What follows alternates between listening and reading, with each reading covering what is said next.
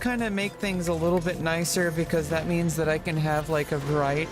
Oh, hey, I forgot to enable my mic. Hey, Twice Slicer, how you doing? Just playing some Final Fantasy 11. My brother got back on, wanted me to get back on. He's got his 3 accounts. So he's got like 3 characters that he's playing, and it's really cool. Hello! And, yeah, I mean, it's interesting playing WoW and Final Fantasy 11. Like, it gives me like a bit of a variety. Yeah, he's on right now. He's on Warrior, and then he has Holy Man Stan as Corsair, and Eva Valeria as the Geomancer. And then, you know, we have the trusts, just the Red Mage and Bard, you know, Koromaru and Joaquin.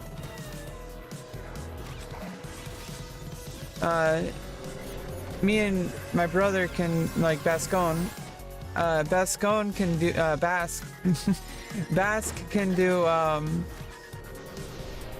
he's doing Warrior.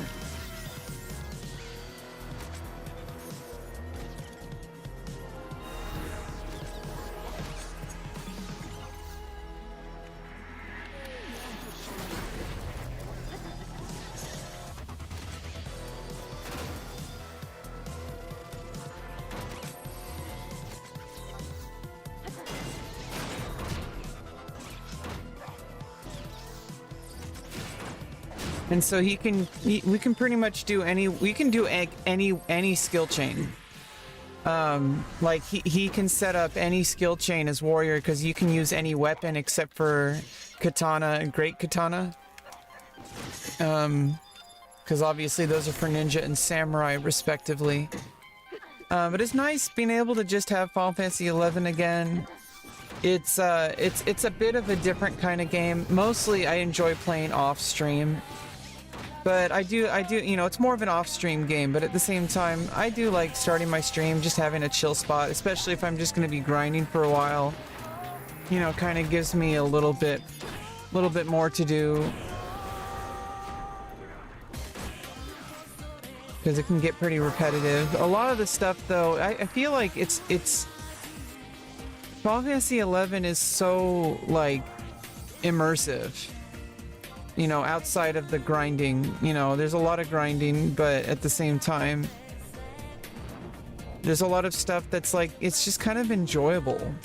Like to just like run around and like do missions and stuff like that, like getting gear and stuff. It's like you can kind of just completely get lost in it. It's, you know, same with World of Warcraft, but I just feel like World of Warcraft's a bit more...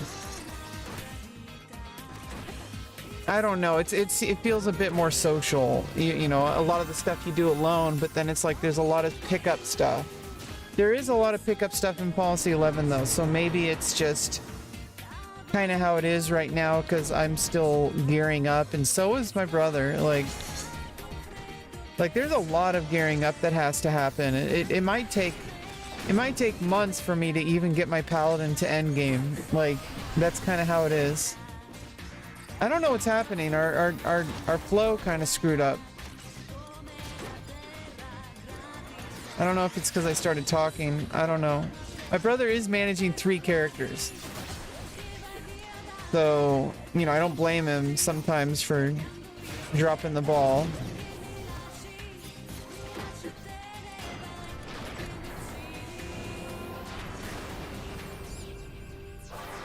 Yeah, we're doing a lot of damage with that skill chain. I think I'm actually doing more damage on Paladin than I was with my Dragoon, and my Dragoon is master level. Like, I don't know, I think it's way better to gear up Paladin because my brother has the support and he has the DPS job. So I feel like with Paladin, I feel like it's much more beneficial for us. With the 4 of us, we can pretty much do like the vast majority of content without getting any outside help.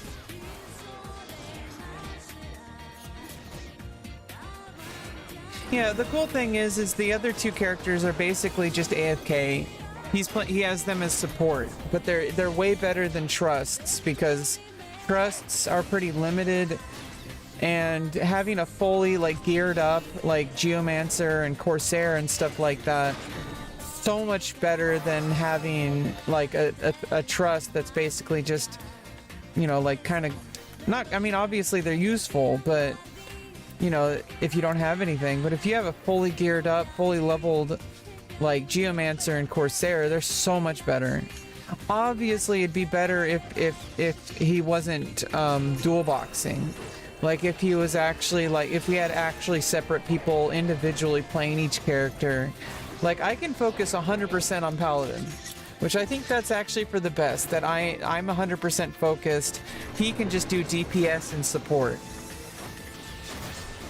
But, you know, like I said, obviously it's always better to have individual autonomy, because then you could be min-maxing everything, etc., you know.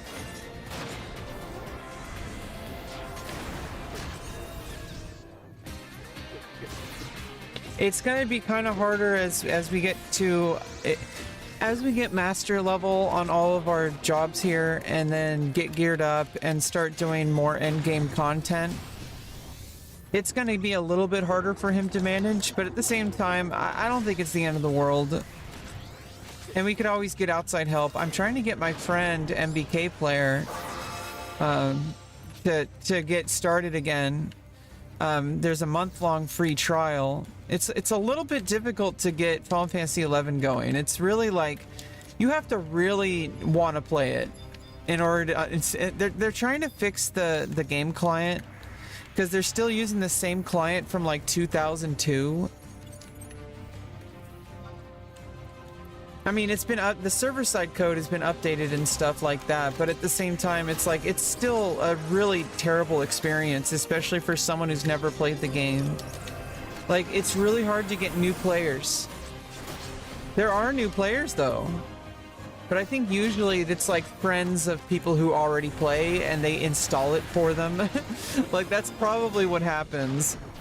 Like, it's say, hey, like I play this game, like you want to play with me? And it's like they kind of initiate people. I think that's probably how the majority of new players, and they're probably mostly Japanese, but there's a good amount of people in North America and in Europe who play the game, and like Australia and stuff like that. But I'm betting that the vast majority of people coming into the game, you know, are probably just friends of people who already play.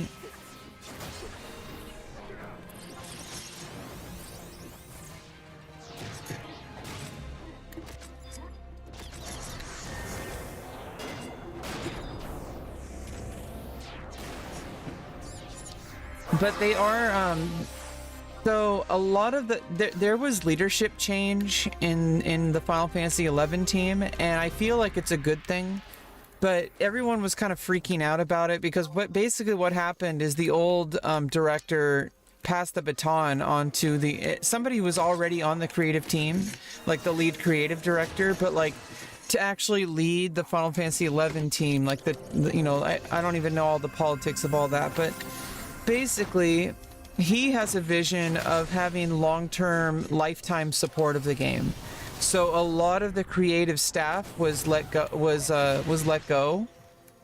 They really downsized the company, but it's actually, I think it's actually a good thing, because I think they're really focusing less on creating more expansions and more content, and they really just want to focus on what they have, and you know, making small improvements.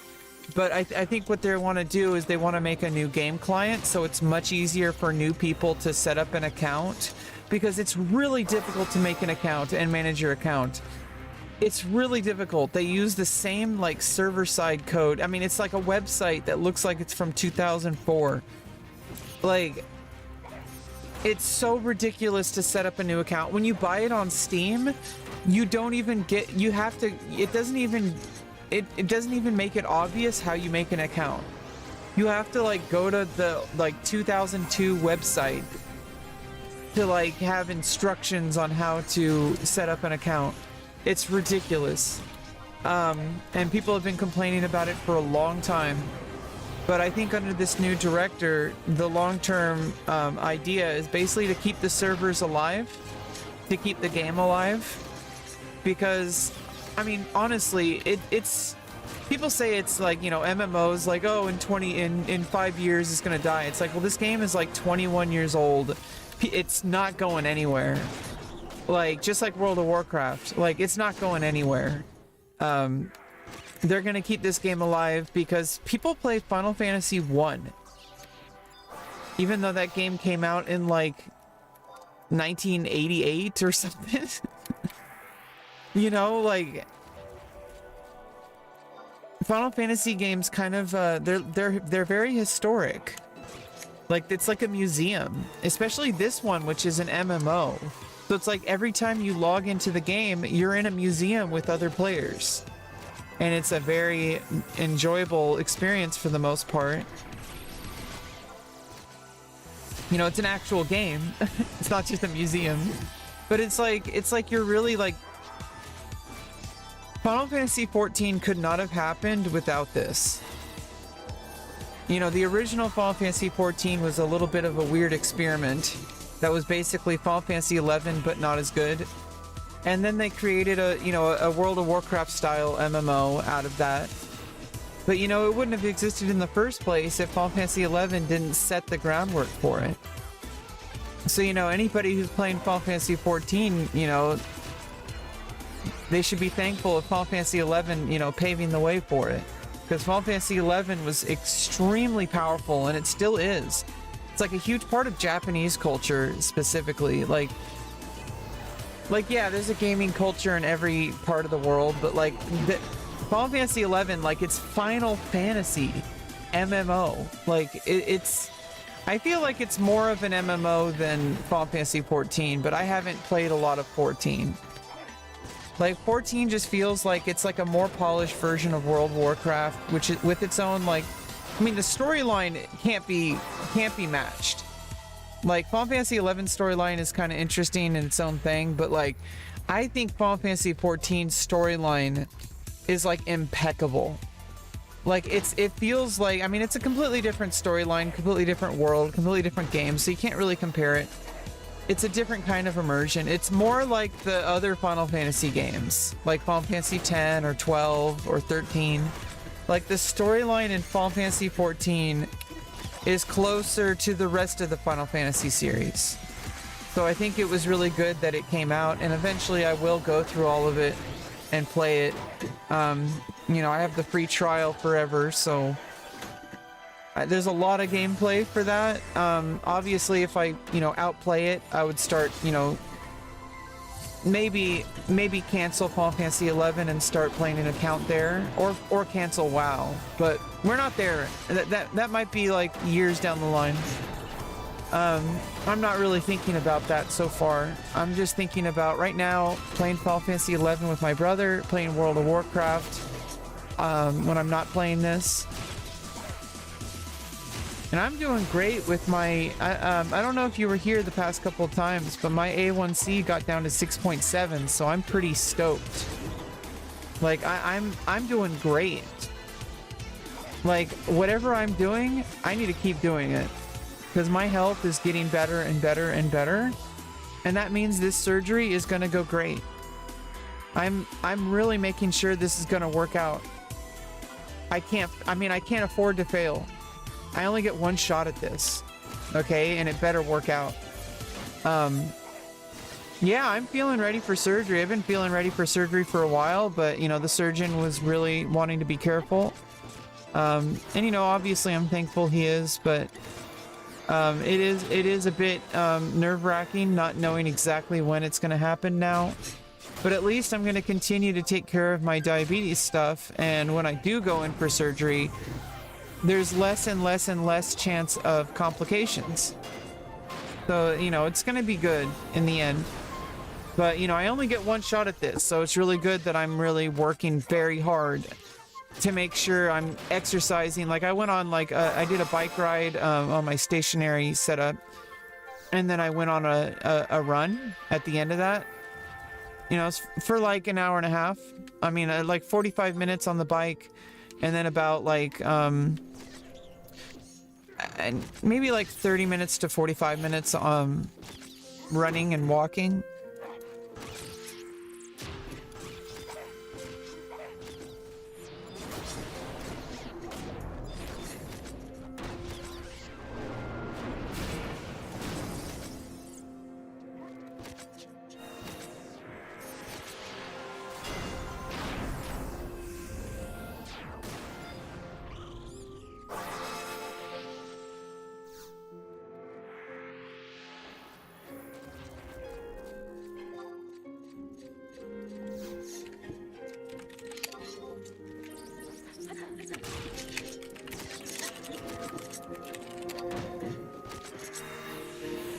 Yeah, my brother just hit a weapon skill for 39k and it did 88k skill chain.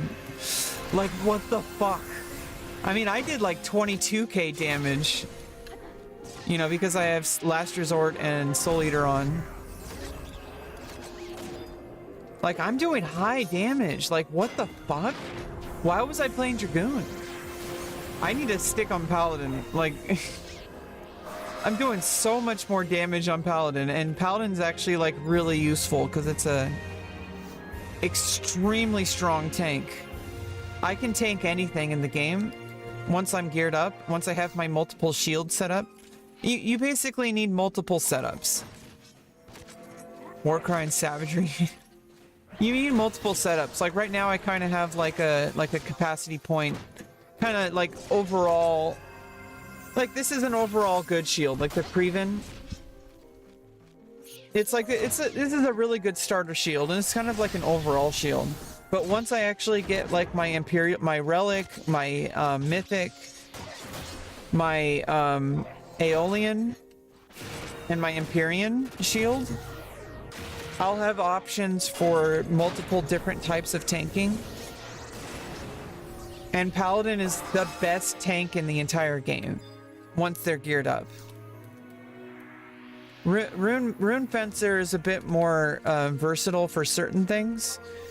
And I feel like Rune Fencer kind of, I don't know, you're not using shields to manage your tanking, so I feel like there's less gear to set up for Rune Fencer to be able to be a tank, but I don't think there's anything at all that compares to the ability for a Paladin to tank. I mean, it's literally the tank class. Like, it's just no comparison. Like, Rune Fencer came out as a tank, and but it's more of a DPS. Like, it's a DPS style tank. And it's not really designed for the actual, like, ultimate end game. I mean, I'm sure people have pulled this stuff off, so I'm not, you know, maybe I don't know enough to be able to speak about it. But what I do know is that, I mean, if you're gonna go for a tank, if you gear up your Paladin correctly and you know how to use your rotation, Paladin is, like, by far the #1 choice for tanking. Like, it's just required. And I've always liked Paladin. I like being able to, like, you know, make sure that everything goes right. Because without a good Paladin, you know, without a good tank, you know, usually a Paladin for endgame stuff. Like, this was true back in the original 75 days, and it's true in retail. Paladin is required for endgame. For the absolute most high level content. Because Paladin you can take the hits. You know, I'm gearing up my Aegis right now, the Aegis shield, the Relic shield. So there's Relic, and then when they added Ot-Urgen, they added Mythic.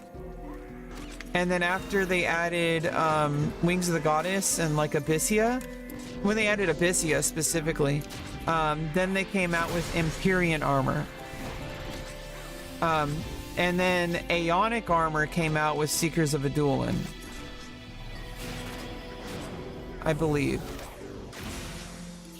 So they call it Rema, R-E-M-A. So Relic, Empyrean, Mythic,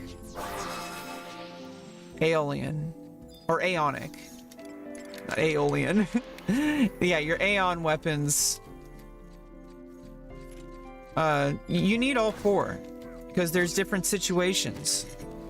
Like, I'm like, you know, just because it's, you know, it was like kind of vertical content for a long time in retail. A lot of people were pissed for a long time about how things are progressing in retail. But I think recently, especially with the last 2 years or so, they've been trying to make it more horizontal, where they're adding, you know, they made it so that you need to use your entire toolkit.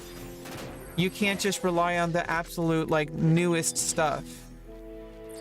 From what I understand, I never got to endgame particularly in any era.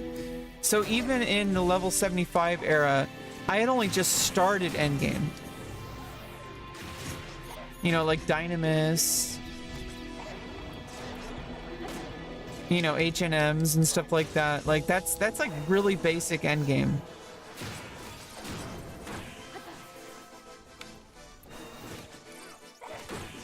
Like I'd only just started. With retail, they added so much more. There's so much content, and it takes like months just to get to it. Maybe even a year. Like, I'm still gearing up. Like, I have to get master level. I have to actually get... This is like basic starter gear. Like, it looks like there's a lot of stats on it, but you have to understand, like, I'm like at the very start. Like, I'm level 1... Like, my eye level is 119. But the endgame content right now is like level 169 or something like that. So I need to get a whole bunch of gear to get up to that. And that's going to take a long time. It takes a lot of kind of like very specific things that you need to just set out and just like upgrade one piece of armor at a time. And those can take like varying amounts of time. You need to farm up certain items. Like, it's just very, it's very methodical and tedious. Like, you just have to, like, upgrade things, like, a little bit at a time. And they all pretty much require you to farm some kind of item, and then trade them into an NPC, and then wait, like, 24 hours. Well, not necessarily 24 hours. You just wait until the till the day resets. So, sometimes it's a game day, sometimes it's an Earth day. And it resets, like, there's a, you know, the servers are in Japan, so they call it JP midnight. So they reset at Japanese midnight.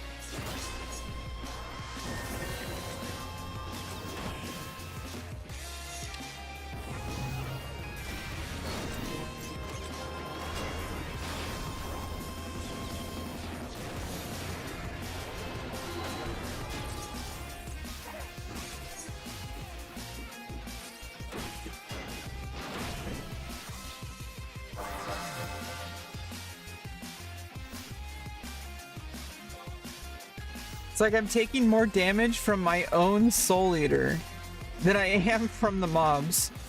They like hit me for like 0 when I have Rampart on with the Phalanx.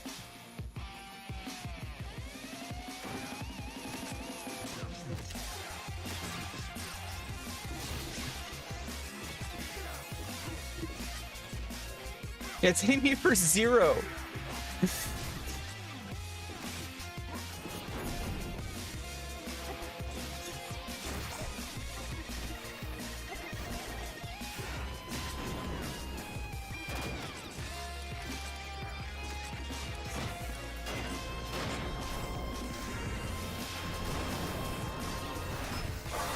98,000.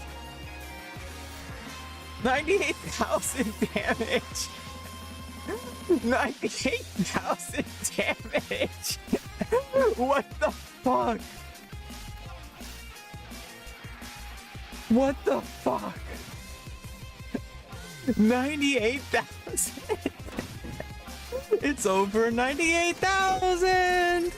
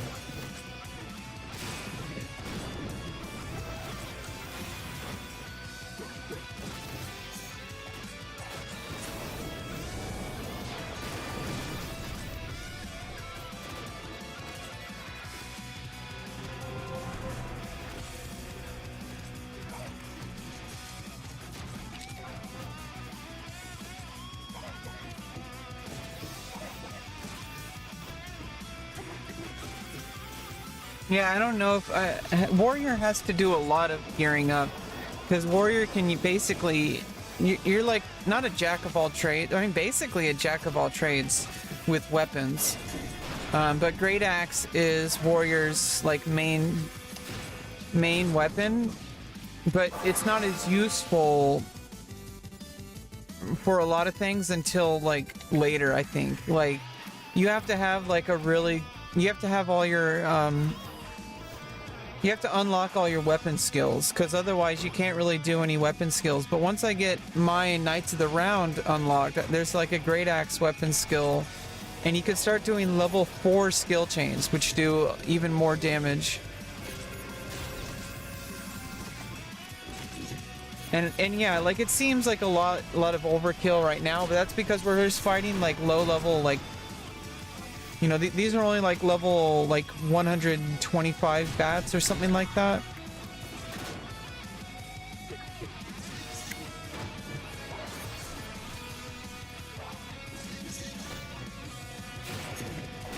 So you need like a lot more of, you need to kind of like amp up your damage game as you get into higher and higher content. And especially once you start fighting like once you need to start fighting Lotus mobs or high Apex mobs. I guess high Apex are like the highest level ones.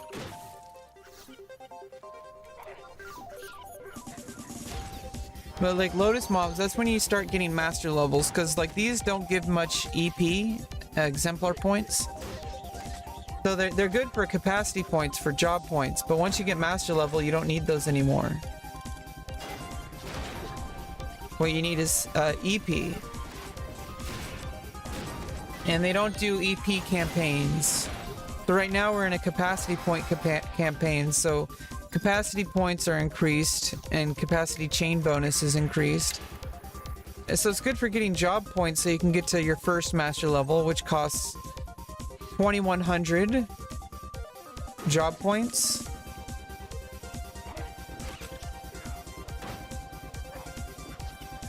You know, so basically I need to kill like probably about like 2,500 bats.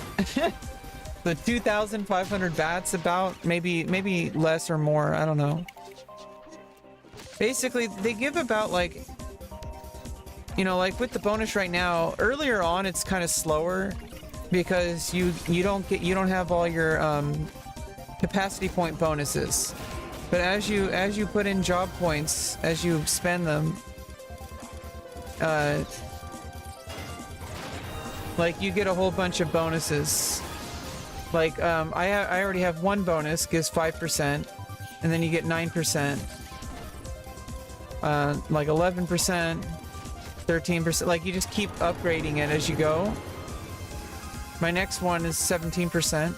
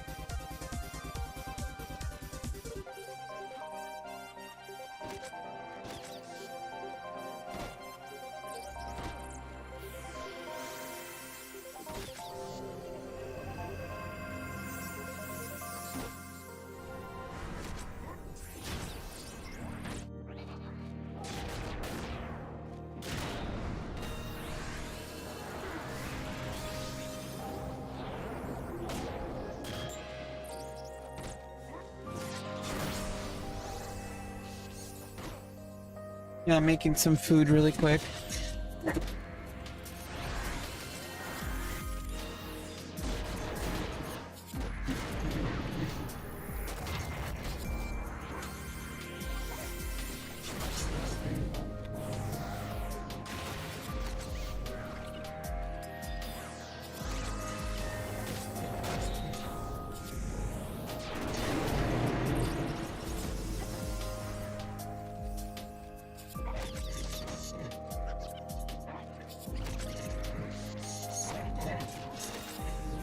Yeah, Twice Slicer, I mean, hopefully, you know, obviously I never expect anyone to play a game as like kind of established and kind of really kind of a headache for a new player to get into. But if anybody ever in my stream ever wants to join me, Final Fantasy 11, it has a month free trial, and I can get you to level 99 and get you some gear on Sylph. SYLPH. So if you ever want to play Twice Slicer, you know, it'd be nice to have extra people. This is a very social game, even though over the past like kind of 10 years or so, the game became more individualistic. But honestly, like the most recently like end game content requires like at least like you know, maybe like 6 to 8 people. You know, a lot of content can be soloed, but, you know, or like, you know, low manned, but most of it can't, at the very tippy top can't.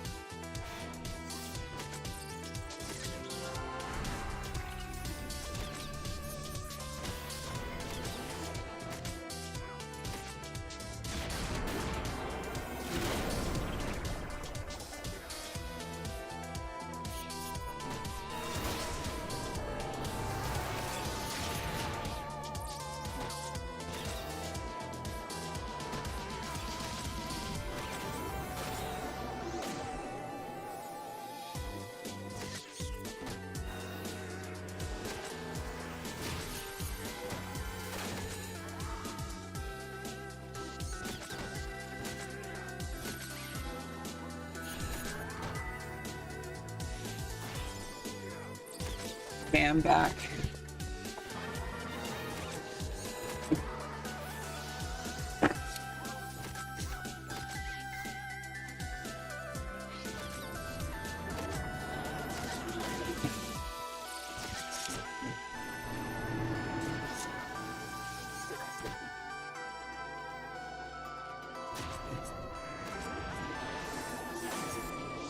Oh yeah, playing single players lately. Yeah, I mean, yeah, do your best to just enjoy your life. You know, it's like, don't feel like you know, I was just inviting, you know, you or anyone else who wants to join me in the game. If you ever wanted to, you know, try out the game, and I could help you out from level 1. I have a whole bunch of level 1 jobs I haven't even unlocked. And I would like to, you know, I would like to help out the best I can. I could get you, we could get to level 99 together. I would help you get your missions done. I would help you get your limit break, and, you know, make sure you get Rhapsody to Savannah deal. And then any other jobs that you get, you could just park at Esha Zeta, and I could literally get, like, you could AFK, and I could just get you to level 99. So that we can start getting those, like, gear for those jobs, or level up your sub jobs. You know, I'm okay with doing that. I like helping out, and also it's kind of selfish too, because then it's like you can help me more faster.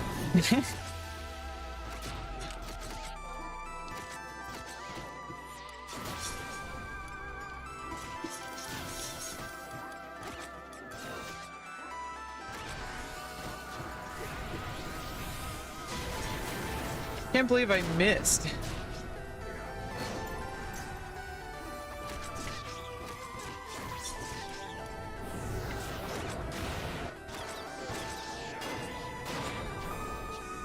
Oh well, he can self skill chain pretty reliably. With his Corsair, we get samurai roll, so store TP is what's allowing us to get so many skill chains off, and so he can self skill chain. Like, samurai roll is like insane. Skill chains are where you do the most damage.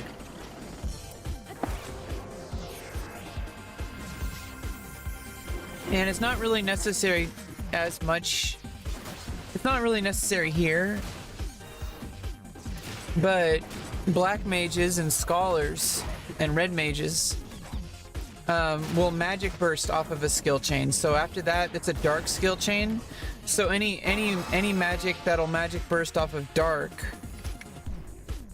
or light. I think dark and light is literally any element, so you can magic burst with any spell element. But basically, that's how you do the vast majority of damage. The damage caps at 99,999. So it's like, that's how you're gonna be like spamming like 99k, like 99k weapon skill, 99k weapon skill, then 99k skill chain, and then 99k in each for every black mage that magic bursts. So ideally, you know, if you absolutely need to do the most damage to a boss or something, if you were able to be geared up and stuff to be able to do that much damage, to do the max damage, you would have two, maybe 4 people doing level 4 skill chains, because basically what you want to do is you want to stack the skill chains together to do level 4 and 5, like to do level 4 skill chains. You put 2 of the light or dark skill chains together, and then it makes light skill chains. And then the rest of the team should be like you have one party full of like DPS and support, and then the rest are like black mages in the alliance. And then they all magic burst for 99,000 damage each. So you'd have 6, and then you'd have 12. I mean, maybe it would be 4 black mages, like 8 black mages. And then you would have like, you know, like a geomancer and a corsair or something in each of those parties to help them. Like, that's the potential of getting the skill chains in to do insane damage, and then magic bursting off of it all at the same time for insane burst damage.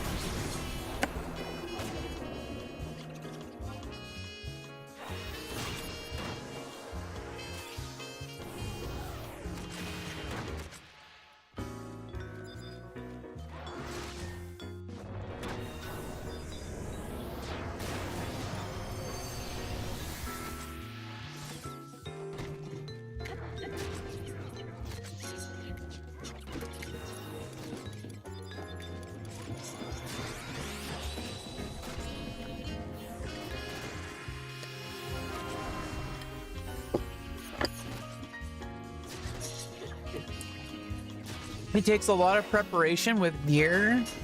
Like, you need to like prepare. Most of the game is preparing. The actual fights are actually not that difficult. It's getting the gear and the timing required to do it. Like, you have to figure out the exact process for every single, you know, difficult fight or difficult battlefield. And once you figure out the process, it's pretty much clockwork, especially if you're geared up. But you have to be geared up. And so the majority of the game is actually preparation. H. The majority of the game is actually just preparation. But it's really fun, especially if you have a friend to play with, like my brother. Like, we kind of just... I mean, he's super into it. Way more than I am. So every time I hang out with him in real life, he's like talking about the game. That's part of life, you know? It's like, that's what makes, you know, like if we weren't playing Final Fantasy 11, like, you know, what if we played golf together or something, you know?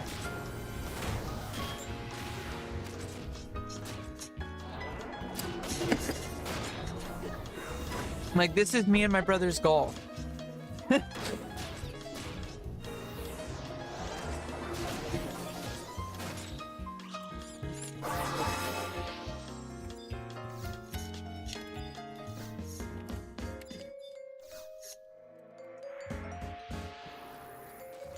It's just like trying to pull a mining point.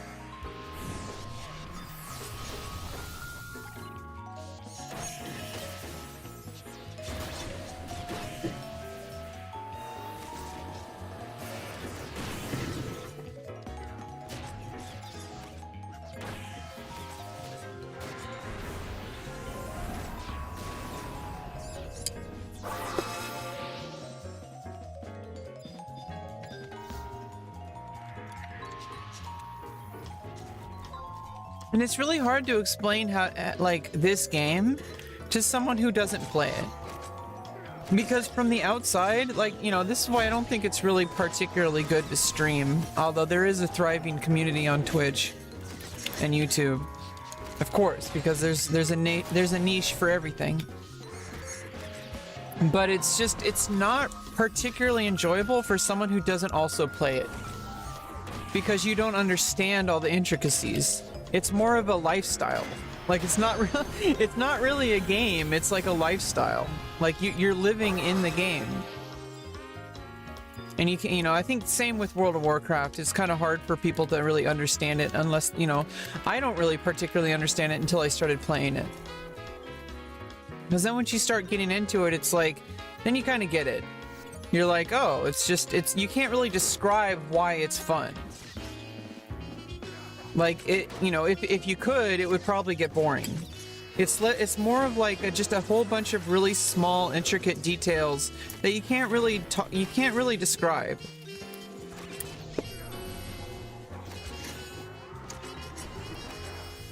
So I mean, yeah, I mean, it would be nice if we could get more people coming into the stream, but it's never going to be like World of Warcraft. Like, literally, when I'm streaming World of Warcraft, I get people from show up and wanna team up with me. Like, that's really unheard of for my stream. Like, that happens with chess too. Like, I'll get, you know, games like chess or World of Warcraft, I'll get people who never found my stream before to show up and want to play with me, and that's really great. That's what streaming's all about. And that's very, very, very, very unlikely to happen with Final Fantasy 11, because most people who play the game have been playing it for like 20 years. I'm so far behind. Yeah, every now and then there's somebody who wants to like help build me up, but it's just like they're kind of stuck in their own like kind of guild stuff. They have their own friend group. They do their own stuff. They're kind of isolated.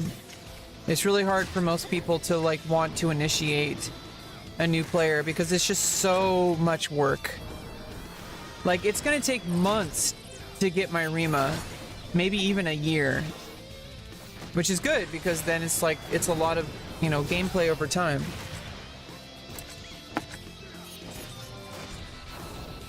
Definitely not gonna run out of gameplay. Some people have been playing for 20 years.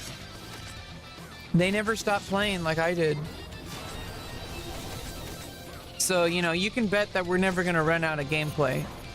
Same for World of Warcraft. People have been playing it for 20 years, okay? Especially with hardcore that has like infinite replay value.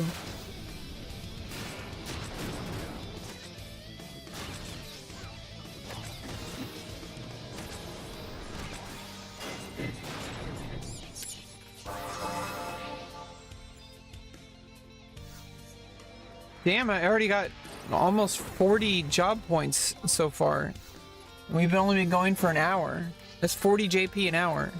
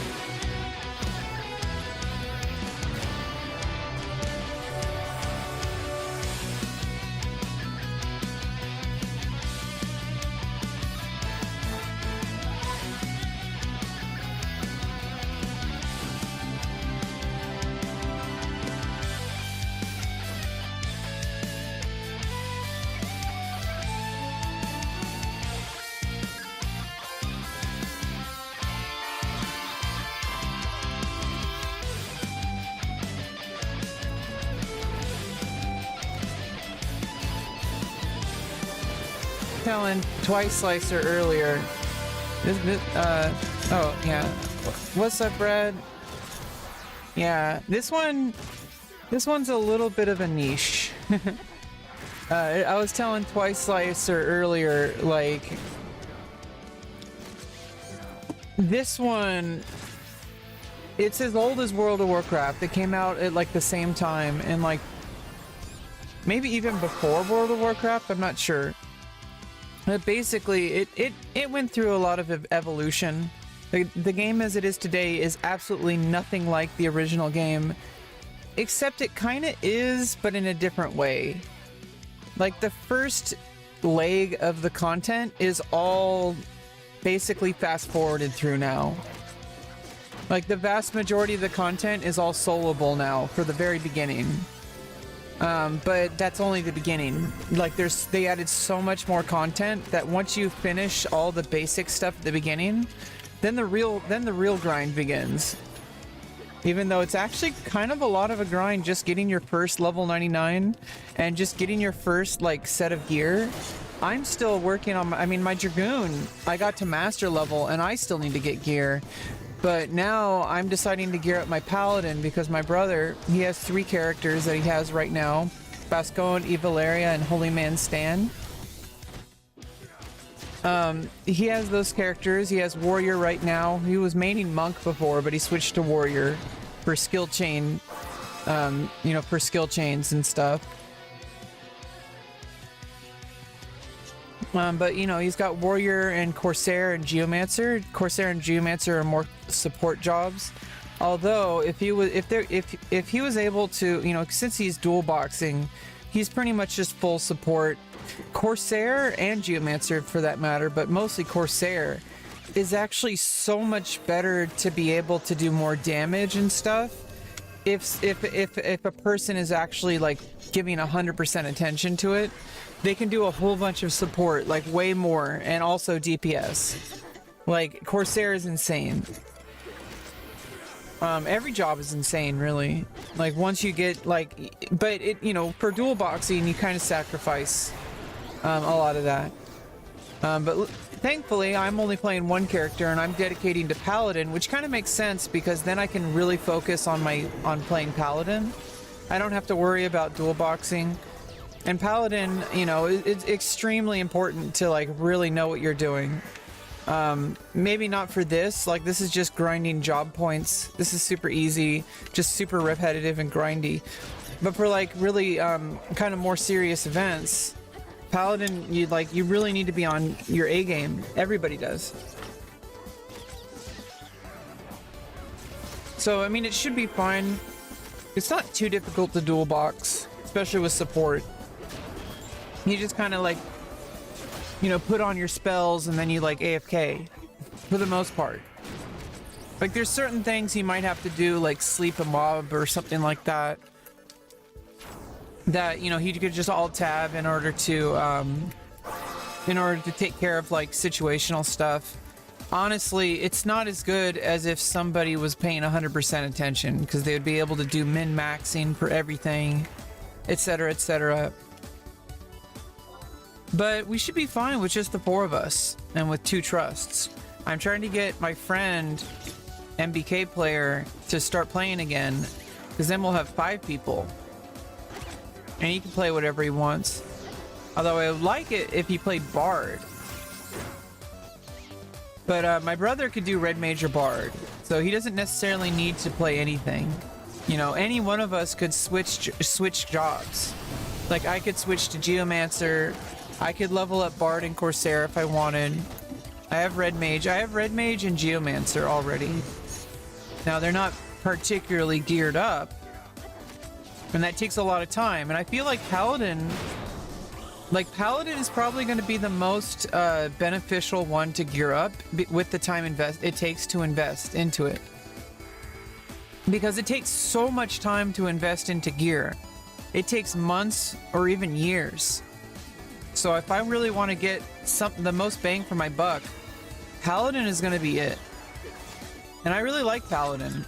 So like, I was doing Dragoon, but it's just like, I felt really limited in what I could do. Like I'm just a pure DPS.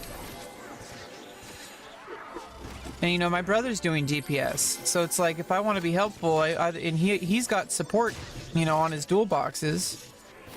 Then if I really want to be helpful, you know, and be able to do it more content, Paladin's the pick.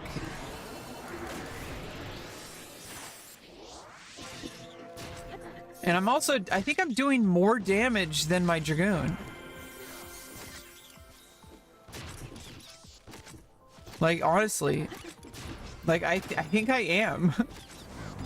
Like, my weapon skills are doing, like, sometimes they only do, I mean, a lot of it is because of, you know, the Geomancer is helping with a lot of the damage. Indie Fury.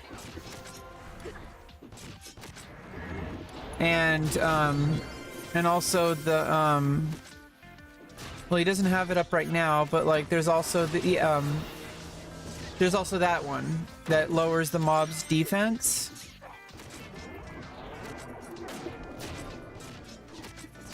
The Geo Frailty. Indie Fury, Indie spells are spells cast, you know, from the AoE from the Geomancer themselves. And the Geo spells are like, you just place them on a monster and they're like area of effect from that orb.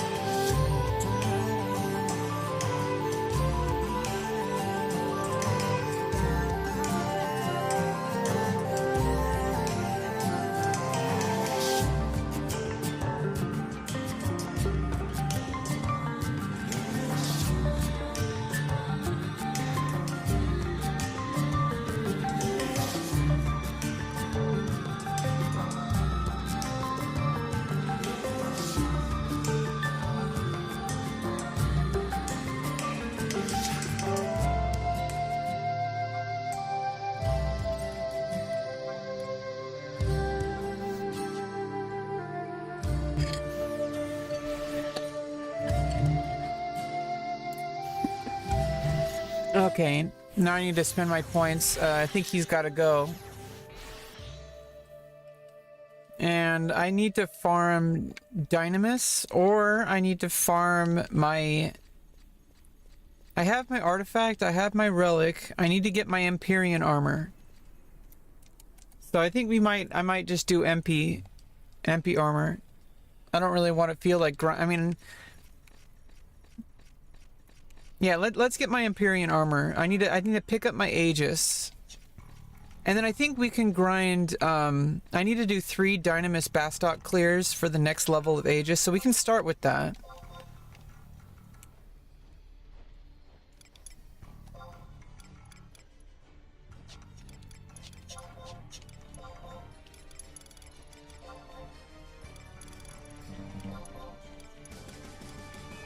Okay, how about we start with... I need Palisade effect. An extra 1% per point of chance of blocking. Palisade's already high chance, so it's like insane.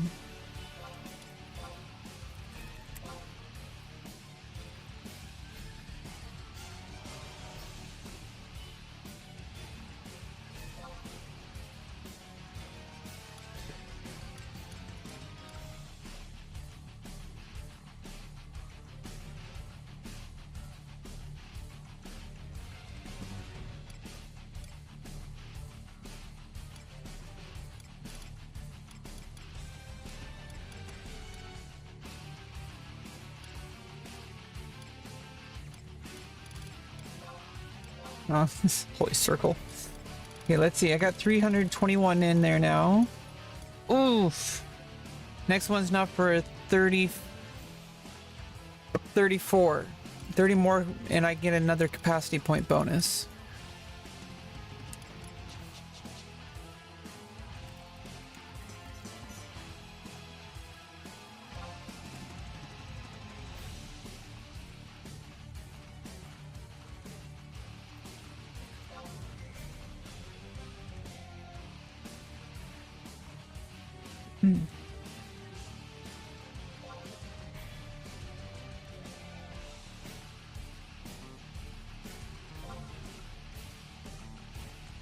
Yeah, I gotta get my... Right now I'm working on Aegis, which is the relic shield. I already have, Priven. I think this is my MP shield, right? If I go into... Ultimate weapons. Relic Empyrean Aeonic weapons. And Mythic Aragon.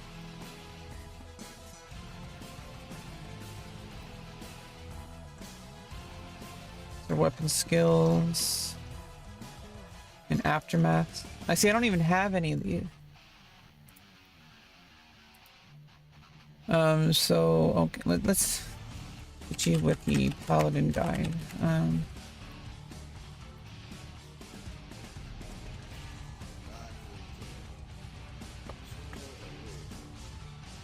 Okay, here we go.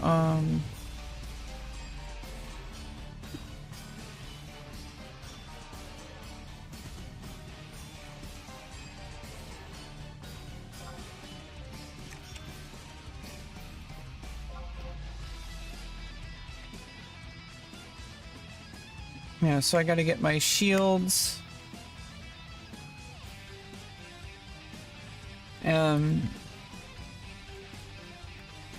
Dream swords.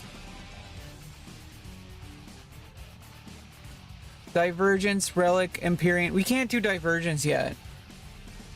So that's like super high level content.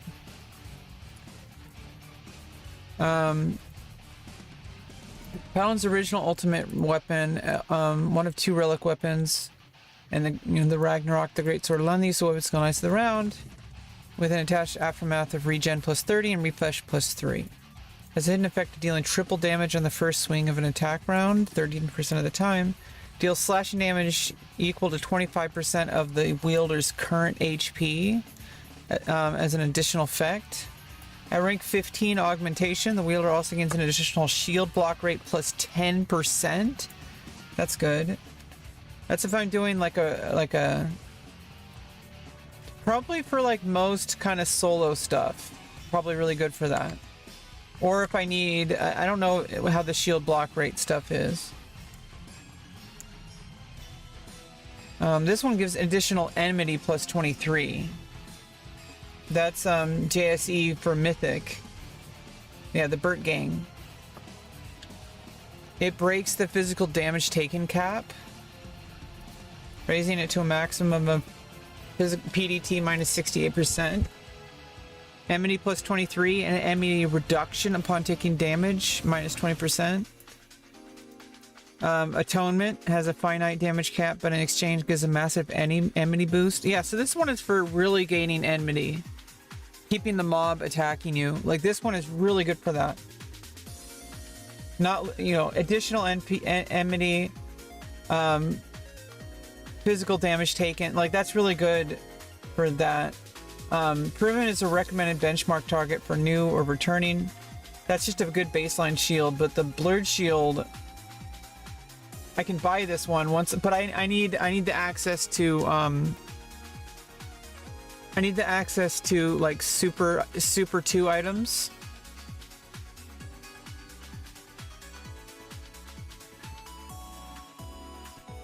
So I can't get this until I've invested a lot of job points.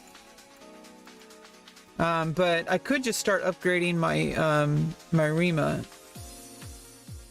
This is enhancing magic received plus 10%.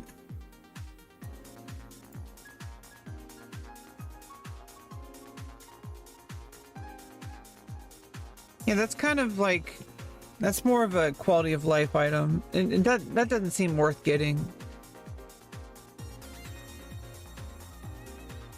I mean, it has some enmity, but it's just, you know, oh, I mean, magic damage taken minus 21%, but the Aegis is way better for that.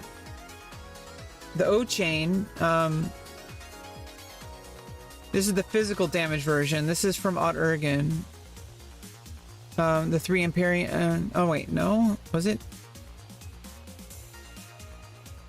Yeah, Duban is for status resistance. Yeah, this is kind of like more, it's a part of the Prime Weapon line. Oh, so it still needs to get upgrade. Oh no, it's a size 6. With an enhanced block rate like O-Chain because it's size 6. But it has item level status. Yeah, this isn't item level, so I think this is a prime weapon, so they haven't it's not fully upgraded. So it starts out like this. I think they haven't added it yet. I think there might be more content coming in. I'm not sure. Yeah, it's incomplete.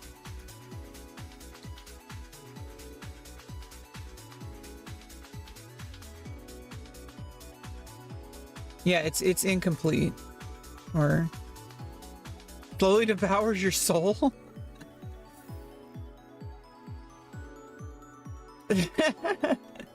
Even in your Mog house. Oh, you can wear it when you wake up from sleep. To wake up from sleep. That's awesome. I don't know why you would want to get this. It doesn't look very good.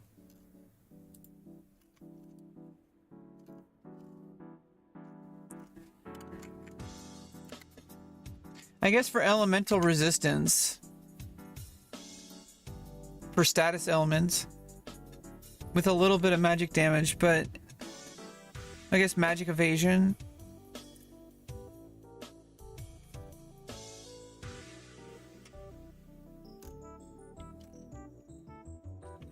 So the Aeonic Shield, it has a null damage. And with some enmity. And it's good for accuracy and attack. That might be really good for just soloing and stuff. Highest defense. Oh, it has high defense. 150. O-Chain is like 40. Aegis is 40. I mean, I forgot to look at the defense. Duban has 145 and Servatsa has 150, so prior to master levels, the player has to build around it to make it truly effective. Pairs nicely with Caballerius Sword, HP boost. When of master levels 20 plus and an F plus block rate against high level enemies, this shield can rival O-Chain. Does not mean it is always better, but in some situations, okay. Yeah, so I need O-Chain for physical blocking. Aegis is for magic damage and huge augment to shield bash.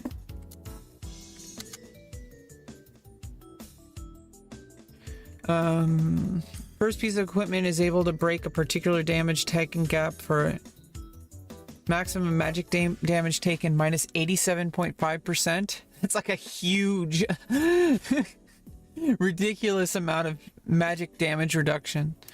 Makes magic damage received barely noticeable, even on the highest content. It also augments shield bash by action an additional 250 damage. Aegis' biggest downside is it has a non-eye level shield. Its block rate will be floored to the bare minimum of 5%. Yeah, so that's the problem with it. O-Chain's original physical damage answer to Aegis. O-Chain is one of the 3 MP Paladin has access to. It also has one of 2 shields with the size 6 designation. He has a block rate of 108%? What the fuck? Size 6 shield designation of O-Chain comes with a small caveat. Despite O-Chain's size 6, it actually has a reduced physical damage reduction upon successful block. All that said, O-Chain's block rate is still monstrous, even with the widened gap between player skill and mob level and higher end content, and provides one of the best layers of physical defense in the game.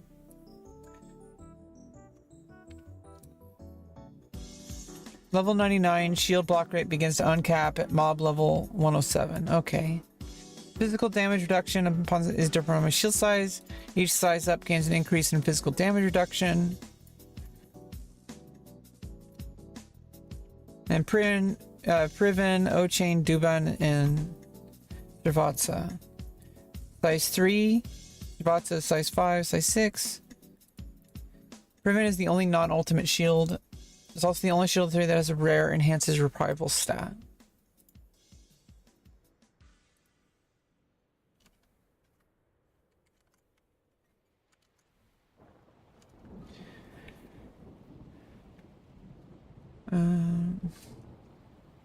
There are 4 components to shield blocking: player shield skill, mob combat skill, unadjusted starting block rate based on the shield size, and block rate adjustment based on level adjustment.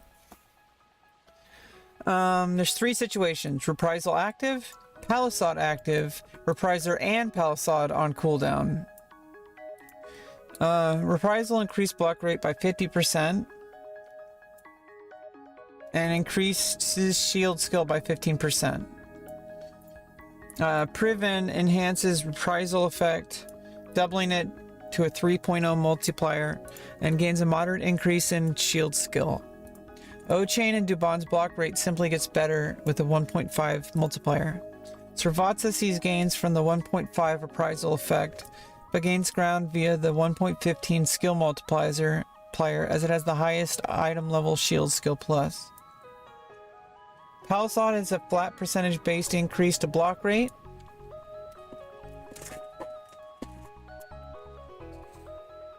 Base Palisade grants plus 30% block rate with 2020 job points invested in Palisade. The increase is a plus 50% block rate. And looks like I think I just started upgrading Palisade. I finished Sentinel.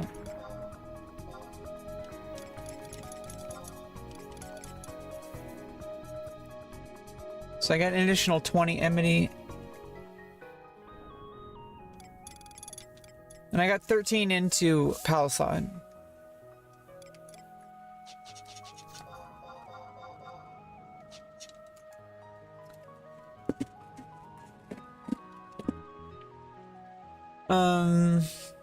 Block rate percentage Palisade grants is applied regardless of player's shield skill or floored block rate. What this means is Palisade can be utilized to close the gap on block rate when, say, reprisals on cooldown are dispelled, or the fourth component of block rate adjustment based on level adjustment warrants it. And please realize that Palisade is a secondary and more prudent purpose for tanking besides increasing block rate.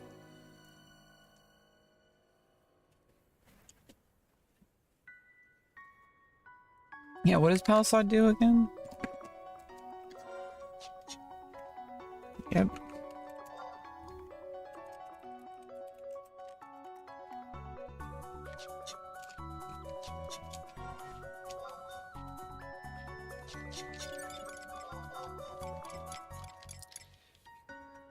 It reduces enmity loss. That's the big one, because every time you get hit by a monster, you lose enmity. So it's like you really need Palisade for keeping hate, especially early on in a fight. Once you build up enough enmity, it's not a big deal. But you have to continually, you know, reset it. You know, there's a rotation.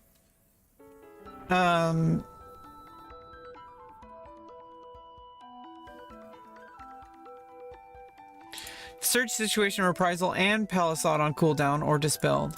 Priven falls behind in such a situation, due in part to not only its status as a normal size 3 shield, but the higher level the mob or content the player is facing, the dramatically lower Priven's block rate becomes in this situation. O-Chain's and Dubon's block rate remain high regardless, due in large part to the special size 6 shield classifications and the significant block rate that provides. Srivatsa falls somewhere in the middle between the previous two. As stated, Srivatsa is not only equivalent to eye level 122, it offers the highest shield skill of any shield paladin can wear. As a size 5 shield, not to mention classification as an ultimate armament, Srivatsa enjoys higher thresholds of physical damage reduction on successful block and an unadjusted starting block rate. Without diving into my personal view, here's how it breaks down. Priven works perfectly fine as long as reprisal is active. O-Chain simply works, but Duban effectively replaces it if you have one. Srivatsa takes some work to build around at first, but gains significant ground as your gear improves. Ultimately, it's your choice to use whichever shield you feel more comfortable with for physical defense scenarios. We're not even working on DPS with great swords yet. So yeah, basically, so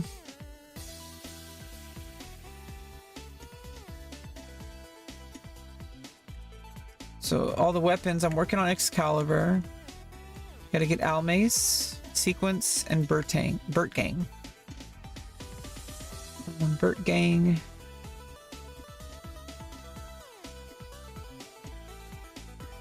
Enmity plus 23, physical damage taken 2, minus 18%. Reduces enmity decrease when taking damage. This is like really good.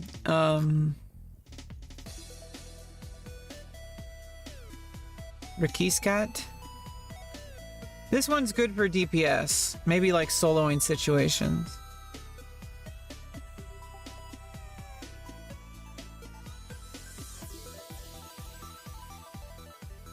Almace gives Chant du Cygne.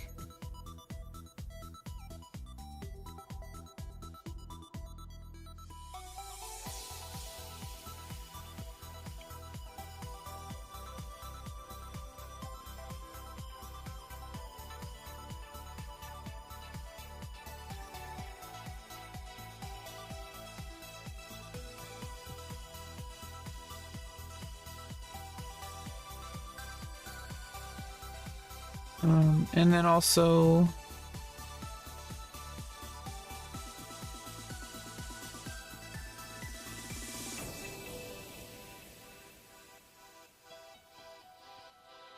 I got this Olivia. I already got oh no, that's Suverin.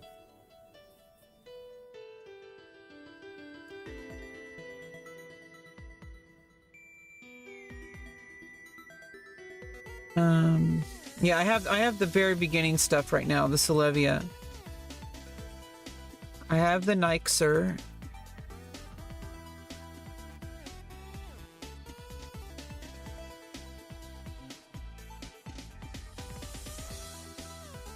So we need to get the Sovereign set to start out. I'm getting my Aegis right now.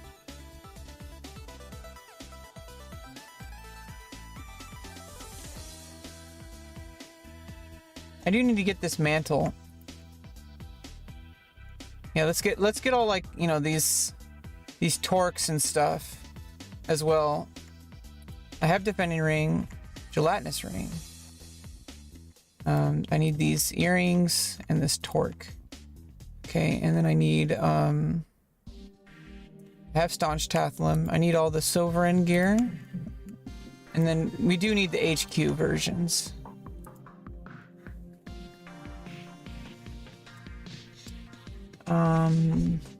This is with abjurations. Bushin abjurations. Bewitched Scuzz, trade it with Bushin abjuration feet.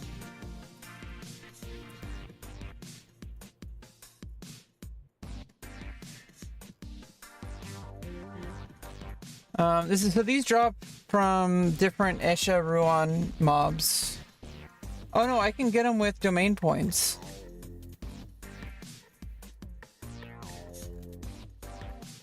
As well. I don't know if I can solo this. What level is it?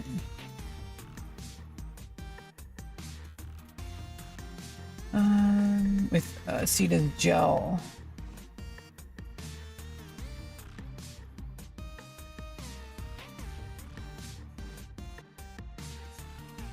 Smooth head and spiky head.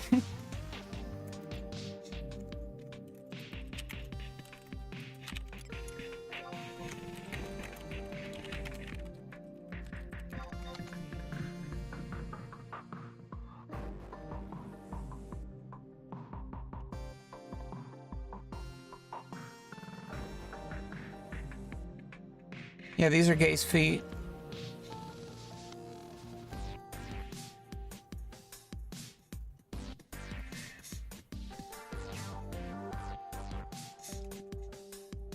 Yeah, so I need to farm this from UNM, I think. That's usually the case.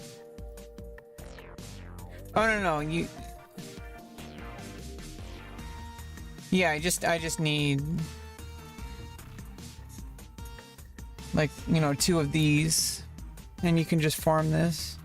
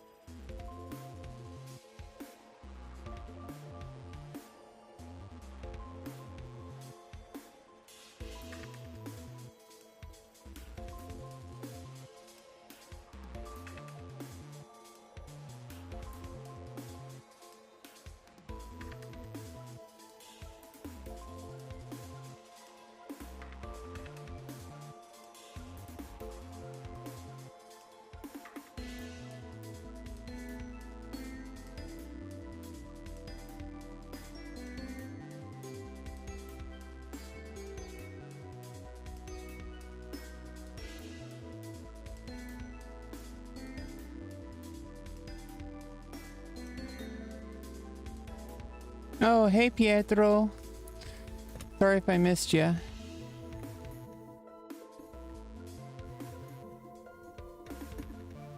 Yeah, I was a bit AFK. I had to take care of some things. I hope you're doing okay too, Pietro. We got a lot of gaming going on.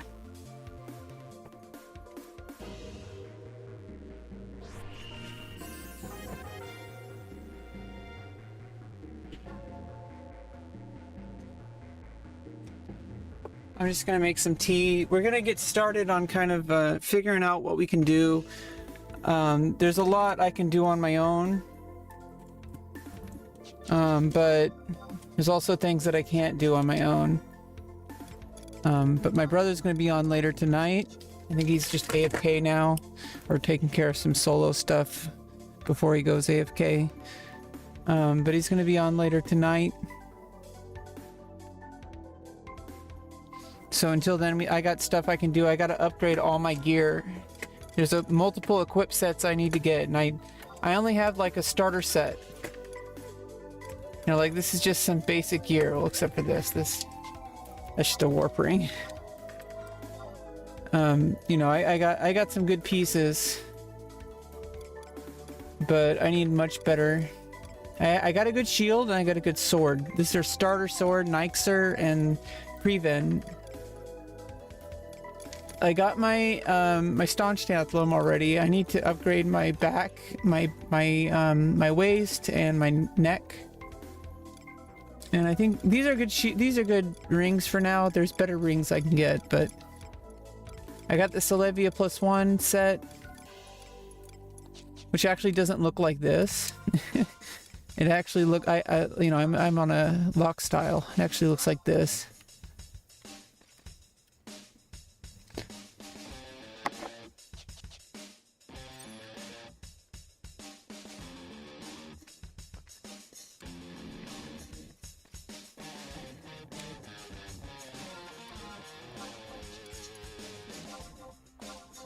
Kind of looks like a Dark Knight. I like this one. This is the Eshite set. Well, with my relic head, my AF2, it's like a coronet.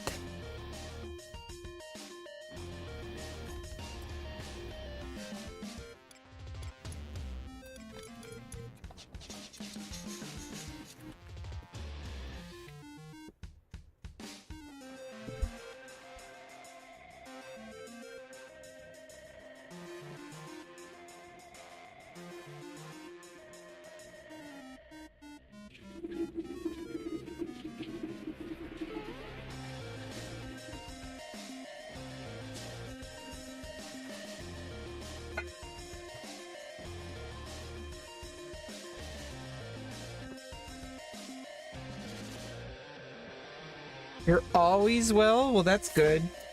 Good to know that you're never having a bad day. Basically, we got a whole bunch of stuff I gotta get. I don't know if I can solo these NMs. They might be too high level for me.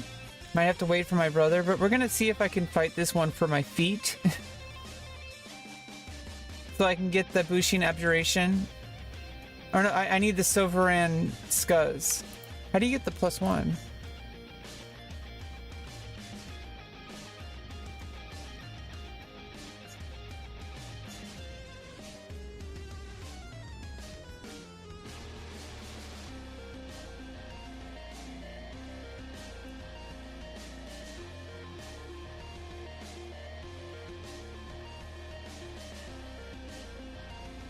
Oh, it's synthesized, so I have to buy one.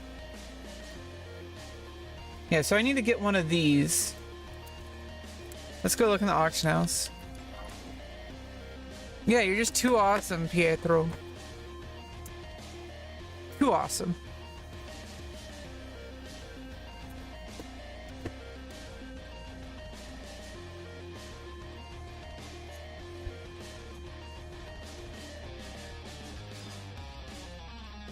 Quetzalcoatl.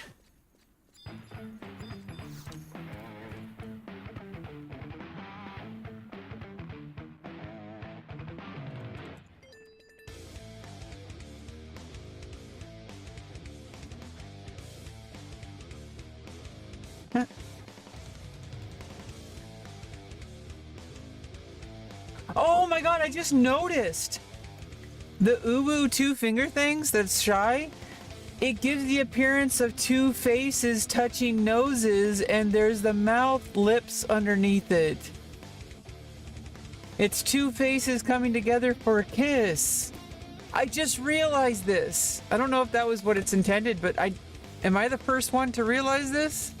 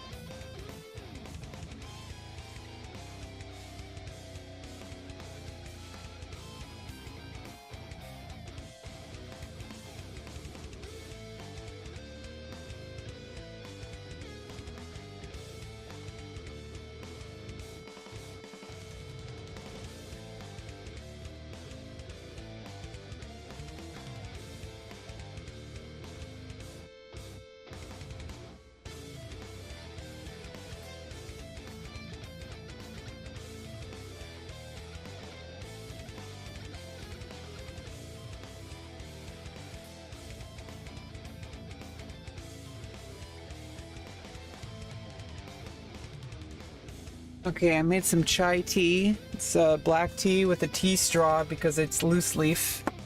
With cinnamon and stevia. Moochies. Oh my god. It's a new revelation. The fingers touching things is supposed to represent two people kissing. Aw. Okay, so what do we need? Let's look at... We're just gonna upgrade my feet. What do I need? I need... Voodoo Scoos.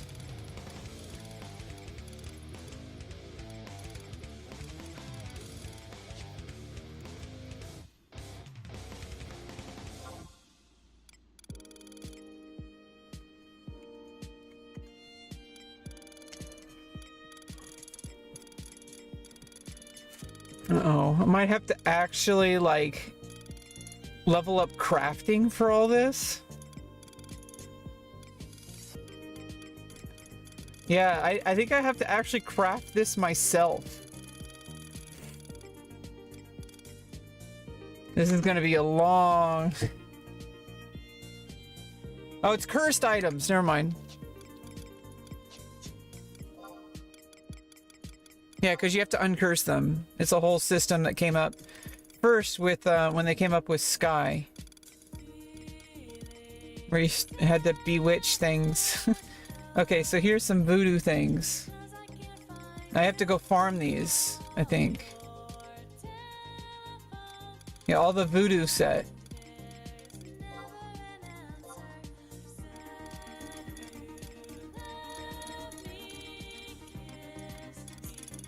Well, which ones do we have available? We might need to get the... Yeah, we got the voodoo pieces. Okay, some of them are here. This is the legs, fingers.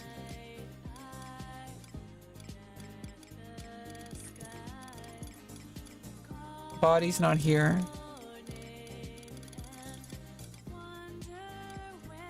Oh, here's the scoos. And they're pretty expensive. We can't even afford any of them. Let alone all of them. So we're gonna have to figure out how to get these.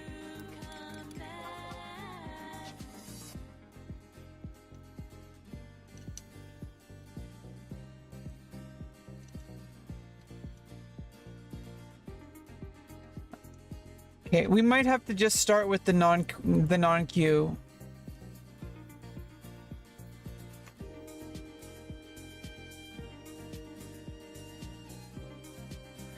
I might have to level up gold. I mean, I can level up goldsmithing. I was leveling up goldsmithing.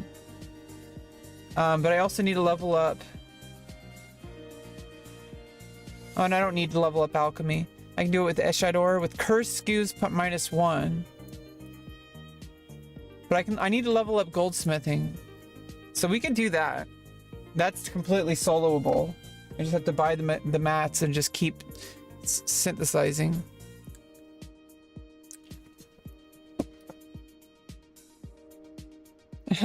Open up a random contact and say, ooh, ooh, this is how I'm trying to be with you.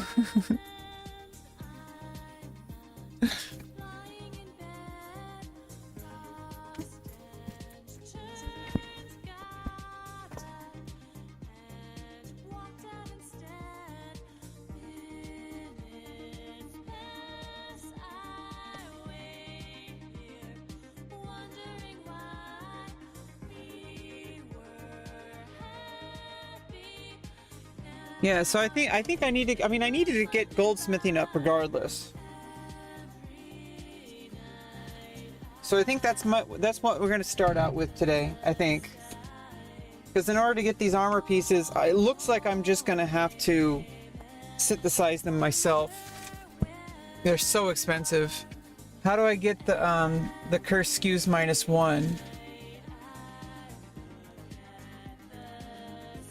I have to get the curse skews. And then you have to craft it.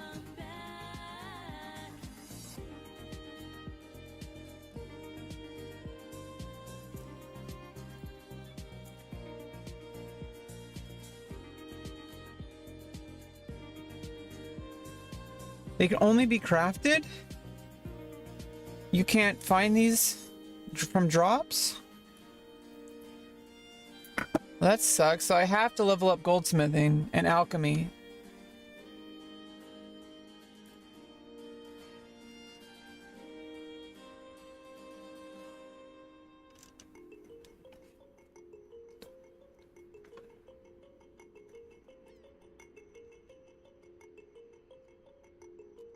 How much are the bewitched? Okay, these are much cheaper.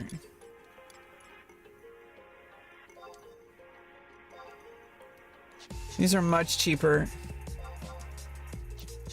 We might just start with the bewitched ones. Yeah, I think this is gonna be what we're gonna do.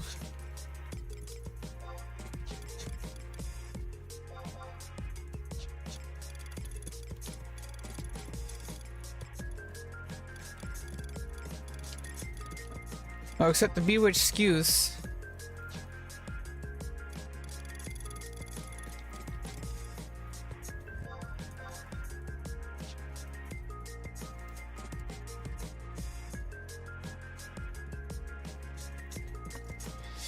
I don't know. I think in the long run it's better to level goldsmithing anyway. Where were we at?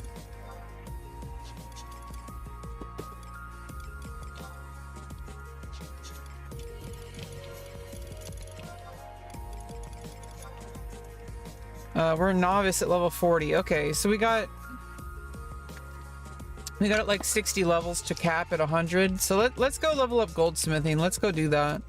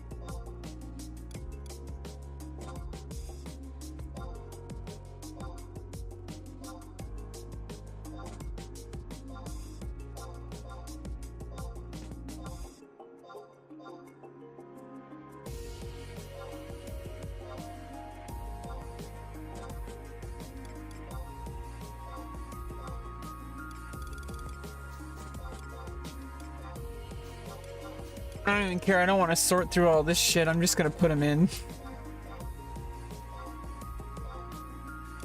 I'm kind of just... I could turn these into the NPC, but like, I'm not even doing that. We're just putting stuff in the Mog House just to clear up inventory.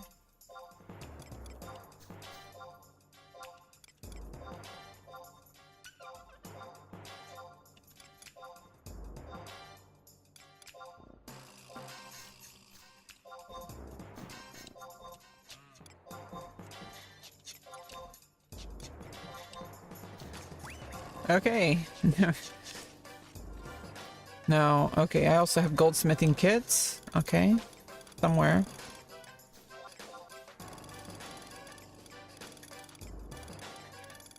There we go. Basically just synthesize these all the way to like level 100 or whatever. It's just pretty repetitive. Most of this game is pretty repetitive and it's mostly just preparation. But it's nice because then you make progress and you can see the progress. And there's more stuff you can do as you progress.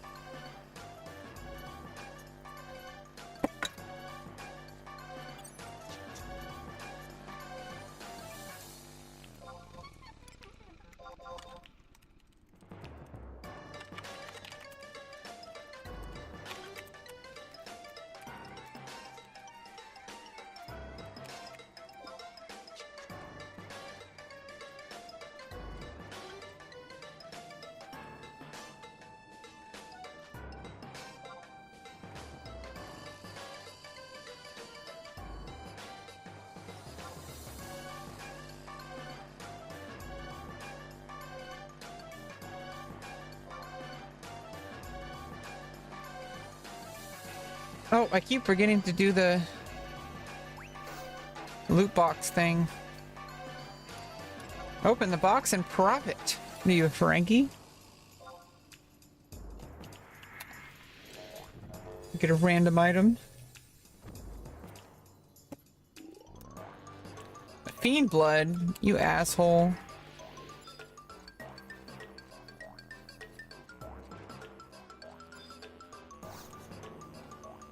Okay, let's go head out to the Goldsmith Guild. I gotta level it up. I think I need the level up item.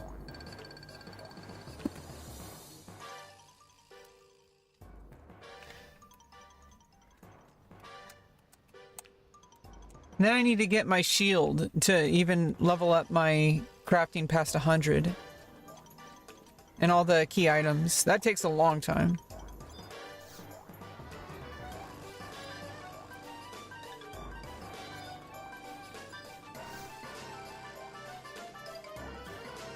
Okay, I need a chain gorget.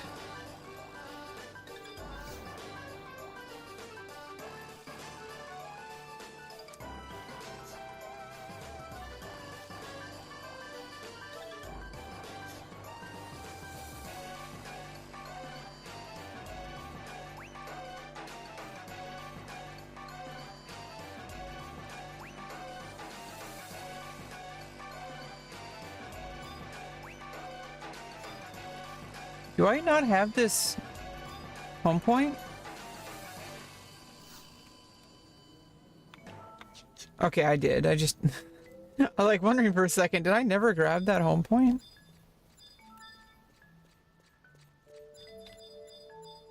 Nah, nah, nah. Oh, that's definitely not a gill seller. Silkweef. That's definitely not a gill seller. Definitely not. Silkweef. Jane Gorget.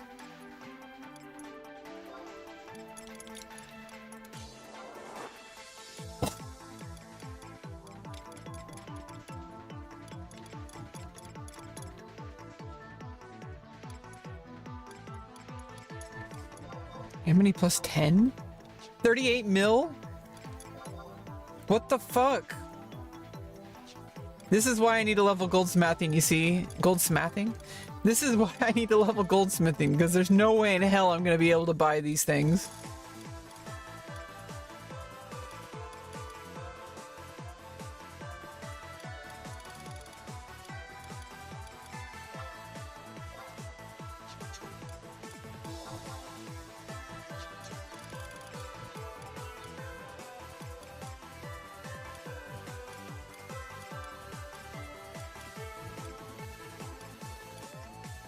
Wait.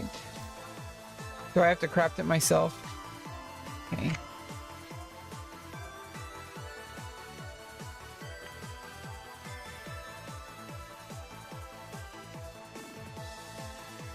Earth crystal and silver chain times 3.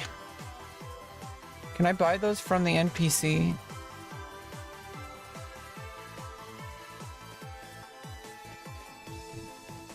$23K. Yeah, I'm probably gonna get it better on the auction house.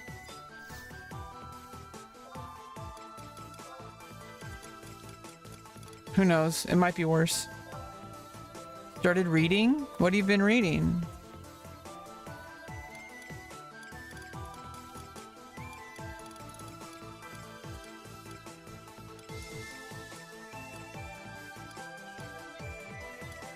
Silver.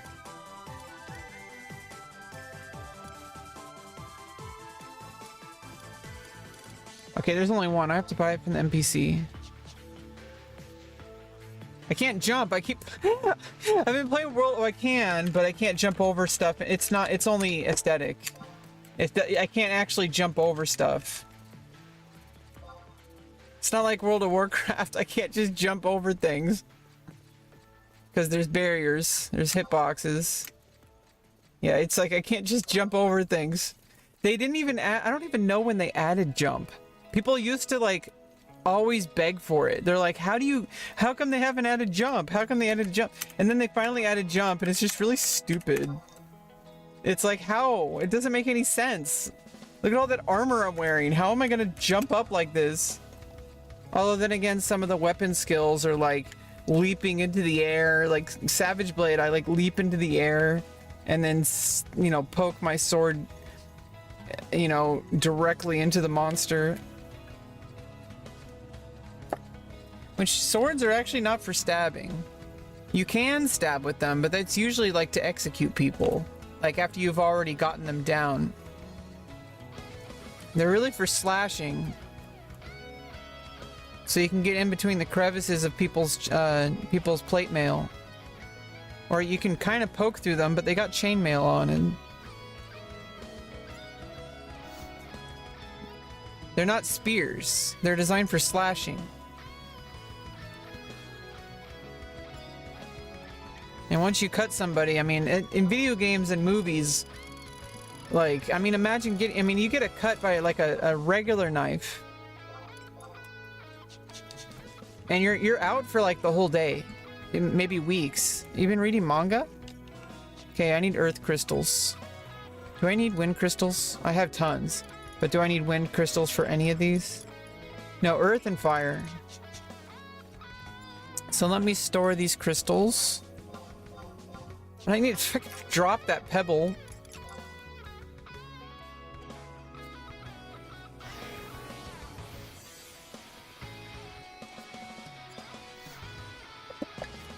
I have a ton of wind crystals. Ton of fire crystals. I don't have any earth crystals in here.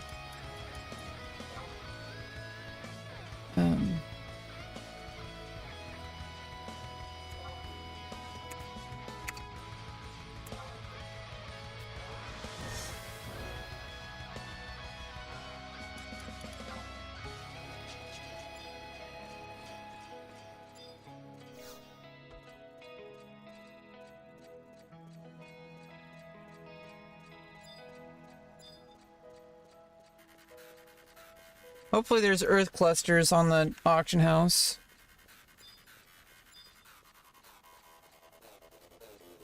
Which manga you been reading?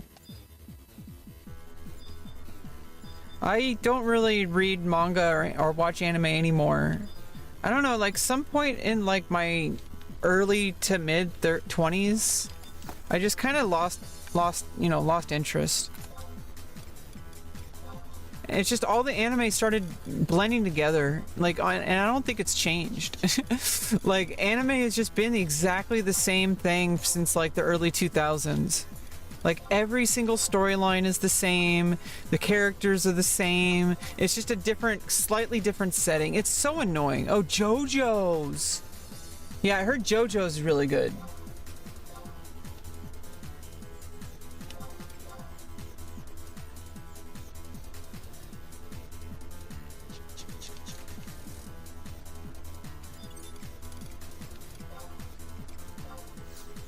Okay, we got some earth crystals.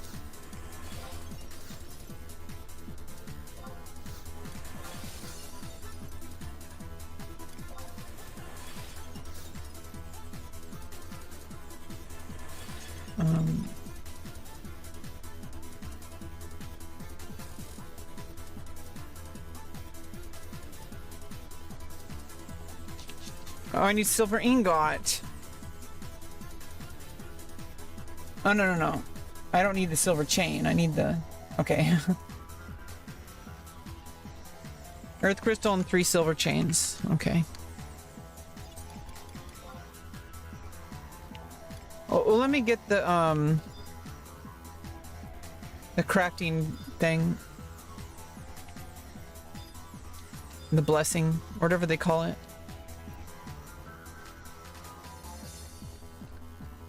Oh, you know, I know that usually you can do that, but you might want to start over from volume 1.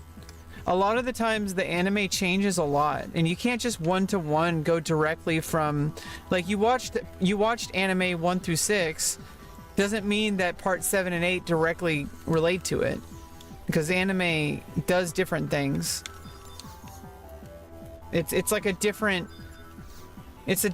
like, it's slightly different sometimes extremely different. For example, Neon Genesis Evangelion, which I've never watched more than a few episodes, it was kind of confusing. It was hard to get into. I will watch it one day, don't worry. But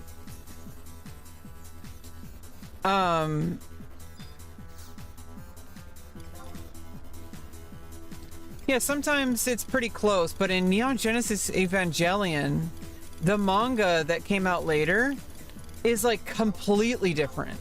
Like the entire storyline is different. It's a completely different like universe. Like they go into like a different place. It was so fucking weird. I was like, this isn't Neon Genesis Evangelion. It was like a weird like alternate universe, like different world. Like it was crazy. Oops. Okay.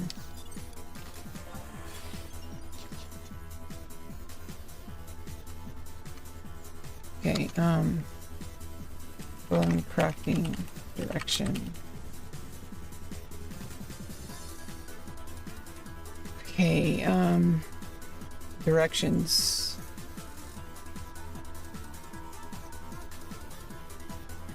Okay, so for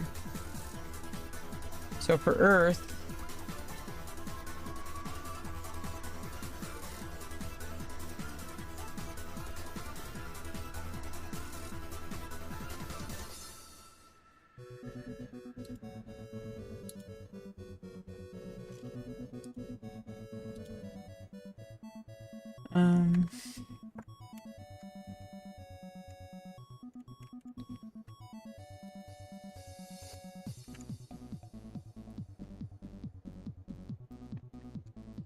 okay.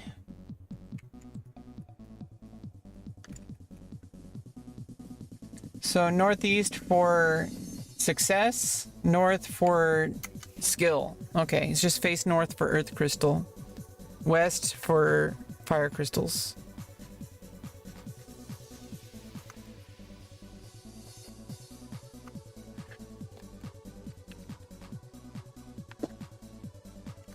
Well, if I want success, for this one I don't want HQ, I want northeast.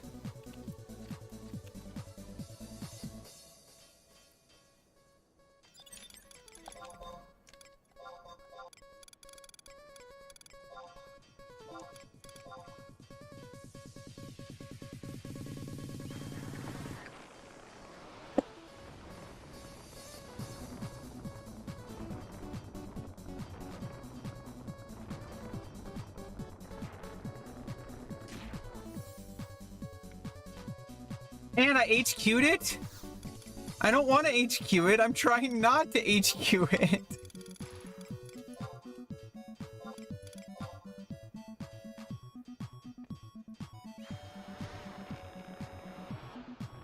Maybe I shouldn't got advanced support.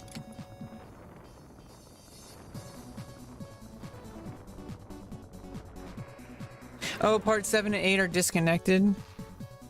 At the same time, though, it kind of like feels like when you switch from manga to anime, it kind of like changes everything.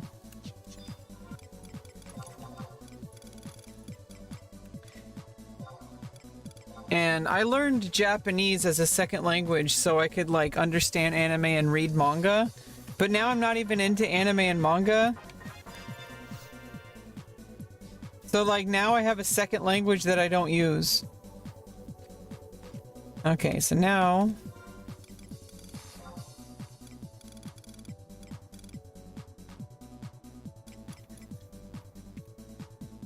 And now I face north.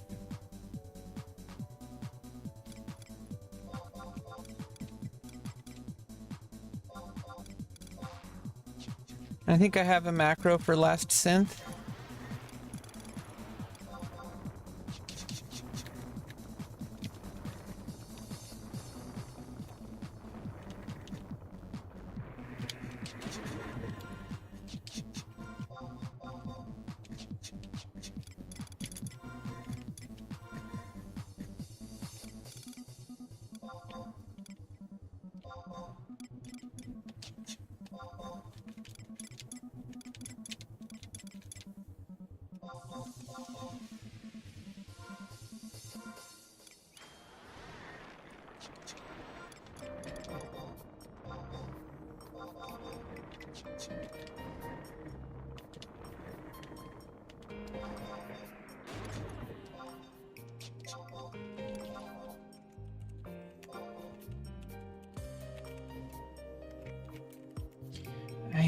Maybe 10? Let's see which one it is.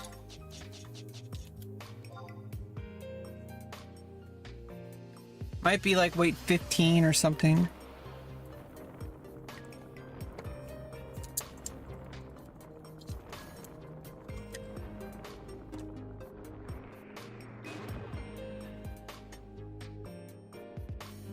Yeah, it's too short.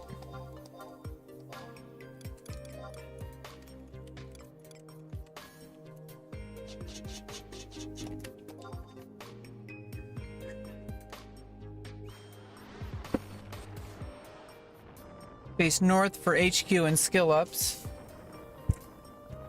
And get faster skill ups. Skill ups. Faster skill ups. Wait, is there a food to enhance skill ups? I don't know if I would have it or not. Now that these increase combat and magic. Did I have a food?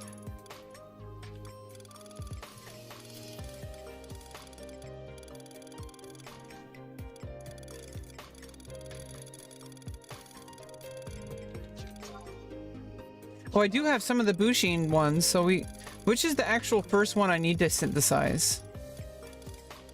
So I need the headpiece. So I need to get a cursed, like, you know, whatever it's called, cursed armor -1. I don't know if I have any more of those.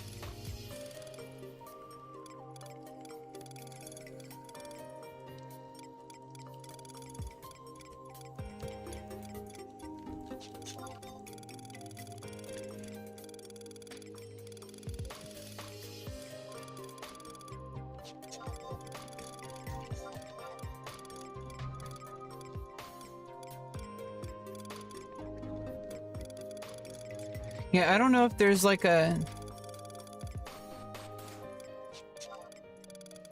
I don't know if there's like a... Is it the Kitron? Yes, there it is. Yeah, the Kitron macaron. I got it. So any more abjurations for the cursed gear?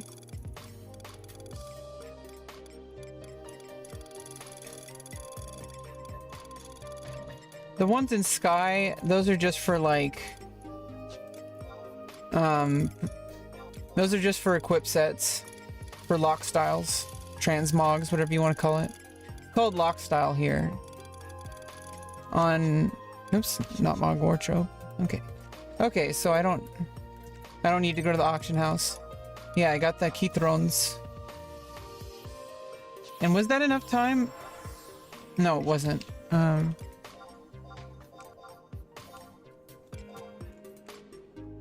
let's try 20.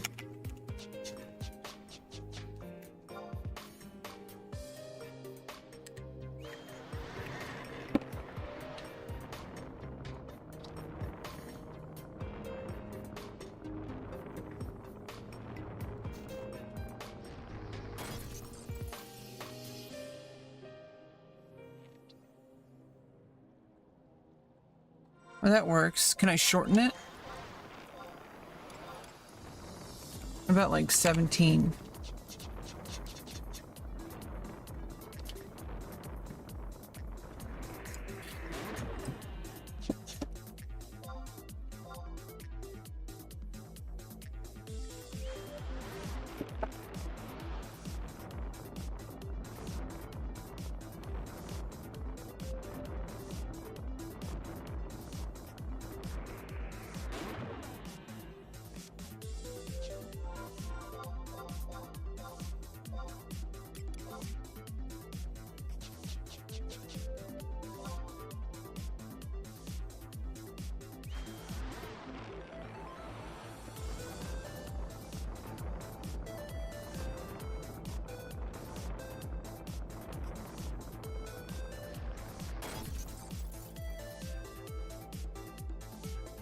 Okay, so weight 18 is the right thing.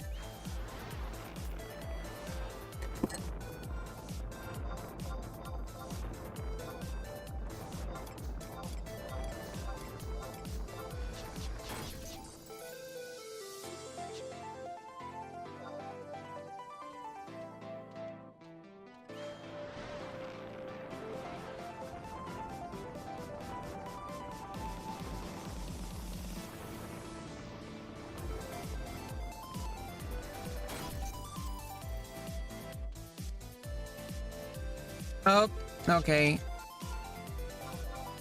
Let's just be safe and put it on weight 20.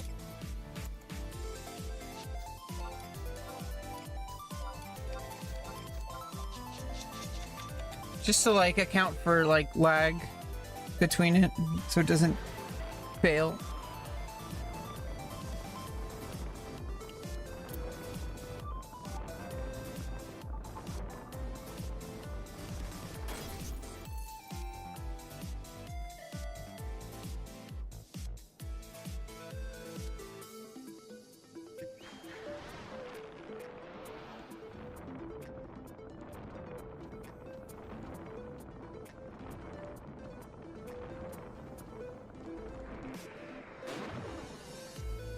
Oh, and I should get...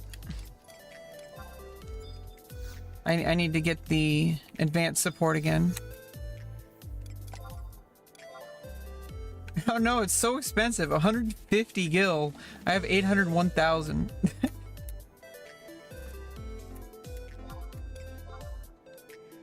Where could it be?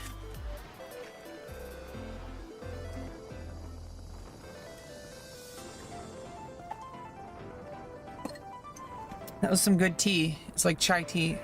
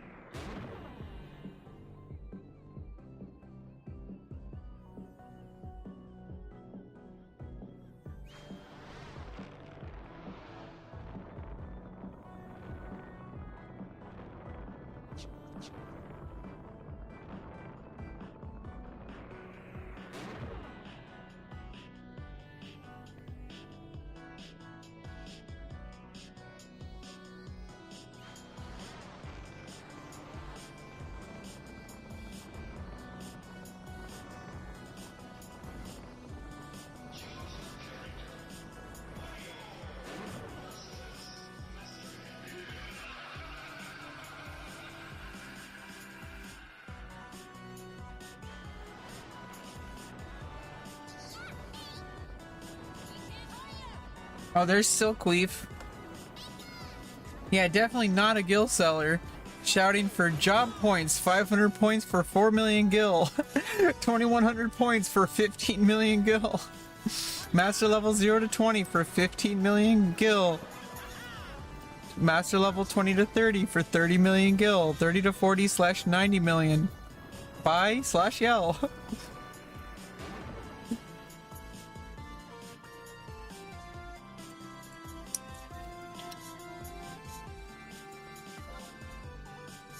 Yeah, they shout the same exact thing. They mercenary themselves out.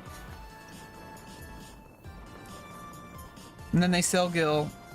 They do get banned, but most of the time they don't. They do ban a lot of gil sellers. Hey Chris Williams. How you doing? We're leveling up goldsmithing. Because we got a lot of stuff that I need to do. And it's gonna require the auction house is too expensive. So it's gonna be worth it though. Like leveling up goldsmithing unlocks like a whole bunch of stuff I can do without other people's help. It just takes some time. Yeah, chatter from across the 5th dimension. Hello from YouTube. You can read wherever you want.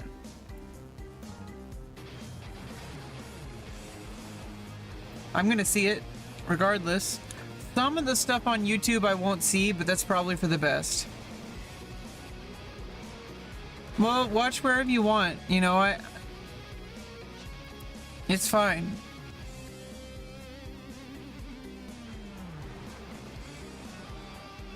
Sometimes, I mean, it's harder to moderate YouTube. Oh, you're gonna be here, Zero Heavens.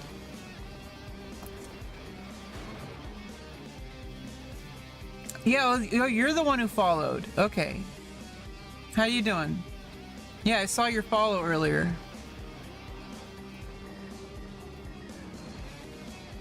From not so far away.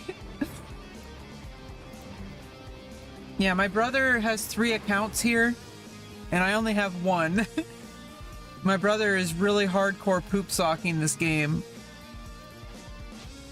And it's a good way to spend time with my brother, but I have job to do. I'm gonna have to be in charge of uncursing our gear, it looks like. I mean, I need to uncurse my own gear at the very least. Just in order to get some, like, you know, kind of the next upgrade to my gear. Right now I have the very basic starting gear for level 119. Like basic eye level gear. Like we have so far to go. You know, just a little bit each day. That's really all it is. Maybe several months from now we'll be significantly stronger, but you know, I'm not even master level yet on my paladin. I got master level 3 on my dragoon. You don't even get the first sub-job level until level 5, though. And I'd rather put the time into my paladin. Because, you know, I can use that shield and put it to good use. With my brother on warrior and his 2 alts for support, like Corsair and Geomancer, or they can switch to Red Mage or Bard. Like, there's so much that we can do with just the 4 of us. I might even be getting a friend coming in. I haven't heard back from him. I doubt he's gonna join. But if he does, then we have 5 people. And then we just need, like, you know, we can just use a trust. Like a white mage trust. Like Aparuru. Or eventually Montbaro. And eventually, the biggest one, I forgot what it's called, Idra or something like that. Ignis? Ignis? I don't know.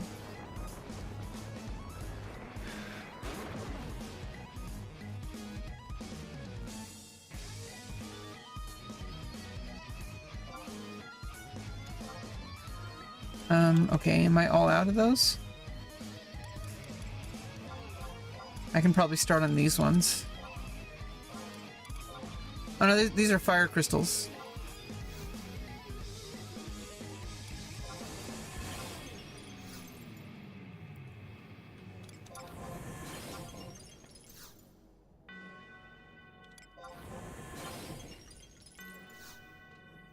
And then for fire, I need to go west.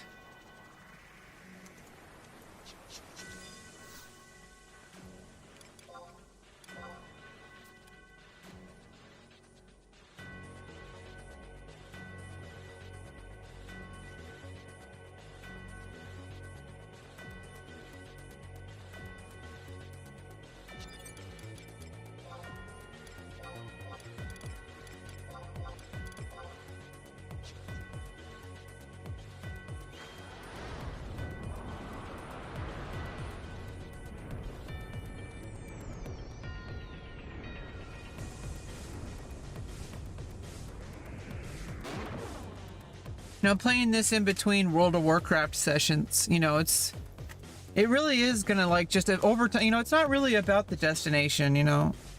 Like, yeah, you can do a lot cooler stuff the more higher level stuff you get, but you know, it's about the little incremental progress and spending time with my brother, because you know, he's really addicted to this game, and it's something that we share because we played this game when it first came out. And so it's like, it's a really good way to like kind of connect again. Yeah, let's just put this on weight 22.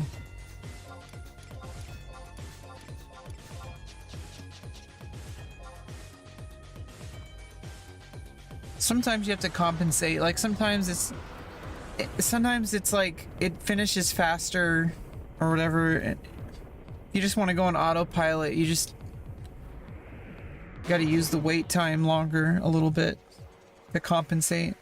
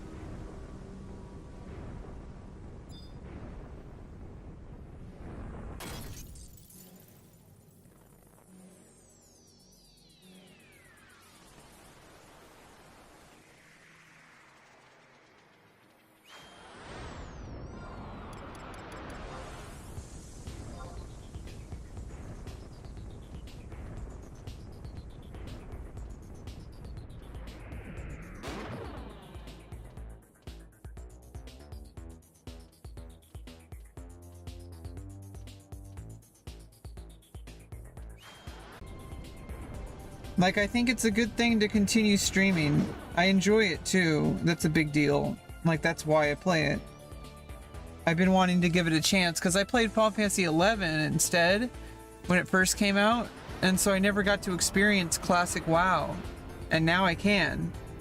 And I'm gonna have to really, this next year, before they release I have to finish. I want to get all the content that I can in Wrath of the Lich King before Cataclysm comes out, because when Cataclysm comes out, I'm gonna transfer my, you know, upgrade over when they add it, and start Cataclysm on my Draenei Warrior, Rebecca Smash.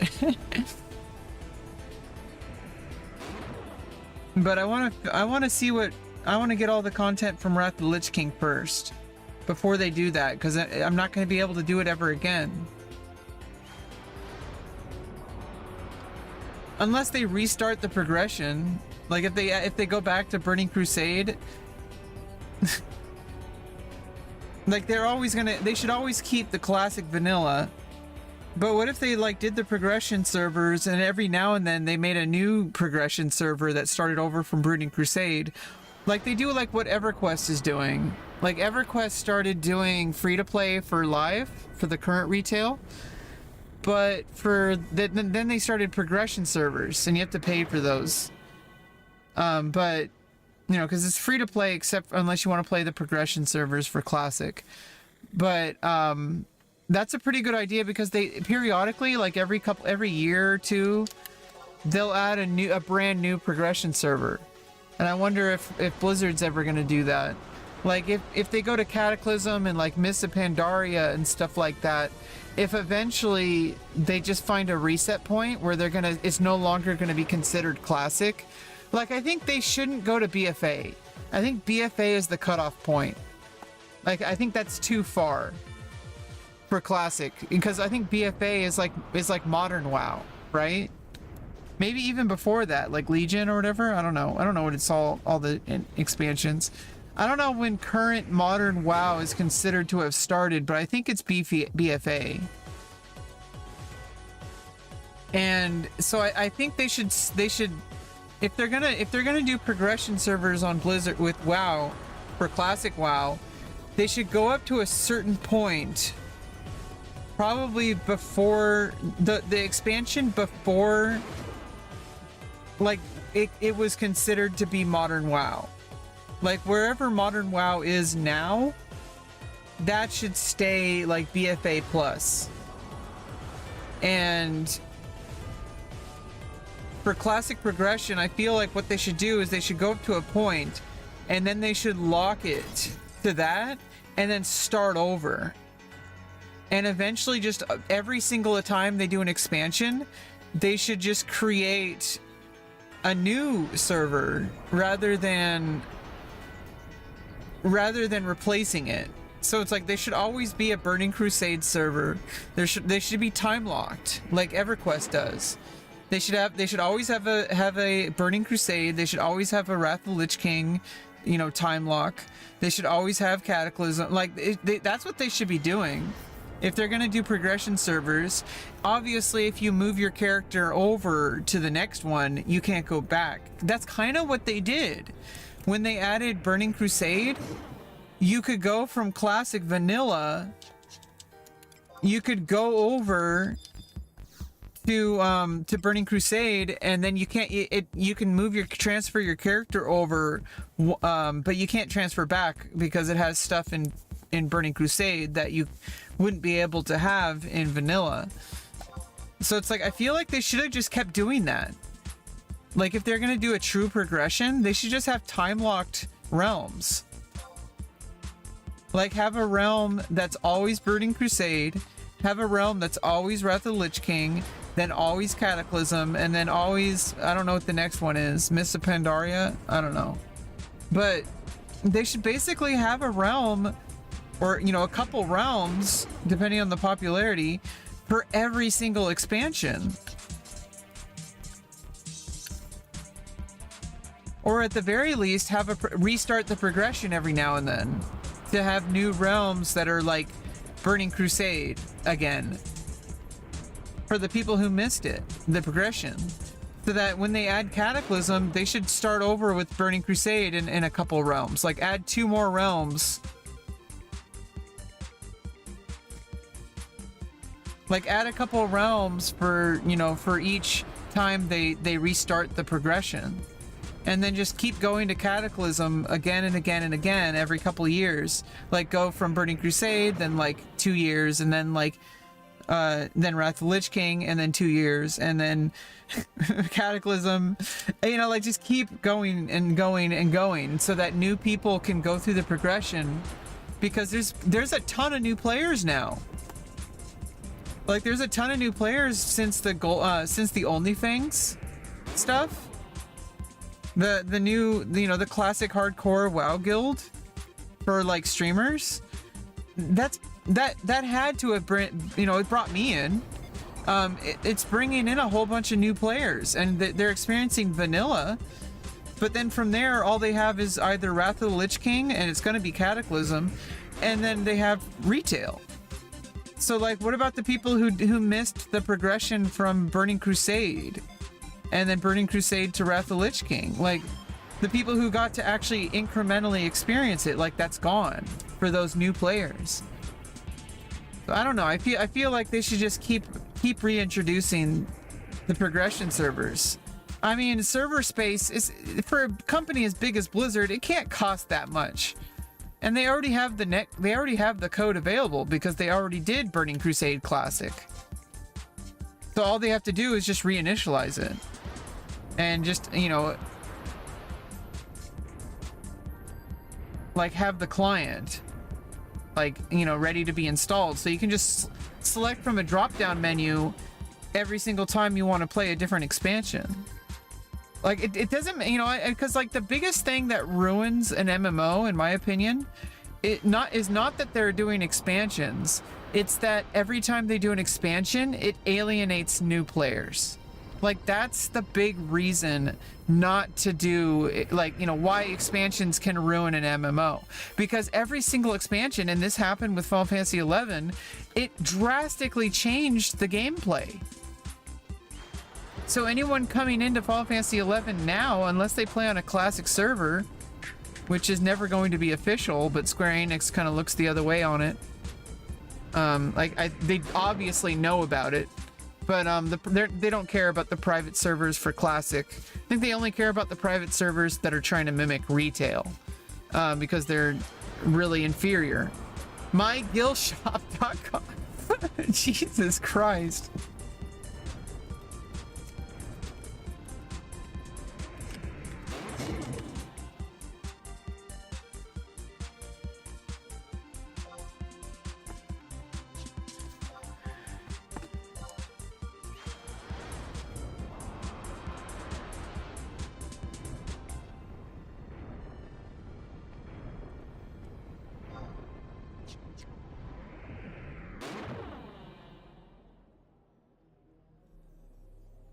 So, like, if you have, you know, what MMOs should do if they're popular and if they want new players, obviously they still have retail always available for the people who just don't care.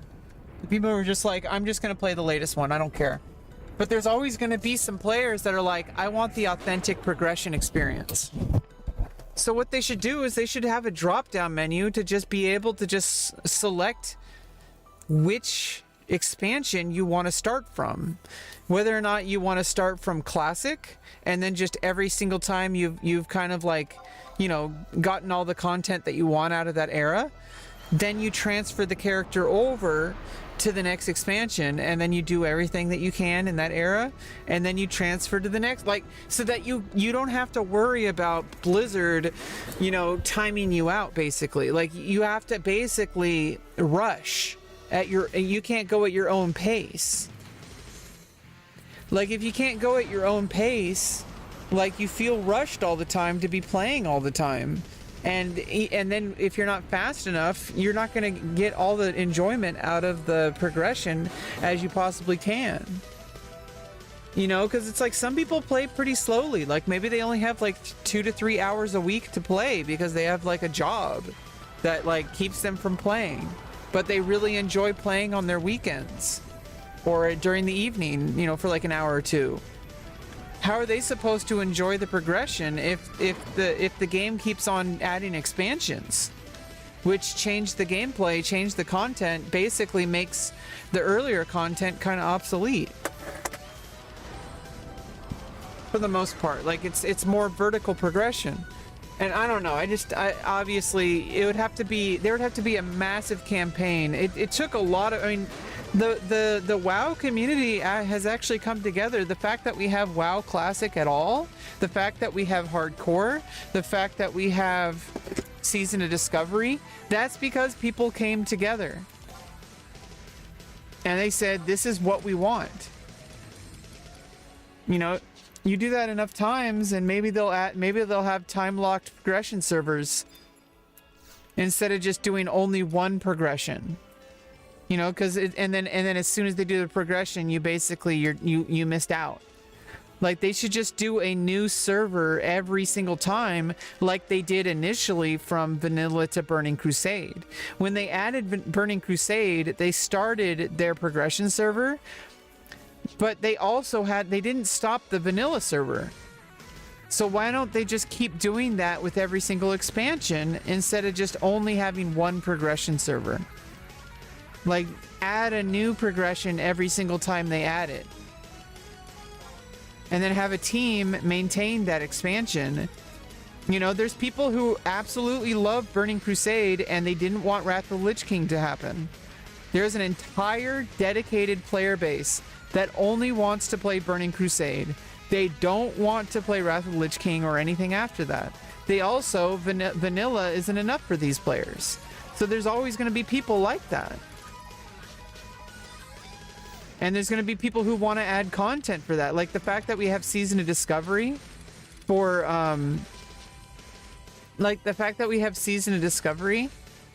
Classic.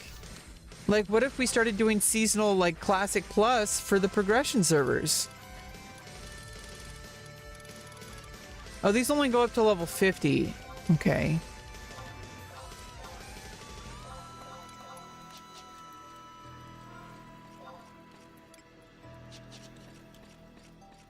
And then from there, I have to do individual crafting tiers. There's a guide.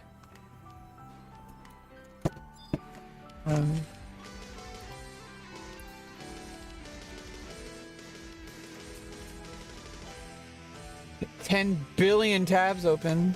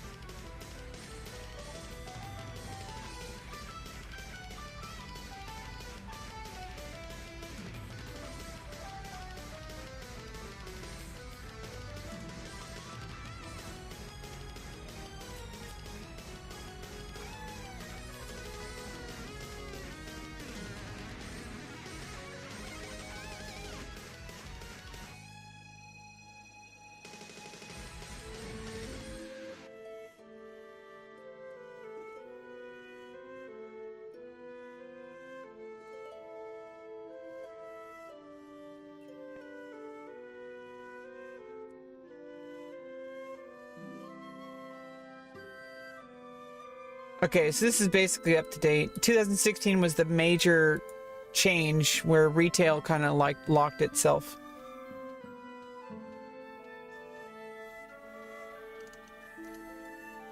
Okay, keep throwing macaroons. Something when I'm 5 levels below it with advanced support, and then take it past cap if it's useful. There are now 2 guild NPCs.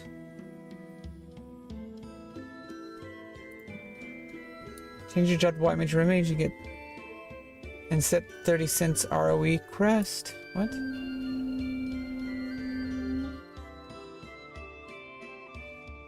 Oh, I need to switch over to like white mage.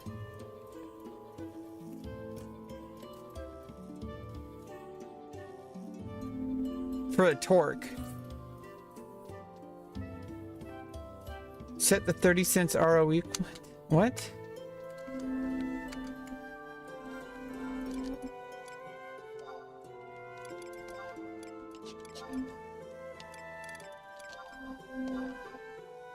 Oh, I should have been doing this.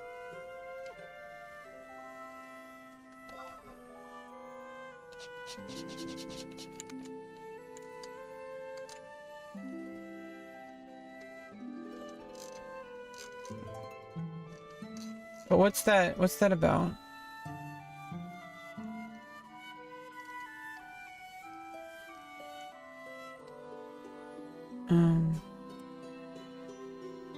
It's 11 goldsmithing work.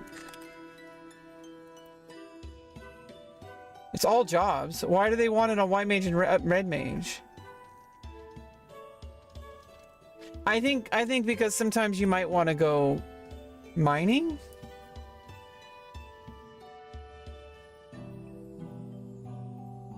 Just for sneaking in viz.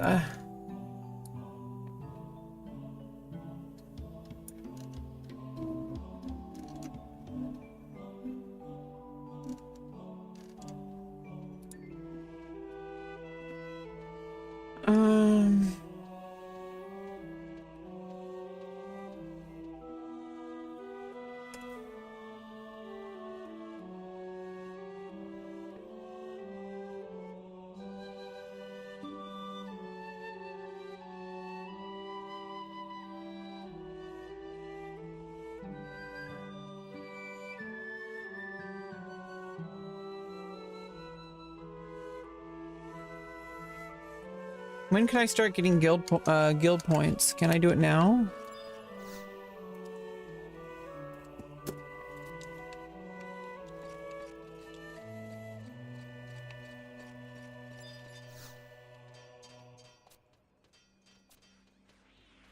So I need to make silver hairpins.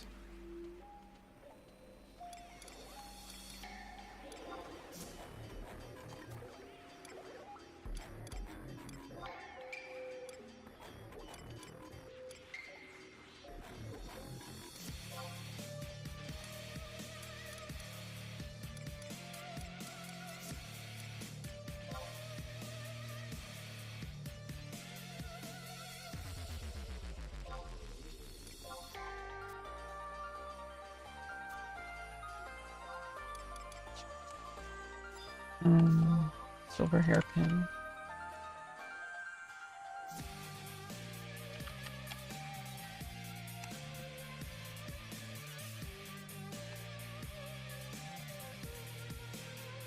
Wind crystal and silver ingot. And it's south.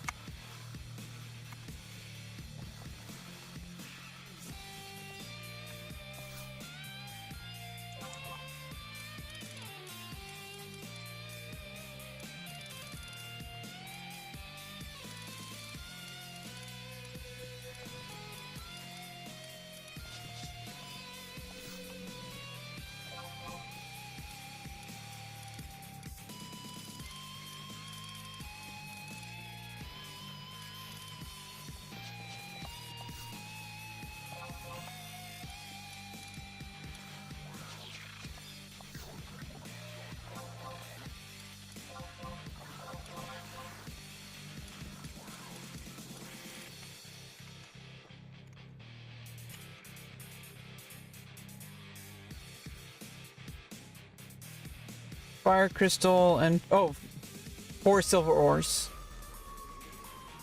Oh, I can get goldsmithing kit 20. Okay.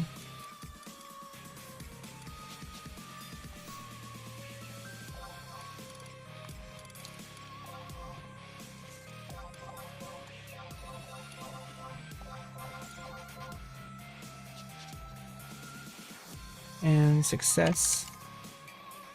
For fire is east, okay.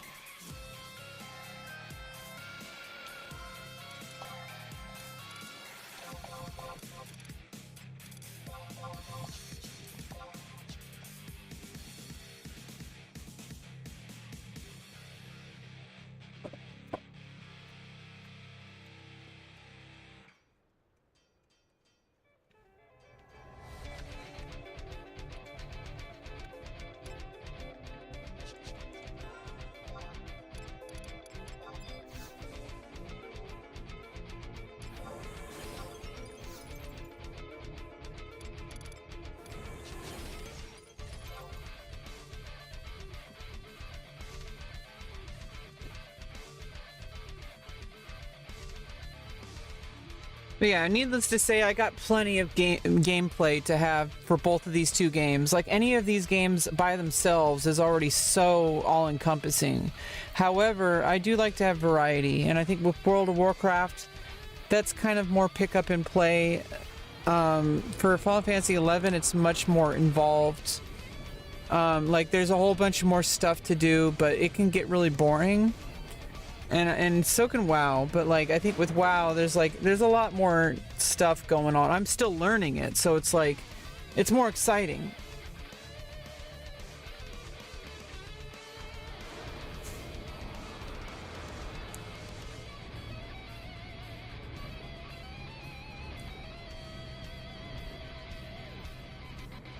You know, there's a whole bunch of stuff like vanilla WoW as it is. You know, hardcore WoW, of course, but like at some point I really do just want to like just do a standard PvP server with one of my dead characters, like probably Paladin or Warrior. I don't know. I'm doing Warrior on Wrath of the Lich King. Probably Paladin or Mage will be my main. Yeah, I think Paladin, Prot Paladin. on classic PvP. For Season of Discovery, I'm doing Priest Healer. Like right now in hardcore, I'm doing Hunter, and I have a little Hunter 15. But I have a 15 Paladin ready to go on Fairlina. Although I might want to, if this Hunter dies, I think I don't know. I don't know. The server, I need to look at which server to transfer to, because I used the free transfer to go to Fairlina. I don't know if that's a good one for Alliance. From what I understand, I don't know. I just don't. No, White Mane. I mean, I have my 15 Paladin on White Mane, and I don't know if White Mane's good for Alliance. I know in Wrath of the Lich King, it's like heavily Horde. I joined Grobulus on Wrath of the Lich King for my warrior, but either way, with Wrath of the Lich King, they have like cross-realm dungeons, so it doesn't particularly matter. But for vanilla, the server matters, and I would like to do just, you know, long-term gameplay and not just do hardcore, because hardcore, you can lose literally everything in a second, and then you have to start over, and I don't always want to have to play hardcore. I like hardcore because it's like Diablo 2. When they had hardcore Diablo 2, it's like you really have to just put everything you have into that one single character, and you really have to focus on not dying. But I think in WoW, that's a lot more difficult than Diablo 2.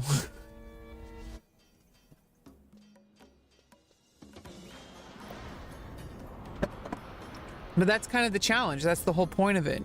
People really like it. But for me, I never actually played vanilla WoW all the way through level 60, so eventually I'm kind of going to be playing hardcore less often. I'm going to be playing more Season of Discovery, and I'm going to be playing standard PvP. For like non-classic plus, you know, like Season of Discovery, you know, that's one thing. But, you know, seasons go, you know, eventually pass, and I guess they're having plans to have a more long-term support for Season of Discovery players, but I don't know what they have in store for that. I don't know how long Season of Discovery is going to last. Eventually, I'm going to have to settle for a standard classic PvP server for vanilla, you know, because otherwise the progression server, I'm going to be playing warrior on the progression server through, you know, catching up on Wrath of the Lich King, and then I have to, you know, when Cataclysm comes out, I get to experience the rush with all the people joining in on the progression, because eventually, you know, when Cataclysm releases, there's going to be a huge influx of people, so it's going to be really fun, you know, to be a part of that, especially if I can get to level 80 by September next year. Because then I'll have all the stuff I need. I'll be hopefully get some, you know, best in slot gear and stuff like that by then, hopefully. And then when Cataclysm comes out, I'll just be caught up. You know, that'll be pretty cool. Oops.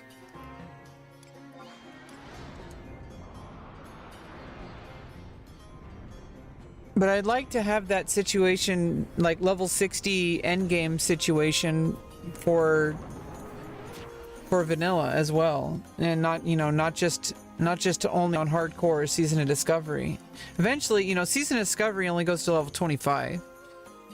So, you know, eventually I might just, like, you know, take a break from hardcore. I don't think I'm ever going to take a break. I think hardcore, the cool thing about it is you just play it when you really want a challenge, and you just kind of do a little bit at a time. And then if you just want to, like, kind of chill and not be so stressed out, I mean, it's not always stress. It's only stressful when it becomes stressful. Anytime it starts to become stressful, I could just log out and switch over to the standard.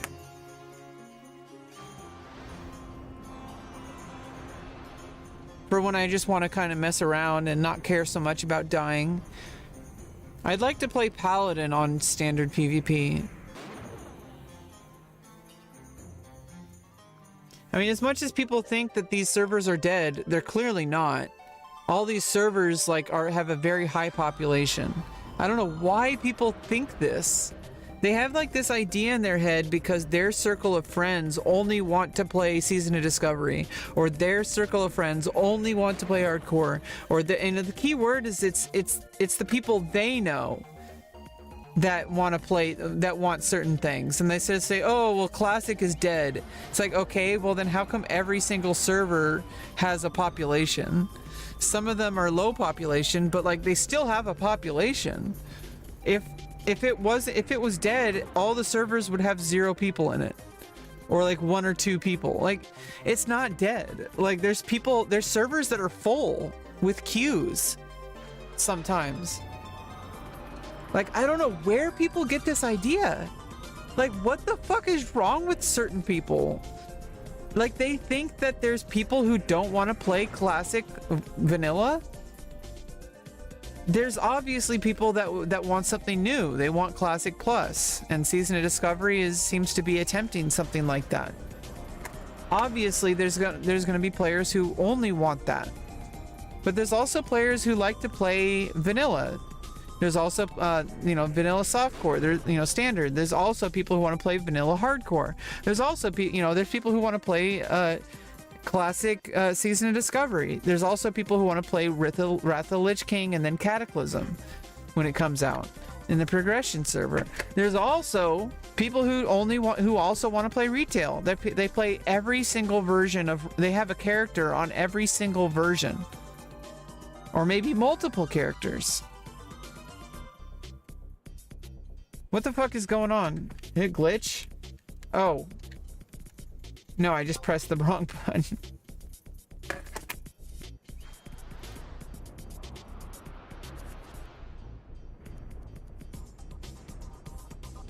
So, like, I don't know where these people get this delusion. Like, if people weren't playing these servers, it wouldn't be here. It's there by popular demand. And there's always going to be people demanding it. Pretty much. And the numbers don't lie. Like, there's people in the servers playing every day.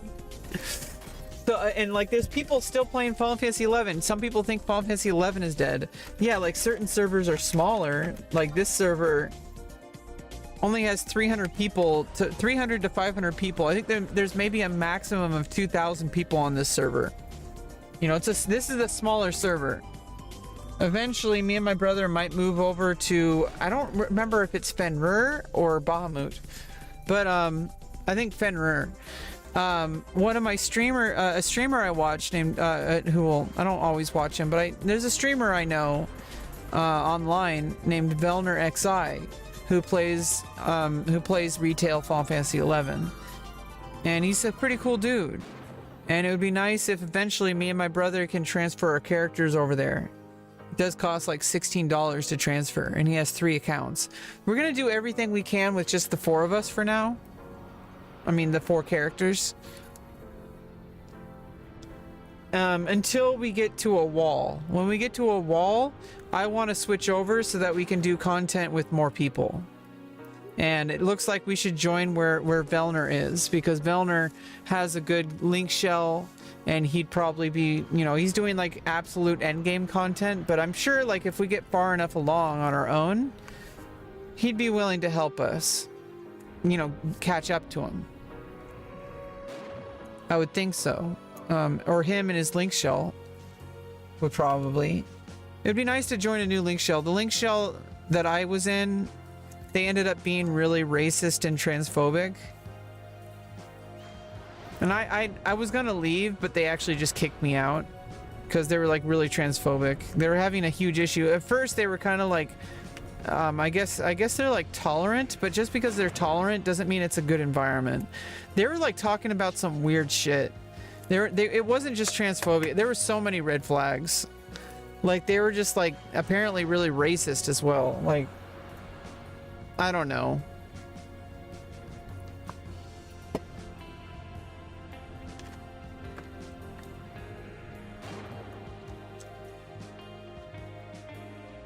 And I told my brother, I'm like, hey, like, I know it's kind of hard to find people on a server this small.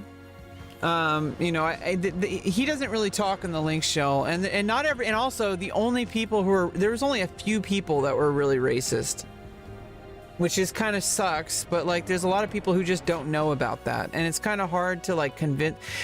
You know, it's like I don't want to be a rabble rouser and go in and try to convert everybody out of the link shell. Like I don't want to cause shit like that. But there's obviously people who aren't like that in the link shell.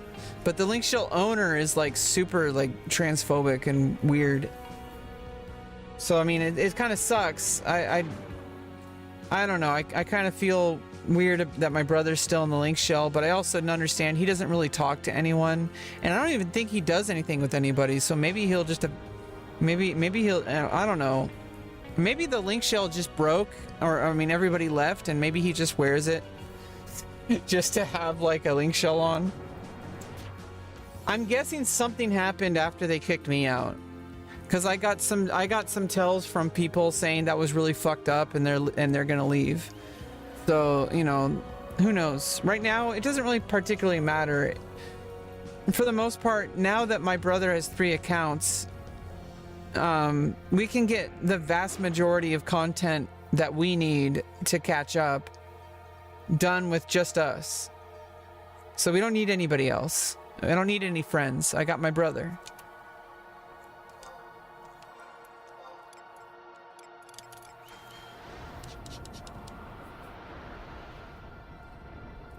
You know, it's hard finding a guild in MMOs, especially MMOs where there's like a lot of people who are might be like more like right wing, and it sucks because it's like there's absolutely nothing inherent. There's nothing inherently racist or anything about these games. Like, why do certain people gravitate towards like World of Warcraft or Final Fantasy 11? Like, I mean, I guess it's just everywhere. It's not because of the game. It's just that's how kind of society is.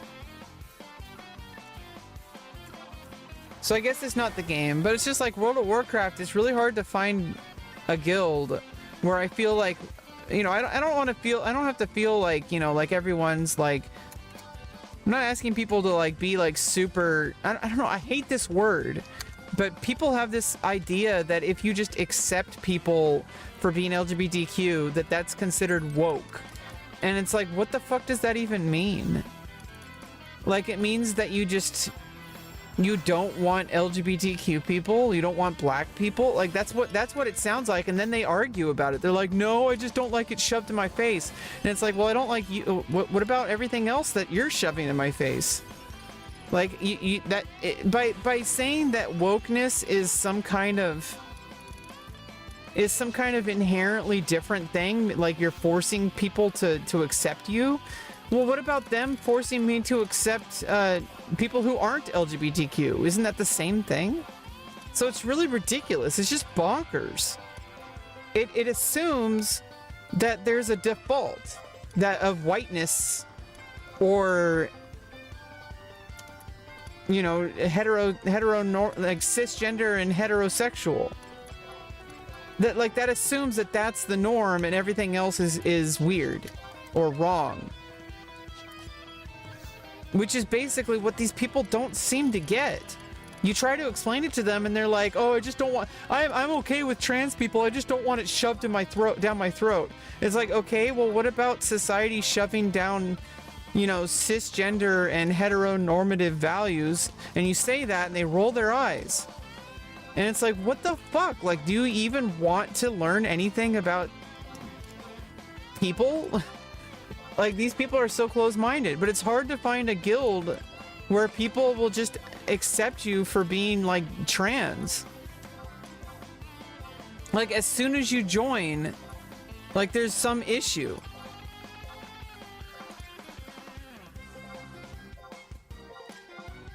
But I don't know, maybe it's just, it's really easy to say that it's just, like, all people or whatever are like that. Like, it's really easy to say that. But that doesn't necessarily make it true.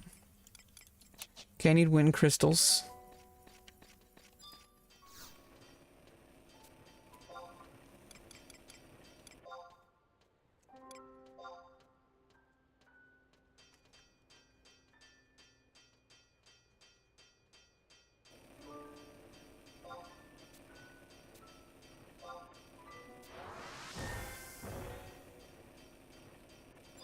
And I don't know, maybe if I give it enough time, I'll find the guild that works for me. I have a couple guilds. Supernaut seems to be trying to make a guild like that. I don't know about my Defias Pillager guild. The guild leader seems to be okay, but then people who are, you know, his friends seem to be like more right wing. But then again, I also need to give people a chance to like show them, rather than have this expectation over them that they're gonna just just feel attacked. I don't want people to feel attacked, which is what happens a lot of the time. Like, you try to explain your side of the story and then people start to get defensive because they feel like you're trying to like say that they're evil or something. And it's like, yeah, it's like natural to care about what other people think about you. People say you shouldn't, but it's just like, it's a very real thing.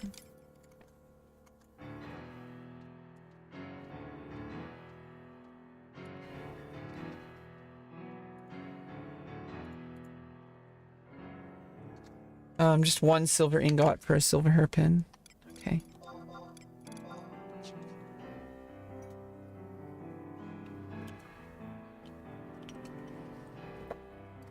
I mean, yeah, it's gonna be tough for a while because being trans on the internet alienates you from so many people, but it also means that the people who are, you know, you're comfortable with, finding those people means that if you find those people, it's gonna be a much better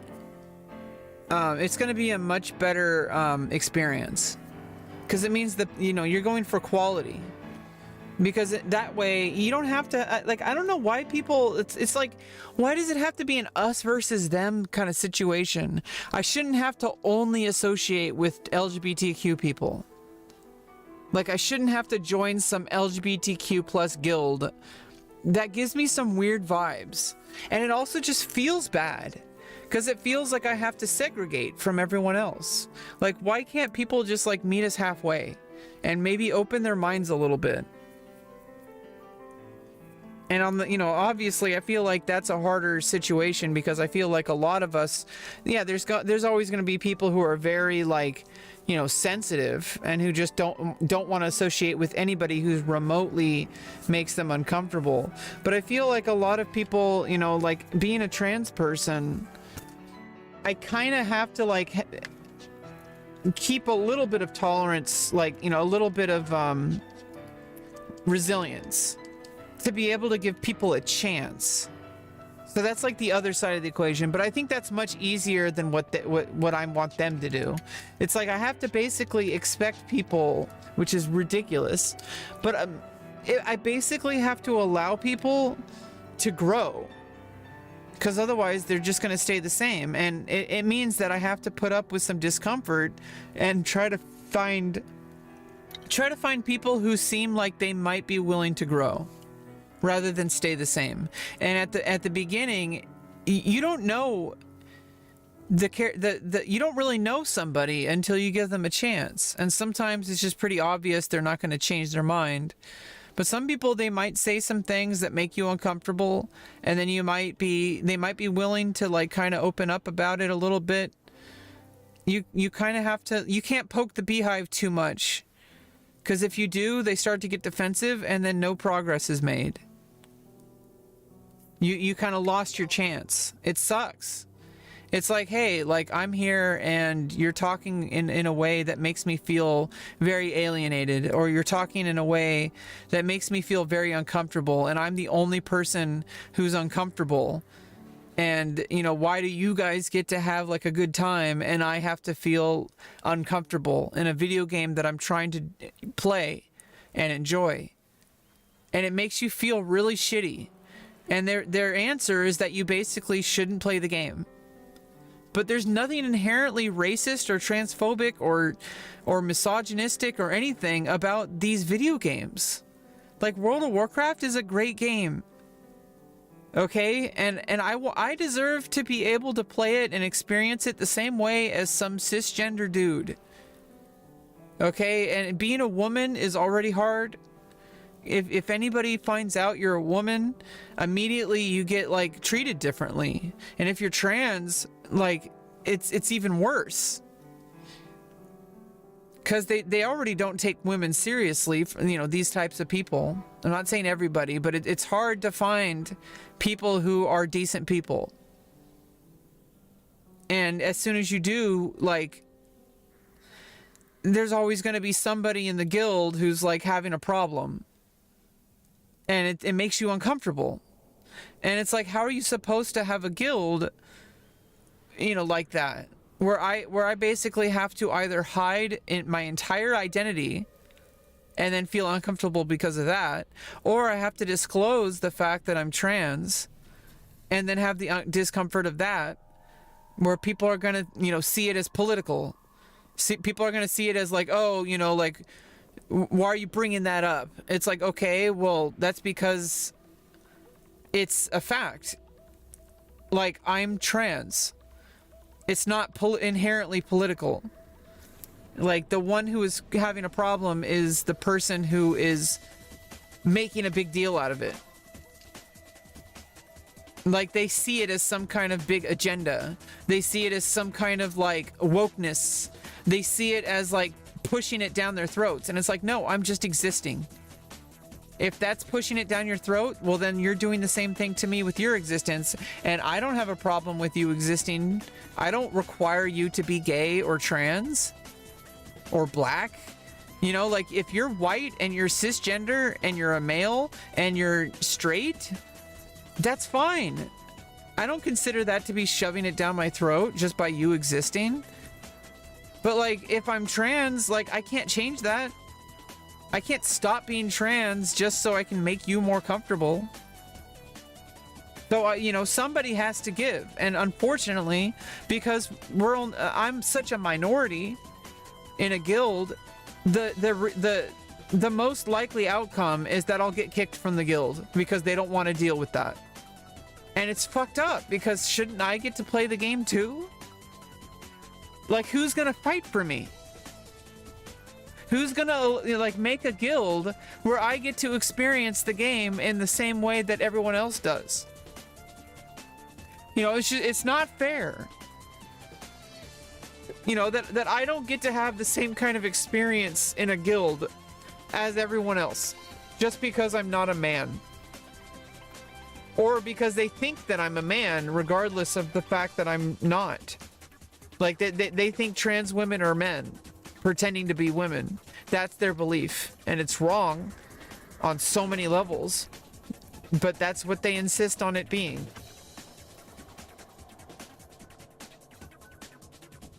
Like, if they truly understood my experience, and, like, I feel like they would know, like, right away that I am definitely not a man.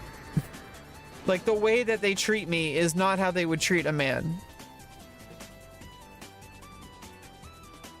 And unfortunately, like, women, and it's not even unique to being trans, but being trans adds this whole other layer to it where people get hyper political about it. And it's like, I'm not the one who made it political. You did. I just said, hey, I'm trans. Is there going to be a problem? Sometimes I get people that are like, you know, like, no, like, you're totally good here. And maybe it's a little awkward, but at least it's not, like, aggressive. I'd rather at least things be tolerable.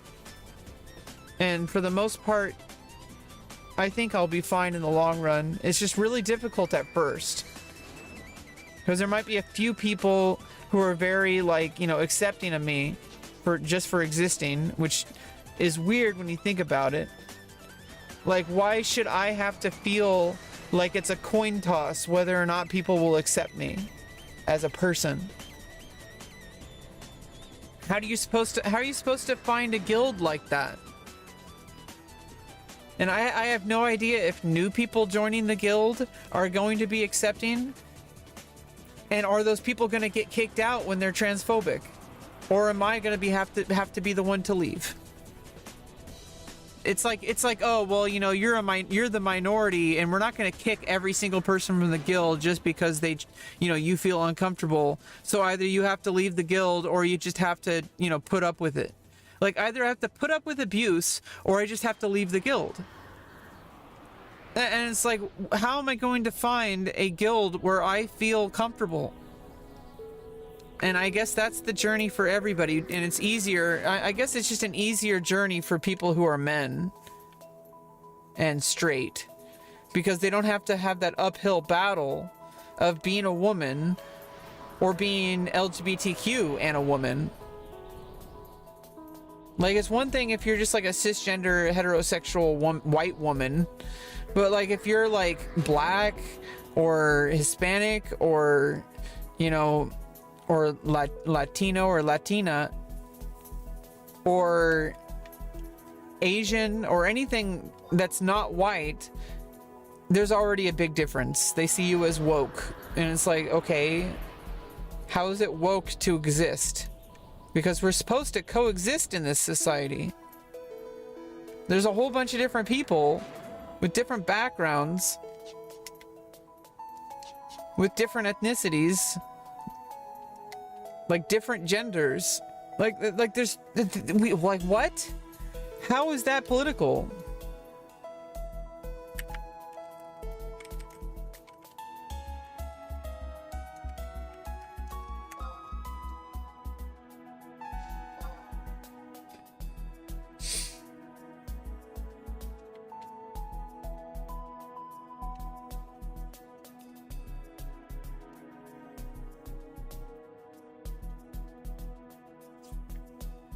And it's like, most people have probably never even met a trans person, but they have all these preconceived notions about us. And anytime I start to talk about how I feel uncomfortable, they say, oh, well, you know, you should just learn how to put up with it because I'm not being transphobic. You know, you just need to lighten up. You know, you just need to put up with, and it's like, okay, well, you're the one making it into a problem, dude. I just showed up wanting to play the game, and then I just disclosed my gender, and suddenly you've made it political. Like what the fuck?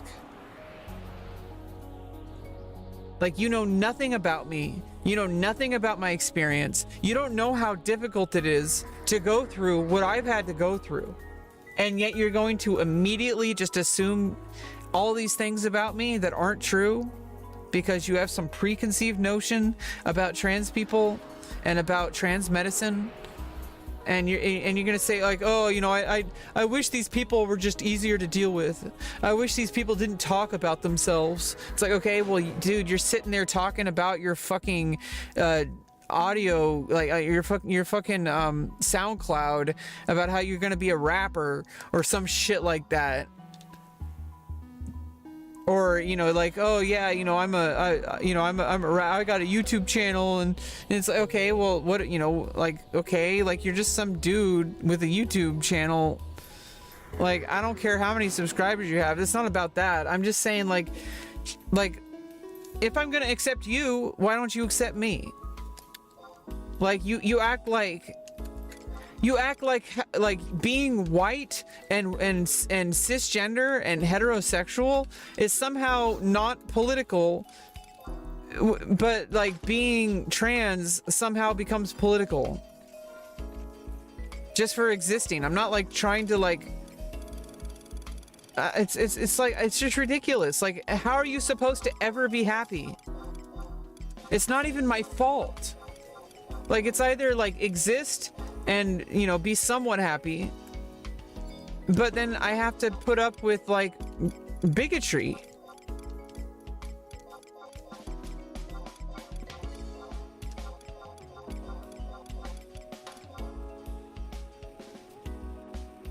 And it's like, anytime you try to like just exist, someone makes it into some kind of political battlefield. And you're gonna be the one to be kicked because you're like one person out of like thousands Like one person out of every 100.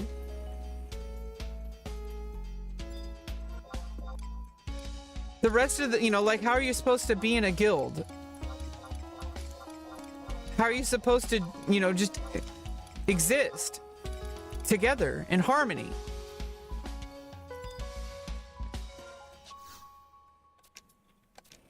Okay, yeah, every single day I need to, you know, make guild points. That just takes time. That's every Earth Day.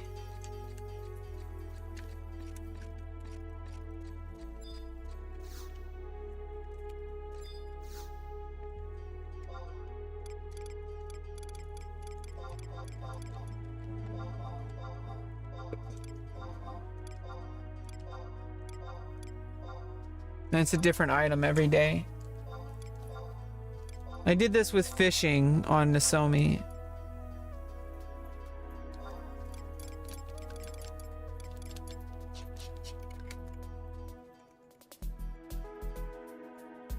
Okay, face west. Again.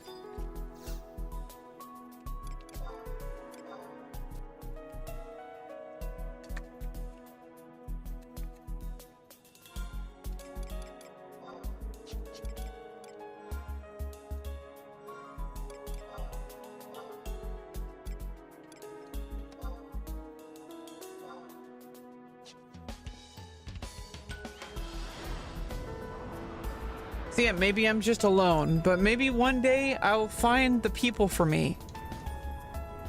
People to game with and have a good time with. Make lifelong friends. Maybe I'll find those people someday. And maybe I'll find, you know, like, I don't know if, you know, maybe it'll be Grisha and Supernauts. I don't know. Like, Grisha seems good, but I don't know about the people who are gonna stick around. That's always the gamble. That you might find one or two people, and maybe that's enough, but I'll find one or two people who are completely behind me. And then, like, basically I have to find people who just tolerate me. Or at least don't say anything to make me uncomfortable. Which is kind of still makes me uncomfortable, because then it's like, how am I supposed to, like, would you want to play with a Nazi? Even though the Nazi doesn't say anything, like literally just does smiley faces? Like, what if somebody is a Nazi and literally all they do is like just post smiley faces? I would still feel uncomfortable, because if I knew that person was a Nazi, I wouldn't want to play with that person. But what if, and wouldn't it make you feel really gross if your guild leader allowed that person in the guild and chatted with that person and played with that person? So it's like, when you, but like that's an extreme example, but like think like less extreme. If there's people who are out there who say, oh, you're just a man pretending to be a woman, and that person doesn't get kicked out of the guild, and I get talked to saying, oh, you know, that person's a good member of the guild, like, you know, you need to, like, you know, bring your politics out of it. It's like, how come, what about his politics? The politics saying that, you know, he hates trans people. He doesn't want trans people to exist. He thinks that we're gross. He thinks that there's something wrong with us. How come that person isn't getting talked to about being political and I am? Shouldn't that person be kicked because that person is bringing a problem to the group? Oh no, but like most people are on his side. Okay, it's not about sides. Like, there's right and wrong. Like, if there's one person in your guild who is getting dumped on, and you're keeping all the other people who are dumping on that person in the guild, but you're talking to the person who's being dumped on to just relax and to stop getting mad about it, that's not a safe place. That's not a place I want to be. That's not a guild I want to be in. But then the question is how do you find a guild that's not like that? If you're trans, and if a lot of people who play World of Warcraft, or Final Fantasy 11 for that matter, or pretty much any game, there's going to be a large amount of people where they allow that kind of shit. Because if you bring it up, they're saying, oh, you know, you need to, you know, relax. You know, you're bringing politics into it. It's like, okay, it's like that meme Like, you know, the Star Wars meme, like where it shows the black character and they say, why'd you make it political? It's like, it's not making it political to include somebody who exists. Like a black character or a trans character or like a woman. Like, oh yeah, you made the movie with a lead actress instead of a lead actor male. Like, how is that political? They're like, oh, it's some woke nonsense. It's like, okay, I think this whole concept of wokeness is not real. Nobody even understands what it means. Like, to them, wokeness is just anything that they don't consider normal. They think normal is like a male character as the lead character. Or a white male character who isn't gay. But if you add a gay character into a movie or something, someone's like, why'd you make it political? It's like, okay, like, how many people in real life have you met who are gay? And they're like, oh yeah, but that's weird. It's like, okay, it's weird to you. It's not weird to the person or their family or the people who, I mean, the people, their chosen family, the people who care about them and love them for existing. And also, it's okay if somebody celebrates being a woman or being trans or being gay. Why is it a problem that somebody is celebrating their existence? They're like, oh, you know, stop glorifying and pushing this on people. It's like, they're not pushing it on any fucking person. You're the one who feels like you're being pushed because you are uncomfortable. Because you have work to do, not me. If you don't accept trans people and you think that it's like, oh, why are people pushing it on me? It's like, no, like, you are perceiving it that way because you're not used to it, because you've never really met anybody who's gone through that. And the first time you meet anybody, you just consider that it's somebody trying to, like, oh, like, why is that your whole identity? It's like, well, it's not. I'm just talking about it because it needs to be talked about for reasons. Like, if I join a new guild, I need to know how people are going to react. I'd rather find out at the beginning rather than a year later, where it's going to be much more difficult of a process to deal with emotionally. And as much as people like to say, oh, it's just a video game, it's not. It's a community. And if you've been in a guild for a year and then you find out that the guild leader is like a racist or transphobic or some shit, how do you think that would make me feel? Like, how do you think that would make me feel? It would make me feel very unsafe and like very uncomfortable at the very least. Because it's like, oh, I'm just have to shut up and let people walk all over me. That's the solution. Because you don't want to have to deal with banning, kicking all the people out who are harassing me or making me uncomfortable, or at least talking to them to say like, hey, like, can you have a little bit more of an open mind? Maybe talk to her about things and ask her questions instead of just coming up with all sorts of like preconceived notions and deciding ahead of time what you feel. Like, maybe just talk to me, ask me questions about my experience, have an open mind. I don't know. Like, is that possible?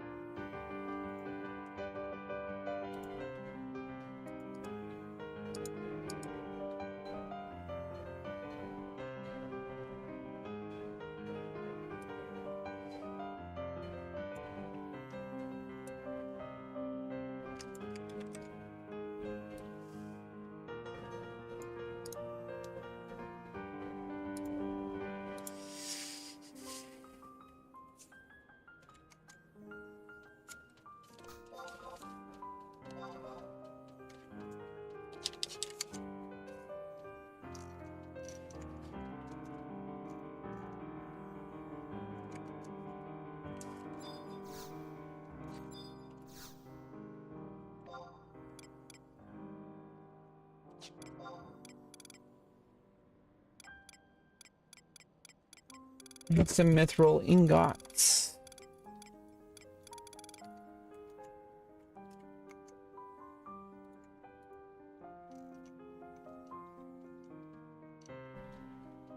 Oh, goldsmithing 40, okay.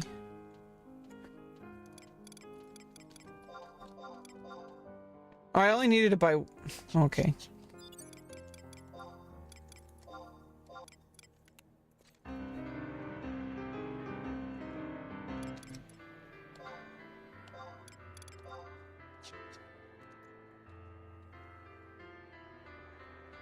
Okay, I need 2 mithril ingots.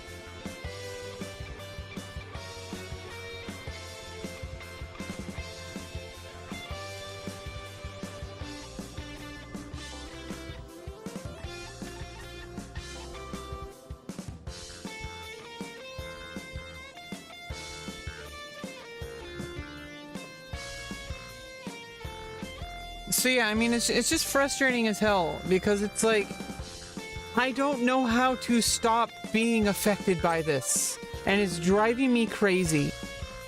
I just want to be happy. I just want to make friends. I just want to not be some kind of person who is always complaining. And every single time you join a Discord or any kind of guild or any kind of new people, some kind of problem shows up. And the thing is then I meet other trans people and they're not acting, and they don't have the same kind of, like, I don't think this is because I'm trans. Like, there's something going on with me that just can't stop that. And I don't know, maybe it's just because I want to be treated with respect. Okay, and wind crystal for skill ups is east.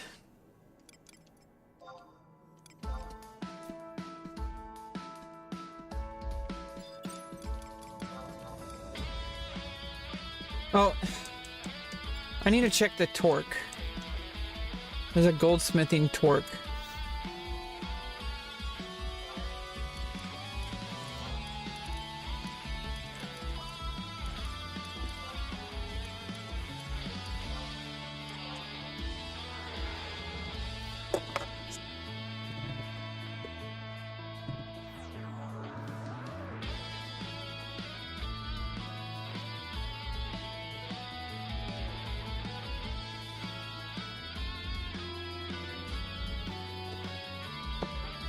I mean, this is all maybe, you know, I'm imagining, but I'm imagining that every time I leave a conversation or people go into DMs and like if there's some issue and I'm like, you know, like having some issue that people are like, can we like, can someone talk to Rebecca? Like we don't really feel comfortable with her in the Discord, like, or can we just kick her out? Like, she's just causing problems. Like, I don't want to be around somebody who's always having some issue. And then someone's like, well, what about her? Like, how come she has to be kicked out? Why can't anyone help her? And you know, maybe that person is in the minority. I would imagine. Or maybe people aren't talking about me at all. I don't know.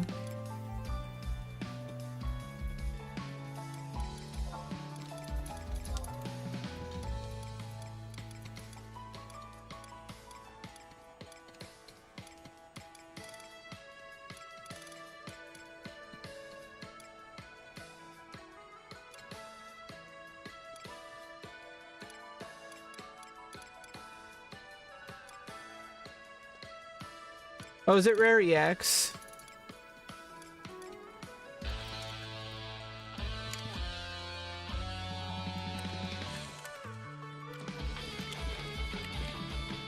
Do I have to get it from, yeah, I have to get it from... I have to get it from Denner Rancor.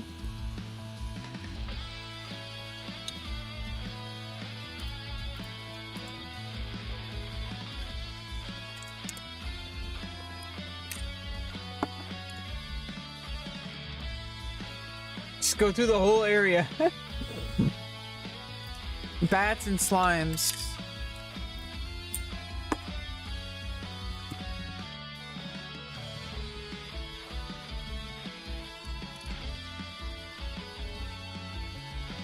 And basically you just get it from a treasure casket. Okay.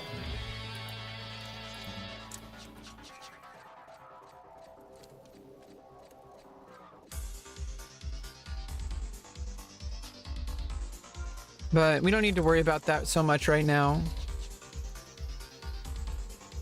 That's only like once I'm like level 100.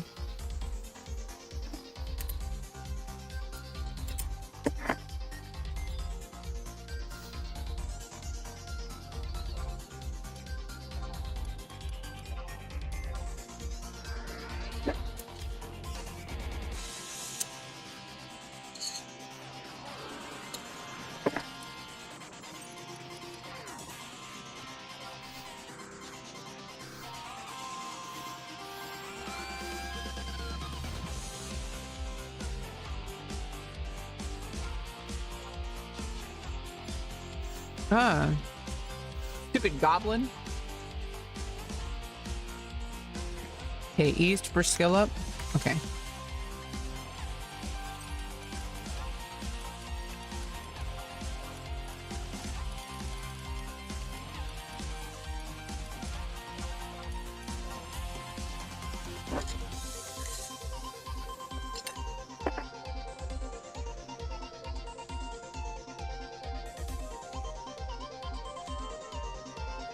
Oh, I accidentally closed the browser. It's only to level 58, actually. I may have not even needed all these.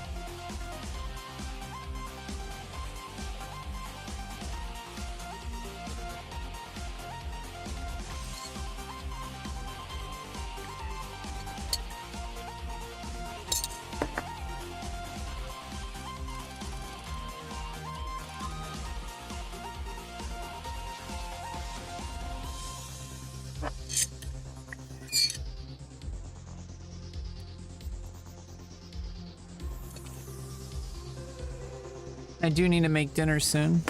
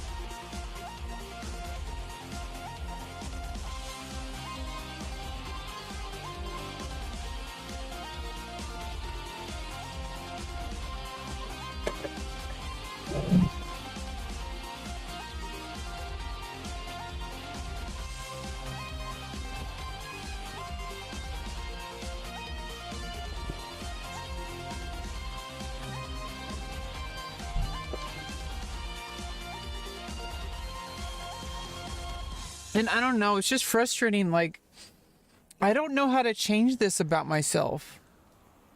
And like, from a very early age, like, there just always be some kind of, like, tension. Like, there would just always be some kind of issue whenever I joined a group. Any group. Even people who are, like, wanting to be friends with me. I don't know how to change this. And people say, like, oh, we don't, you know, why are you like this? And I'm like, I don't know. And I don't want to just make excuses like, oh, it's because I'm autistic.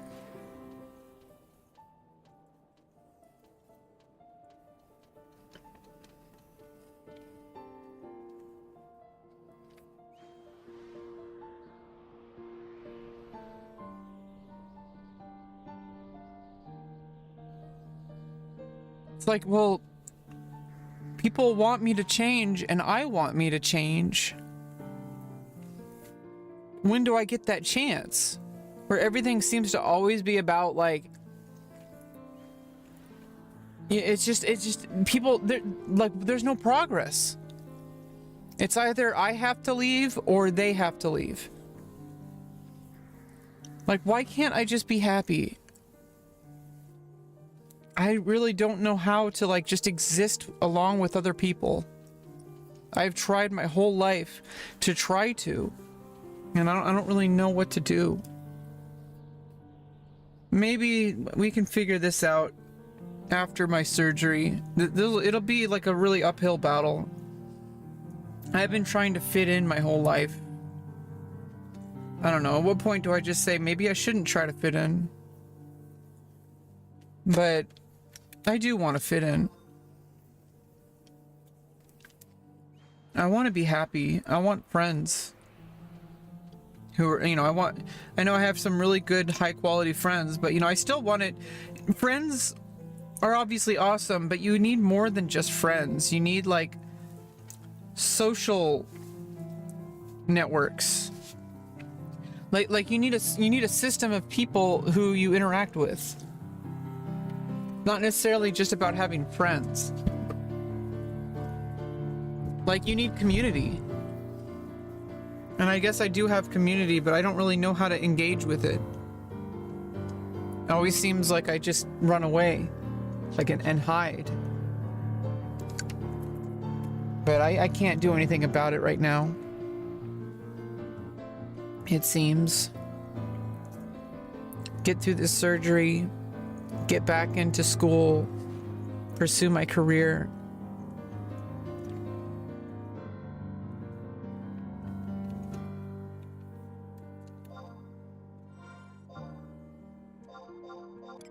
Things should eventually just work out.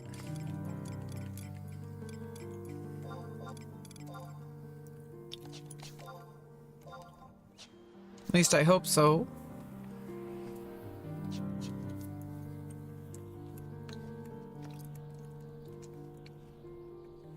We're already level 52.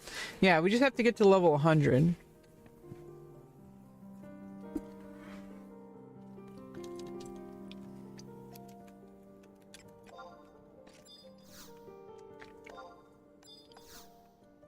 And it's pretty... I mean, it's gonna be, I don't know, we're gonna follow this guide. It should get us to level 100 pretty easily. The items you need... Like, I'm literally gonna start making the cursed gear at level 97. Like, that's where I'm going. Like, I'm trying to make the voodoo.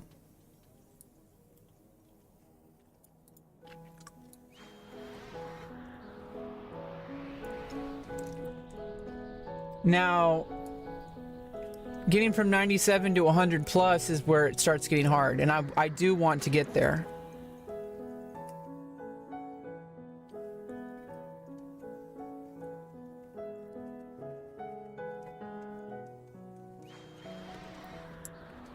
And I do need to make the voodoo sovereign pieces, so it's like that's where we're going, level 97 at the very least.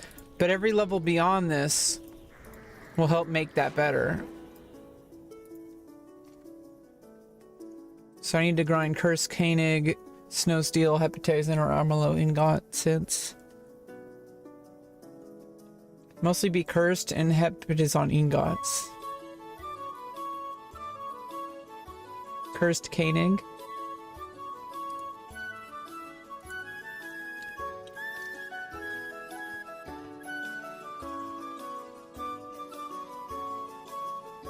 Yeah, I need that for reforged AF +1 anyway. Yeah, goldsmithing is a really big deal for me because I'm paladin.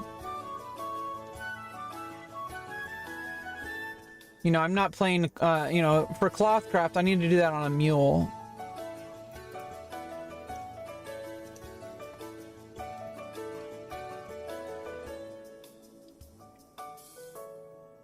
Well, I can get them from login points. I can also just craft them. Where can I get the ore? Oh, from instances.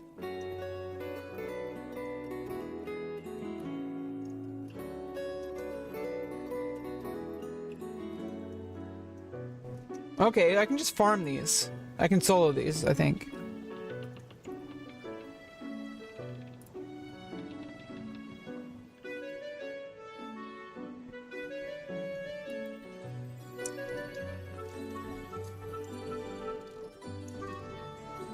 I can fight the Tarataru one.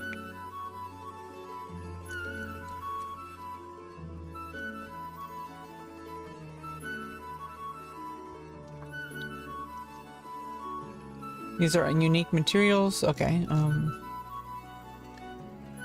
Get the Phantom Gem of Cowardice. Cost 15 points.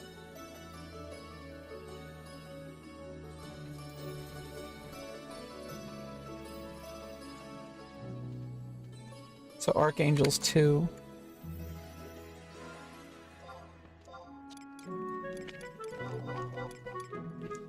Yeah, we won't need that to do that for a while. But that's what we're gonna need to farm.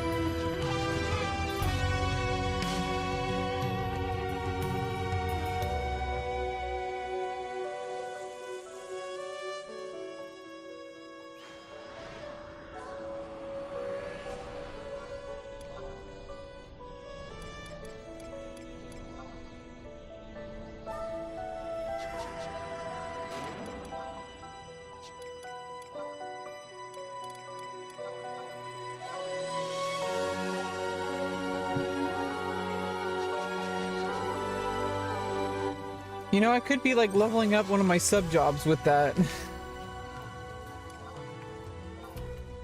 Like I got monk level 1.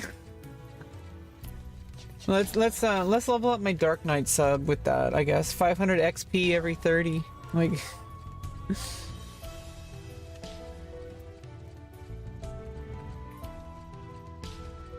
I mean, I don't really need to. It's just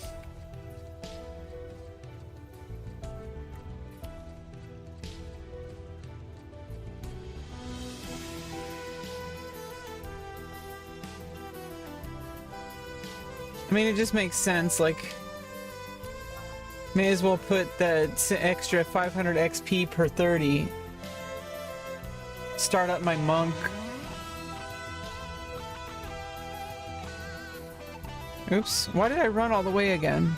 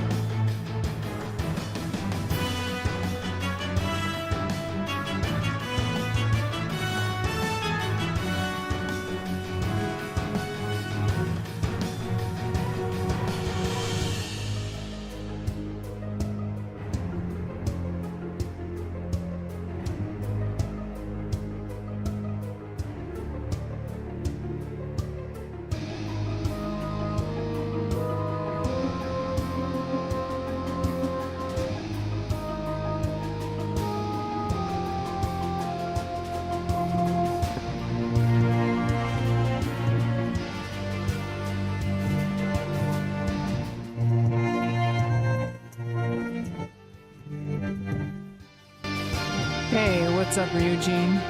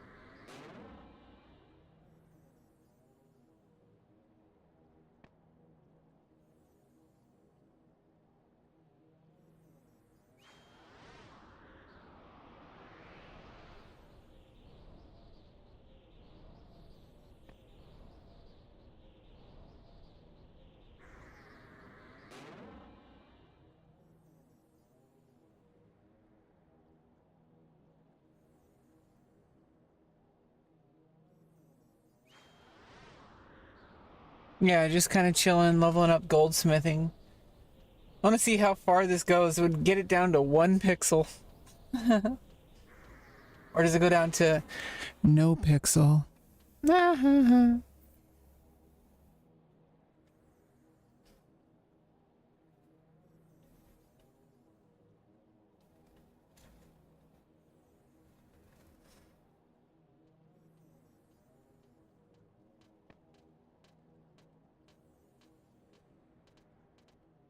Oh, I don't know. I just want. I'm watching this artwork.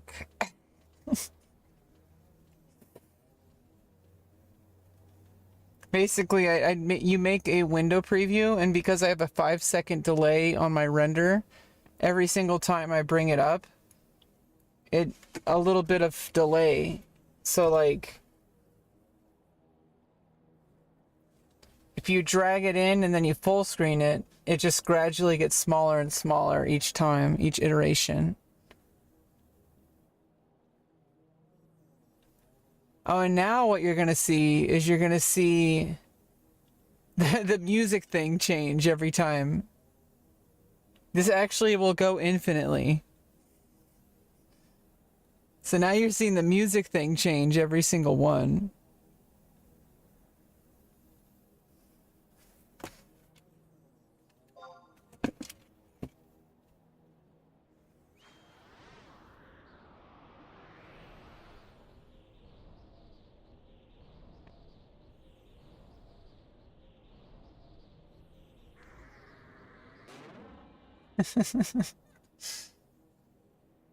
Oh, is there like an increased delay for each one?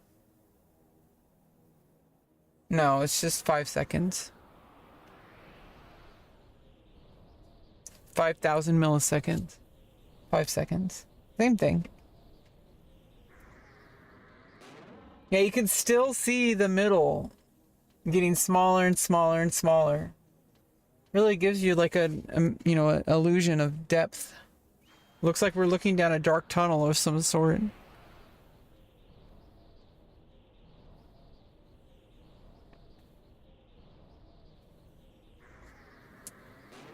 Windows XP error message, exactly.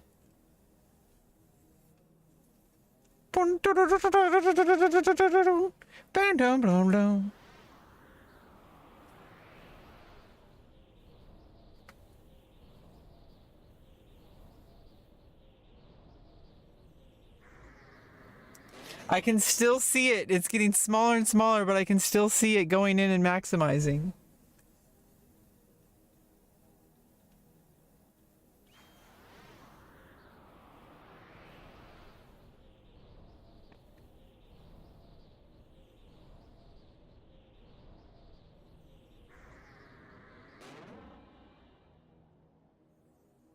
And it's gotten down to a single pixel now. I think. Yeah, it goes down into like an absolute single pixel. Oh, it's from OBS. I was just... OBS.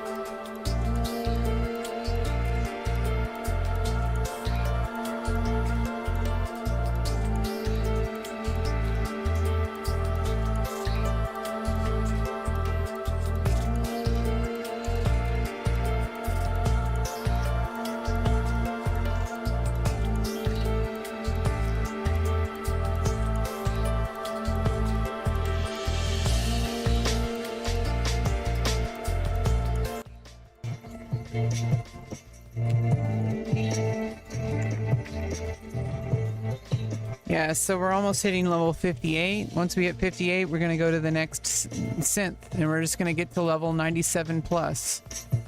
At level 97, we can start synthesizing the HQ version of the armor pieces that I need. So that I can, but then I need to go farm the abjurations. I have one of the abjurations, but what I need to do is absolutely, first I need the cursed gear. Once I uncurse the gear, then I use the abjuration to get the actual armor pieces. And then I have upgrade, because right now I have the very beginning upgrades. I have like the very beginning of my armor journey. So basically I'm going to the next level by leveling up goldsmithing so that I can get these cursed gear and then get the abjurations to make the full set. And that's what we're doing right now. Because I have a sword, I have a shield. Those are starter sword and shield, but we're going to upgrade those as well. I need to upgrade my artifact armor, my relic armor, my imperial armor, and I need to get all those like weapons, shield, you know, multiple gear sets for paladin. For everything. Everything requires multiple gear sets. And my brother's playing warrior and he has 2 alts. For, you know, that he has 3 accounts. So my brother's leveling, he has 3 different characters. So it's like he has the support, he has warrior for DPS, he has, he can do either Corsair, a mix between Corsair, Bard, Red Mage, and Geomancer, or White Mage, depending on what's needed on his alts. So with me on Paladin, we can do probably about 99% of content. Oh yeah, with your PS1, yeah, and then they had the Super Nintendo ones ported over. So they had like Final Fantasy Anthologies, and they had Final Fantasy Origins. Then they had the one that was they had the one that was Final Fantasy 4 and Chrono Trigger. Was that Final Fantasy Origins? I'm not sure.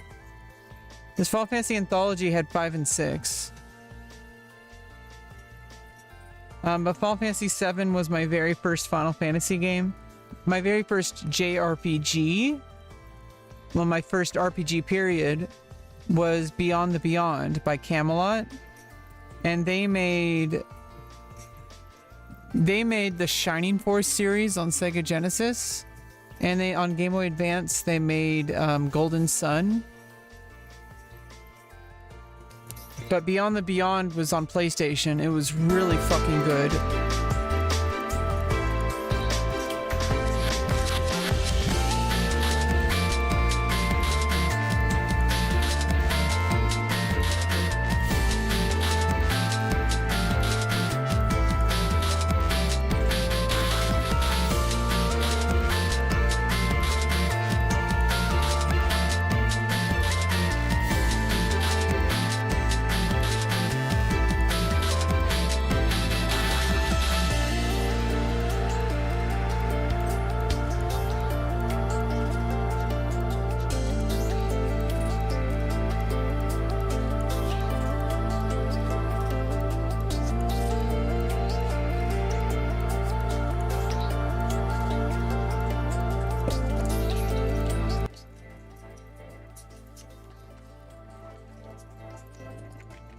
Yeah, a lot of, you know, like kind of more arcade style games on Sega, or like Sonic the Hedgehog, like you know, stuff like that.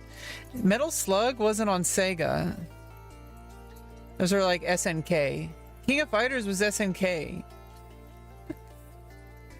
Those are on Neo Geo. No, I don't think I knew anybody who had a Neo Geo console. Those were usually an arcade only. But some people must have had it. I mean, it was really expensive. They had really giant freaking discs or whatever that you would put in. The cartridges were like insane. It's like owning an arcade machine, basically.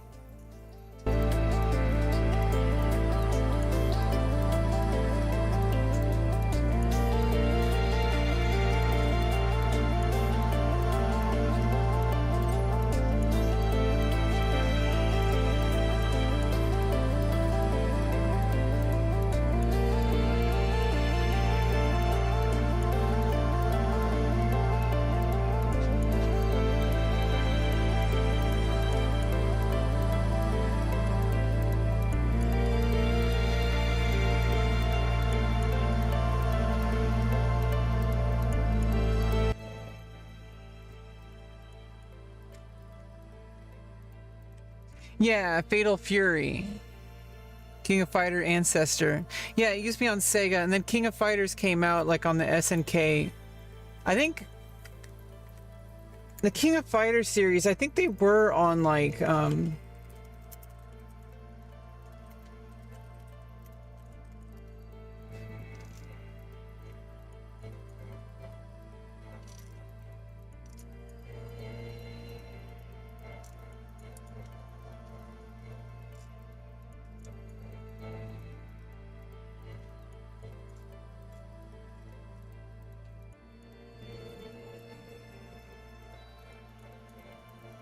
I guess they released them later on PlayStation 2. But originally it was arcade and Neo Geo and Neo Geo CD. And the King of Fighters 95 was on Game Boy. Oh, and the Sega Saturn. That's probably where you started playing King of Fighters. Not the Sega Genesis. The Sega Saturn had them. Sega Saturn was like designed with like two-dimensional games in mind. It did have 3D capabilities, but the PlayStation did better than it did for 3D capabilities. It won the console wars for the 3D jump. Besides, it was PlayStation and N64. Sega kind of lost out on that for a while until Dreamcast, and then they, unfortunately the Dreamcast kind of failed. The Dreamcast was pretty damn good. I really wish that, I don't know, those days are gone forever. Now we have... The consoles are just getting more and more like PCs. It's really kind of ridiculous. Yeah, around King of Fighters 98, they were available on whatever console you had. It was even on Xbox 360, by King of Fighters 98 on 2009. But like originally, like by the time 1998 came out, it was on arcade, Neo Geo, PlayStation, and Dreamcast. Like, the Dreamcast was huge. It was way before its time, honestly. 1999 was when Dreamcast was, like, around. Like, that's insane. Considering, like, the graphics capabilities of Dreamcast compared to, like, PlayStation and N64. It was more like the PS2, and the PS2 came out, like, 2004 or something like that. 2003, 2002.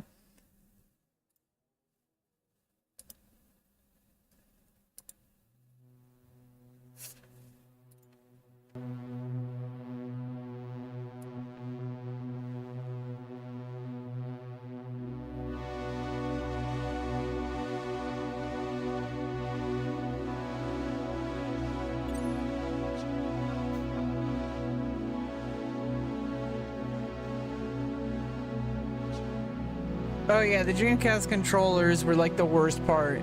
But it was a pretty good console. I don't know, it was special. There's just something about the Dreamcast that made it really nice. Skies of Arcadia came out on it. It was really good. But then the GameCube and PS2 released the better version of Skies of Arcadia. With like extra quests and stuff. There's like a whole other quest line with characters that I guess there was like a version of Vice that like there was like the characters with different hair color or something like that. I don't know.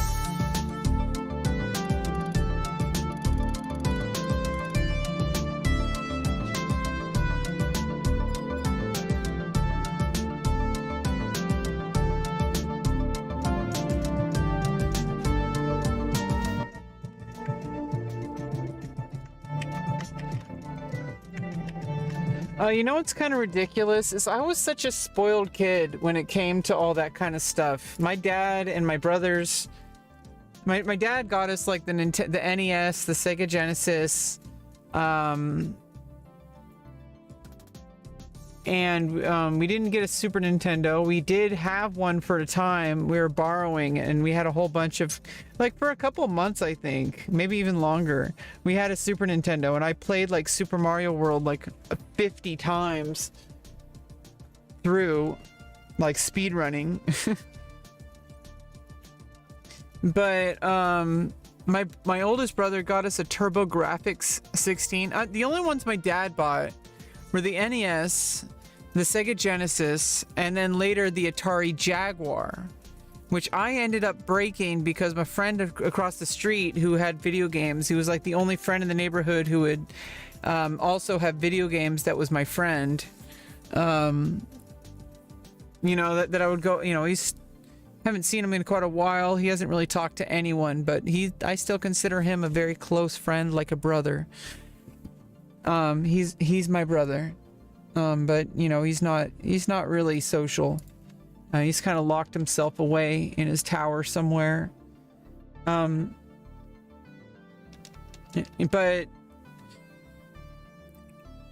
my brother was playing, my other brother, my brother was like playing like PlayStation downstairs, and like my friend came over, and I was like, hey, I want to show him the Atari Jaguar, and, you know, because I have all these games and I want him to play, and my brother was like, no, go upstairs to play. And I took it upstairs, but I grabbed the wrong Atari plug, because we had an Atari like 7800 and an Atari 5600 or whatever.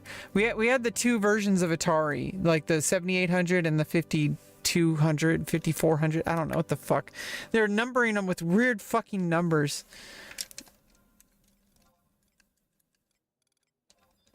But basically, I used the wrong plug. I thought because it was I misread the plug. I thought it was like the Jaguar plug.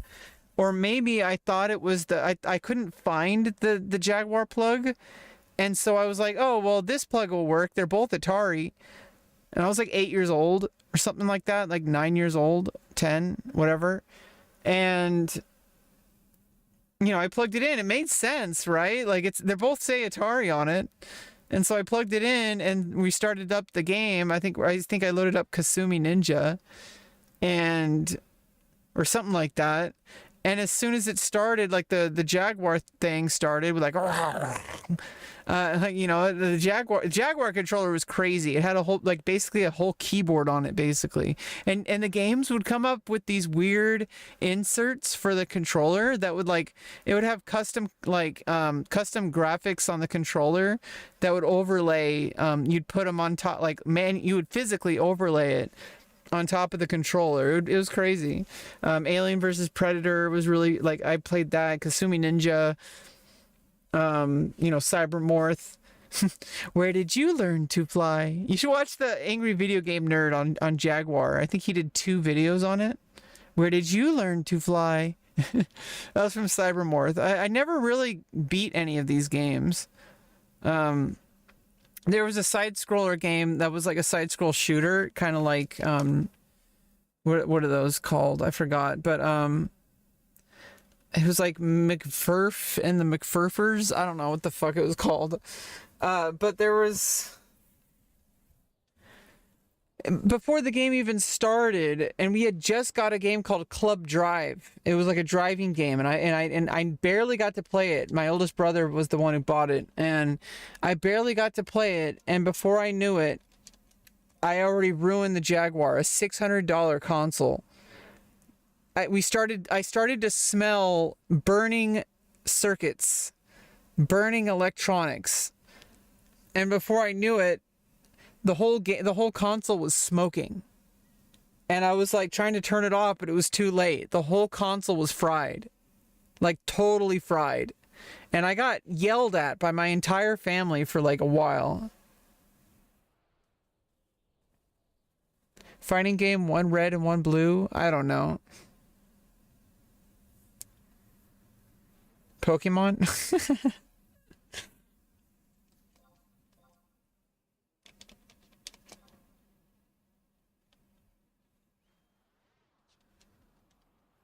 But I never, it's like I was yelled at for a while. Like, I was just a kid. Like, my brother told me to go upstairs and I used the Atari plug. It made sense to me. I don't know. But either way, I don't, we had a lot of, we had a Commodore TV with a whole bunch of games on it. That was actually a lot where I learned how to like do a lot of stuff as a kid. I played chess on that.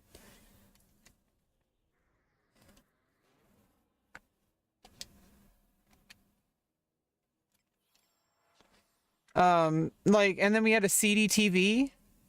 I mean, we had a CD TV and we had the Philips CDI. We had the NES, we had the Sega Genesis until I broke it. We had the Atari Jaguar.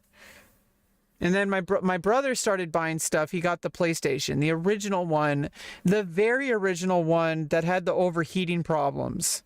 And we would put the PlayStation Magazine stickers on it. But eventually they did upgrade the original PlayStation. There was like a version 2 when the DualShock came out. And then we got that one. It was a better PlayStation. It didn't have the overheating problems. And also, I think after a while it had disc reading like the very original PlayStation that launched, like 1996 or something like that. The very first one that launched was like not as good. They had to upgrade the hardware.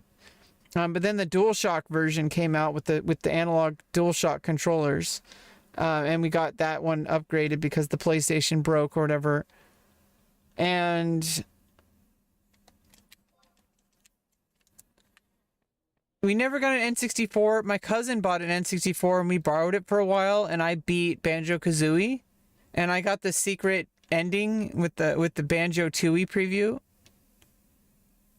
No, not the smaller one. That was the PS1. There were 2 editions. It wasn't like it was like they did a hardware upgrade and like a BIOS upgrade. There was a couple BIOS upgrades for the PlayStation, but mostly it was just like a hardware and a BIOS upgrade.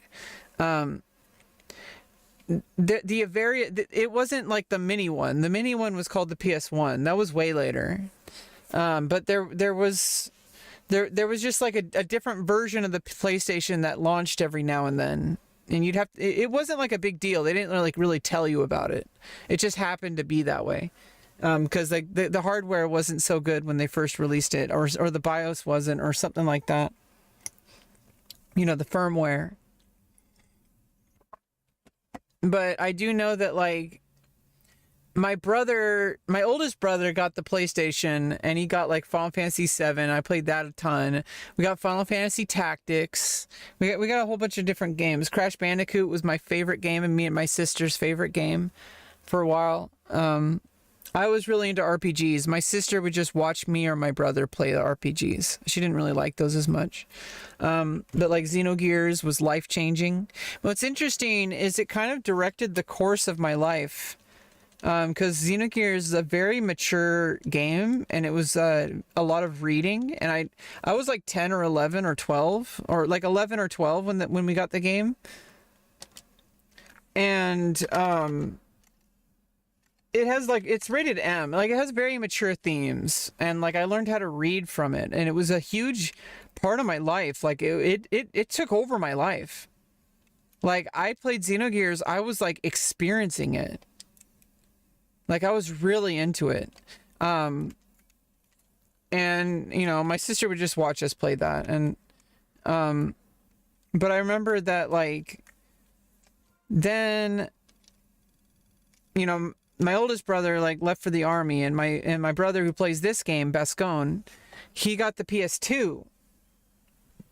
And then eventually we got a GameCube, and eventually, we did get the Dreamcast before the PS2 came out. Like, my brother got a Dreamcast, and I would play the Dreamcast a lot. Skies of Arcadia was a big deal. Sonic Adventure 2.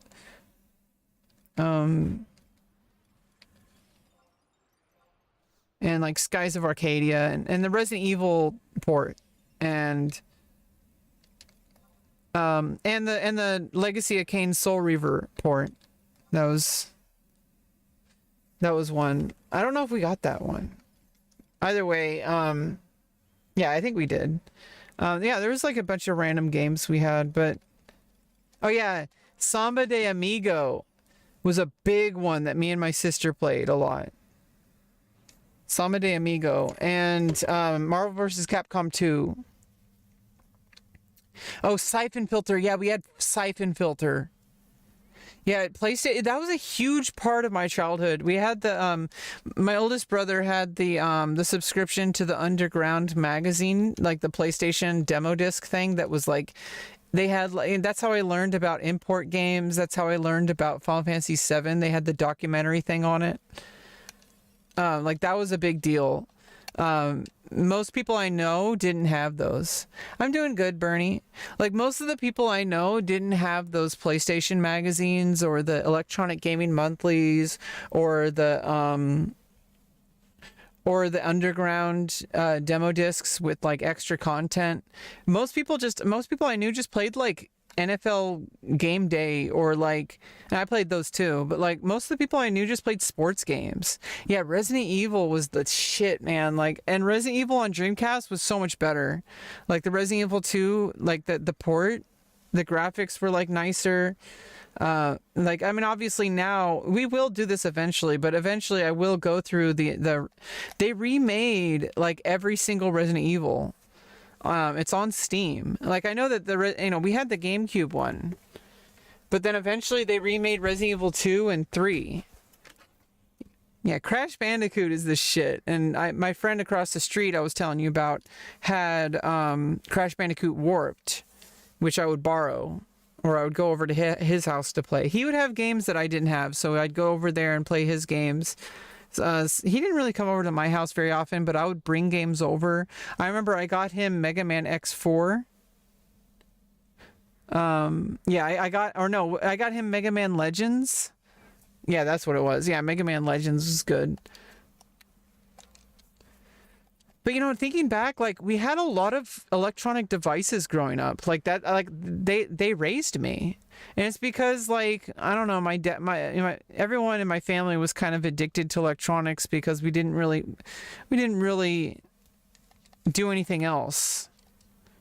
And I never really, there's a lot of things I wanted to do as a kid, but my family had some problem with me joining clubs or doing anything because they're like, oh, the school wants us to pay a ton of money for that. So let's just get you a Nintendo, like so that I can just sit in my room and play video games and I could shut the hell up. And then they could also use the video games as a threat to threaten to take them away if I was misbehaving.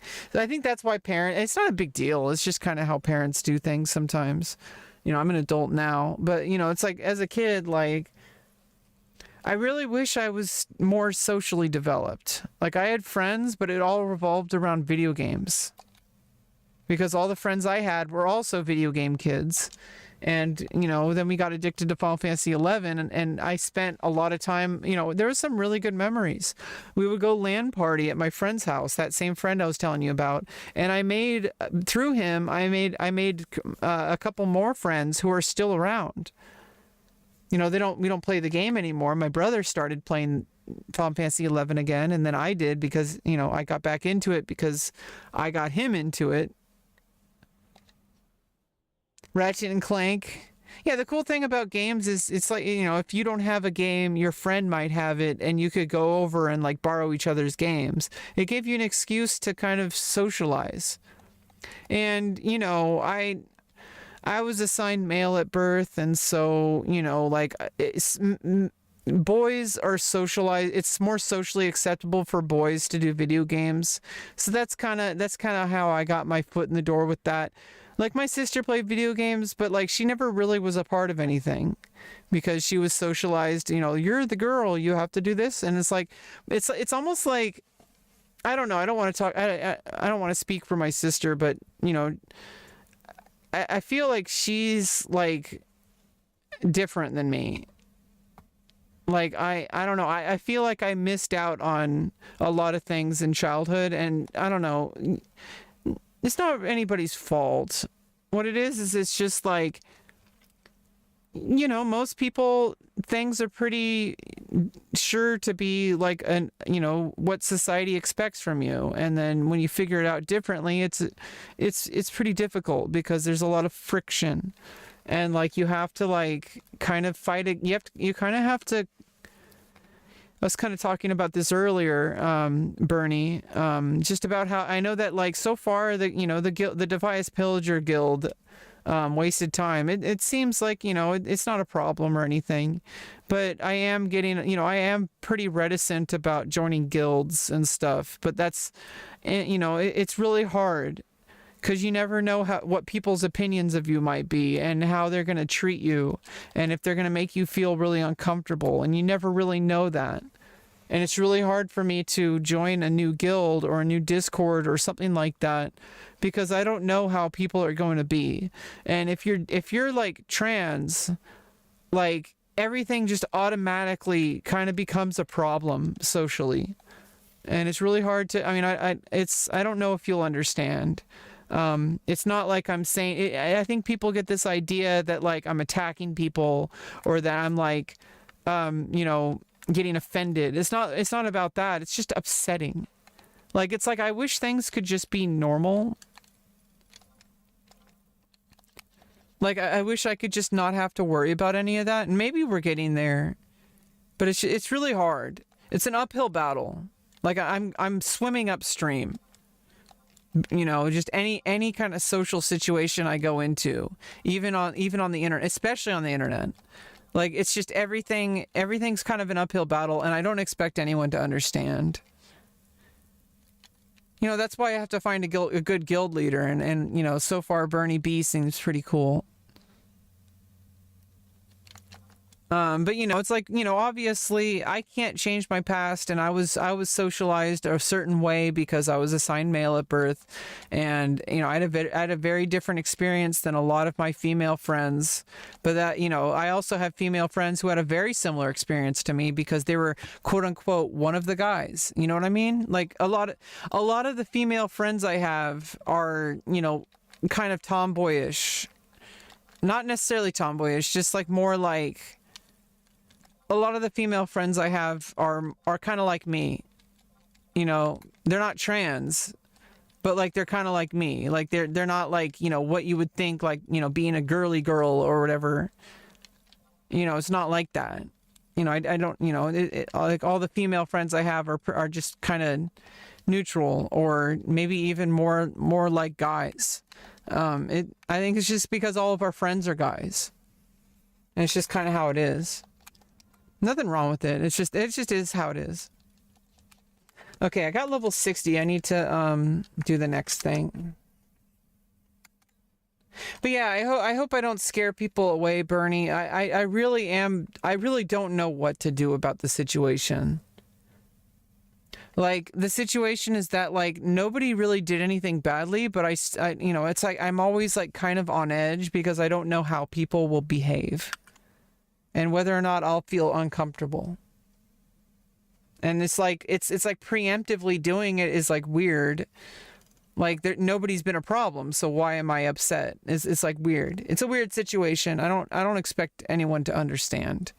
But it, you know, that's how I feel about it. It's I could try to explain it, but I don't know if it would do any good. Because I think most people are going to get the wrong idea anyway.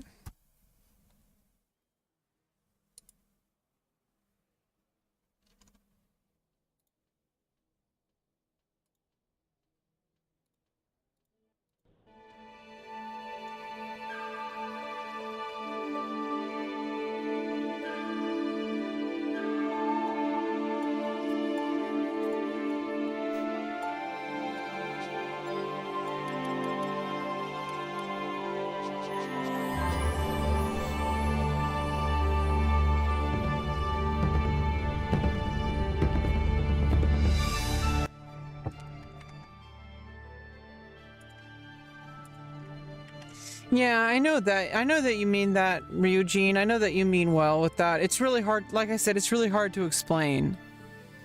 I know that it shouldn't affect me, but it does. Like, I'm not saying it's gonna make me like super offended and freak out and like want to scream at people. Like, that's not what I'm talking about when it's little teeny tiny things that kind of just hurt. And it's not that and it's also not that they're poor mind. Like, it's not, it's a lot more nuanced than that. And when people say transphobic, they don't necessarily mean someone being like outright transphobic, like all trans women are men pretending to be women. Like, that's not what people mean when they say transphobic. What they really mean is it's like somebody who kind of just dismisses the issues that come up, like kind of diminishes the things that you experience. Not saying that that's what you're doing either, Ryujin. It's like really hard for you to understand because you don't live with it, if that makes any sense. Just like it would be really hard for me to understand what black people go through. Do you understand? Like, unless you're going through it, you can't understand it. But, you know, at least with most people, I would think that, you know, they wouldn't have this huge issue. I mean, I don't know. You'd have to ask somebody who's black, who has that experience. But, I hate that, like, everything either comes down to this big black and white, like, either everything is okay or I'm a victim. Like, I have to be extremely upset about things or I just have to put up with it. You know what I mean? Like, why does it have to be so black and white? Like, why can't people, like, kind of open up to the subtleties? Didn't I already make a mithril gorget for the last one?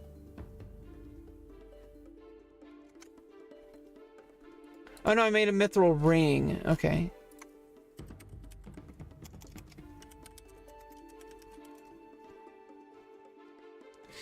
Yeah, I mean, you can treat everyone with kindness, but what are you going to do when you treat someone with kindness and then they just go around and, like, are toxic to other people? Like, you know, you can't just... Not everybody can just sit around a campfire and hold hands. Okay, someone needs to go. Like, if there's someone in the group that's causing problems, you have to decide, am I going to side with that person or am I going to side with the person who's being most affected by it? Because if you have a guild or something and then you have one person who is like outright transphobic, who is like refusing to use my pronouns, who like every time I talk about anything, like saying, hey, by the way, do you think we can talk about this? They're like, no, why are you pushing it on me? Why are you like they get all defensive about it. Are you going to side with me or are you going to decide with that person? And you have to ask yourself, like, if somebody's going to side with that person, why would I feel comfortable being in a group like that? But then it's like, it's this never ending cycle of people feeling like, oh, trans people, they're always just trying to cancel everybody. They're always just trying to, like, you know, make everything about them. And it's like, no, I'm not. Like, I'm just trying to exist and I don't want to feel uncomfortable. I want to feel like I'm part of the group and not some other. You know what I mean? But then it's like whenever you talk about something, it's always turned into some big deal instead of just like, oh, yeah, maybe we should consider how she feels. And not like, why are you bringing that up? Why are you making it political? Why are you... Blah, blah, blah, blah? It's always my fault, right? And I just hope people could understand at some point how tiring that can be. That every single time you meet new people, you have to go through that process. And at some point, it might just be time to say goodbye. And you have to do this again and again and again with every single group that you meet until you find somebody that you're comfortable with. And even then, there might still be problems. It's so exhausting, but I can't do anything about it. Okay, I need a gold ingot, a jadeite, mercury, mithril chain, and mithril sheet. I might just be able to get one off the auction house. Let's check the auction house first.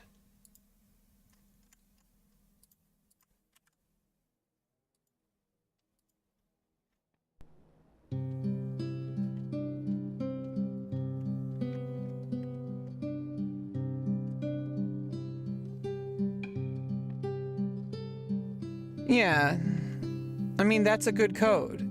Not everybody follows that code, unfortunately. And sometimes something bad will happen, but nobody believes you.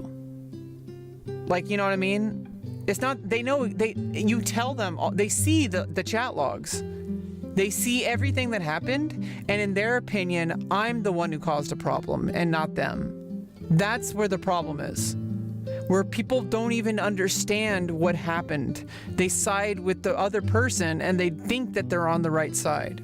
They're like, oh, you're just overreacting. You know, why don't you lighten up? Like, this person isn't transphobic. This person just has an opinion. It's like, okay, well, if somebody's opinion about black people or something was that they think that black people are annoying or something, just for being black, like they have all these, you know, prejudices or something, you know, that person would get banned. But somehow when it's trans people, it's a quote-unquote opinion. Do you understand how frustrating that can be? That people don't even believe you that there's something wrong? And then even people who are on your side, like, yeah, I mean, even people who, I mean, no, that's racist. So that's transphobia if it's the other way around. But for some reason, people think it's more nuanced. They think it's more up for debate. They think that they get to have an opinion. It's like, no, I'm trans. I exist. Get the fuck over it. I'm trying to move on with my life. I'm trying to make my life more than just about this. I'm trying to, you know, change the subject. But every single time, other people are the ones who make it into a problem. And then these same people will say things like, how come trans people are always making it all about them, always talking about their identity? Why don't they just be a normal person? And it's like, well, that's because you're the one bringing it up. You're the one making it a problem. How am I supposed to escape that cycle? How am I supposed to escape a cycle when other people are making it into a problem? It's not sexism. It's literally transphobia.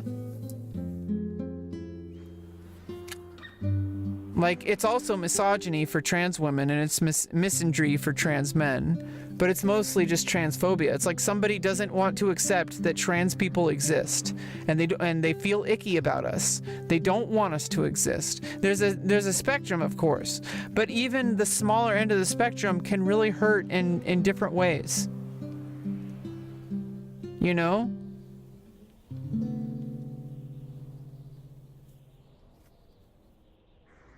Like, it really hurts in, like, very small ways.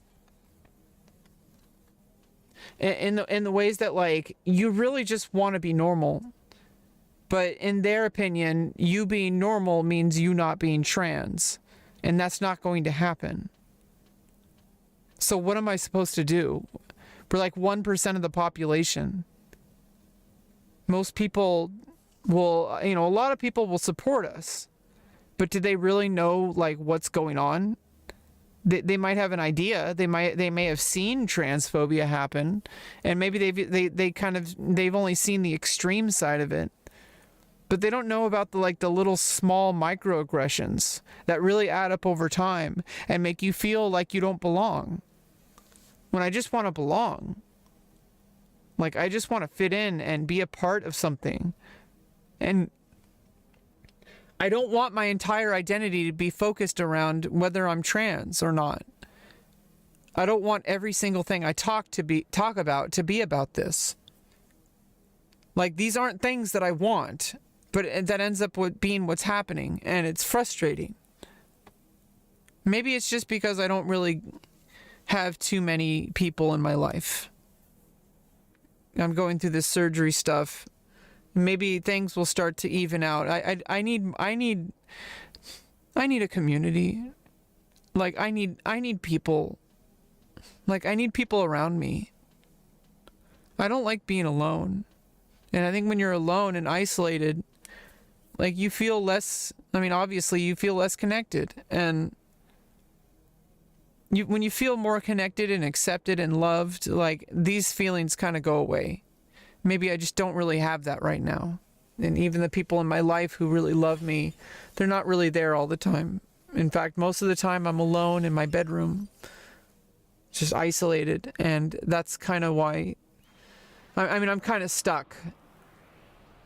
You know, this surgery needs to happen. But even then, I'm just stuck by the, you know, circumstances of my life. And I'm trying to fight my way out of it, but I can't even fight my way out of it until after the surgery stuff. Do you see how crazy that would make someone feel?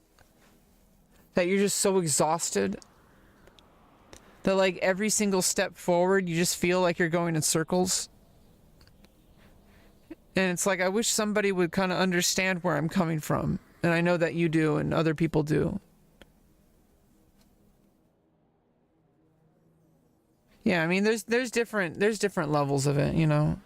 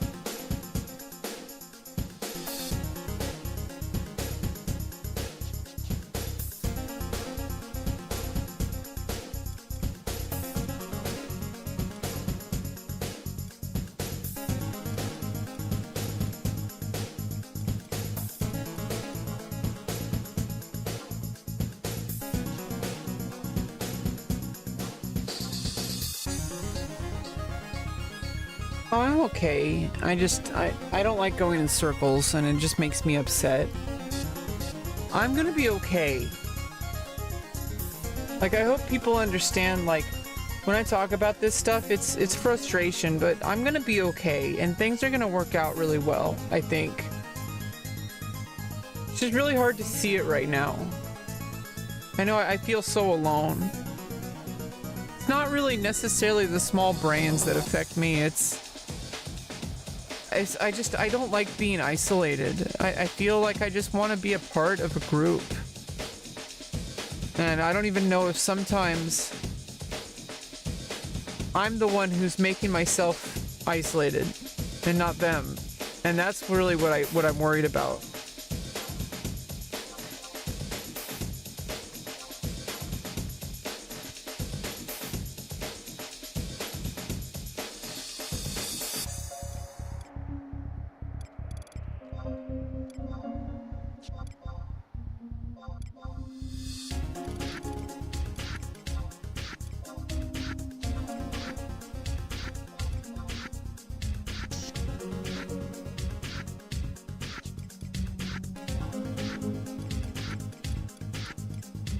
I need to level up. I need to level up alchemy as well, but not yet. Because goldsmithing and alchemy are a thing, and smithing, I think. You can only have one past level 60.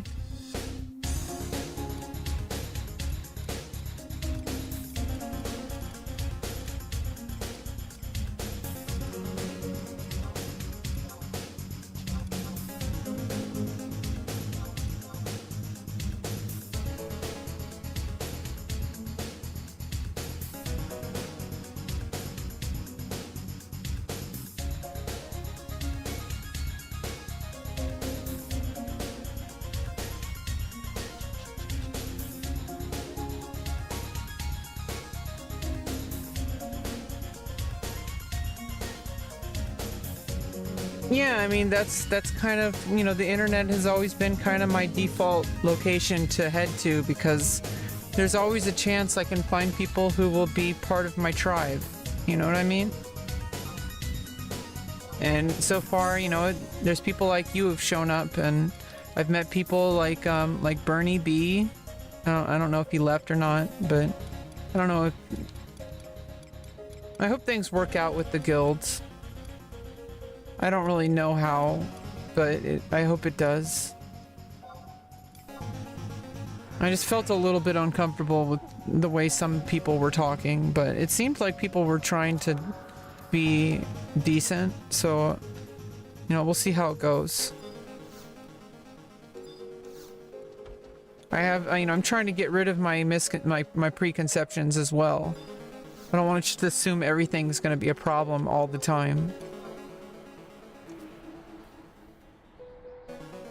Yeah, I don't know. Maybe one day my life will be a lot more involved with people. I'll be collaborating with people for work and all sorts of different stuff. I can't do that. Like I said, everything comes back down to the fact I need this surgery to happen. And I don't know if you're aware of the situation, but there was, you know, it's better now. My A1C is down to 6.7 since, you know, I got it tested on Thursday, or I got the results back on Thursday. And the reason, you know, my bottom surgery was delayed from... It was supposed to be November 27th, but it got delayed because the doctor wanted it to be down from 7.2 to 6.9, and now it's 6.7, so I actually exceeded where the doctor wanted it to be.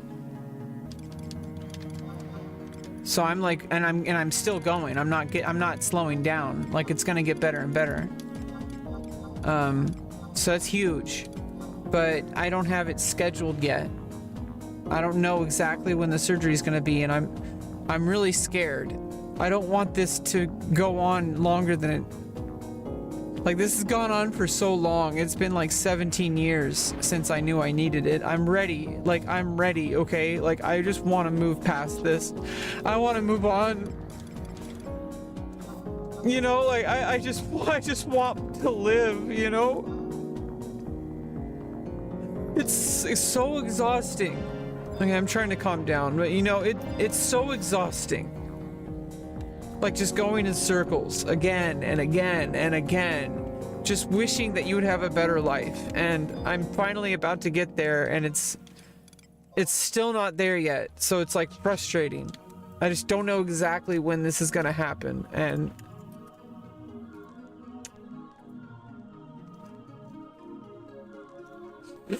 I'm gonna be okay though. Like, I'm a success story, okay? Like, I'm hopefully, I don't know if I'm gonna inspire anybody, but you know, I'm one of those inspirational stories, okay?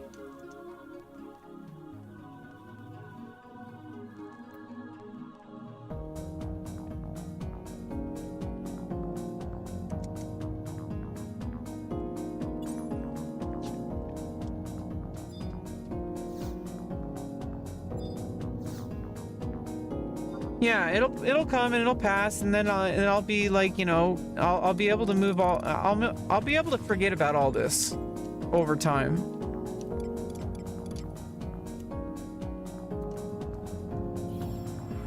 Oh, I can't buy platinum ore until I'm craftsman.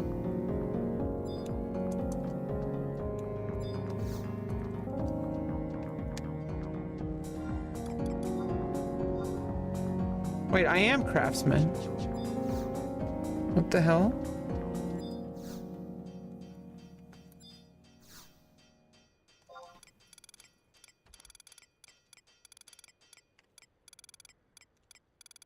Oh, now I can. Okay.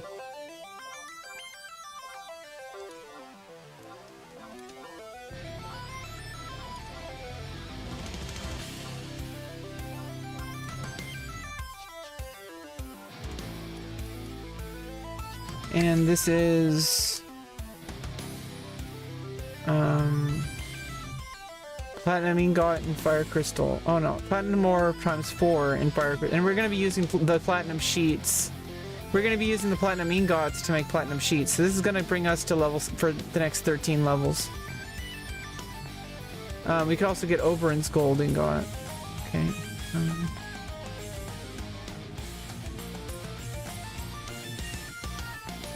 Okay, so it's fire crystal, which means HQ is W, west.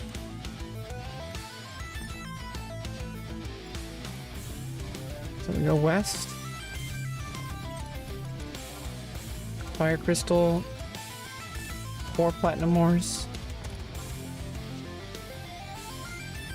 Yeah, I mean that's how I'm getting through this, is I'm literally just focusing on the health part of it, which I'm doing great. Today is an off day. It's also raining a lot today, so it actually kind of works out.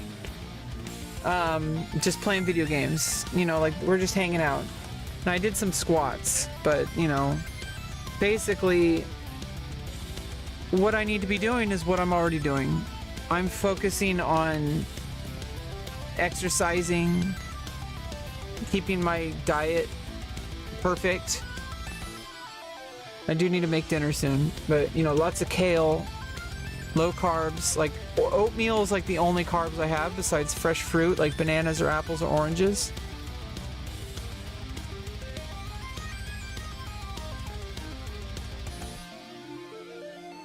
Oh, yeah, that sounds rough, Ryujin. With piles? Hiles? What?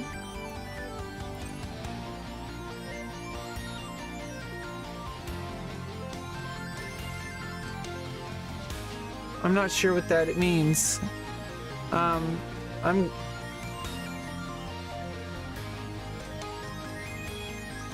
I mean, it's really hard, and you know, it's nothing to, you know, it's nothing to be, it doesn't mean, you know, it's pretty common.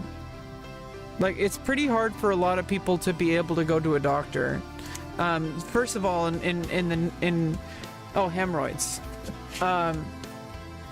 First of all, for most, well, thanks for sharing with me. I mean, you never feel like you have to share anything with me, by the way, but, you know, I'm okay with, you know, I'm not bothered by it. But, you know, obviously I talk about all my shit all the time.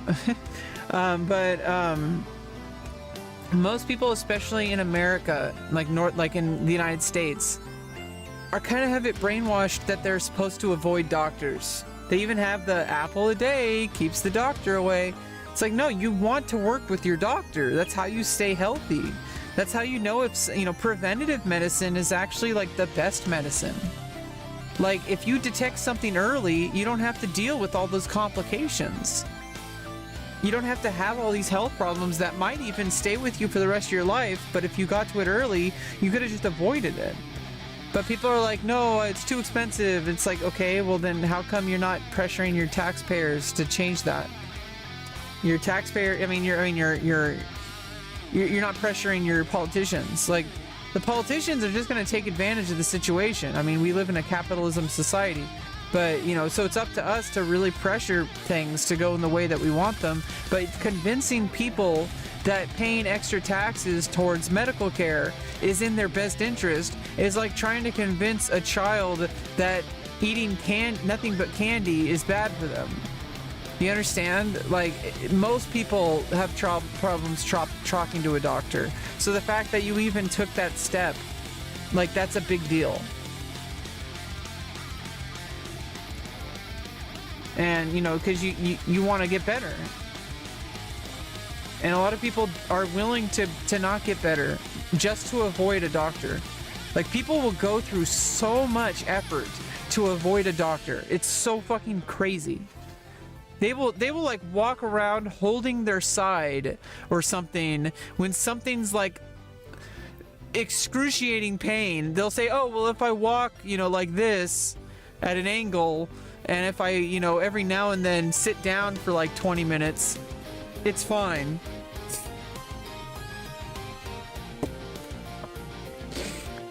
I'm glad that you had a really good friend. At least they didn't watch it on stream. At least they didn't have the hemorrhoid surgery on stream. I mean, knowing with the way the TOS is going now, maybe we'll see that soon.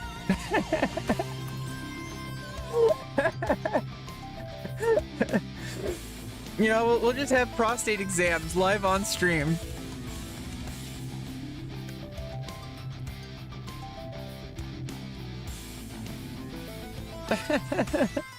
I think Will Neff made that joke.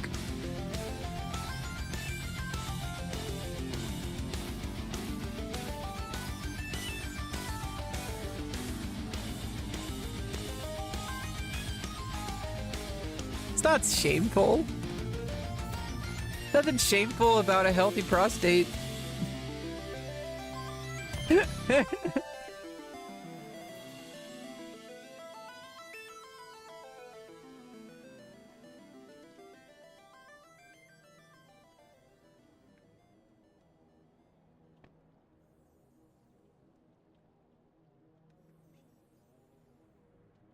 No, I mean, I'm glad that you had that friend there, but honestly, it's kind of fucked up that we're basically, if we have money, we can take care of the things we need. But if you don't have money, you just have to put up with it. It's so fucked up, this medical system. It's like, if I didn't have transgender medicine covered by health insurance, I have no idea if I would even be alive right now. And that's why it's covered, honestly.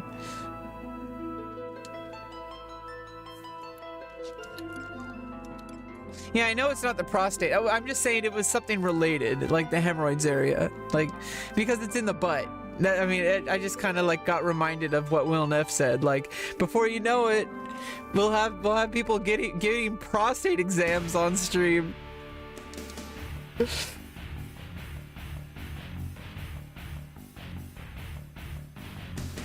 Yeah, luckily I don't think I've ever. I think I would know if I ever had hemorrhoids. I don't have any kind of issues like that. Oh, you're in Morocco? Yeah, I don't know anything about outside of California, honestly. But it's like, it's just so weird that people are like refuse to like, oh, I don't want to pay more taxes, and it's like, okay, but would you want like free healthcare? Like, if you didn't have to pay for it, like if you could just go to the doctor like every week if you wanted to. Oh, but I don't want to pay more taxes. Okay, right, you'd rather pay for all the bullshit that comes with like having really bad health? You'd rather pay for that? You know, with your actual lived experience? I guess shoveling more McDonald's down your throat is probably the answer, right?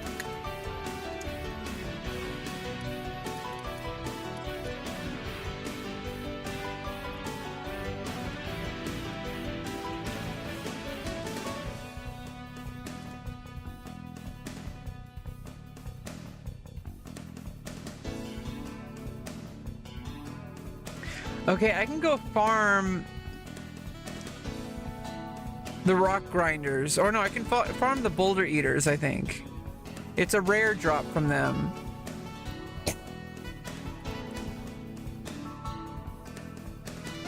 The 5% drop. It probably drops more from the boulder diggers. Boulder eaters, I mean. In Gustav Tunnel. I need to switch over to my thief and farm some more of these because I can't afford any more. I already used up all the ores. So we need to go farm. Oh yeah, healing is always the hardest. That's mostly what my doctor was concerned about, because like the surgery itself is fine. I'm super healthy. I would not have problems with that. He's concerned because it's an extended recovery. It's a month of recovery at least, and it's gonna be like 3 months more, and like 3+ months for like, it's gonna basically take a whole year, but it's just gonna get easier and easier after the first month. You know, it's gonna be like less and less swelling and less issues. I mean, after 3 months though, you know, I'll be able to do sexual things. I can ride a bike again after 3 months, you know, like, so it's just like with my facial surgery. Like my facial surgery has been about 8 months and I'm still feeling some like, you know, numbness, but it's getting better. And it takes about a year, you know, but it's not as, you know, it's not the same as when it was like right after the surgery when everything was swollen as fuck and my face was all fucked up. I couldn't see. You know, there's just a whole bunch of shit.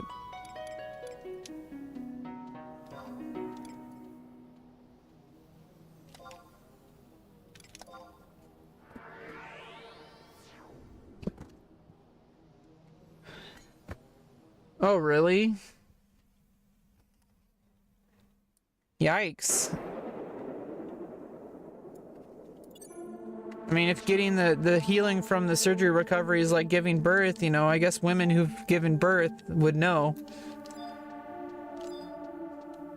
I can never do that. So I'll never know that. I don't want kids, honestly. I feel like that's so frightening.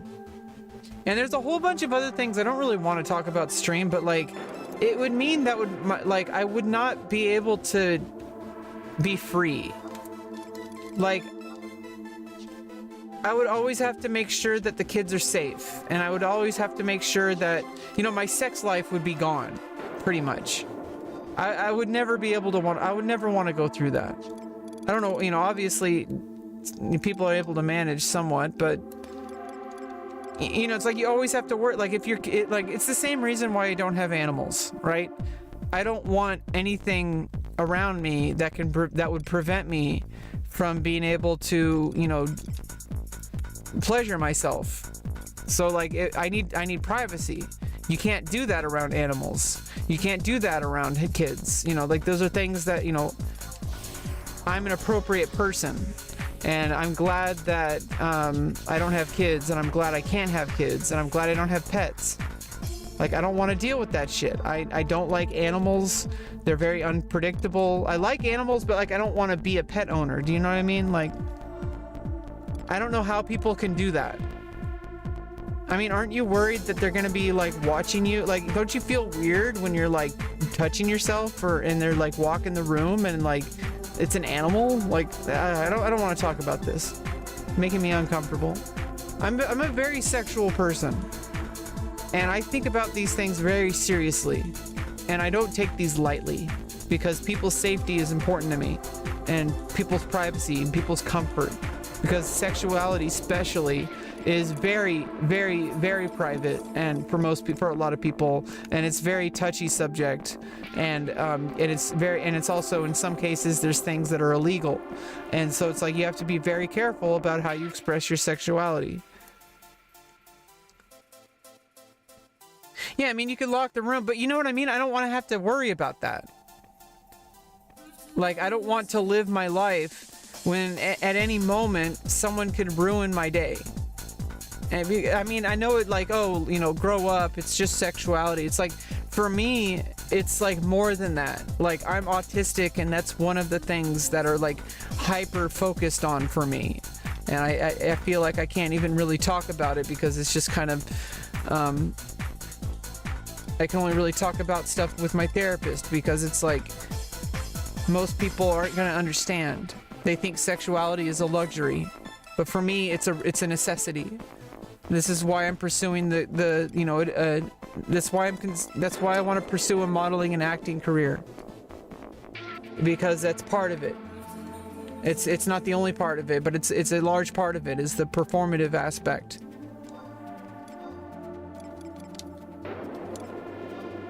And I doubt most people would understand. You know, they probably treat sex as some kind of luxury. And it's like, no, like, this is like required for my health. Like, you don't understand. Like, I will absolutely lose my mind. Like, it's just an autistic thing for me. Like, it's so, like, it's one of the things that helps make life bearable. You know, just, it soothes my brain. Like, I need to do that every day. And if I miss it, like, my day's like a lot worse, like significantly worse. Like, I have huge problems, and you know, I'm dealing with it healthy, and my therapist, you know, doesn't think that there's like an issue, but I still, that's because I'm taking care of it. But if I don't take care of it, things become a problem. And it's not the same as like a sex addiction. or a porn addiction. I don't even really watch porn. I do sometimes, but like I'm not like, it's not like an addiction. It's like, it's literally just has to, I mean, I guess that could be counted. I think it's just called hypersexuality. It's only an addiction if it's like a problem, if it's like taking over my life. It's more like, it's like I have to, like it's maintenance. Like I have to do something to take care of it, or like my brain hurts like really badly, and like I'm not able to function. I mean, I have myself, fine. But yeah, finding a good partner, that's something different. But also finding, when I start to make some headway into my modeling career, I can find some reputable studio people to work with, and I can collaborate in a way that's not, that's not, related to, not the same as having a partner, obviously, but at least I'll be able to explore my sexuality in a way that will help me a lot, because a lot of my needs are completely unmet, and I can't have those needs met without performative sex.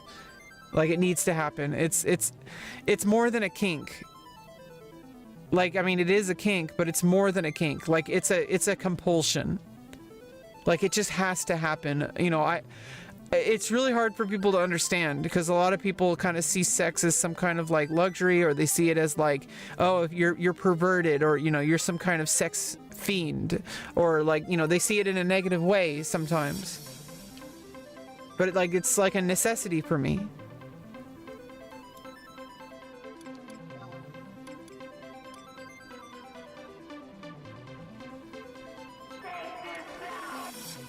But yeah, I mean, I don't really need to talk about it. I'm just kind of saying, like,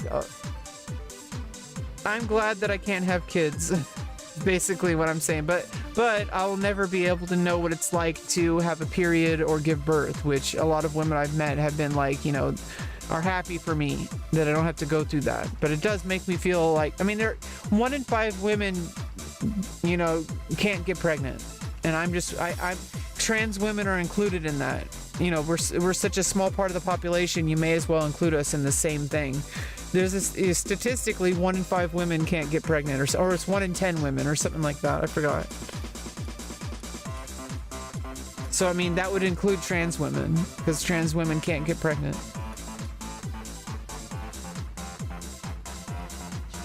Okay, we need to go to Gustav Tunnel.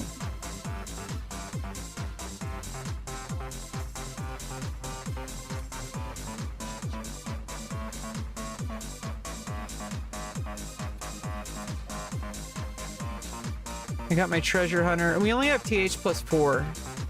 I mean, I only have TH 4.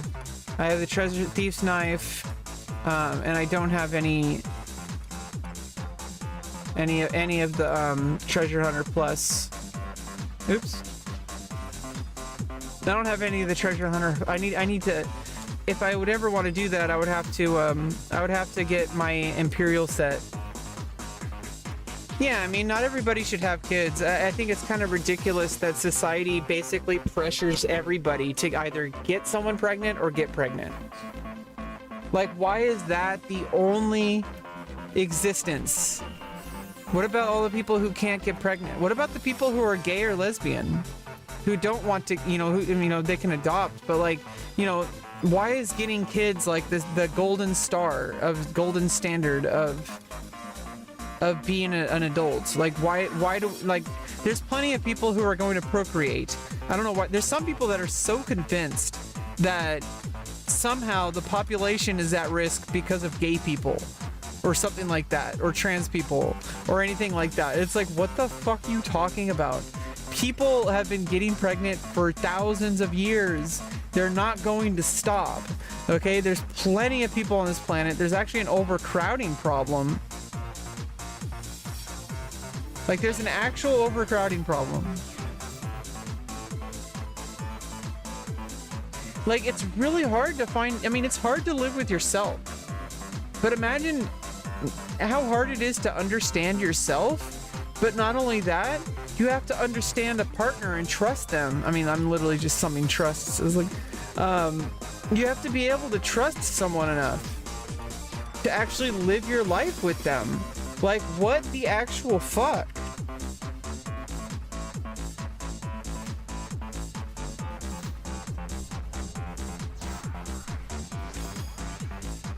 Yeah, we need less people. We have 8 billion people. We actually need less people, or we need to go to Mars. Like, go to Mars if you want to go get pregnant. I feel like everybody should be, you know, if you want to live on Earth, you have to actually, like, get your tubes tied somehow. If you want to get pregnant, go to Mars. Like, if you want to have kids, go to Mars. We got plenty of kids here. And they can barely even survive. And it's really fucked up. I know I'm laughing, but it's like really fucked up, actually. Like, people can't survive. There's not enough places to live. People are treating houses like an investment. Like, housing isn't some kind of basic human right. Like it's some kind of luxury to have a house. Like a place to actually live and be safe. And have food and water and clothing and shelter. Like, what the fuck? What the fuck is going on? Why are people like... Are we just trying to go extinct? Like, if you really think about it, like, are we trying to go extinct? Like, honestly... Yeah, clone yourself and transfer your consciousness and then never die. I don't know if that actually works. Like, it's like, oh, I mean, it's like that one movie. But like, if you die, are you actually dying? And is that new clone, is that actually you? Or is that a new person? So if you died, you're just dead. And then the new person takes over. But that's a new person. It's not actually your consciousness. It's someone else's consciousness. Something to think about, I guess.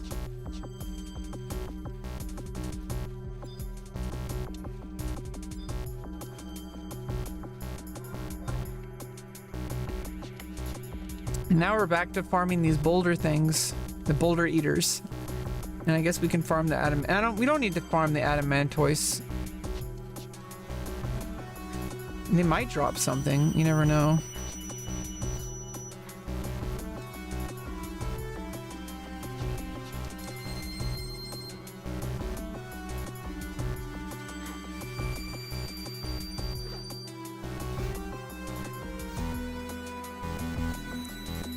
Well, there's a lot we don't understand about human consciousness. You might just only get one. And if getting a new body doesn't actually, I mean, if your body dies, you might just lose your consciousness. I don't really know about that. I don't think anyone, obviously nobody knows. But I think most likely there's some kind of physical existence of what we know as consciousness that exists in the universe somewhere. But we're only experiencing it through this human body. And if we lived in like a slug's body, we would have a completely different existence. If we lived in some higher evolved life form, we would experience it in that level of consciousness. Like, I feel like consciousness is a side effect and not necessarily like side effect. Like, consciousness just exists, and how you experience the consciousness is determined by what your physical form is, and those can change. And maybe when we die, our consciousness drifts to the next most likely, most compatible life form. So after we die, like, we might find some other, maybe thousands or millions or billions of years will go by. And then another compatible vessel will come along, like rebirth. And you're not going to be the same person. Your consciousness still exists, but you might not even have any memory of what happened beyond like some kind of like loose connection. So maybe already, like, you know, they say past lives or whatever.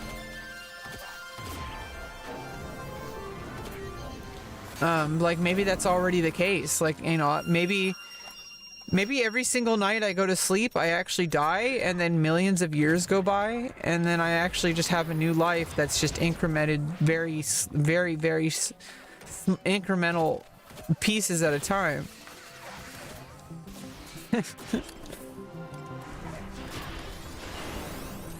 Wait, okay, where are the fucking... I'm in the wrong spot. Let me pop a silent oil.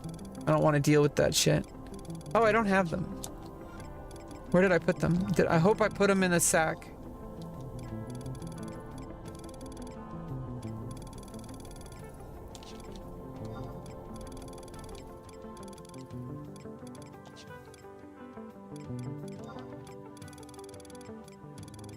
Okay. Oh no, I have this. I have jig, spectral jig. I don't remember where the boulder eaters. Where are they? Oh, they're over there. Okay.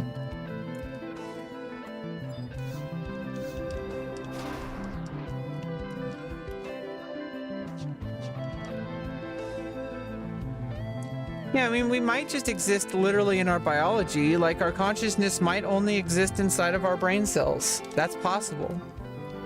You know, it's like, well, you should live to your fullest and not like act like, you know, you get like a second chance. This might be the only chance we get. You know, so make it count. You know, even if it wasn't the only chance, you don't know exactly what it's going to be like when you get reincarnated. If there is a reincarnation of your consciousness into a new body, you don't know what that even means. What if, like, you know, this is why you shouldn't end your life. I think this is the biggest argument why ending your life is a bad idea, is because you don't know what happens next.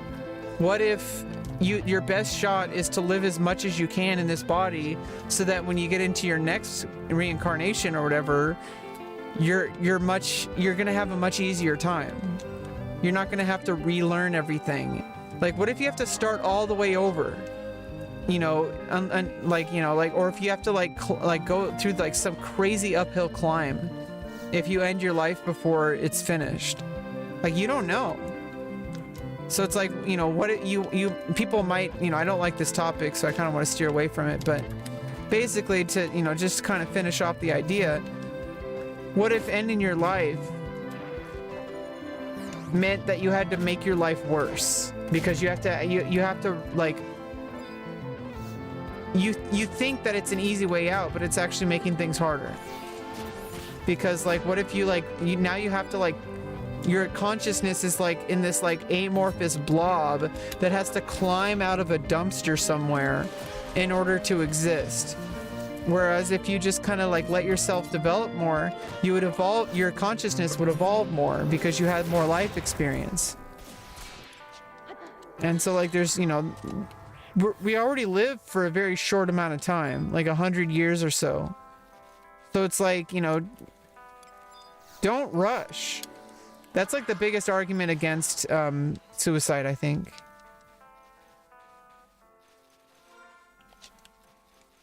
And why it's a bad idea.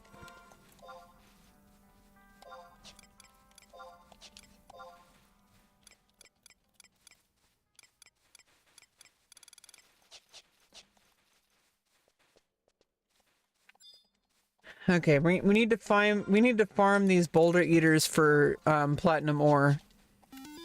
It might take a while. I only have TH4. But it's okay, we're just gonna endlessly grind these things.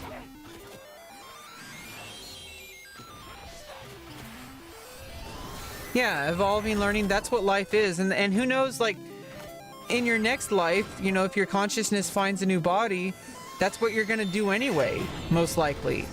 You're probably just gonna continue doing that. So why would you rush to that? Why would you rush?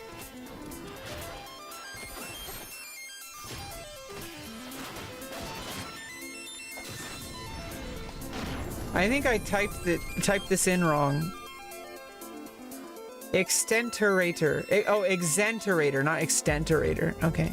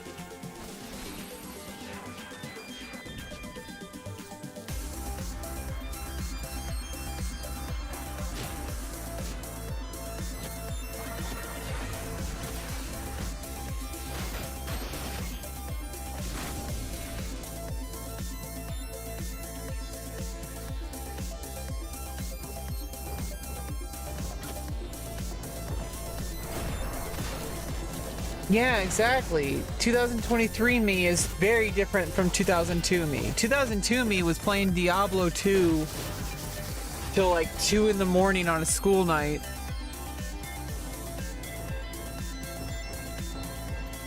Thinking that getting level 50 was badass. I never got past level 50 on hardcore Diablo 2. I should have used that on the other one. There's no reason to use that weapon skill. Nice, we already got a platinum ore, so we just need to keep fighting these.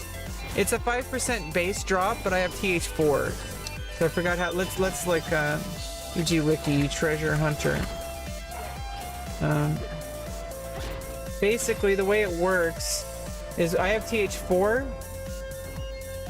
So a rare drop is now 8%. This is an extra 3% drop. So this is a rare drop. It's not an ultra rare. The other one was, oh no, the other one was very rare. This is an this is a rare drop. So it only drops 8% of the time.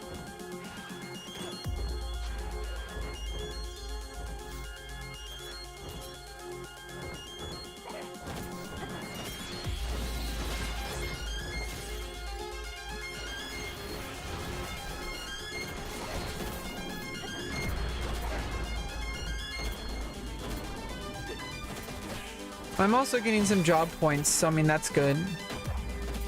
And also potpourri. I need 10,000 potpourri for a pulse weapon.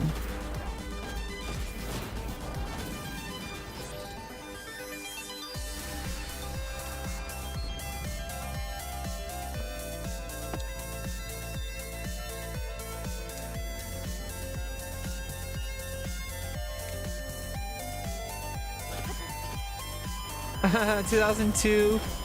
Muslim boy in high school, so obsessed playing King of Fighters. That must have been interesting. Yeah, I mean, I don't know what your experience is like. I mean, you grew up in a different country, so, you know, I don't really know anything about that.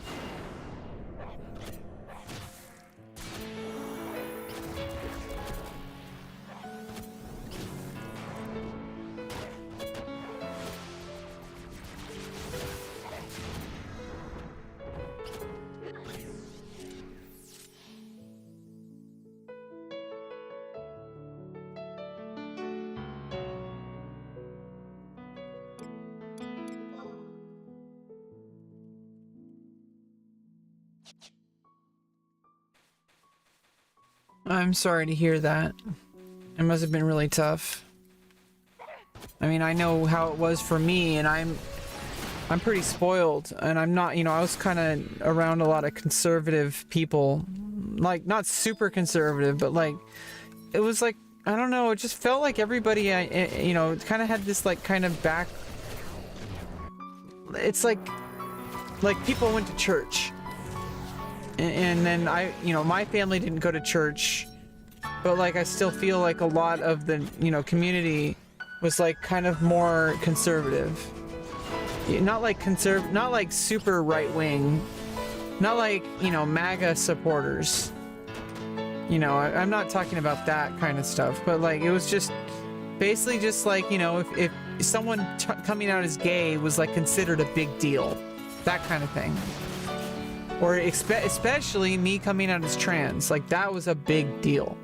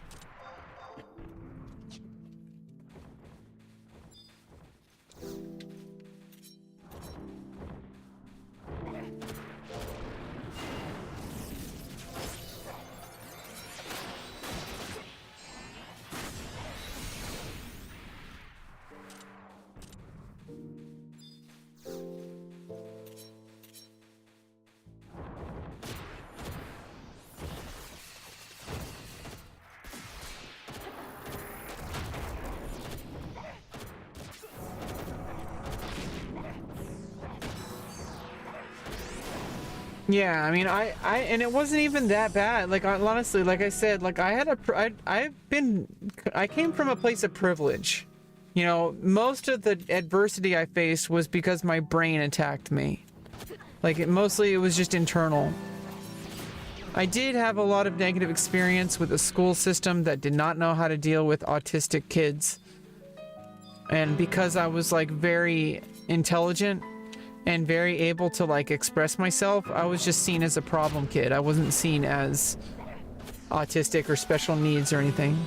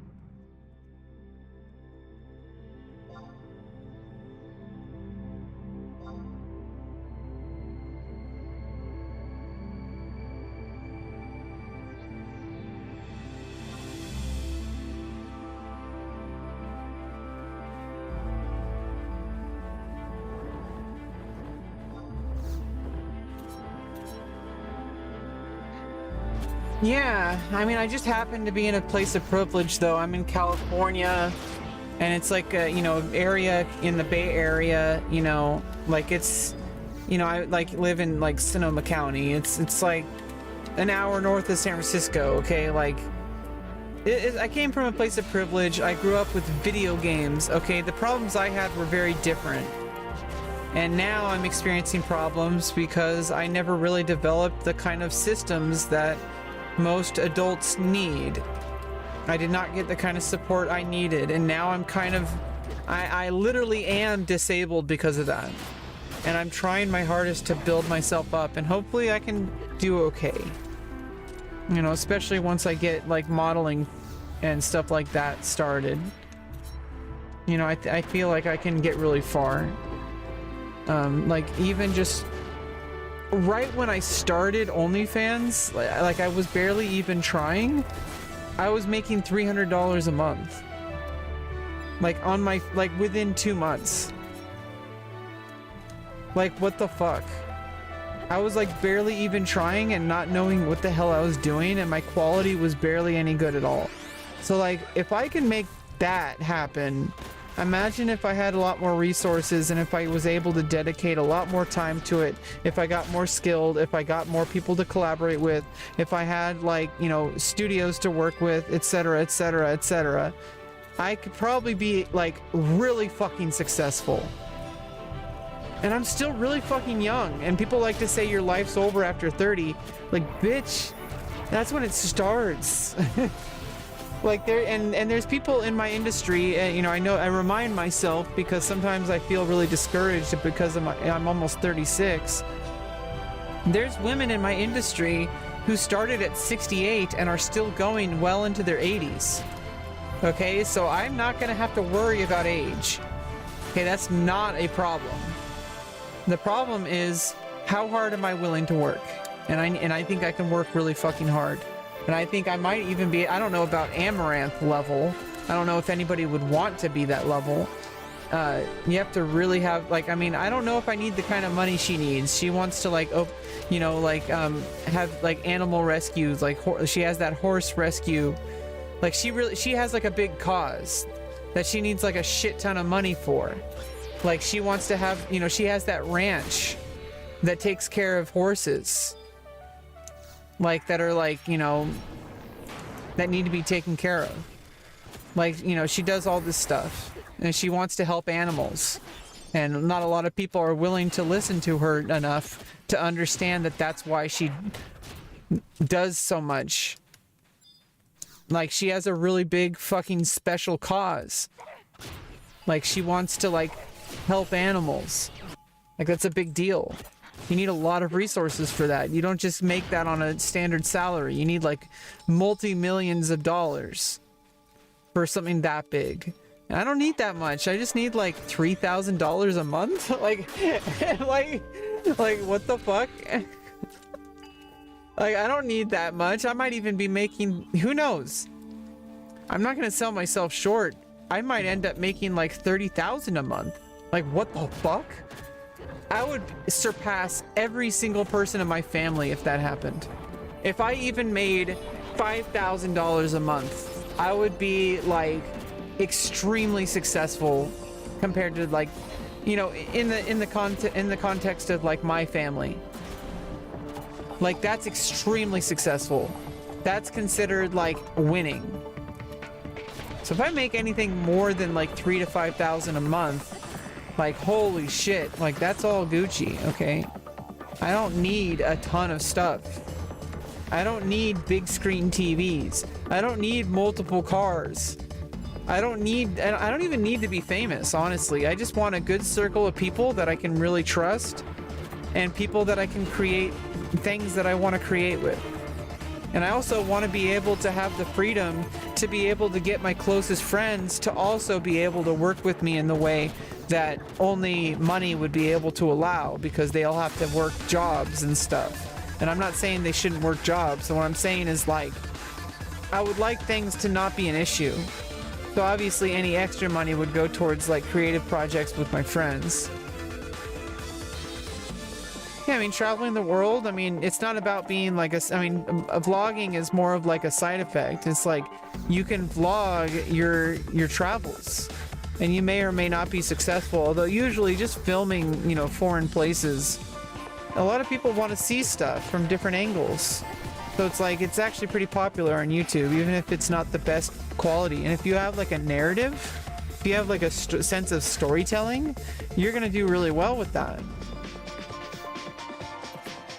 But like, it's almost like a side effect. Like, you're not trying to make like, it's almost like you're not trying to even make a successful YouTube channel.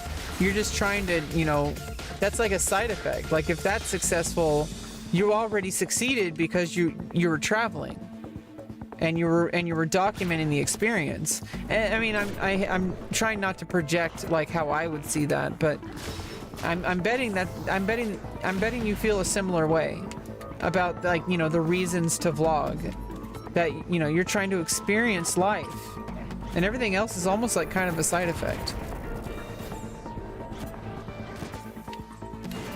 I mean, there's a reason why I want to get into the adult industry, and yeah, a large part of it's money, but there's other ways to make money. I don't need to do that for money. I think the reason I need to do it is I think I could be really good at it, at making money with it. So it's like, I should probably do that because you need money to live. But at the same time, it's the reason I'm good at it is because I need it. Like, I have like a very deep emotional need to do performative sex. Like, it's very deep, and, you know, giggity. But you know what I mean? Like, it's something that I need to do. It's almost like the money is like secondary.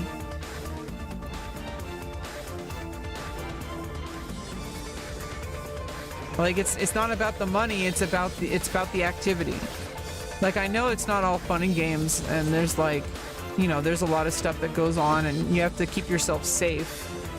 And you might like make less money if you keep yourself safe, but it's worth it because, you know, you don't want to, you know, end up with some kind of disease or, you know, get kidnapped or anything like that. Yeah, I mean, if it'll fund the activity, like, if you get really successful with vlogging your travels, then that means that you're going to be able to afford more travel and you're going to be able to vlog that, and it'll just keep feeding on itself.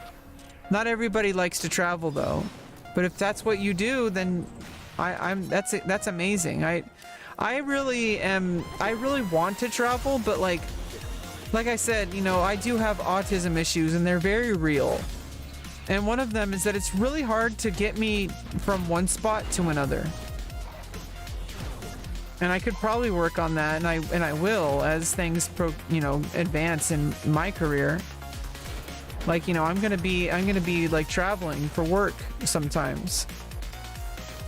And who knows what that'll do with like YouTubing and streaming and all that, but I consider that separate but connected. In the sense that, like, I don't really want, I mean, maybe when I start really going all out in my modeling career, I'll start doing hot tub streams. Maybe. It depends. I mean, I really want to be successful. So I'm probably going to utilize the meta. But I mean, people still come to me, I mean, figuratively and literally, because of me, and not because of, like, it's because of my personality. And, you know, like, I mean, it's also because I make them come, but it's because of my personality. Like, anybody can just, like, look pretty.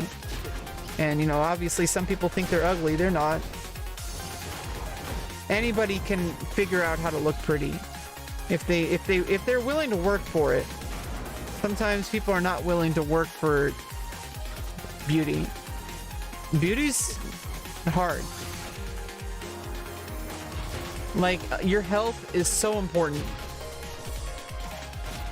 And as far as like beauty standards, there's always somebody who finds you attractive. Nice, we got another platinum ore. There's always somebody who finds you attractive.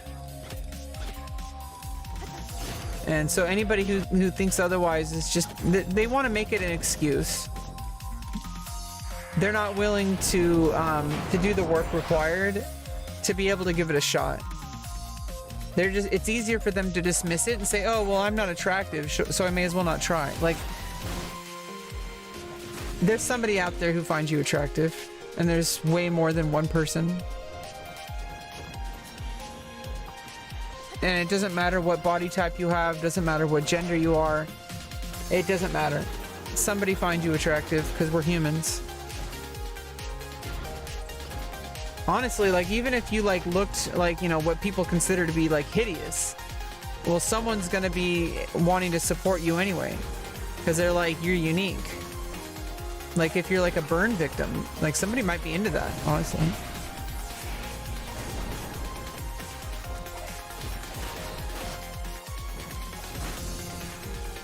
But yeah, anyway, kind of changing the subject there, but I generally don't like to bring that side of my life over to Twitch for now, because I'm not really actively working on the career, and also I'm kind of using Twitch as a different kind of thing right now. I'm kind of using Twitch as, and also, honestly, when I start to, that would be a separate stage of my modeling career. It wouldn't be the very beginning. The very beginning, the best thing I could do is going on to a different website and trying to build my OnlyFans. Like, that would be the biggest thing to focus on. Like, Twitch would be like the last thing I would think about. Like, after you already have a significant audience and you want to bring new people in, then you start using the meta. The meta doesn't really work if you're unknown. It only works if you're like already have a starting, which I would average about 100 viewers on my cam site.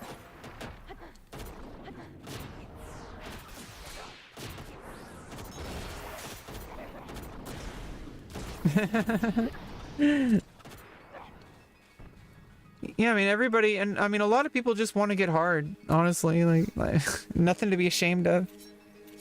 It's healthy. And being hard, it does, even, you know, even if you don't have a penis, you're getting hard internally, you know. Yeah. It's symbolic. Getting a hard on.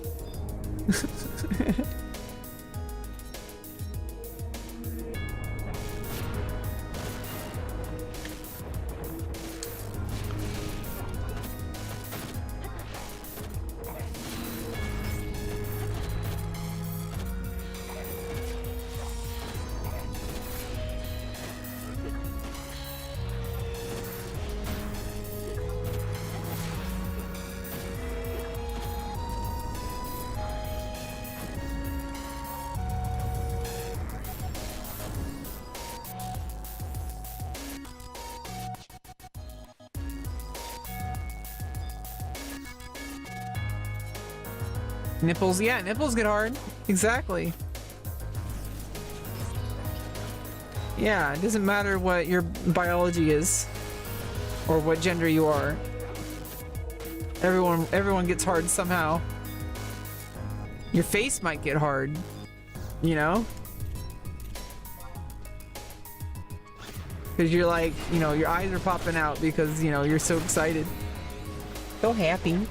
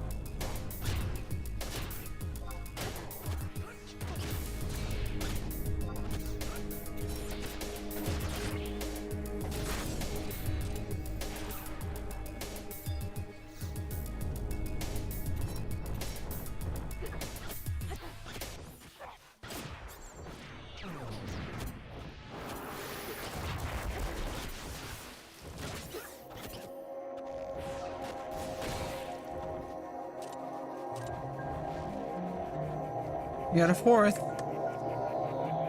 What is the fire crystal success? Is east? Okay.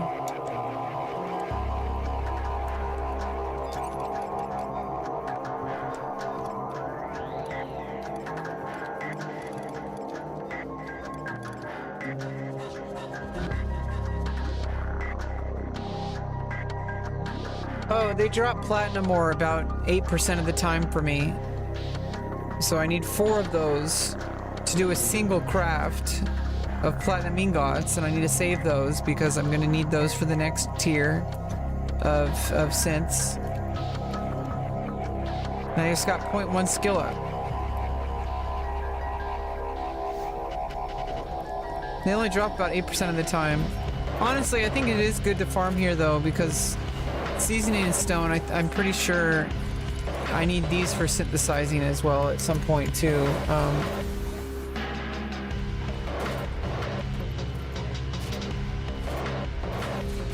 I don't know what for. What seasoning stone for.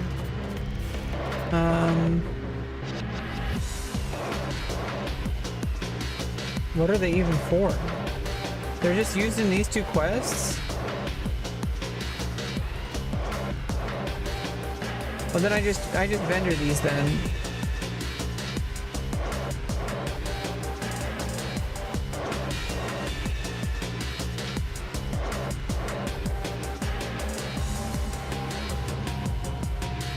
Yeah, I guess I just vendor them.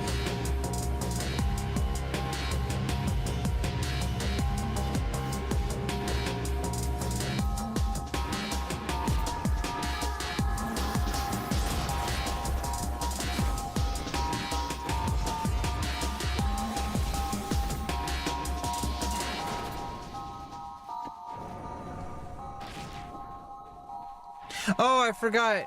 Bascone is putting the baby to bed. I forgot. I'm just kind of farming. We're just chilling.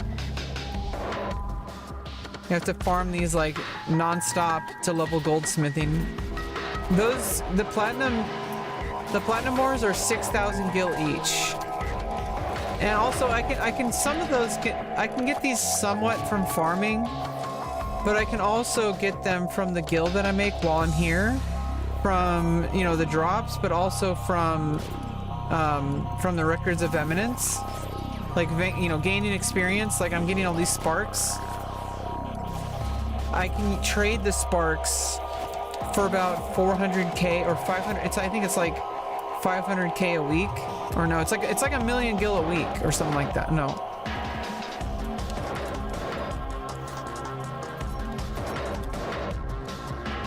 Something like that. I don't know. So like, you know, we'll be able, most of the, and I know that like I'm farming the platinum ore, but honestly, we're not really just farming the platinum ore. We're farming the gil required to purchase platinum ore as well. And I'm also getting potpourri. And if I have 10,000 potpourri, I can get my pulse weapon.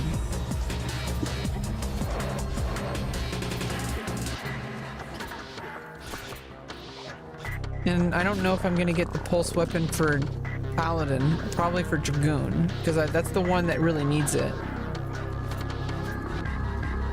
You know, just because I'm focusing on Paladin, I also, you know, my Dragoon's not going anywhere. I want to level that up on its own, and having that ultimate weapon there.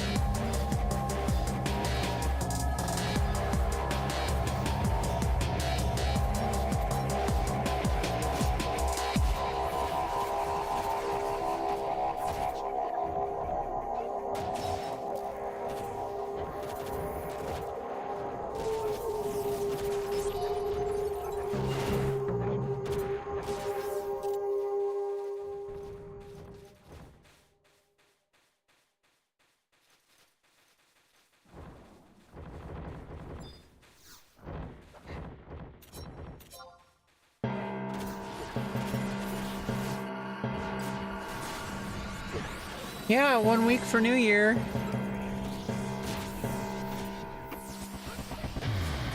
What do you mean 1 week? It's probably, I think it's like 2 weeks. Today's the 18th. 1 week, it's gonna be the 26th, so it's like 2 weeks.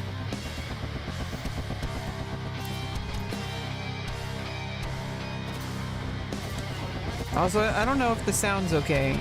Can you hear me okay? Is there an echo?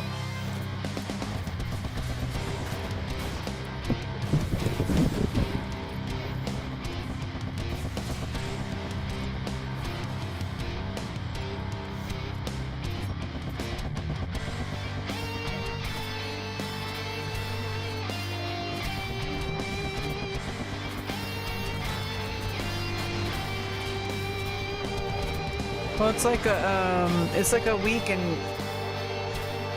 5 days.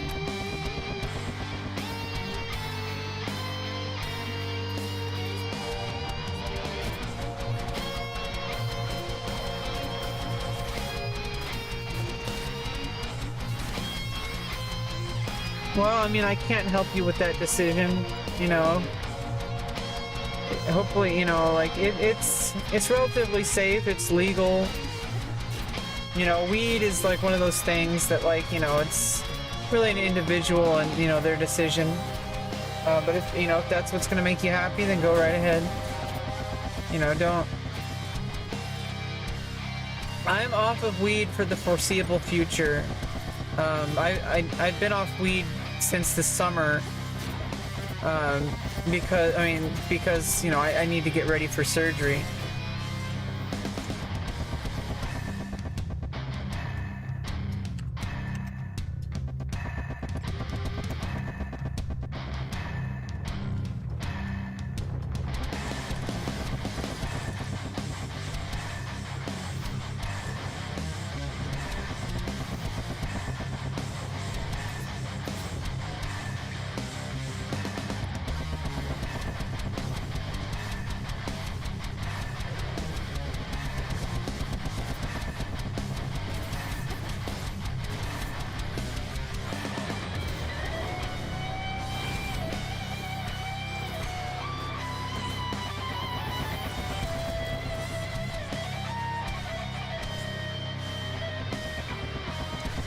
Okay, my brother's back. Yeah, and the thing is I'm gonna have the surgery, and then it's gonna be many months before I think I would even think about weed again. But even then, I kind of want to avoid it. It kind of fucks with my head a lot. And I don't think I'm really good. I think I want to have some distance from it, especially after surgery. I'm gonna be feeling very emotional for a while. In a way that's like, you know, not a bad way, but like I'm going to be going through some significant changes, and I don't think that's going to, I don't know, we'll see. I might need, in order to transition, you know, away from, you know, the recovery, especially after like being on pain meds and stuff like that, I might have to just, you know, kind of transition with weed a little bit until like I feel, I don't know, as long as I don't overdo it, it's usually fine. It's pretty therapeutic sometimes.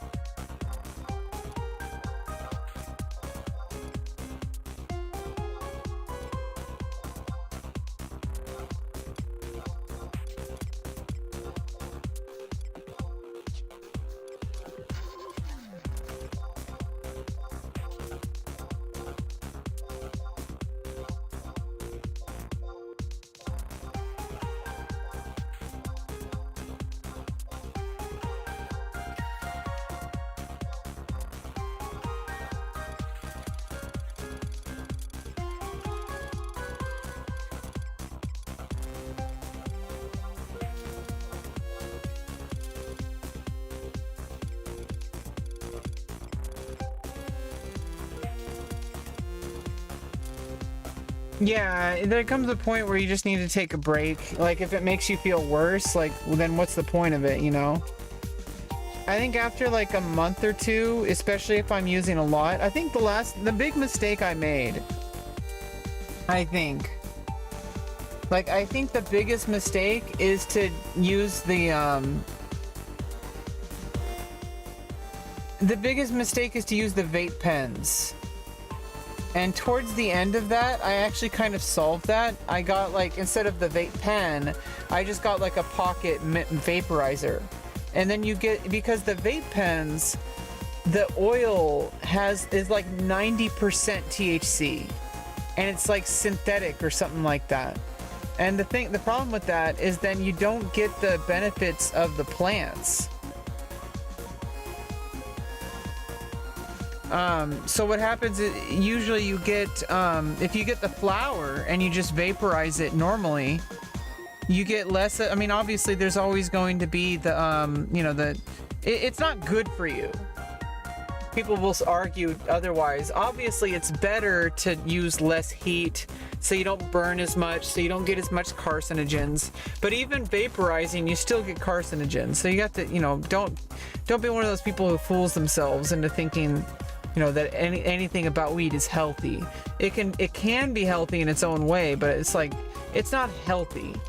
Like it's better than like smoking, but vaporizing is still inhaling a substance into your lungs, you know, so it's important to remember that.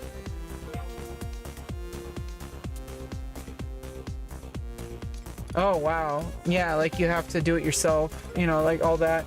I mean, I just go to the dispensary. It's like, you know, available at dispensaries. So I would just get what I was doing towards the end, and this kind of helped me wean off of it, was instead of using the vape cartridges, I would use a mini vaporizer that would have one little teeny tiny nugget of flour, you know, the green, like the weed flour, not like flour like making bread. It's like, just put a little teeny hit in there and just have one hit with the vaporizer, and it's like 14 to like 20% potency.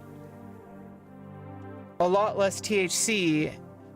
Honestly, a little bit goes a long way. And if you kind of know that you're using it too much, if you start to build a tolerance, and as long as you can kind of have mind over matter and really just, you know, be honest with yourself that, hey, like now's the time to, you know, need a tolerance break.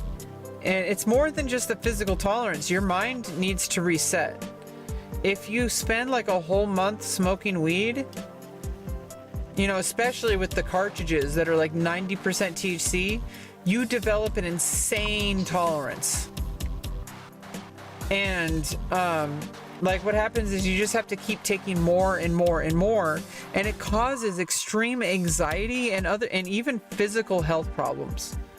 So then it becomes a problem. So after like a month of daily usage, especially if it's like high potency, you have some real problems, and you're gonna have to really, like, you know, go cold turkey. Really, it takes about 3 days, and then it'll be out of your system. I mean, it won't. It'll be out of your system after like a month. But I mean, the withdrawals, because you do have withdrawals, and especially women. After I started, you know, my hormones are different now, so weed affects me differently now than it used to. I can't smoke. I can't, you know, smoke as much weed. If I do, it makes me kind of sick. And it, like, less, I mean, less is more, is pretty much how it goes.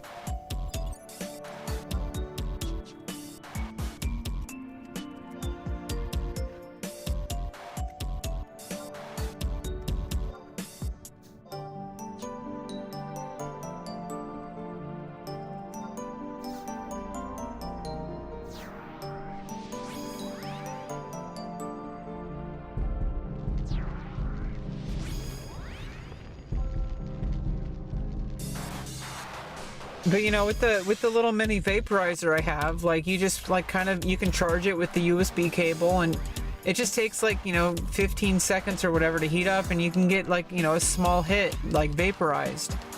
And then you just kind of like, you know, what you also have to remember that every time you take a hit, it takes like a few minutes to hit you. So, you know, you don't want to take in too much. Like, you really have to like kind of wait it out.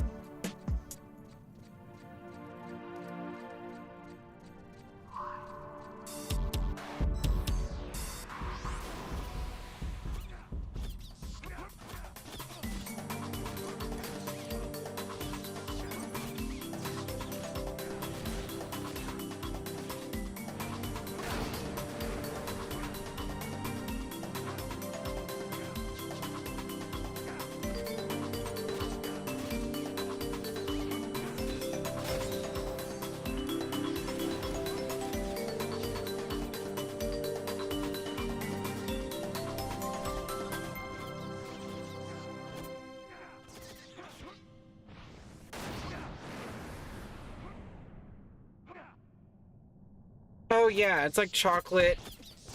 Yeah, it's just ridiculous.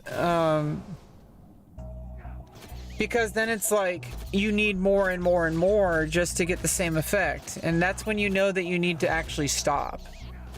So that you need to reset everything. And honestly, it's like you also have to ask yourself, like, do you really need this? Like, do you actually need... Like, you're missing out. You're getting a different experience. Like, you're getting a different emotional experience. You're getting a different, you know, experience in general. Like, every single time you get high, you're denying yourself to experience those moments as if you were sober. I mean, obviously, every time you're sober, you're denying yourself the chance to experience it high as well. But, like, you know what I mean? Like, sometimes just put it away. And just let yourself experience like what life has to offer. You know, sometimes it's like, do you really need to always be stoned? Like, it's a huge, it can be a problem. Obviously, I think, you know, it's fine. It's not a big deal. It's just like, you know you best. And sometimes you don't. Sometimes you need to like kind of, you know, like kind of take an extra step to kind of like force yourself to like get off of weed because, you know, even though you want to keep smoking more weed, you know that like, hey, like it's time to take a break.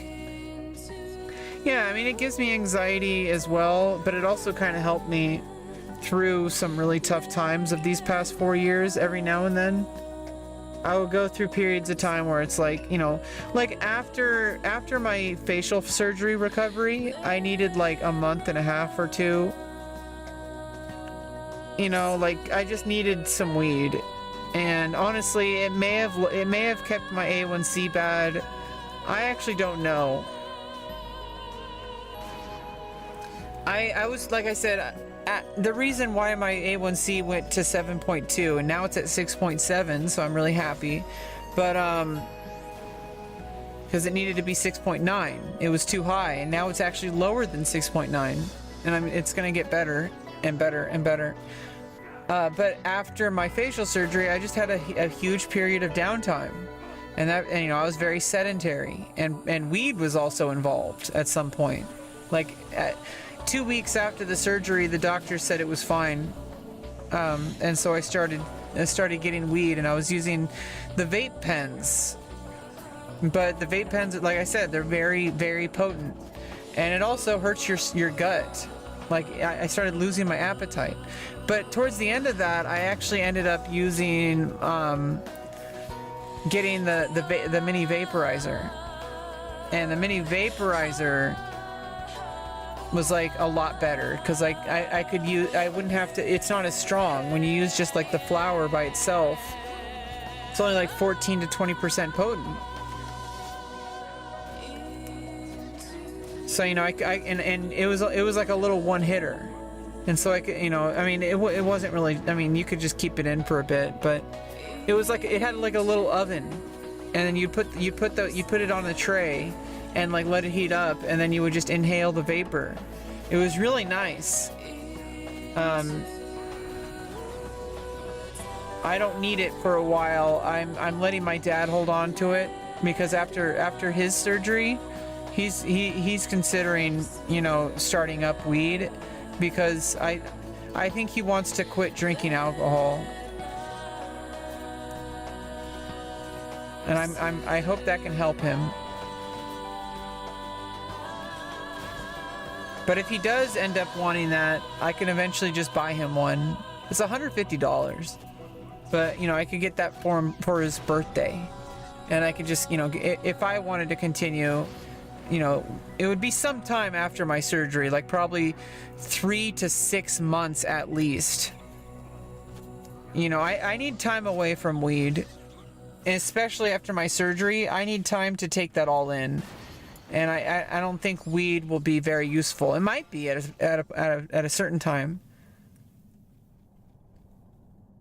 But, you know, I think I really need to take it all in spiritually.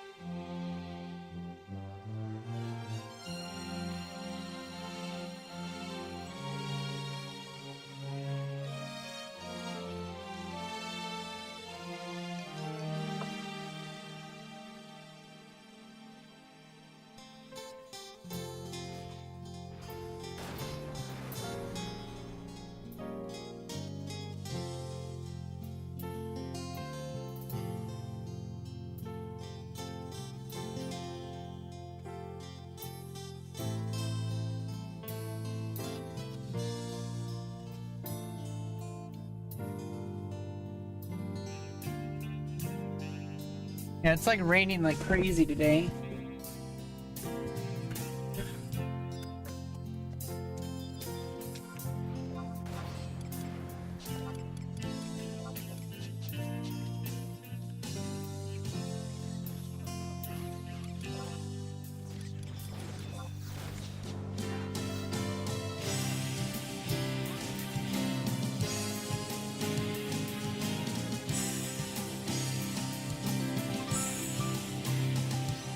Yeah, I mean, nothing wrong with that.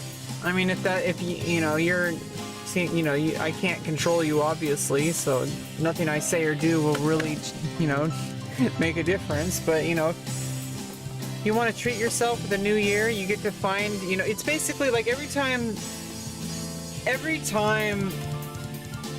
I go through a period of like, you know, weed intake, it's kind of like a reset. I kind of need to discover, and this is kind of why at some point after my surgery, I need to kind of process what life is going to be like.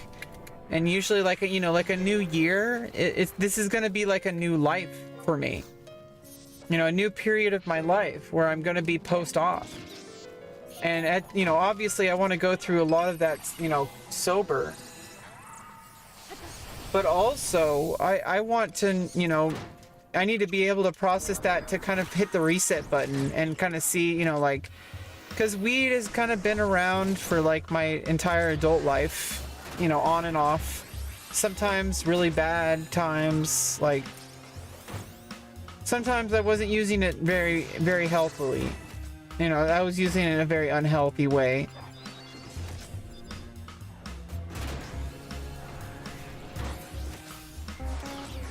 I think every now and then, like, you know, you can go through a period of time where it just kind of helps you process things by giving you perspective.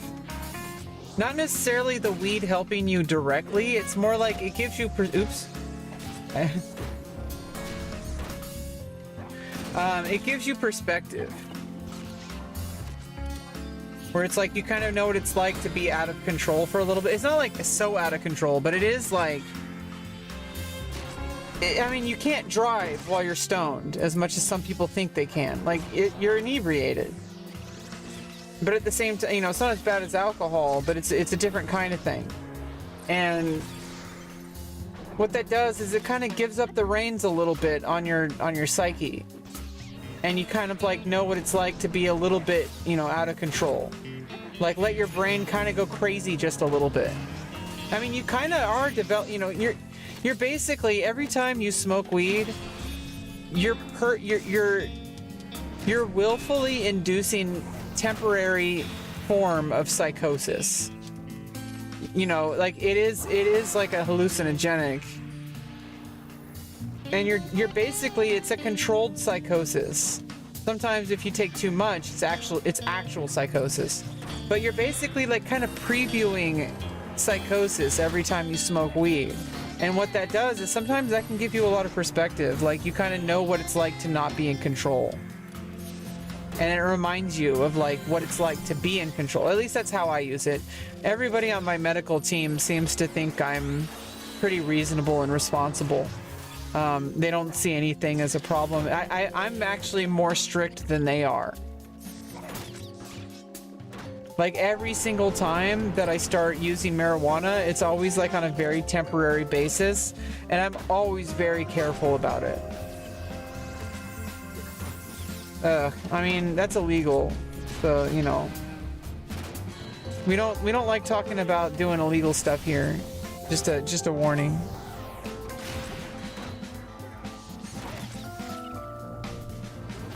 Nothing wrong with you. It's just I like to keep my chat safe and clean. Even though like Twitch probably doesn't care, I like to keep my chat a certain way. I don't like, I mean, because it's a slippery slope. If you allow people to talk about illegal things, not necessarily that there's anything like that you did anything particularly wrong. It's just like bringing stuff up that's illegal, like LSD. I try to kind of avoid that kind of conversation in chat. Like, I don't want people talking about doing meth, you know what I mean?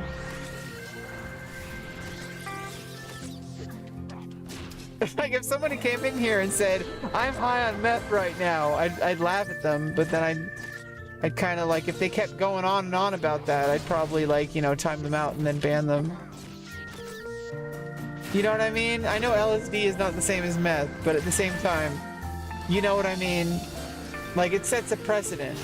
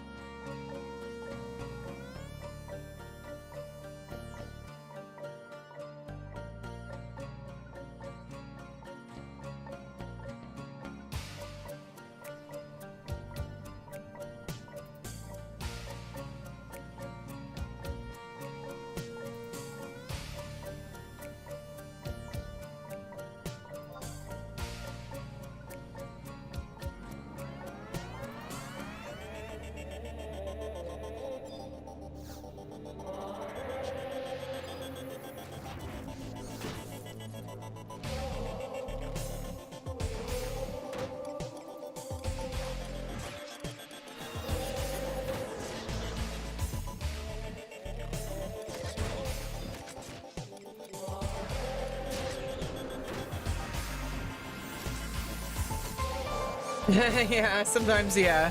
Makes you like want to do something creative or makes you horny or whatever.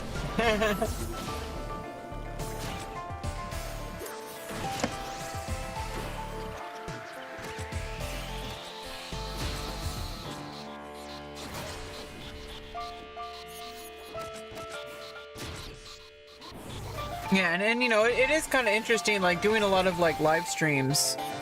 You know, doing a live stream while you're high is kind of fun.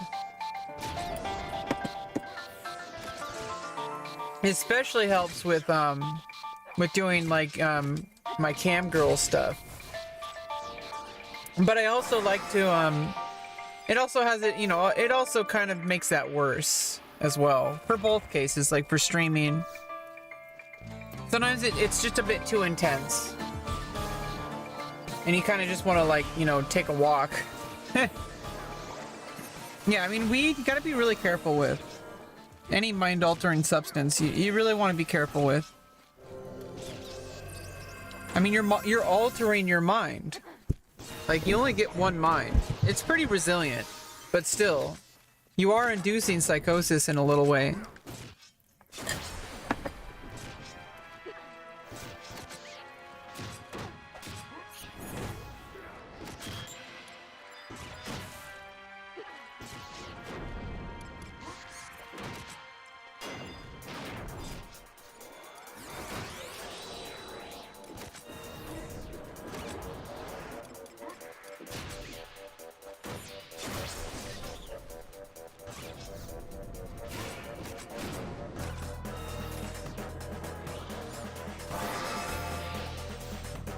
We've been live for 7.5 hours. Yeah, you overclock the CPU. Exactly. Sometimes you can overclock and it'll like, you know, it'll burn it out or overheat or something.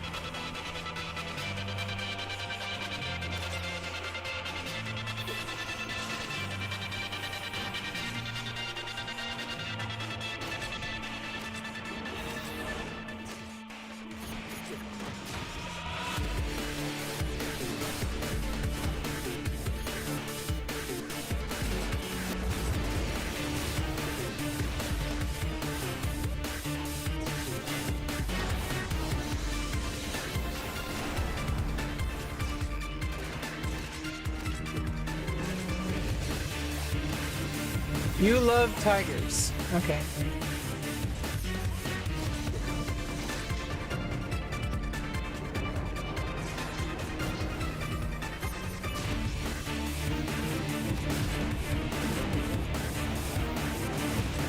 Ich liebe tigers.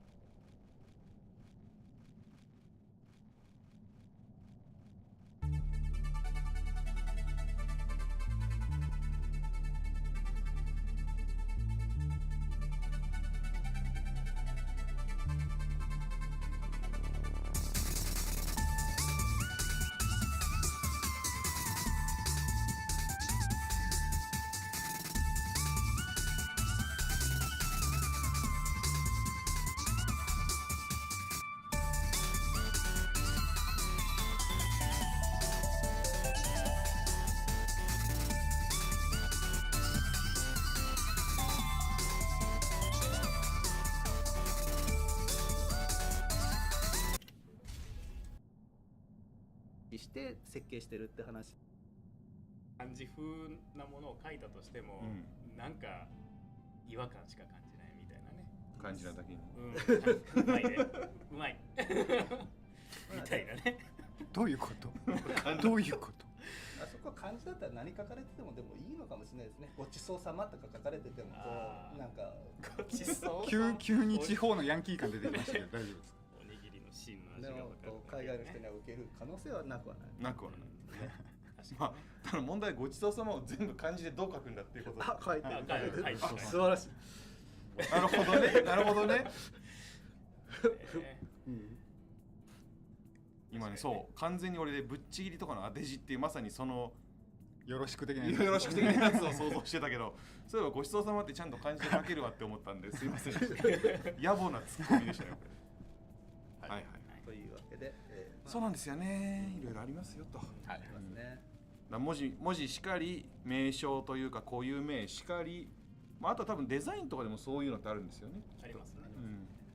ので、まあこうね、チェックは厳しいですよ。そうなんです。万が一何かあってからだと遅いんで、まあ、その手前側でね、はい、いろいろとより楽しんで安全に楽しんでとかいただけるためにはどうしたらいいかと。はいね、ゲームの中というよりはゲームの外でこんなこともやってるんですよっていうご紹介だったのかな。そうですね。はい。2つ得をした知得コーナーでございましたね。はい。というわけで、知得バナディールは以上となります。これ今後も続くの？絶対あるんですかね。きっと続くの？続けたいの？新コーナー作っといてさ、新番組の後ろに最終回でついてる状態は俺嫌だよ。新と終わりが一緒に並んでる。そう。ラテライン。僕たちのボードゲームはこれからだっていう。初回タイトルがそれみたいなことです。じゃあ、もうそのままお寄せいただきまして、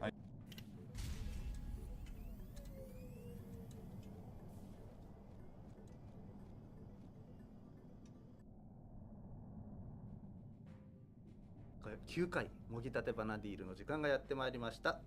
FF11 プロデューサーの松井です。よろしくお願いします。はい、こんばんは、ディレクターの藤戸です。よろしくお願いします。はい、皆さんこんばんは、コミュニティチームの伊谷です。よろしくお願いします。お願いします。はい、コミュニティチームの望月です。どうぞよろしくお願いいたします。さあ、ということで、いや、ひとしきりコメントを見ようと思ってね。なるほど。大将は髪伸びたって。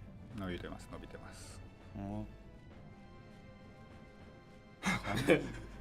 途中で読むのやめん。まあじゃあざっくり進めていきますと、この番組はですね、ニコニコ生放送でご覧の皆様はコメントをそのままお寄せいただきまして、YouTube ライブでご覧の皆様はですね、シャープもぎばなといつものをつけていただきまして、ハッシュタグもぎばなですね、はい、コメントをさせていただければと思います。はい。ひげね。消えた。いや、こうやるんですよ。後ろにも出てる。なるほど。それね。そう。はい。今指さす部分がありますからね。そうね。はい。そっか、ごめん、これ外しとくね。普通につけてたわ。なんか黒いねっていうね。帽子外すとちょっと眩しいからさ。ごめんね。はい。なんだこの空気。そうだよ。ちょっとなんだこの空気。いろいろなね、激動の一日だったこともありまして。そうだよ。いいよ。ちょっといろいろテンポを取り戻すまで時間がかかるんで。別にテンポを取り戻す気はないですけど、いきますかでしょ。はい。じゃあ適当にどうぞ。はい。進行させていただきたいと思はい、います。どうぞ。はい、それでは、11月のバージョンアップの内容に進みたいと思います。それではパワーポイントお願いいたします。こちら。じゃじゃん。もぎってバージョンアップのコーナーです。いつものいつものタルいつものやつね。出たつまりタルタルということで、はいこのコーナーはですね、バージョンアップで実装される要素を、松井さん、藤戸さんの解説を交えつつ、ユーザーの皆さんと一緒にもぎり取っていくというコーナーになっております。はいよね、藤戸さん。はい、いつものやつね。ここまでテンプレ感すごいけど大丈夫ですか？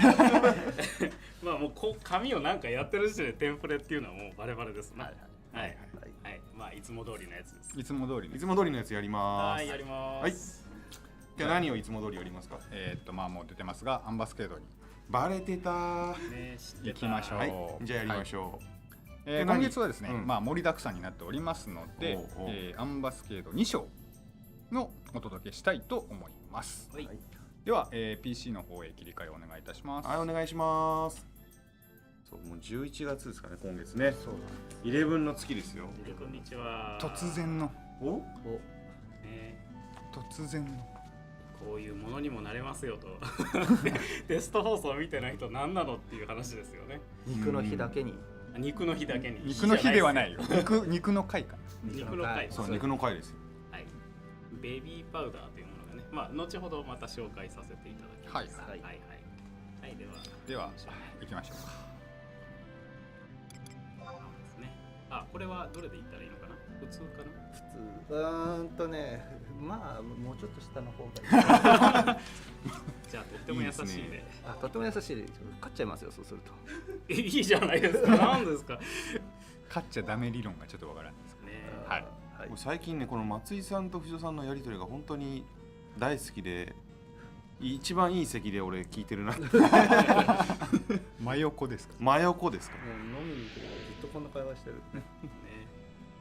そう最近そういえば全然ね、いけてないですね。出ないね。なんかタイムカウントあるんだけど。まあ毎度のごとく。毎度のまあ毎度のごとく。藤戸さんの寿命ですあれば。寿命短い。魔法使いは呼んどいた方がいいと思うよ。使いはですか。っていうかなんか強そうなやついるじゃないですか。そうあれそうそう、またなんかすみません、まだちょっとちゃんと見えないけど何ですかあれは。あれなんですかね。ちょっと待ってね。モルタさんっぽい人。でもあれですよ、医療ネタかぶるんで、今回は医療ネタを外して食虫植物っぽいイメージにしてみました。はい。ちなみに今ので松井さんの声って見てるしちゃんと聞こえてます？大丈夫かな？若干マイク遠めだったんだけど。危ないから。まあ適当にやり。はいちょっと小さい。だよね。はい、もうちょっと違うの、松井さん声ちっちゃいんじゃなくて、今思いっきり後ろの方でお話ししてただけ。大丈夫大丈夫。はい。さあと言ってる間に戦いが始まりつつ、そう、はいでね、松井さんが今回は未了なしにしたよってそういうのをお話をしてくださってたんですが、皆さんにはそれがささやくように聞こえてたと思いますほらほら、お未了なし。前回の未了もかわそうと思えばかわせる系な仕組みを作ってはあったんですけどね。それはそれ、これはこれなんですよ。やっぱね、ソロとか少人数っていうことを考えたときに脊髄反射で未了あるかなないかなっていうのは気にするんで。僕は後衛色ですからね、結構後ろ向いてられたりとかするんですけどね、確かにアタッカーの人は厳しかったかもしれないですけどね。そうなんですよ。よかった。そこでスタンですよ、スタン甘いスタン。藤戸さん遠くない？何が？でね、タイマーの位置ずらせないんじゃなくてずらさないんだね、あれは。これはいろいろ見えたらまずいものを隠してるんだよ、あそこでっていうだから技名とか。そうなんだよ。そうそう。いやいや、コメントでね、タイマーの位置ずらせないかなっていうか、見せちゃおうじゃない。見せないよ何言ってんの。よーしってならないやつですね。大人はいつもずるいんだぞセルテウス仕事しないはそうだね。まあいつも通りじゃないですか。でもね、セルテウスとね、この難易度だとあれだけど、セルテウス起動スイッチ入ってるんで。起動スイッチってな。起動スイッチって範囲攻撃的なうんなるほなのでじゃあ意外にど。もう全然関係ない話しますか。もういいんじゃないですか。元も子もないあと1分頑張ろう。1分頑張んの？このまま掘り下げていったら今重大なヒントが出るかなと思って松井さんに「君の名は見ましたか?」って話を振ろうかなと思ったんだけど。なんかもやもやしてるのは言わなくていいですか？これはもやもやしてモード変わってます。そして、まあちょっと嫌な効果エフェクト効果ついてるんでね、これを解除する方法はあるんですけど、内緒にしておきましょうね。ぜひお願いします。なんか普通に解除されましたね。もう切れた？切れました。これ難易度でどうまあそういうことでね、まあ今回の話の中にヒントはあったと思いますので。いややっぱ松井さん優しすぎる。そうなんです。喋っちゃうんですよね。喋っちゃそう嘘をつけないし隠し事ができないからポロッとつい言っちゃうんですよね。ポロッとつい言っちゃうんですよね。まあもやモード中はちょっと嫌なジミックがあると思うので、はい。お、切り替わっちゃった。なんかね、この辺の、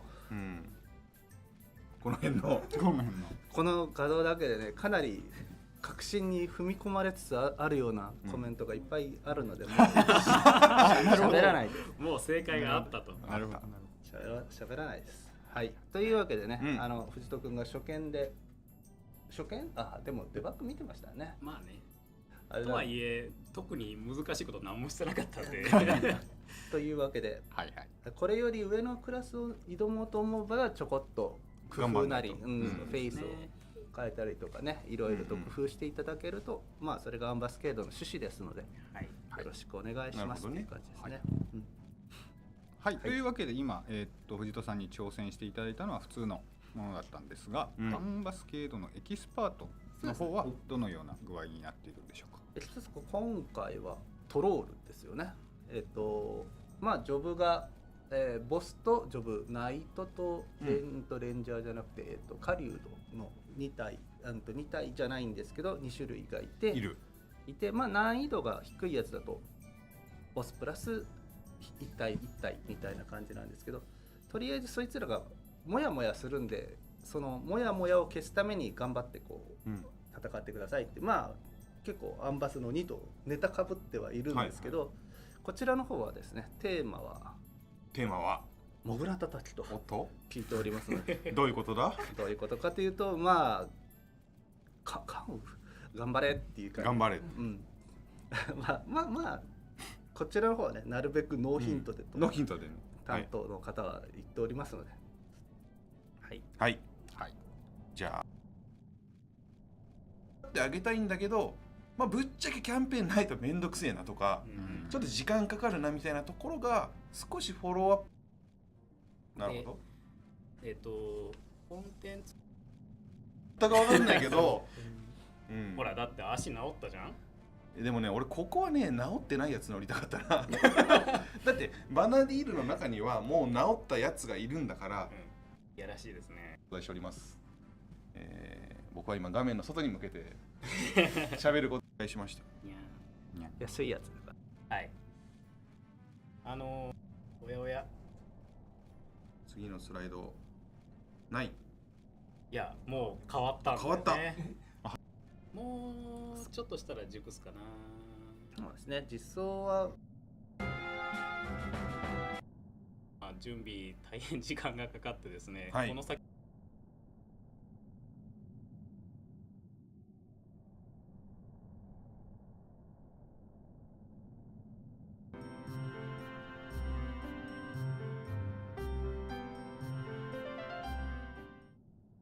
はい、冒険者の皆様こんばんは。第67回、もぎたてバナディールのお時間がやってまいりました。フェイフ11プロデューサー兼ディレクターの藤戸です。どうぞよろしくお願いします。はい、そしてはい、こんばんは。FF11 の松井です。よろしくお願いします。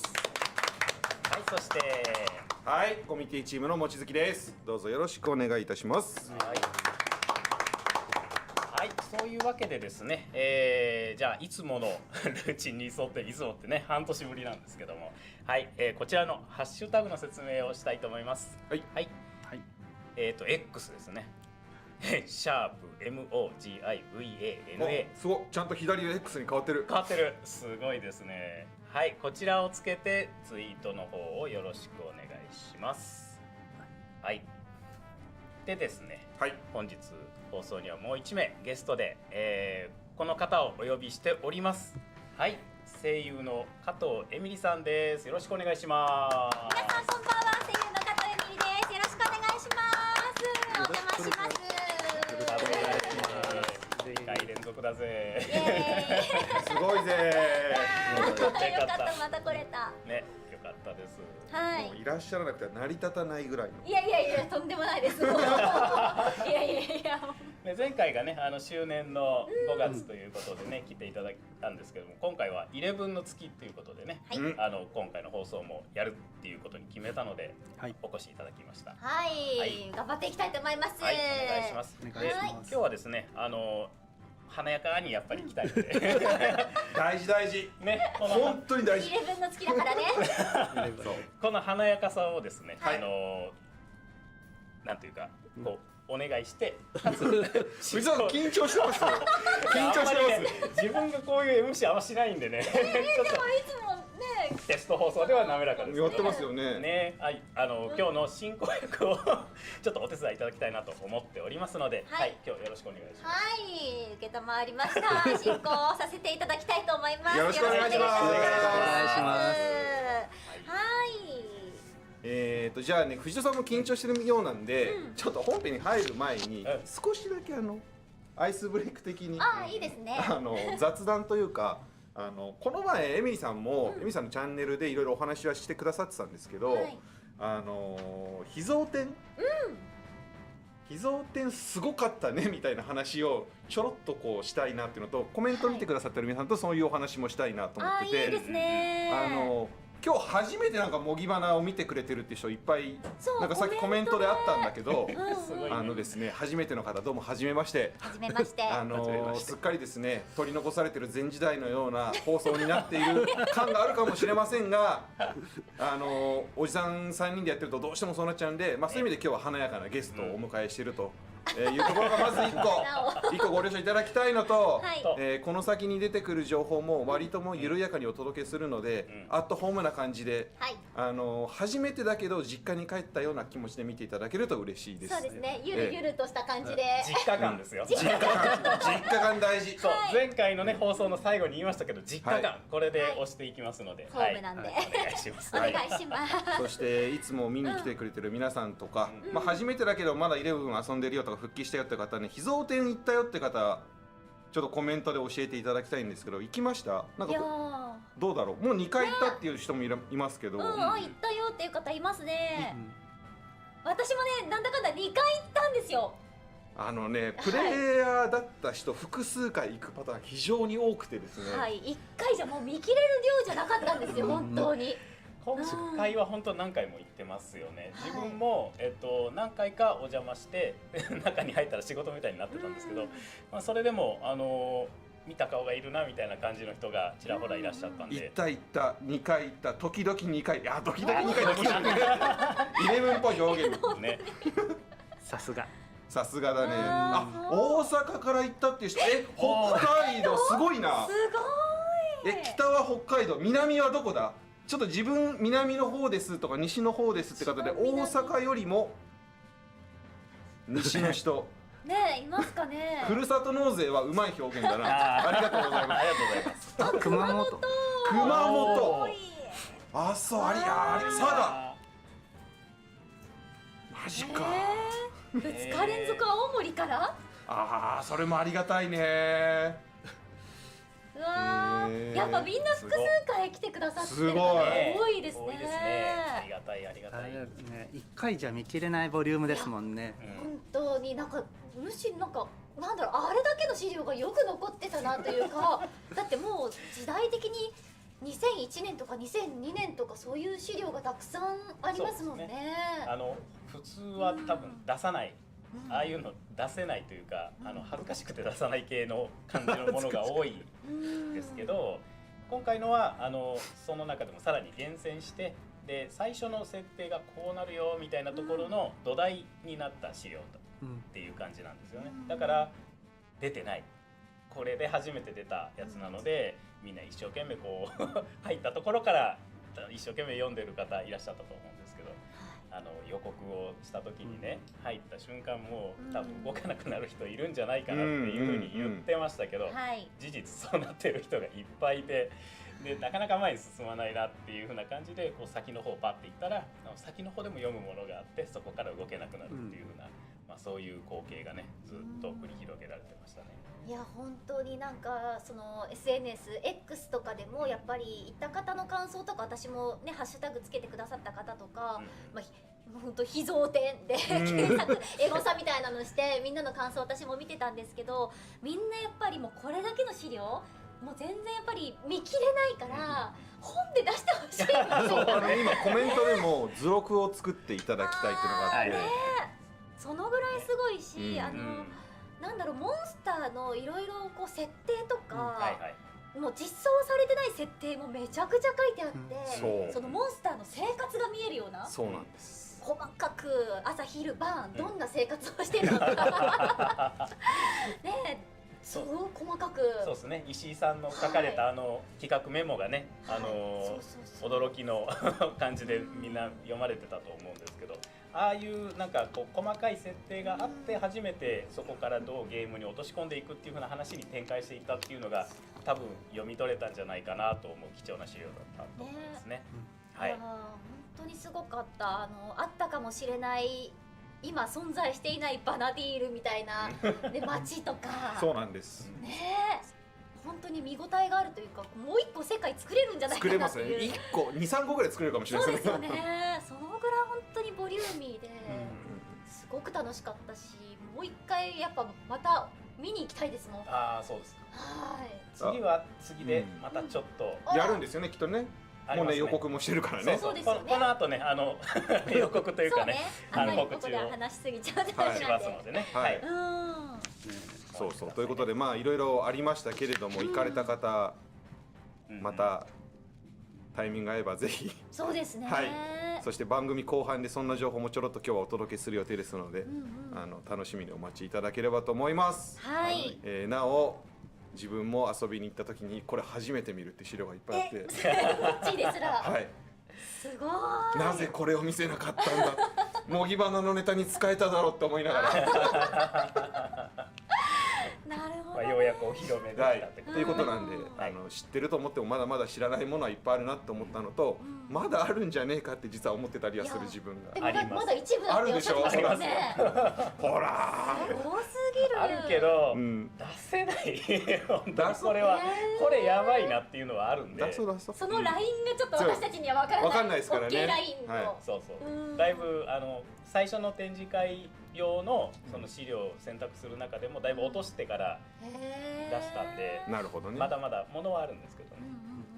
はい。じゃあ皆さん藤戸さんに言えば多分出てくると思うんで、見たい方はぜひ藤戸さんにリクエストをお寄せください。そうですね。はい。ぜひぜひ。ということでじゃあそろそろ温まってきたので、本編の進行をエミリさんにお願いしたいと思います。よろしくお願いします。ではまずはこちらのコーナーです。はい。もぎってバージョンアップ。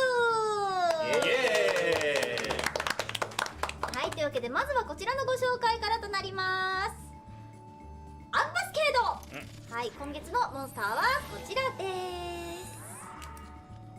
す。はい、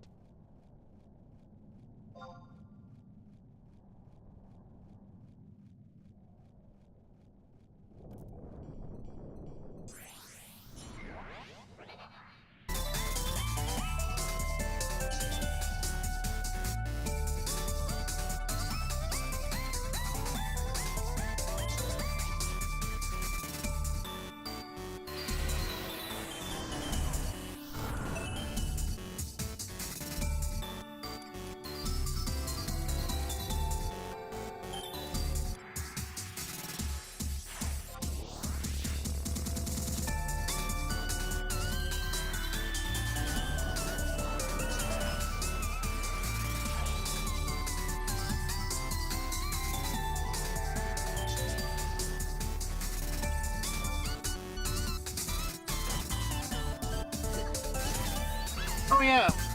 Thanks for joining, Ryujin. Just one of those kind of relaxing evenings, listening to some music, jamming out, grinding it up. Hey, One Gun Grave, welcome to the channel. I'm pretty sure you're new here. Welcome. I'm just grinding some Final Fantasy 11.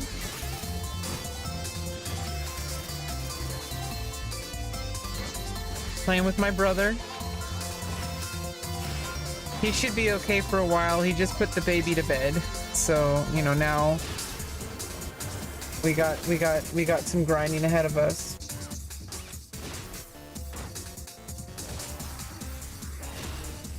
I got a lot of job points I need to get on Paladin. You logged off 14. Oh, we're playing 11. I don't know if you've ever played 11, but it's been with me since like 2004. I played until 2009, and then I came back to retail in 2021 for like a month. And I played again starting in February when my brother started, Bascone, and then he's since made 2 other characters that he's playing right now, Holy Man, Evalaria, and then Holy Man Stan. You know, he's got a Hume, Evalaria is an Elven, I think. And, oh yeah, and Holy Man Stan's a Tartaru. Yeah, he's got his 3 characters. I'm just playing 1, and it's me. And I'm playing Paladin. So he's on Warrior. His Evalaria is a Geomancer, and Holy Man Stan's a Corsair. So he's got the support going and the DPS. He's the main DPS. I'm basically just setting up skill chains and tanking. And we're doing a 3-part skill chain here. Sonic Thrust, and then Savage Blade, and then he does Impact Drive for a huge, gigantic dark skill chain. Just did 63k damage right there. Like, what the heck? Oh yeah, don't forget about your homework, family, and your job. Unless you're a streamer, and then that is your job. So, so yeah, for some people. That's all they do. This is their life. This is their homework. For some people. Not me, but like, you know, for some people. I remember these OC remixes when they just came out. It was a different time. It was like the very beginnings of all this stuff. Like 2000, 2001, 2002. I think 2002 was when I got into OC remix.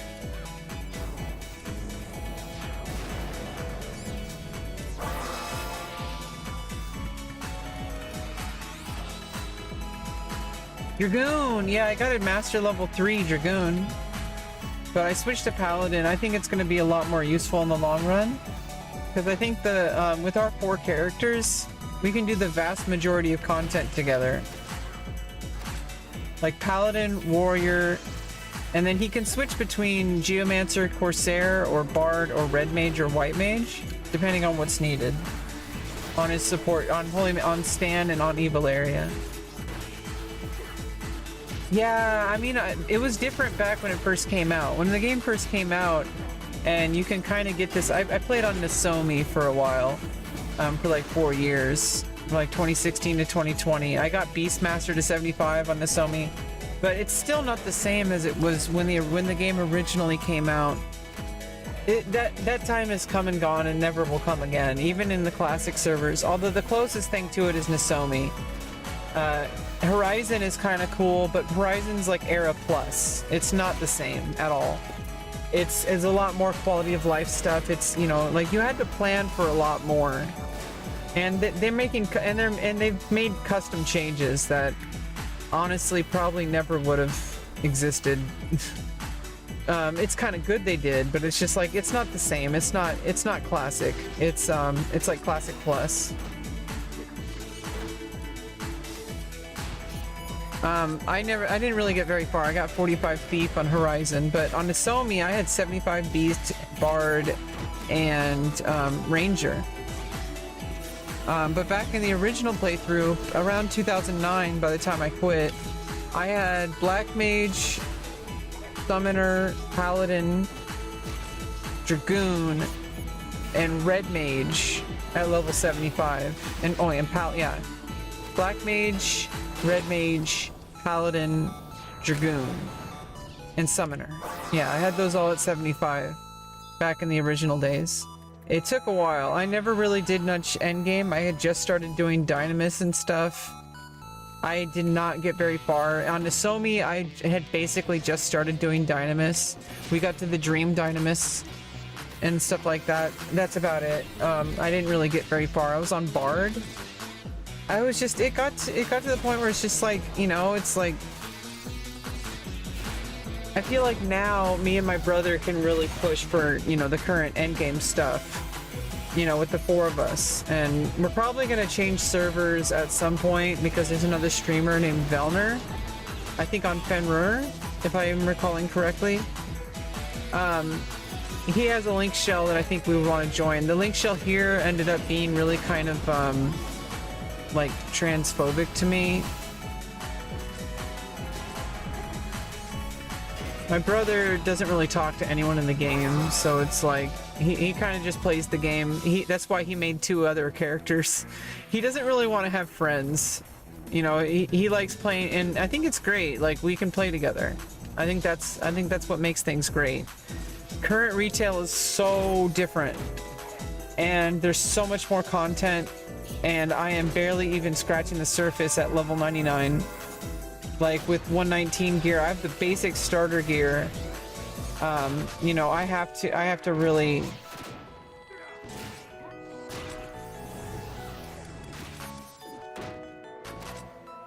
There's a lot.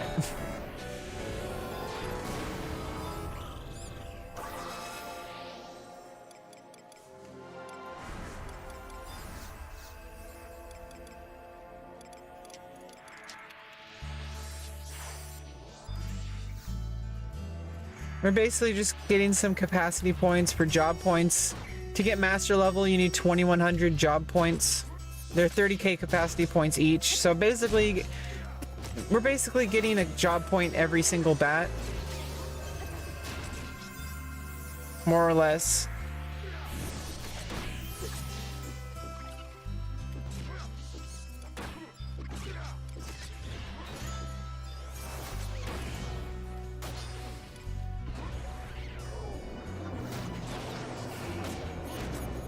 Once you get to master levels, every 5 levels, well, first of all, every level increases like every skill of yours by 1, but it also increases every 5 master levels, you increase your sub job level by 1. So at master level 5, I can have Dark Knight level 50 as my sub job. Oh, you're playing Paladin in 14? Nice. Yeah, I've been wanting to, eventually I'll get back to trying out 14. I'm, you know, free trial is like forever. There's so much stuff to do. I'm also playing World of Warcraft, so it's like now's not the time. Maybe at a certain point, I might want to, you know, give 14 a try again, especially since it's on a free trial. It's just, I already have a whole bunch on my plate. You know, I'm playing 11 with my brother, and I'm playing World of Warcraft, you know, on my own time. I got a lot. I got a full plate. Okay, you know, it's a full-time job.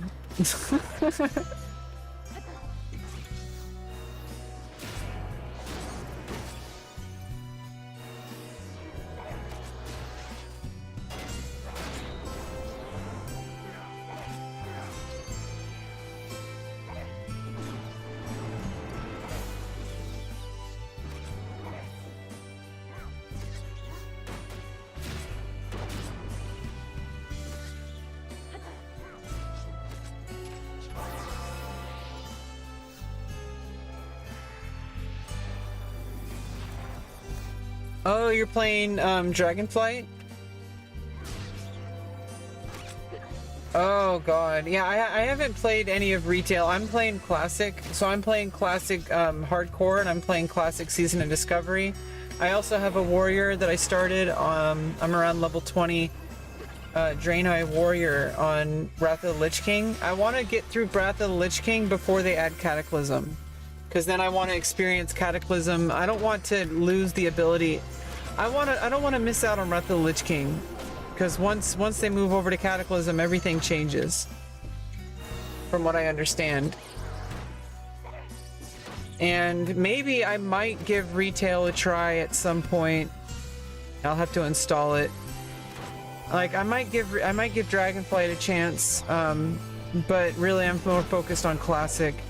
When the War Within gets released, that's when I might start on retail.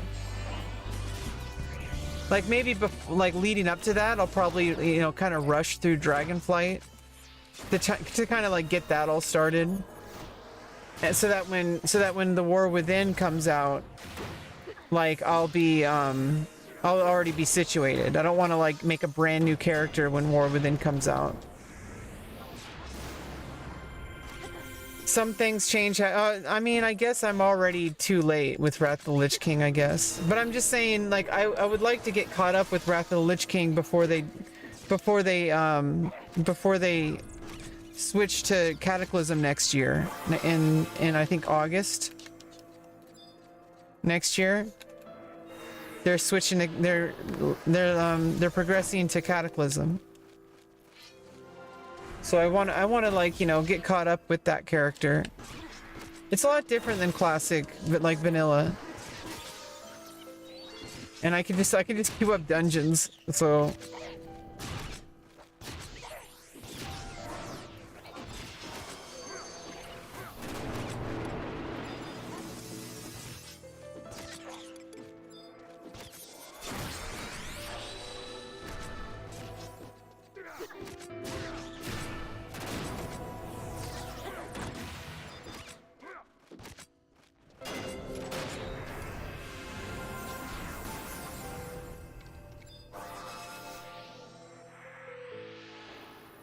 yeah, because now they have the current patch of Wrath of the Lich King. They have Fall of the Lich King coming out, or maybe it already did. I don't know.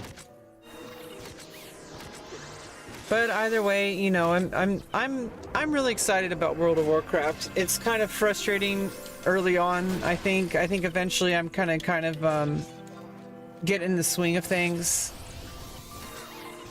Like, it's also like this in Final Fantasy 11. Like, at least I'm at the very beginning of grinding up, my jobs. To get, like, eye level stuff. I'm not, like, at the absolute beginning. But with, like, World of Warcraft, like, I'm, like, basically... highest level I've had is on Season of Discovery. I have a 22, almost 23 priest. The highest I've had on hardcore was a 21 mage. I have a 15 hunter now on hardcore. But it's like I really have a lot of gameplay left. So I really want to find out, like, things should get a lot simpler, later. And I think at some point hardcore I'm gonna always be playing hardcore, at least somewhat. I really like the game mode. But at some point I really do want to just kind of move on. Because I know Season Discovery, it's only level 25 right now. But vanilla WoW has, like, on the standard PvP servers, I can go actually experience the whole game. And I'd probably bring up my paladin. Because I have a prot paladin I made. Or started, really, at level 15. Apparently it's better to spec as Retribution while you're leveling, but honestly I don't really care about that. I want to be, good to go for dungeons as I go. I don't want to have to redo it. It's like I'm just gonna, incrementally, go prot paladin through standard PvP. Yeah, because hardcore, it's really difficult for me since it's my first time playing the game, but not only that, it's hardcore mode. So it's like, how am I supposed to really experience the game? Season of Discovery only goes up to level 25. And Wrath of the Lich King is different than vanilla. So, getting to level 80 over there is a little different. I'd like to get to level 60 on vanilla. and really, you know, grind out like best in slots. So I'm looking forward to it. It's going to be a nice couple of, you know, next year ahead of me. I have a surgery coming up. It was delayed from November 27th, and I don't know exactly when it's going to be now. I haven't heard back about rescheduling. I had to retest my A1C. It's like a diabetic thing, and luckily I got it down to 6.7. It was 7.2. That's a 0.5 difference. It's pretty huge in a month. Like I lowered it by 0.5 in a month. The doctor wanted it to be 6.9, and it's actually, I've exceeded the minimum. So now I'm down to 6.7. So I'm like in a good place right now. I'm just really on edge because I want this surgery to just go well. I want things to happen. I want to move forward. And during the whole time, I have these video games to play. And it's gonna get me through this surgery. It's gonna be a very long recovery, like a month of recovery, but it's gonna be like 3 to 4 or 5 months where I'm just gonna have plenty of gaming to get me through that. And I'll be on here on stream as much as I can. Sometimes I really don't want to be bothered with turning the stream on. Like I don't even have the cam on. I'm having vaginoplasty. It's transgender medicine. It's male to female bottom surgery. It's a really big deal. It's been 17 years in the making. I've been deliberately working towards it for the past 4 years, almost 5 years. Like, I mean, it's been about 4.5 years. It's been a big deal. This is the biggest thing that's ever happened to me in my life. And it's about to happen. I made it happen.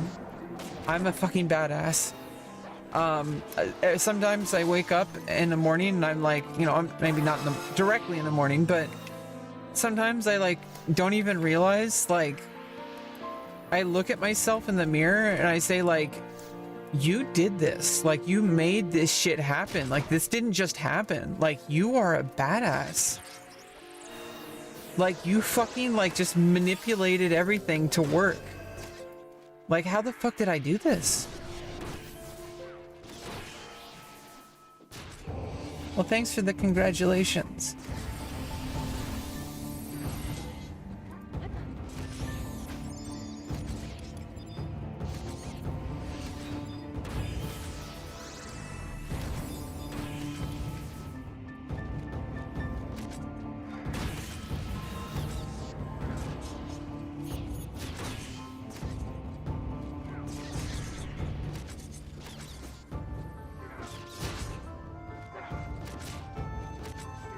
But it's exhausting because I have been non-stop for the past like 4.5 years, just like, this surgery needs to happen, surgery needs to happen, surgery. It's driving me crazy.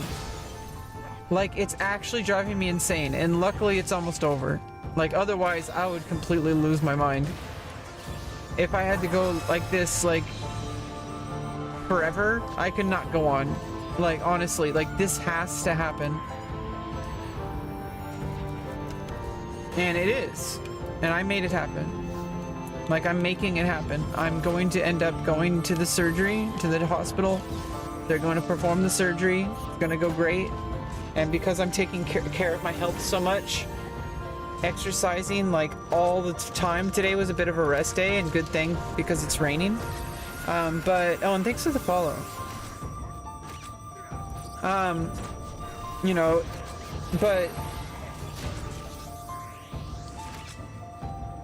that's what's keeping me going, is just going through the routine, like having the daily routine, the exercise, you know, the diet is very strict, and just having these video games to play. You know, I have, you know, MMOs take a lot of time, and I'm playing 2 of them, so that should kind of give you an idea of where I'm at. I'm playing 2 MMOs. Okay?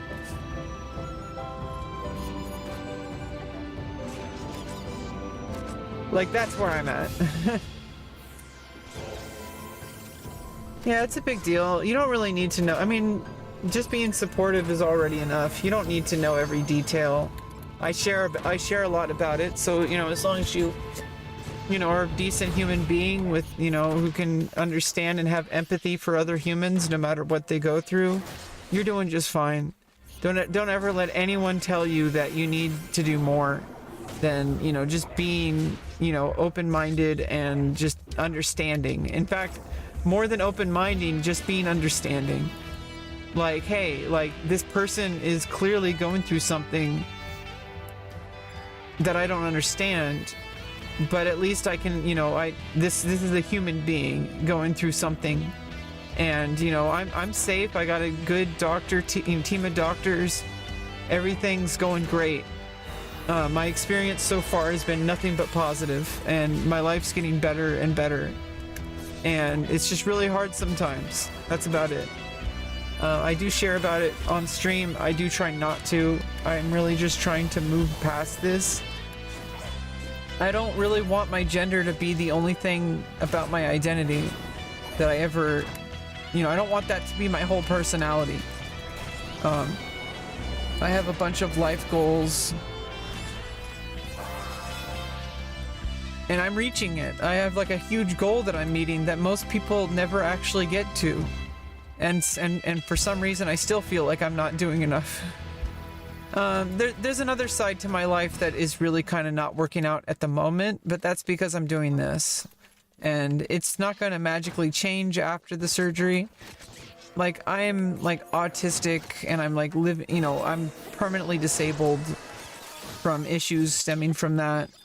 And I'm living with my dad in a trailer, and I just can't escape that right now. It's good for where I am right now, because I need, the stability, and it's what I have right now, and it's not perfect, but I can't be like pursuing my career goals right now. I won't be able to do that for quite some time. Probably not until at least next summer, when I can go back to the college. Assuming the surgery is already done by then, I really hope. I really hope it's done within the next 2 months.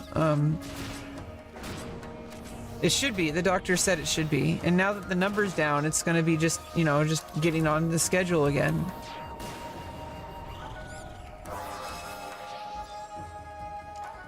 But I want to move forward with my life. I want to pursue my, I'm pursuing a career in the modeling and acting industry, like in the adult industry. And I want to do that, but I won't be able to do that for quite some time after surgery, for possibly obvious reasons. Yeah, there's a lot of personal, spiritual development, not just physical though. Like, I need to have some spiritual time with myself for quite a while before I return to work. I have not been able to work. That's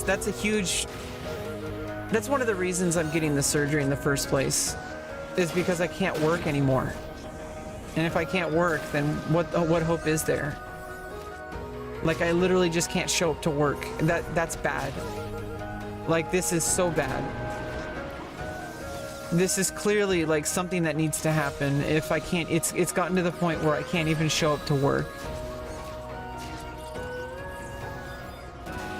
And I'm fixing it. So that's a big deal. Because otherwise I won't be able to show up to work. I'll just fail at life. And I can't do that. I can't allow that. I can't go on like this. So the surgery fixes that. And, that's basically all there is to it.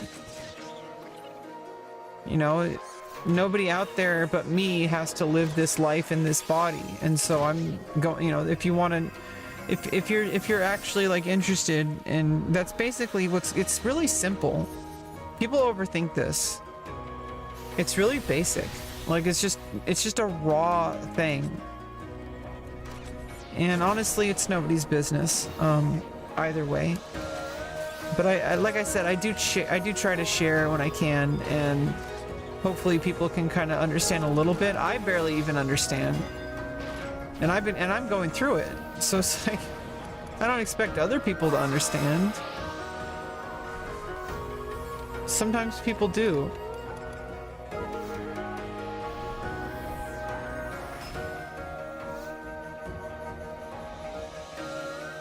Oh, she had a bad date?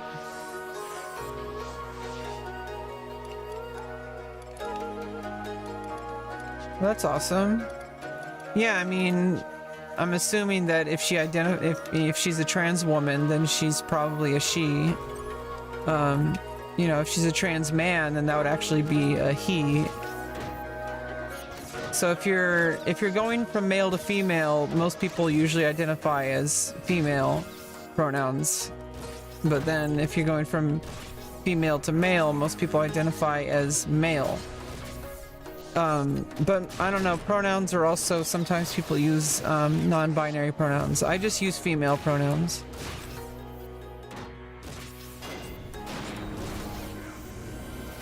But obviously people use pronouns for everything. I think some people, what I don't really understand is that people get really weird about pronouns sometimes. They're like, you know, like, oh, why are people using all these pronouns? It's like, dude, you use pronouns all the time and you say they and them all the time. It only becomes an issue when suddenly there's a trans person involved. It's really not that complicated. It's not that deep, you know? I'm glad that you met a friend.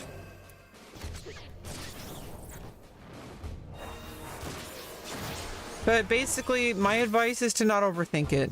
People are people. If somebody is like appears to be a woman and then she says she's a woman, then, you know, if it looks like a duck, sounds like a duck, what's the real problem? You know, like what's the in all effect, like it doesn't really matter. Like, you know, a woman's a woman, a man's a man, and then there's like non-binary people that are just, you know, a little different. And usually they'll tell you. But most of the time, the vast majority of people are pretty straightforward. Like, you know, if someone's presenting, it seems like somebody's presenting a certain way, then like it's, I don't know, it just seems kind of rude that people get so hyper fixated on it.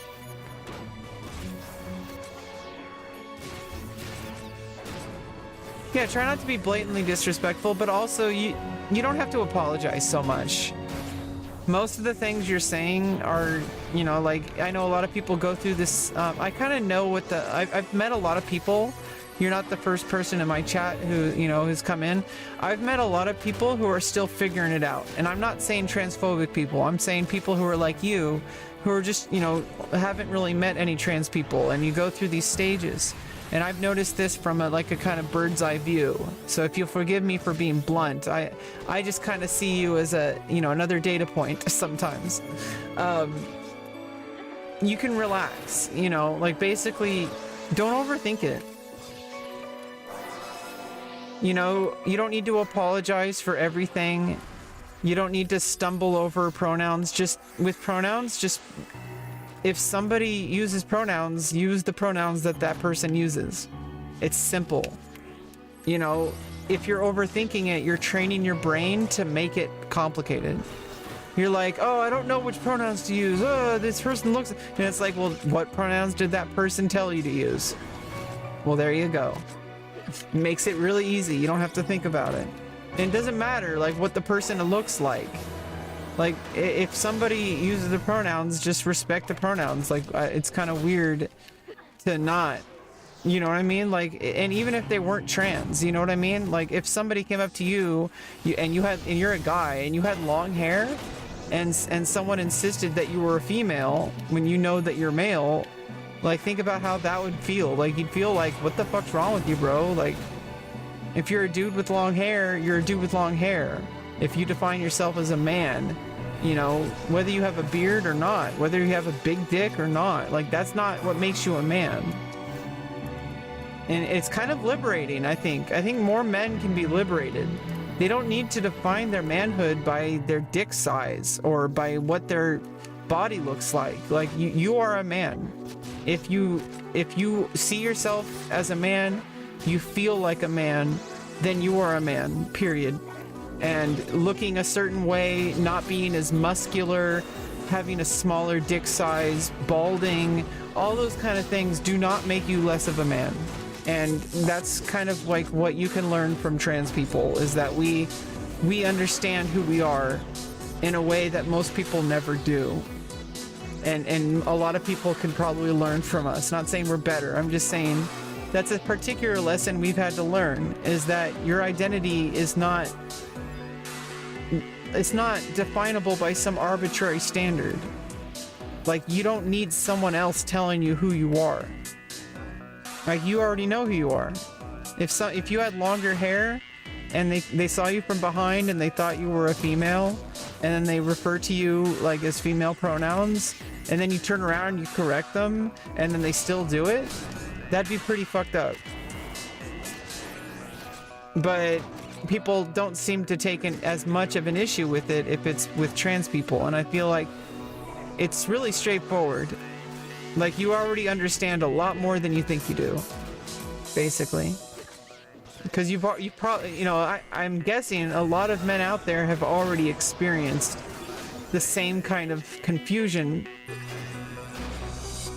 with how people, like, the same, not confusion, the same kind of frustration with how people, like, you know, if people purposely misgender you and you're not even trans, that would piss you off, I'm pretty sure. And it doesn't happen as much, you know, because I think, you know, I don't know, it depends on the people you're around.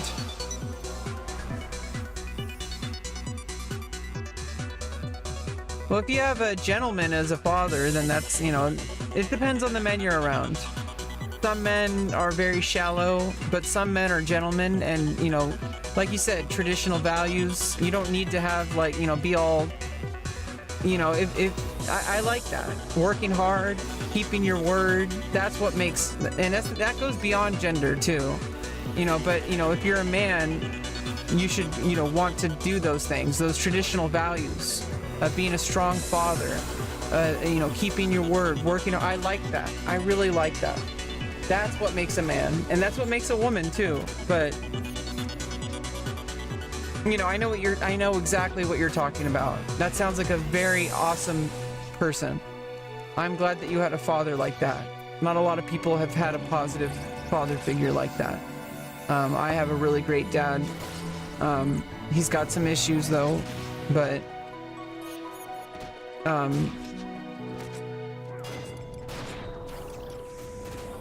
it could have been, you know, there's a lot of people who don't have a dad, or who don't have a very good dad.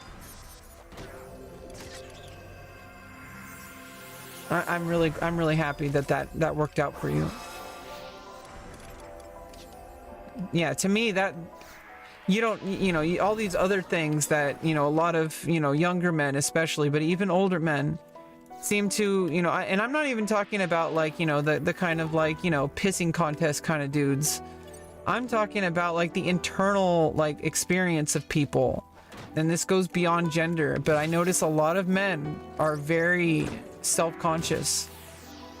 You know, that they're worried about, you know, their muscles or their hairline or their dick size or anything like that. There's a lot of men out there that feel very depressed, and it's not unlike gender dysphoria.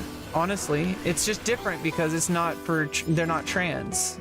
They're just, you know, they're men who are having hang-ups about their identity because their body, you know, is not necessarily like what other people think it should be. It's a little bit of a different issue because you can do things about that, and you might not have to do either. You can do something about it to change your body, or you can accept things. Those are two things that are an option.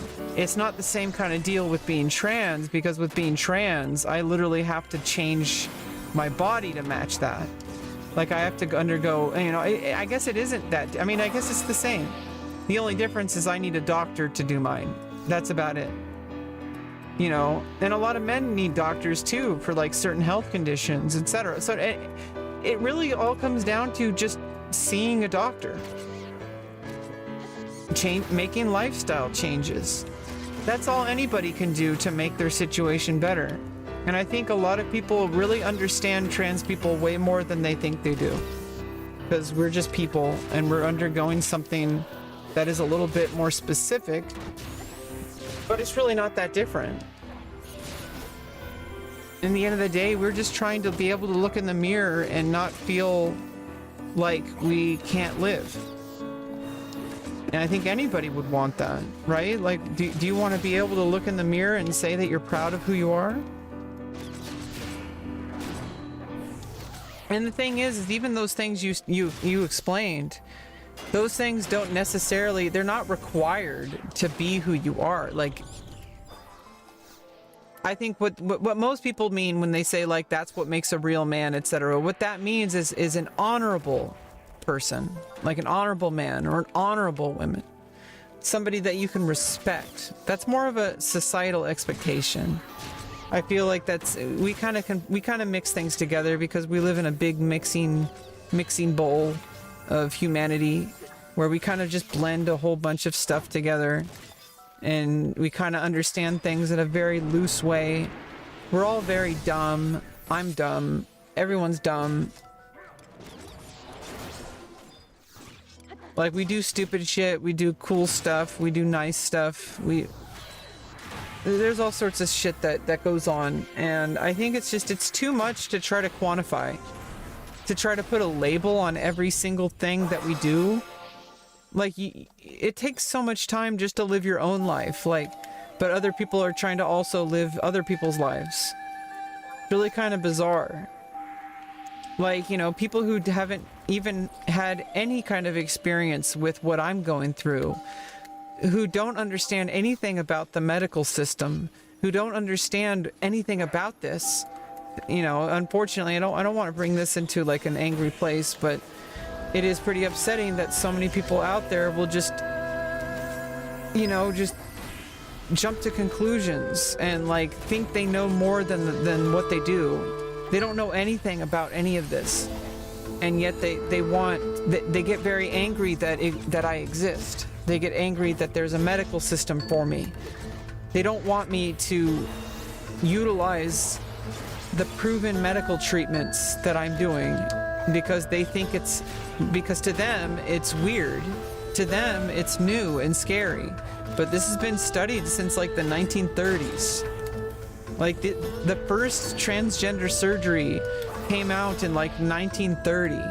It was really bad, but it was new. Like, this is not new. Like, this was like since like the 1930s. And, you know, that's when like estrogen was synthesized. Like, this is not new. Transgender medicine has like a very rich history, but it's just been kind of shoved to the side, unfortunately. And really, it's just not a big deal.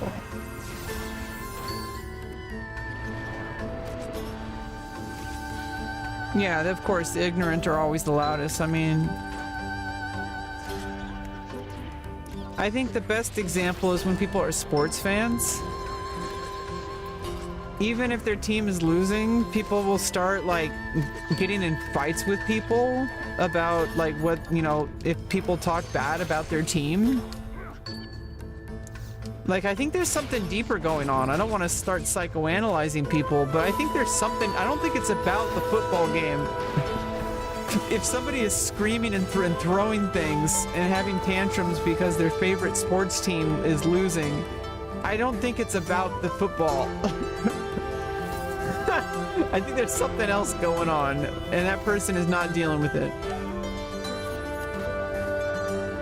Yeah, they think TikTok is where people become trans. It's like, dude, TikTok has given a voice to people, not just trans people, but to everyone.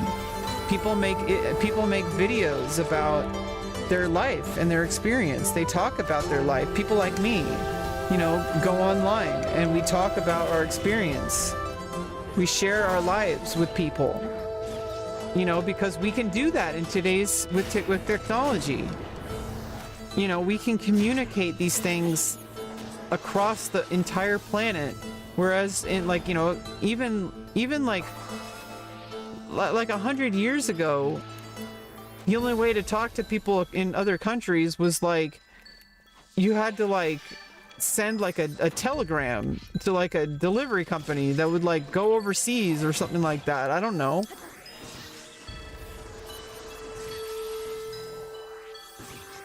Like, it's really cool what we have. Some people are really kind of negative about it, but that's because it's going through some growing pains. Because social media is kind of taken off at an exceptionally fast rate, and now we have AI coming in It's not really AI, it's just machine learning algorithms of text completion based on inputs. It's extremely biased. It's not an AI, it's like machine learning. Basically a glorified word completer. Like it fills in the, you know, it just guesses based on what it's trained on. It's not actually AI, but it's pretty scary nonetheless. It can be used for very nefarious reasons and is. And you know, these big tech companies are, you know, need to be pressured more. I don't think, you know, the government's not perfect, but at least the government has the ability to kind of put some pressure on these companies. I think big lawsuits are coming up. I think there's already a big lawsuit going on about social media companies targeting children with algorithms that are designed to make them feel inferior, to make them feel depressed, to get them addicted to the platform.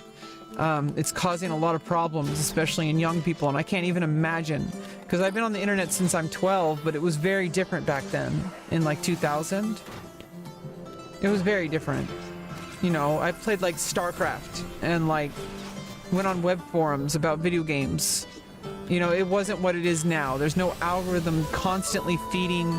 You know, it's affecting adults too, but at least I'm already an adult. Like I have a bit of a stronger mental, you know, like imagine a 12-year-old being just bombarded with images of people that you know are just basically designed to make them feel unattractive, to make them feel like they're too fat or not, or too skinny, or you know, that they need a better jawline, or that they need to learn how to play an instrument, or they need to like learn how to computer program, or that they, you know, like they need to go out and travel, or you know, like all sorts of shit that the algorithm feeds them based on whatever they watch.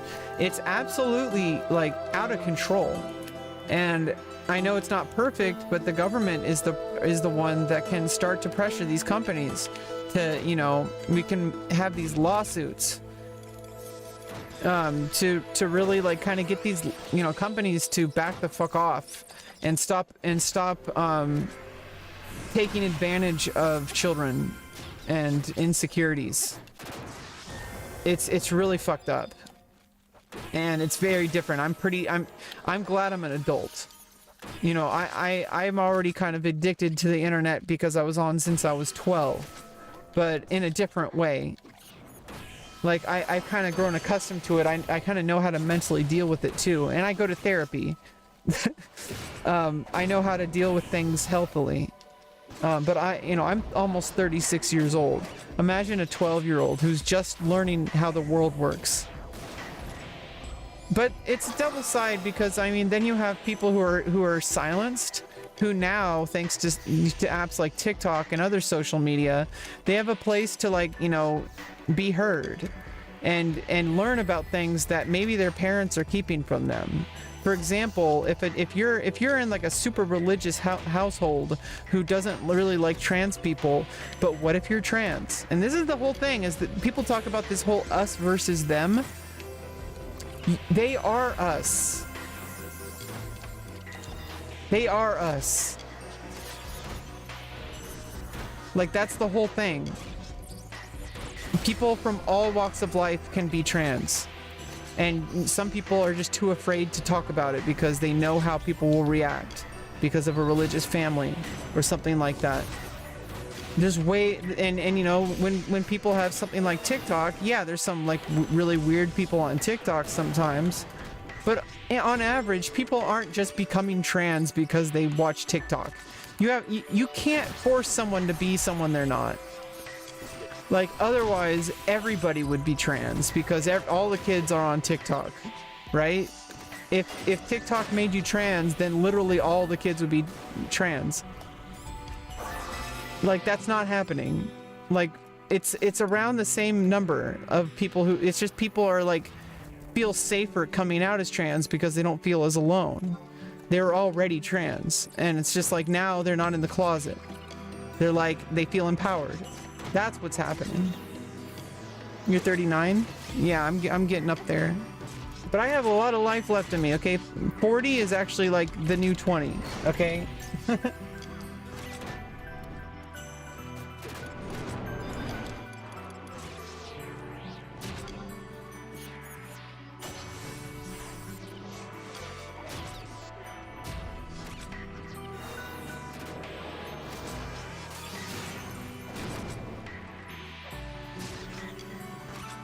It kind of, I mean, I don't know. I look pretty young. I mean, you can't see me now, and honestly, I'm gonna be very honest. The last like month or two, I've been very lazy. I have not really been presenting myself too well online. Like I said, I'm not really working on my career right now. Like, I'm not really putting too much energy into, you know, making myself presentable, or, you know, any kind of thing like that. I'm pretty much just hardcore gaming. GG.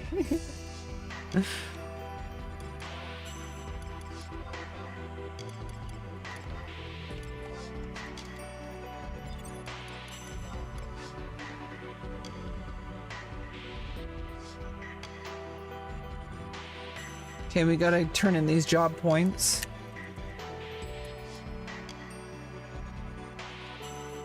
Big dick.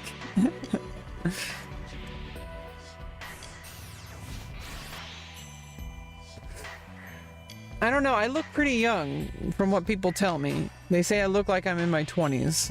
Estrogen also really helped with that. Estrogen makes you look younger. But I also have genetics, you know, it's nothing, I don't know, I also live very healthy. Like, I eat, like, really, you know, like kale. I exercise. I drink water. I don't have sugar. Like, I use stevia. I actually wouldn't use sweetener at all. But then I learned that when I started trying to lower my A1C, stevia actually has a compound in it. Like, the stevia actually helps diabetics. So even if you don't like sweet stuff, if you don't like sweetener, if you're diabetic, you should use stevia. Oh, you're giant?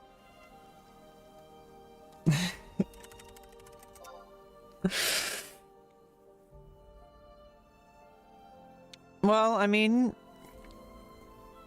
this is what you look like to me.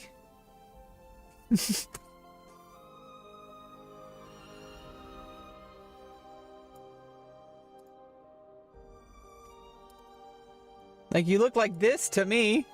This is what you look like, just like every other member of my chat. You look like every other member of my chat. You all look alike. I'm not racist.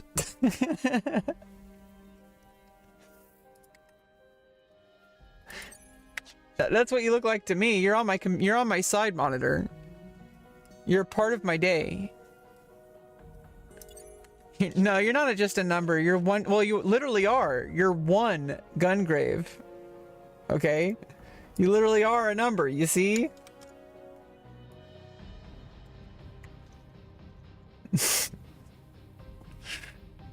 You're a number.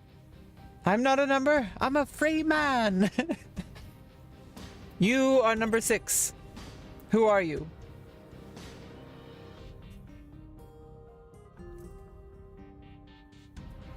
I am number 3. Where's number 1? You are number 6. 5, 6, 5, 6, 5.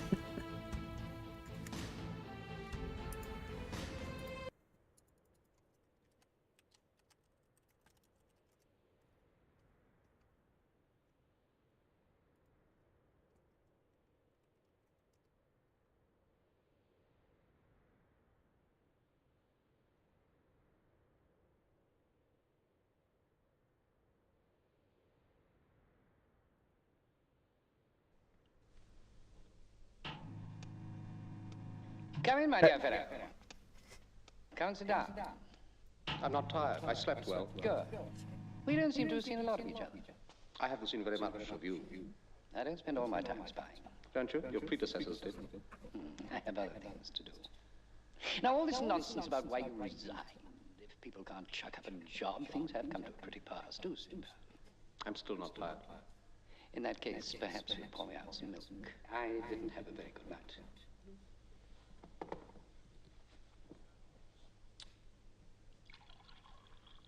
There. A pleasure. Come in. Thank you. Milk is the perfect food. It creates good temper. Would you like some? My temper's fine. Anyone who had nothing to hide would ask, where I got it. Where did you get it, number 6? In my sleep. Oh, you must have been restless. Perhaps you need to check up. I have a favorite doctor. Really? Number 14.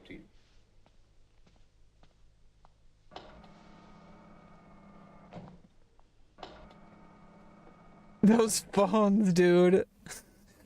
This show was off the wall. I don't know if you ever saw The Prisoner. It's off the wall.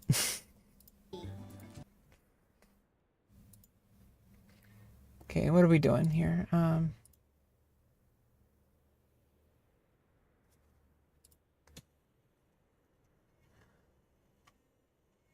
Okay, we have to get expert level. But,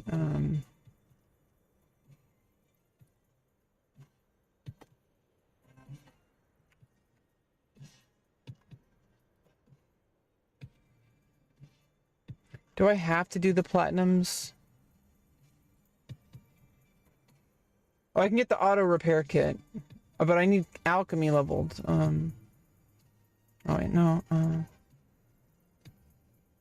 I can do mithril pieces. Platinum ingot. Hydro chopper.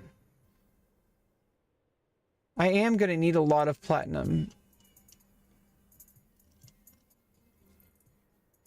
Oh, I can get platinum beast coins. That might be better to farm.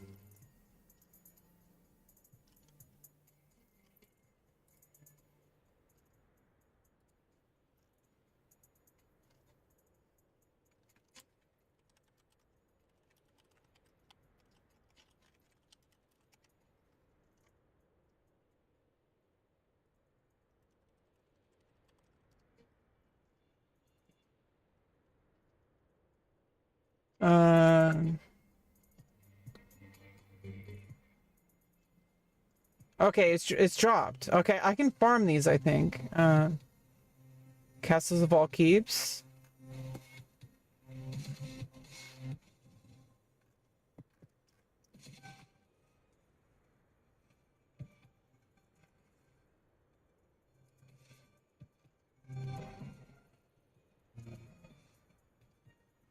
Platinum ingot. Oh, nobody knows the percentage drop. It's about 5.3% drop rate.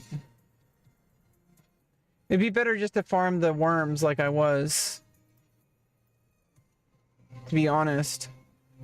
I need a lot of platinum. And honestly, doing all that will also get me, I can get Gil from... just from doing the Records of Eminence. Yeah, it's just a random warm jug of milk. Although apparently milk doesn't actually spoil. Apparently you can drink it for like a while.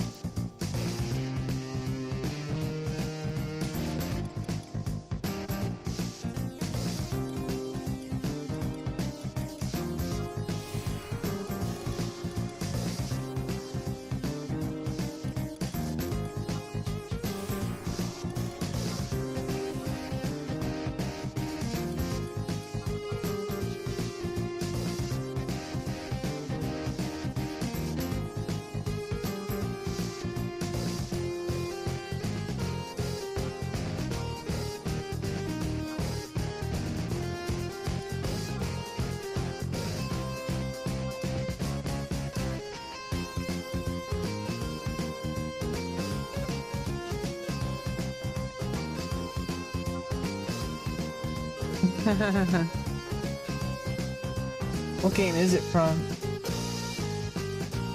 It's from Zillion. I don't know what that is. By DJ Pretzel. Remixed by DJ Pretzel.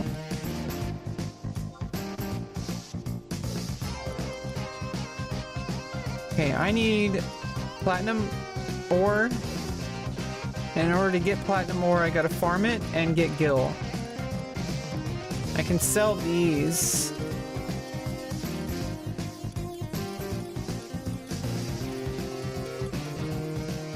Okay, I need to put these away.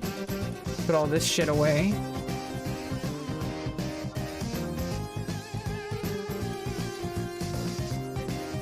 Oh, let me just sub dancer.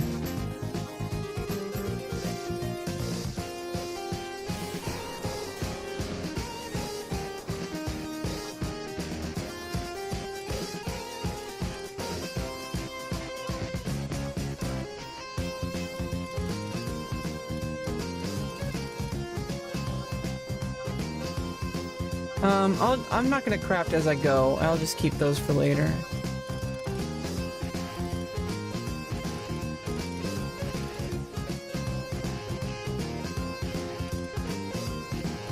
Basically,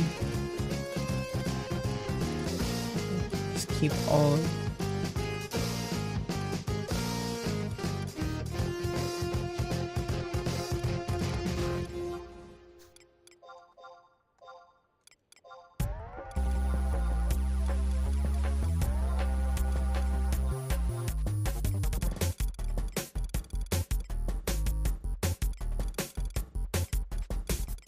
Where the hell? What the hell dropped this? What the hell?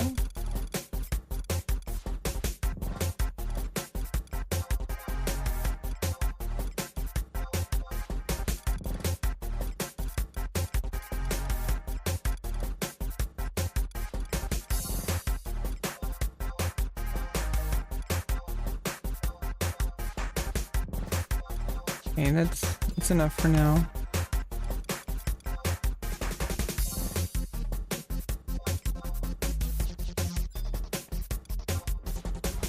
Yeah, I like the music. It's Rainwave OC Remix.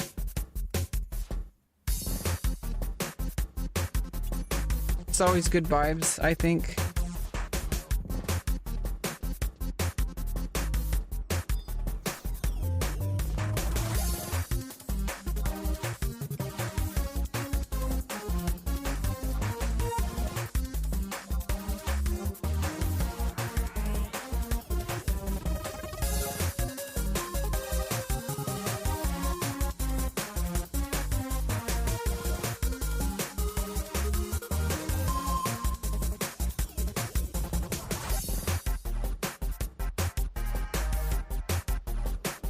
You are number 6.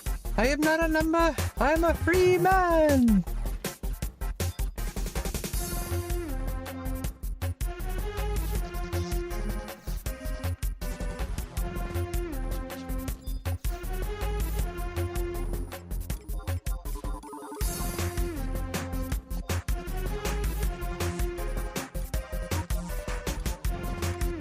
And we need a lot of gil because we need a lot of platinum ore, and we can also farm platinum ore, and we're gonna get some gil while we're farming the platinum ore.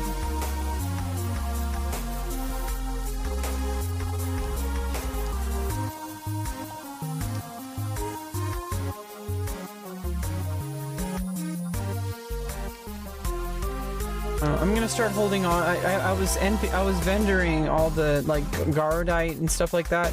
Since I'm leveling goldsmithing, I'm probably gonna end up needing those eventually. Now that we're at that point.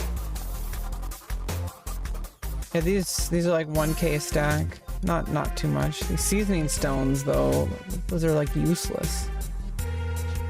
Just drop them. I don't really need to drop them. I'll save that for later. I can.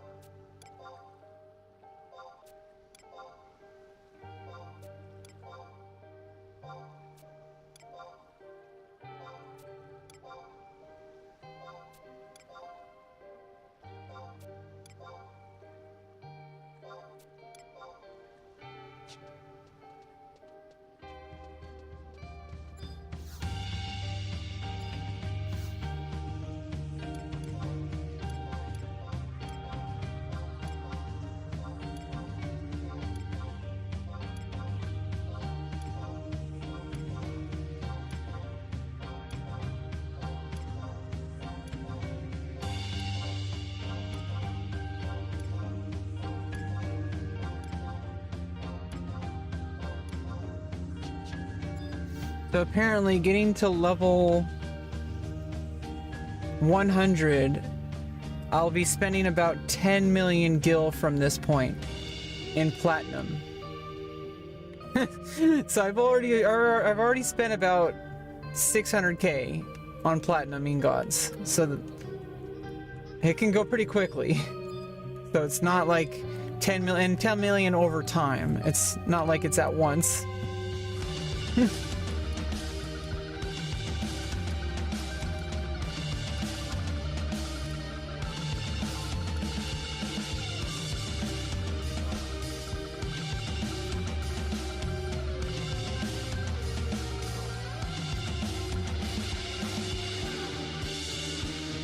And every week I can get 99,999 worth of prize powders and Akron shields.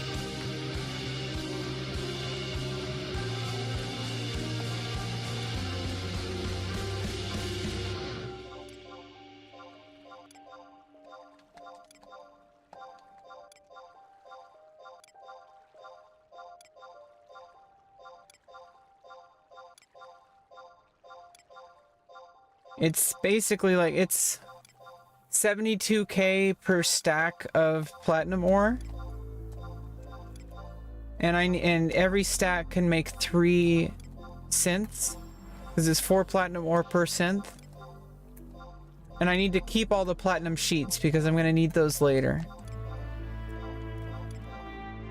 We're going to be working with a lot of platinum from now on.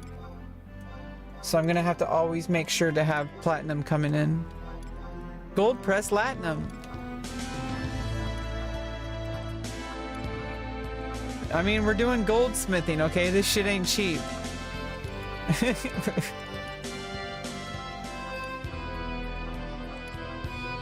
But I need it because the stuff on the auction house is like 40 million gil a piece if I want to buy it, and there was only one of each item, and one of them wasn't even up on the auction house.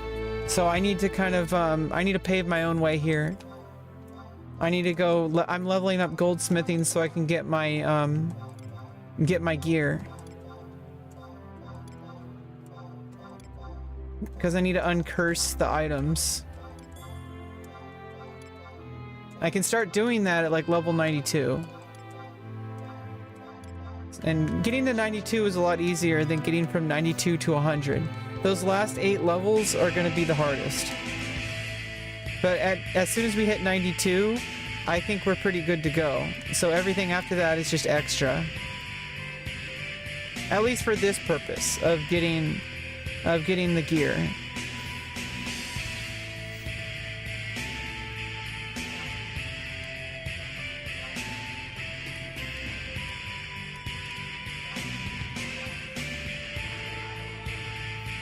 Oh, I need to get Signet.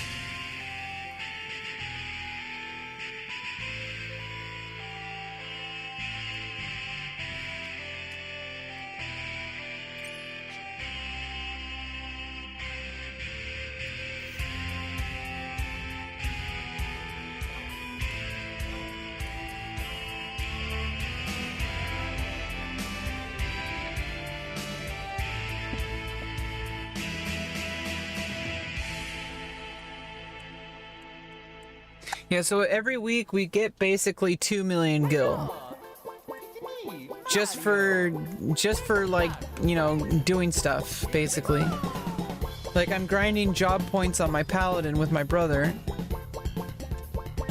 So, and doing that will just, you know, max out my sparks and my unity accolades.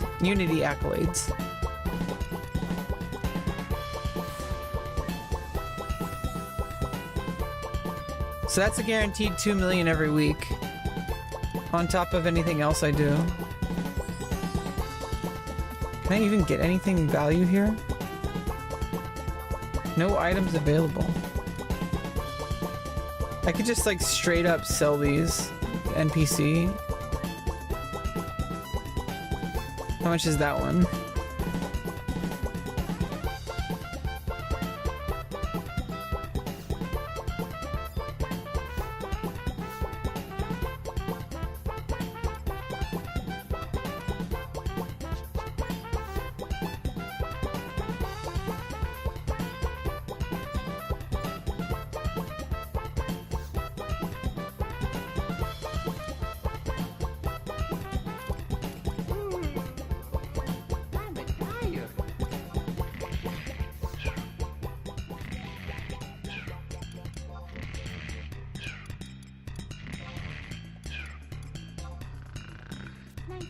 Which one sells the most?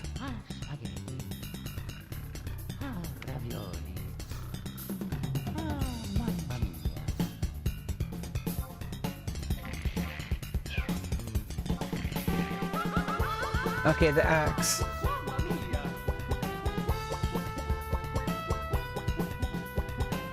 Yeah, I could be using up all my conquest points for Gil too.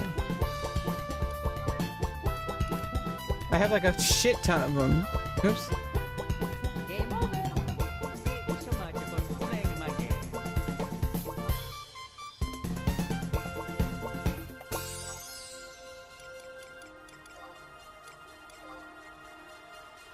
Oh, but I can only hold one at a time. God damn it! So I gotta sell it every single time. Hey, raviolis. This is a really long-winded daily. 7K per axe. I have to run to the NPC every single time.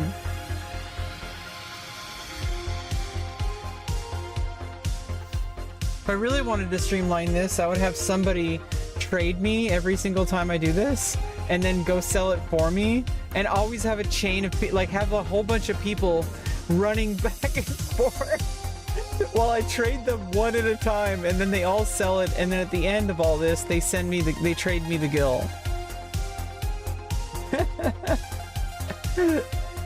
Or I could just do it myself.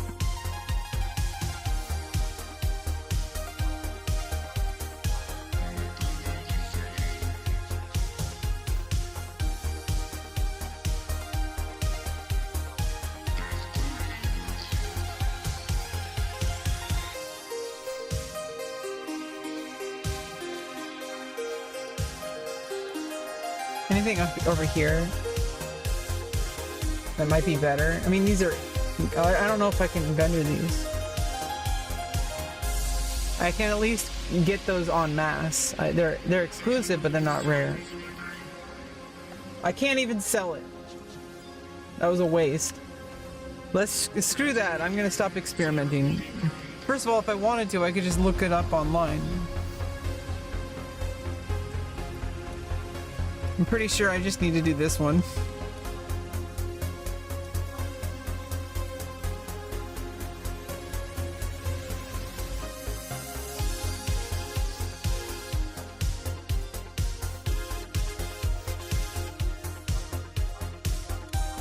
You know what? Let me look it up.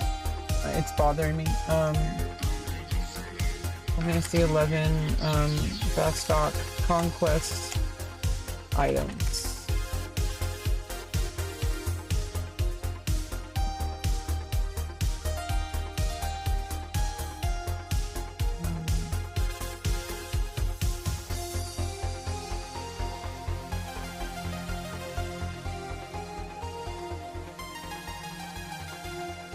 See if any of these can be vendored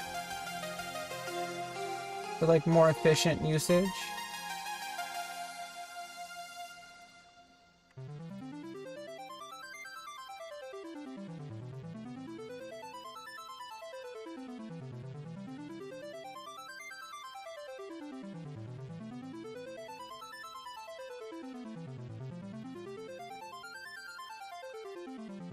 Might just be the 1,000 point ones. Cannot be sold.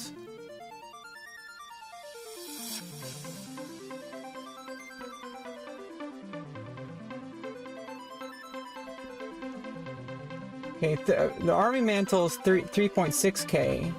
And which one is the army mantle? Oops. That's for 24K. Okay. So for 48K, that's twice as much. So that's basically the same exact conversion.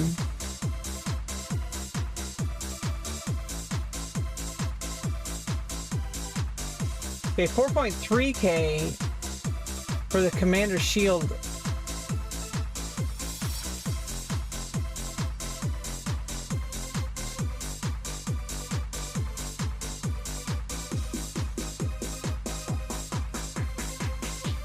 Musketeer commander shield.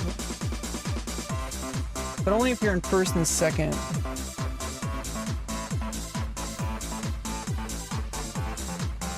That's already a better conversion.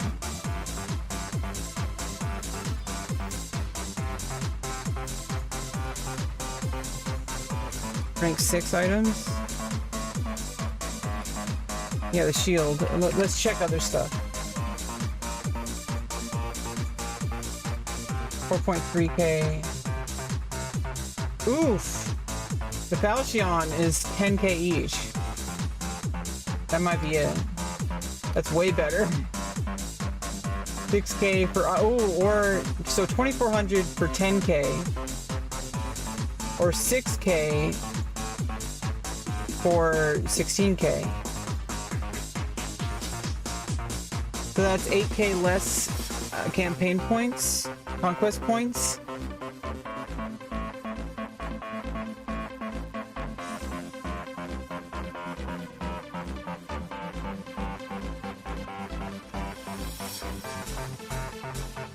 Okay, here we go, 8k for that. That would be the option for that. 17k for Musketeer gun. I think that's definitely going to be the answer out of all this.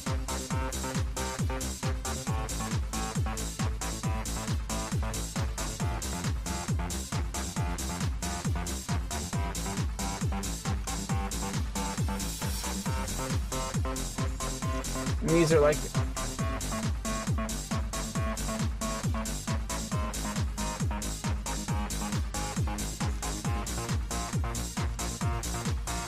these are going to be low. 1,000 gil. What the fuck?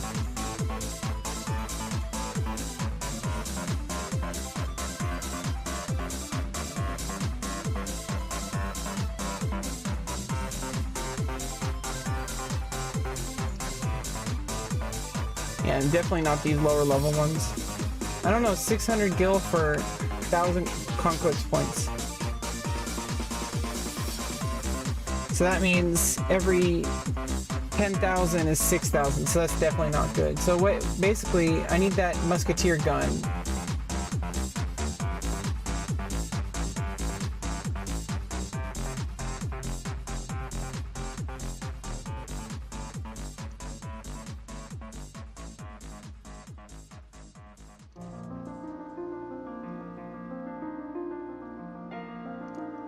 Yeah, Musketeer, only if you're in first. I don't think we have it.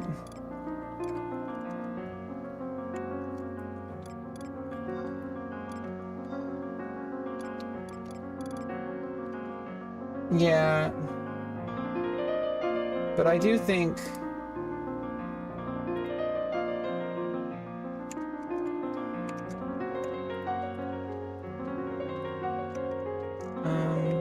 $7K, 8K. Yeah, I think it's gonna be this one. And I don't have to run back every time, so this is way better. The Iron Musketeer's Cuirass. Oh, no, those are the Kisses. Yeah, I can just stock up on these. Rank 6. Rank 5. This is gonna be the item. Yeah, it's definitely gonna be easier too. I can just spam it here.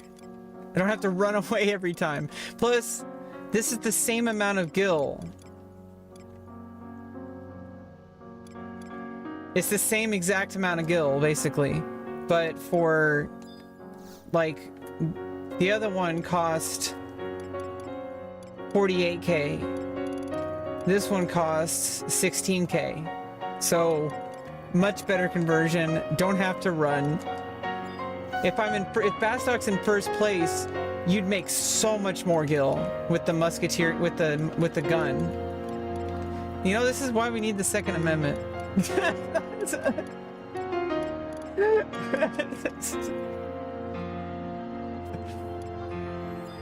Well, first of all, let's double check to make sure those prices are correct. You never know. These like 100 gil each. I went there.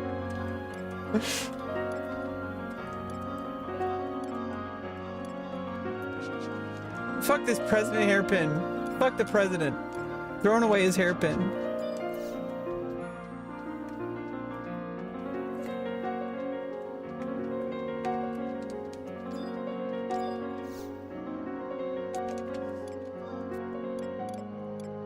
Oops.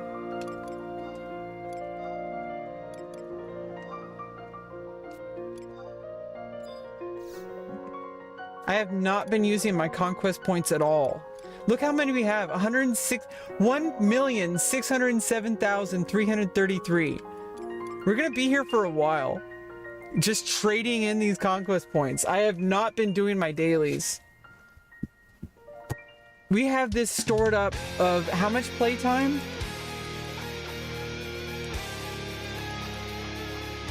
28 days of playtime. 28 and a half days of playtime without ever spending any conquest points, really.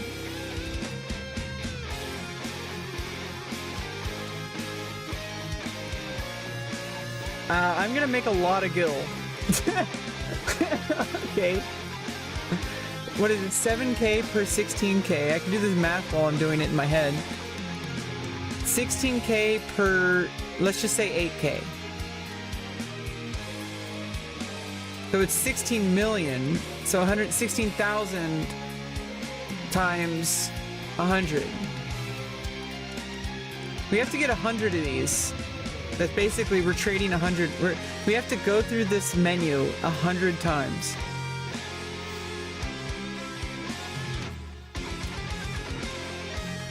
And I'm making I'm making like 1 million gil, basically.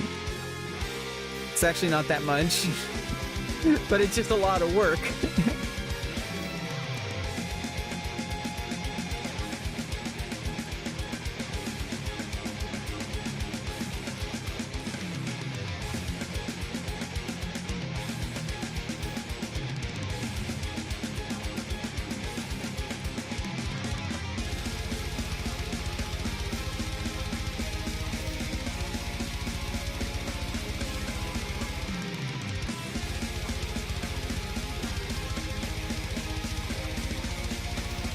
Hey, what's up, Stink Nugget?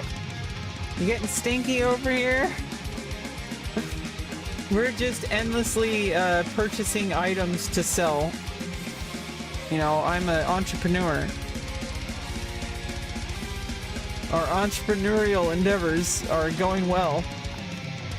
And I'm leveling up goldsmithing, so we're gonna be filthy stinking rich one day. Not really, because it's a small server. Pretty much the only reason I'm leveling up goldsmithing is because nobody else is really here. Yeah, it was a pleasure meeting you too. Yeah, go to bed. You're gonna go fishing. Nice. Yeah, get some good sleep. It's, you know, that's gonna be a long day ahead of you. Drink plenty of water. Make sure to wear a hat and sunscreen. Don't make the mistake of, like, you know, just being out in the sun the whole day. You need to drink plenty of water when you're in this, you know, going fishing. You don't want to come back with a giant headache. Like, you don't want that. You're going to just be pissed that you ever went on the fishing trip. You want to feel good when you come back.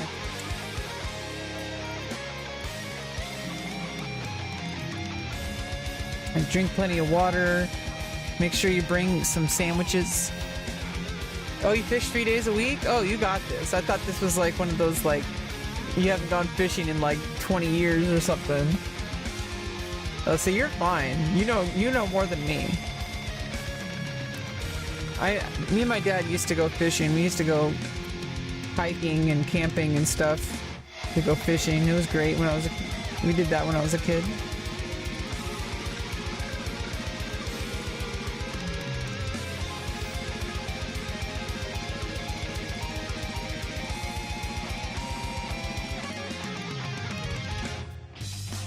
I'll just be over here, and after those 3 days, I'll still be clicking this. I'm still gonna be here clicking on this armor. By the time you get back. Oh, setting crab traps and fishing at the beach for some big old red drum. Oh my god. You're gonna be eating good, or are you gonna sell it? Or I don't know if you're like a professional fisherman or... or if you're like just going for yourself. But either way, someone's eating good. I love crab. Oh my god, yeah. Crab is great. Not the imitation crab. Like real crab is great.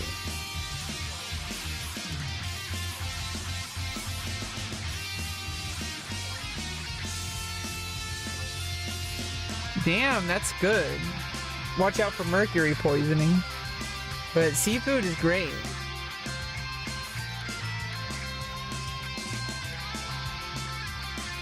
Like that's like the best protein source you can eat. Like seafood.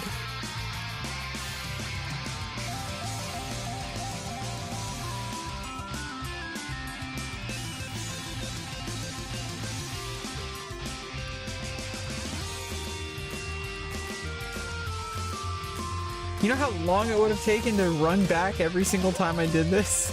Jesus fucking Christ. I'm glad I researched this. Although I would have been spending way more. Oops. I would have been spending way more per. It would have been like 50k each, whereas this one's 16k each.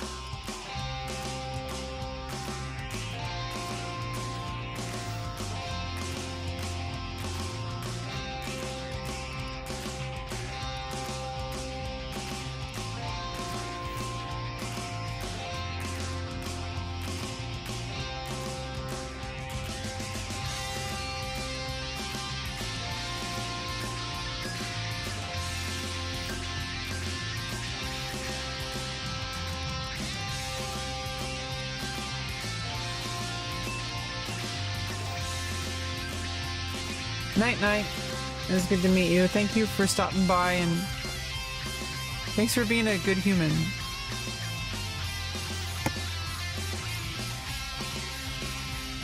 It really does mean a lot.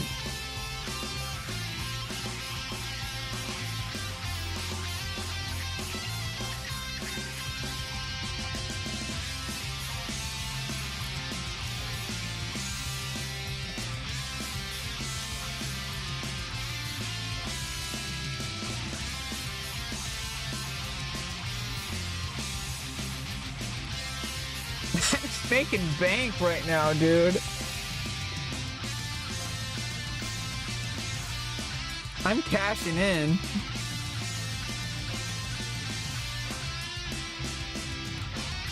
I got like 1 million points left. I guess it goes to 99,999,999. Oops. I wasn't even anywhere close to cap.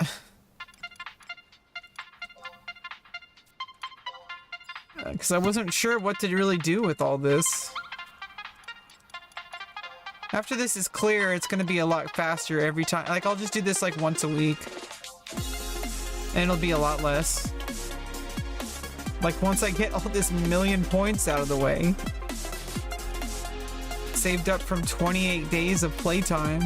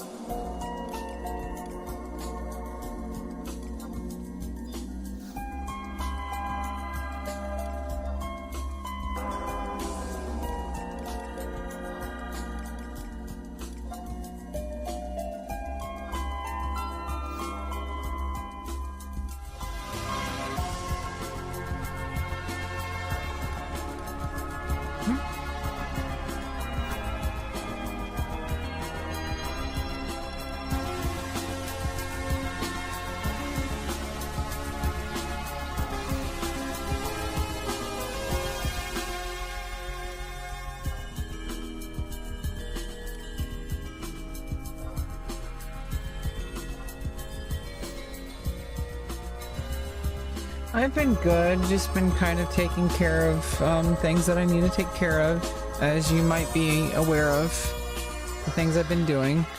Got my A1C down to 6.7 if you haven't heard about that yet. I don't remember if I told you or not, I'm so sorry. Sometimes I forget things. And just enjoying, you know, relaxing Final Fantasy 11 and music. Been streaming for 10 hours today. My brother was on. It's his days off. So we're kind of grinding. I mean, I've been on all day. He took a big break. And we played for about, I guess, like 2 hours total. And then I played, and then for the rest, I've been leveling up goldsmithing. So that's, you know, we're getting some gil through all this. That's why we're doing this. This is getting us some gil. I was not spending my conquest points. Now we have to turn in like 1.6 million at the same time. I've already turned in 1 million points. So now we have like 500,000 left. So it's not gonna take too long. 16k per trade.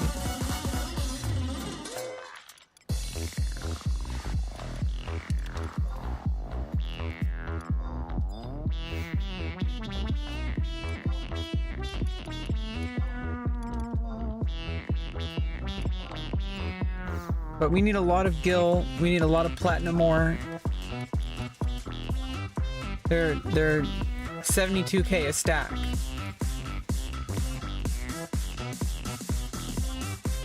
Basically, every 10 of these armors, these cuirasses, every 10 of these is a stack of platinum ore. So every 10 of these is a stack of platinum ore, and every stack of platinum ore is 4 synthesis to turn into platinum sheets. And I'm going to use the platinum sheets later on in goldsmithing to the next 10, like for 10 levels. And you get about 0.1 to 0.2 skill ups every single synthesis.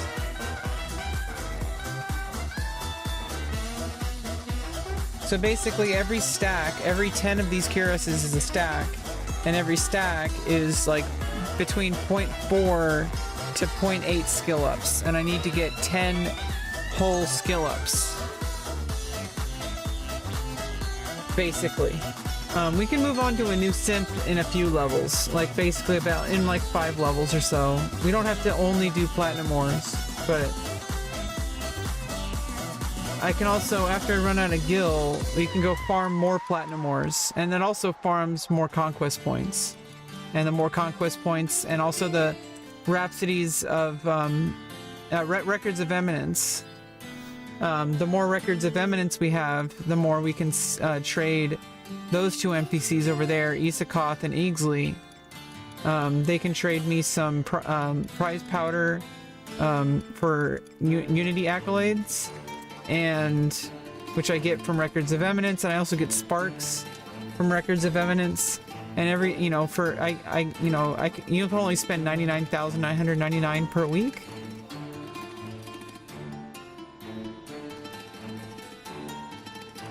But I've already spent half of it, but basically that's another 1 million gil.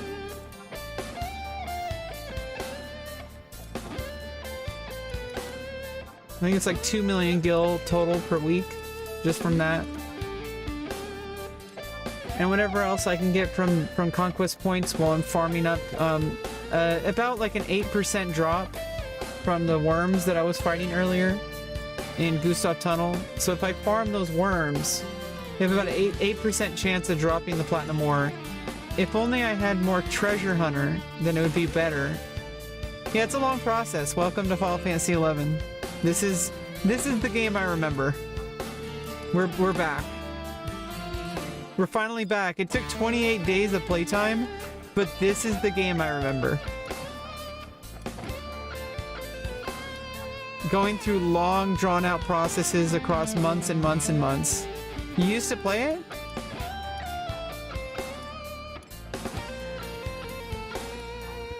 And I have a ton of gear to upgrade, but once I get goldsmithing up, we're good. Once I get to 92 plus, I'll be able to craft all the gear that I need, because I need to uncurse some items, and then I need to farm the abjurations, but that becomes a more kind of, you know, pick and choose kind of process. The goldsmithing, once it's leveled, it'll be leveled forever. I only have to do this leveling up process once. And then I'll have to do it again for like on an alt for like cloth crafting.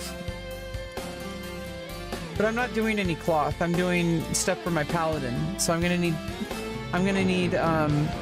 also gonna need to get to level 60 in alchemy and in smithing. And on an alt, I could do 100 smithing. On an alt, I could do 100 cloth crafting. I could also do 100 on alt. I can get, you know, I'll get my brother to do some of that too. Like, we should have every single craft at 100 across the two of us.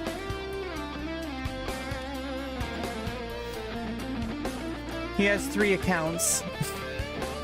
So, like, you know, he has three main characters.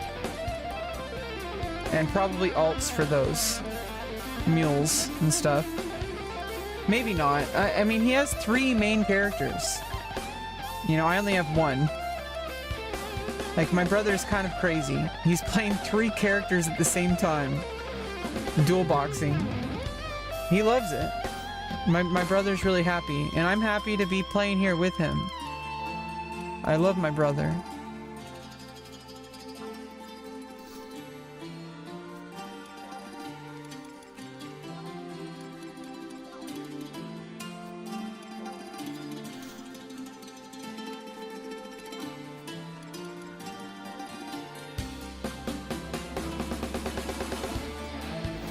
Oh, I'm full. I've been trading for... How long was I doing that? It couldn't have been too many. Yeah, it wasn't too many.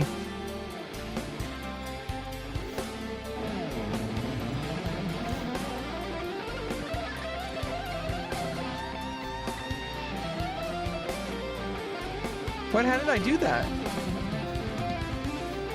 I switched it.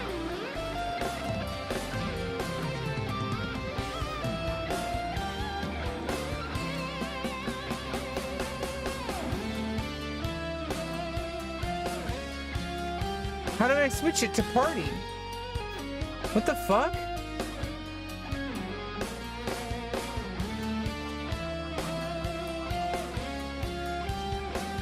How did I switch it?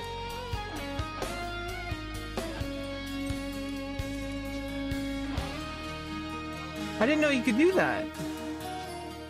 It says window 1 party. Where did I do that?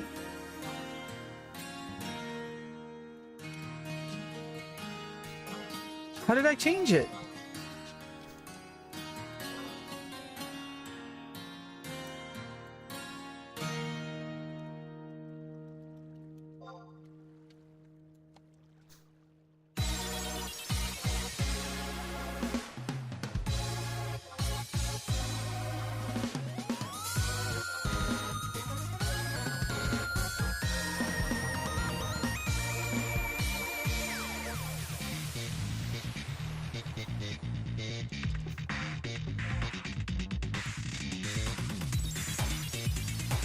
How the hell did I change that?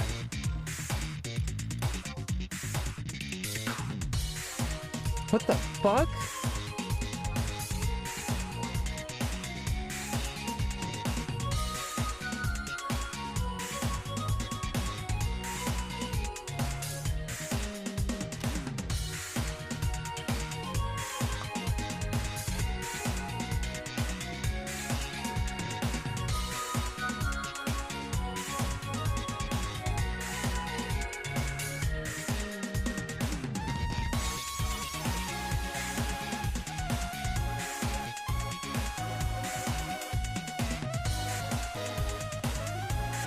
I pressed a button. Oh! Select log and choose window 1. Use the left right arrow to swap which chat.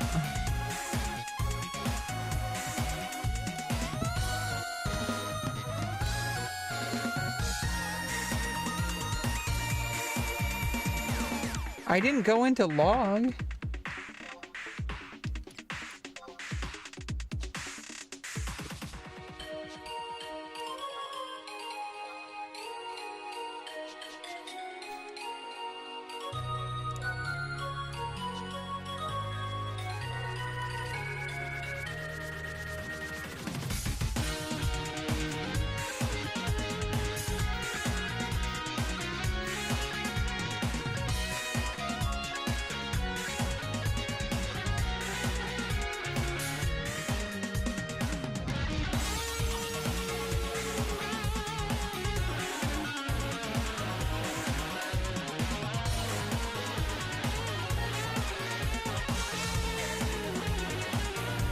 What the fuck just happened? How did I do that? What the fuck is going on?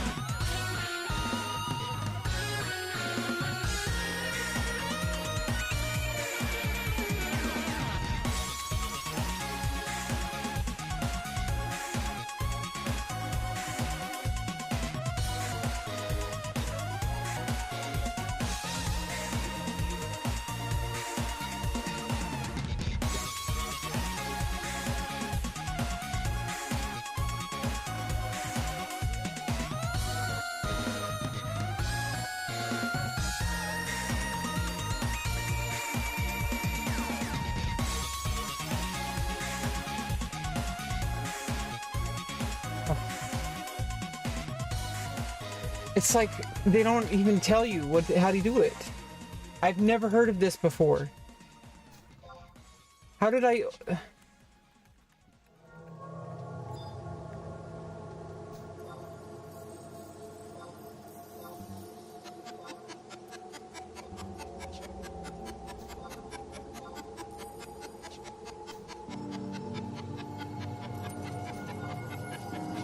Oh. Oh, never mind. It glitched. Okay.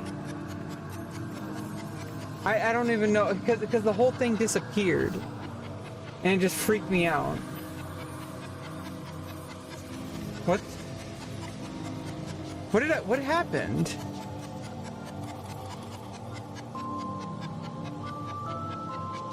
I think it just glitched. It's see, there it is. Yeah, I think it just cleared. Wait, can I just clear it? Clear window 1? No. Well, that was freaking me out for a good amount of time. I don't know what's going on.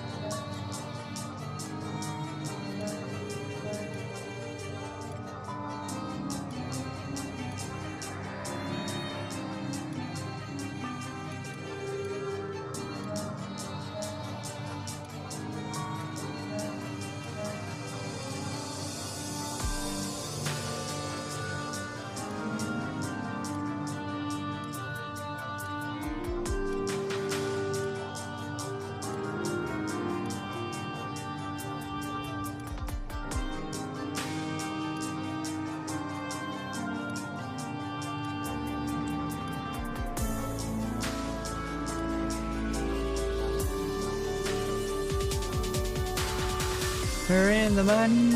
We're in the money. We're in the money. We're in the money. This is my future. Just counting money. Sounds depressing. It's not.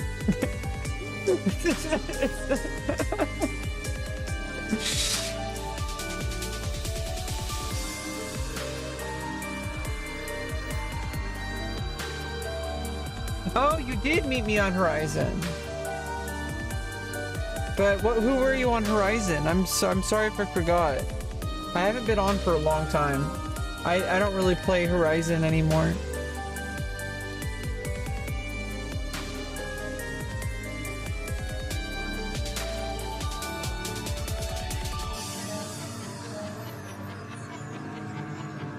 Oh, Senor Taco.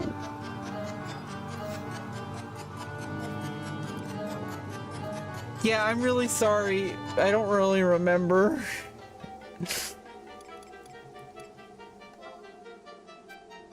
What did we do? Did we just like level up, or was I on Thief or White Mage? I was getting my White Mage. Last time I was playing on Horizon, I was getting my White Mage ready. I needed to level up Black Mage sub-job and Red Mage sub-job later, but it was getting a little bit like, I just like didn't want to do it anymore. I'm like, ah, okay. Yeah, I mean, I'm glad that you've been around this whole time. You know, from that one encounter, and now it's like you've been here for a while. I really apologize. I don't really feel like playing Horizon. I'm playing retail now with my brother, and I'm playing World of Warcraft, as you've been aware.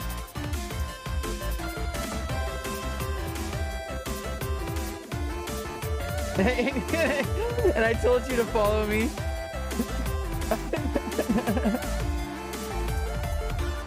Oh, you haven't been playing either? Yeah, I mean, at least it's free.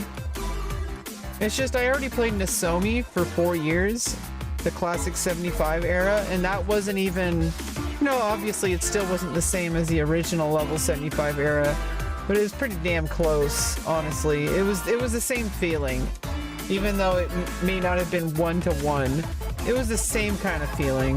Like, it was, the most part, that was classic Final Fantasy 11. With Horizon, they had a whole bunch of new stuff, which was kind of cool, but it's just like, I'm kind of ready to move on, you know, like, I already got, like, endgame, for the most part, started on Nozomi with Bard, but then I kind of didn't play anymore. Like, I was doing Dynamis with my Link Shell on Nozomi, on Bard.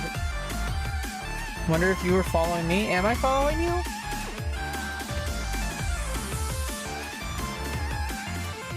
You're a moderator.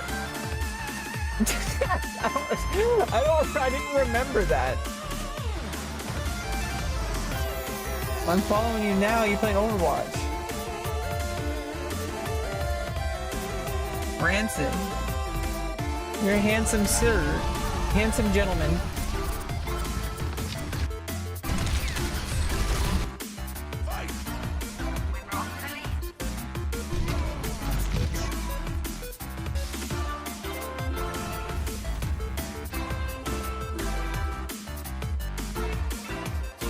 Yeah, and 14. You've been playing Overwatch lately. Yeah, you've really been playing Overwatch. Oh, and you've been doing storyline. Senor Nugs.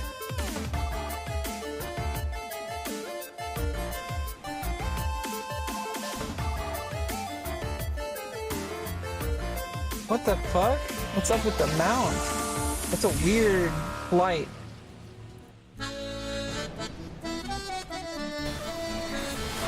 Behemoth.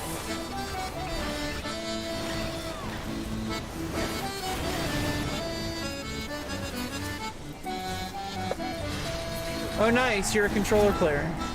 I like the controller in Final Fantasy 14.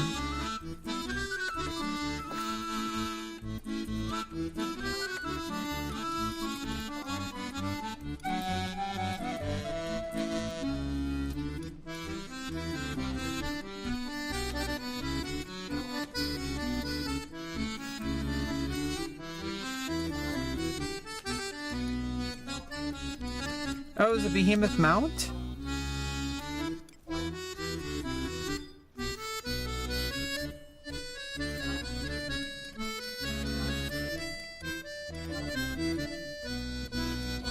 It didn't look like behemoth, it looked like some kind of flying chocobo.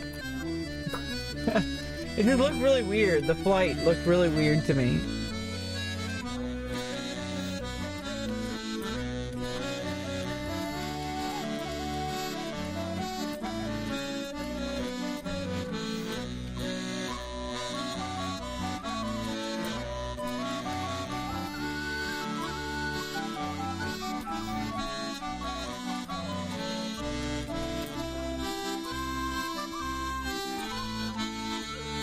We're over here playing this PlayStation 2 game. Oops.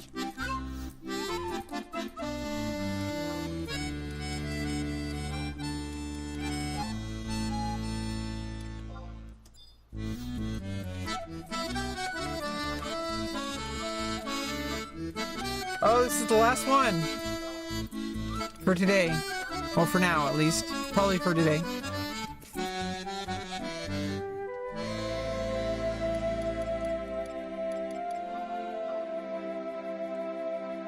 Yeah, now we're down to 7K. In fact, we're gonna really min-max this.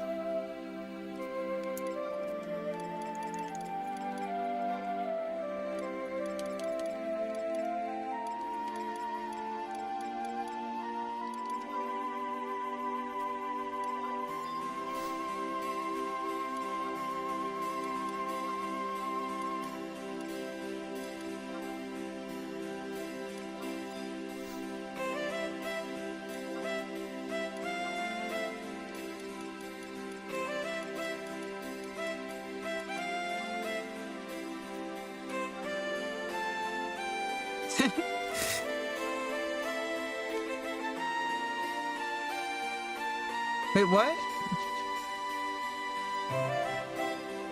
Still says I only have 7K.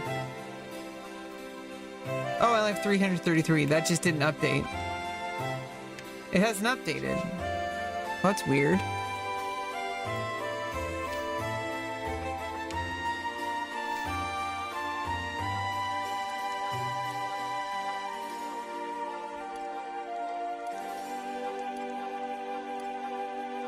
Well, it didn't take as long as I thought it would. We traded all of my conquest points, all like 1.6 million of them.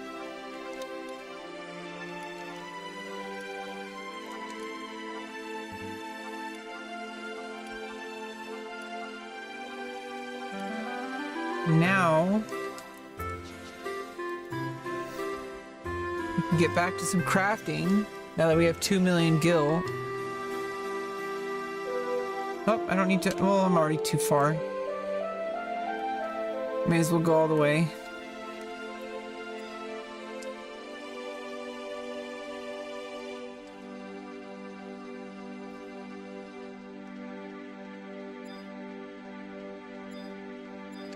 I don't know if they're cheaper on the auction house. They're 72K a stack from the vendor.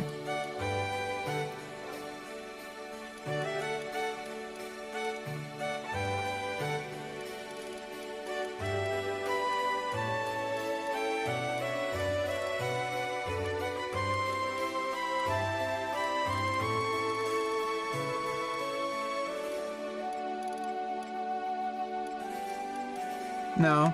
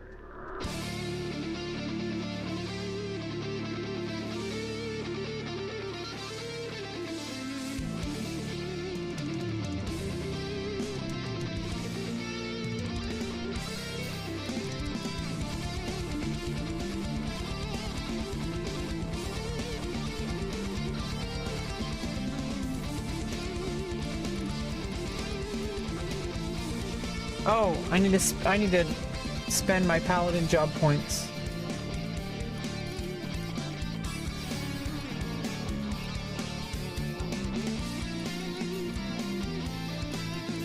Yeah, me and my brother made some good job points today.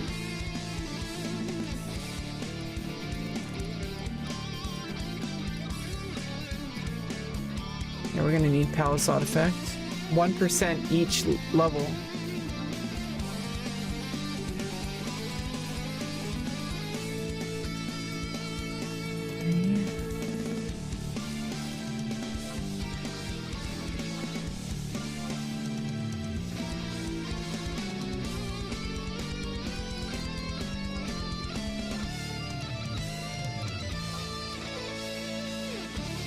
Okay, now we're up to 380. Nice, we got a new capacity point bonus.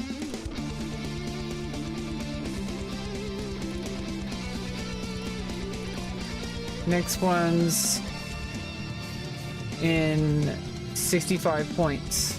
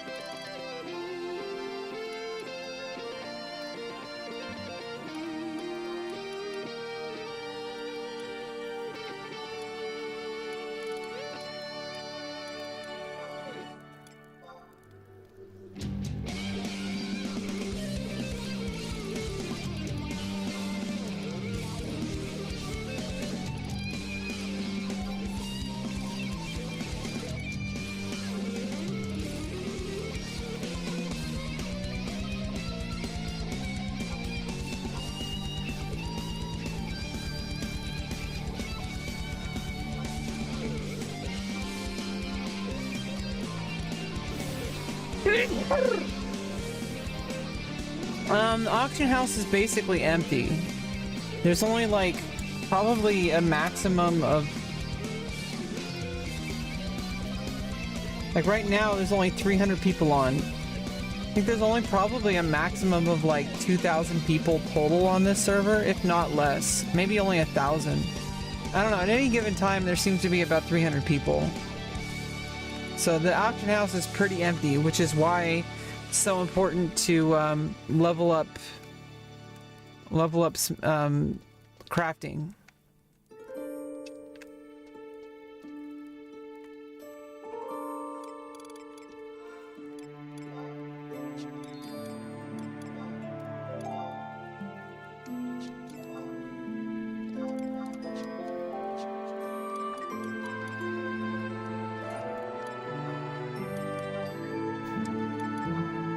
I do need to make dinner.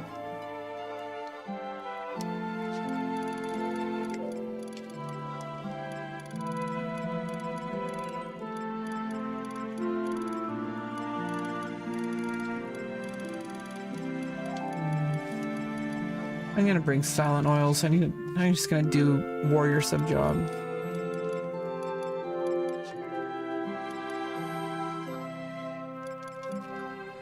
More damage.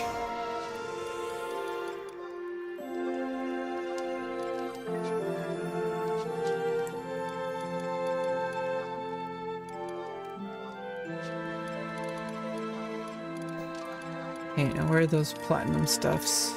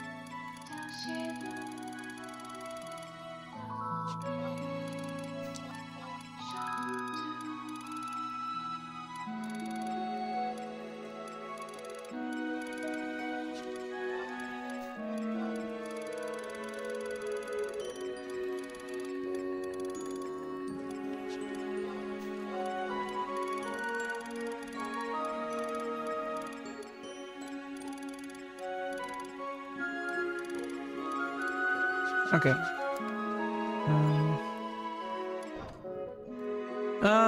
What I usually have, my meal is like onion, like a whole onion. It's a smaller one though, but a whole onion. If it's a bigger one, I'll have half an onion. But like, you know, a whole onion, a big handful of kale, a big spoonful of garlic, and like 4 eggs.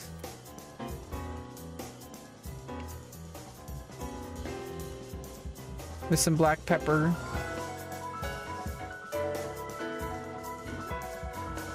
And a little bit of olive oil. I switched to olive oil. It's healthier. Everything has been what's contributing to my success. Like, I got down 0.5 points from 7.2 to 6.7. Like, that's insane. I did not think that was even possible.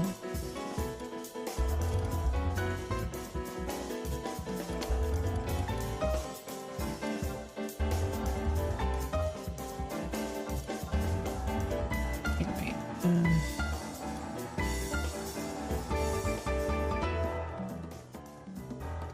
okay.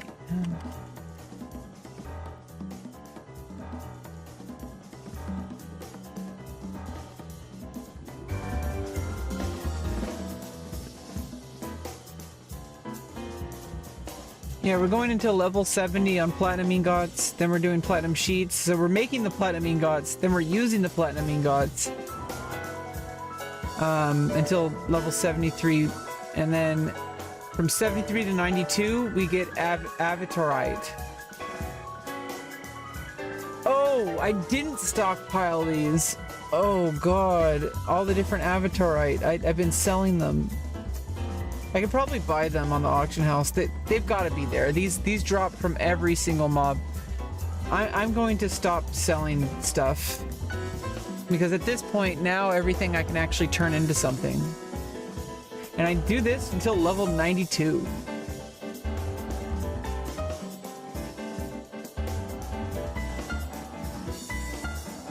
And all the ore too. I don't need to worry about these. Because I don't, you know, I don't need the orichalcum oil. Well,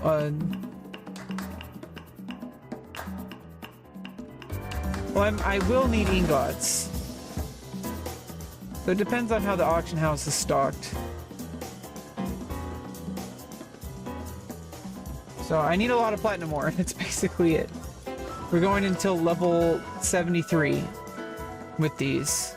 And then at level 73, we need to go get some, like, you know, Shivite, Carbonite, whatever, Carbite, whatever all the ones are.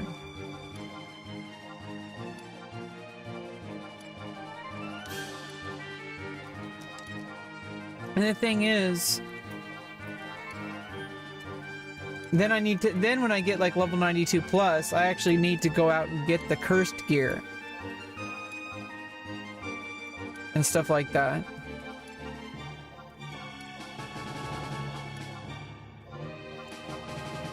Okay, and then what was... Oops.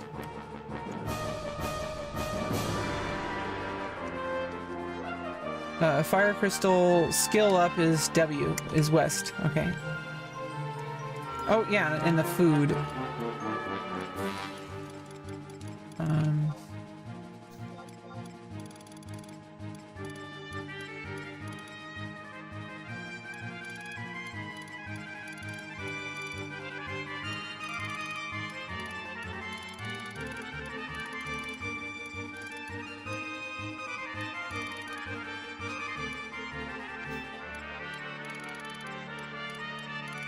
I need real life food too, but I also need the in-game food. Oh, did I put it in my... Ugh. It's in my storage. I also need to get some at the auction house. I'm not even going to go to my mock house.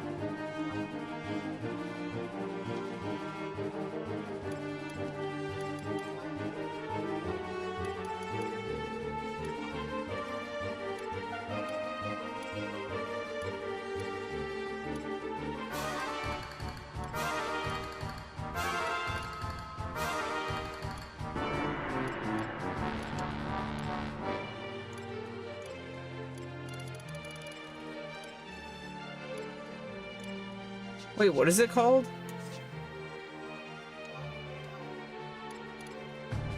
Citron macaron. Oh, is that a pasta? Like macaroni?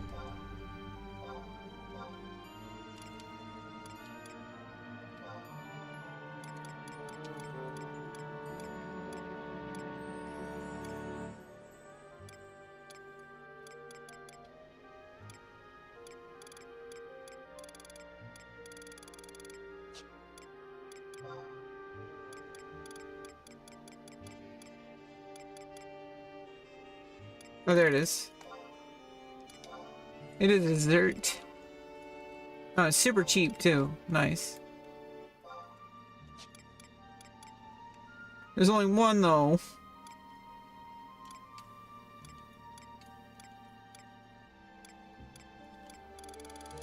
Yeah, this is why you need to level up crafting. Nothing is on the auction house.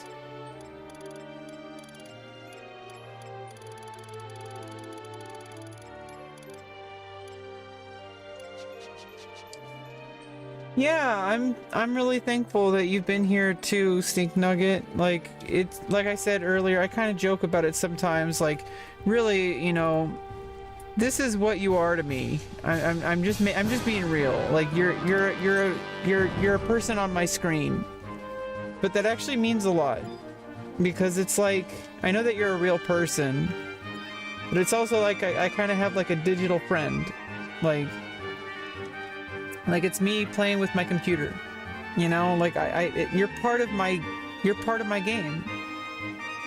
Like you're part of the computer. It's kind of ridiculous.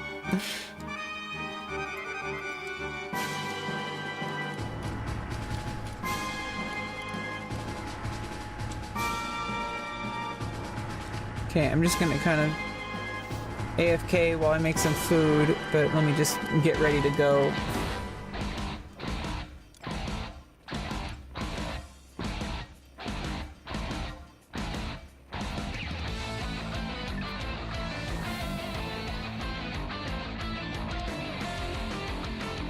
Lots of fire crystals. And we gotta face west. Okay. I'll be back.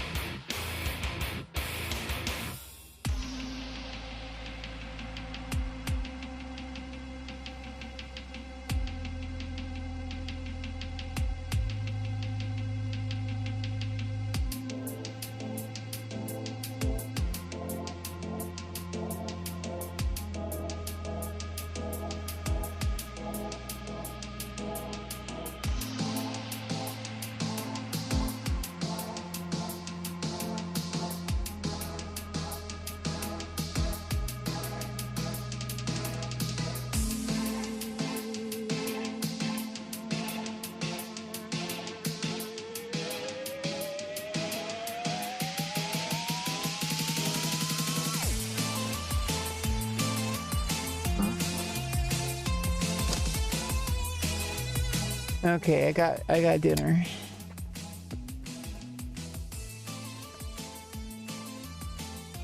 Oh, okay. Now we gotta eat our in-game food.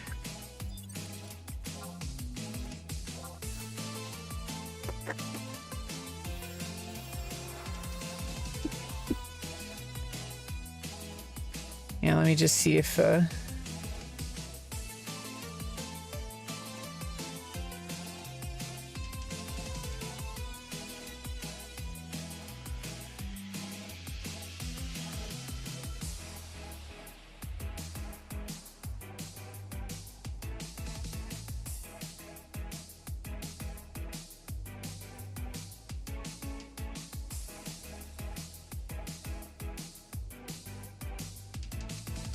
yeah, I got the food over here. Probably can't see it.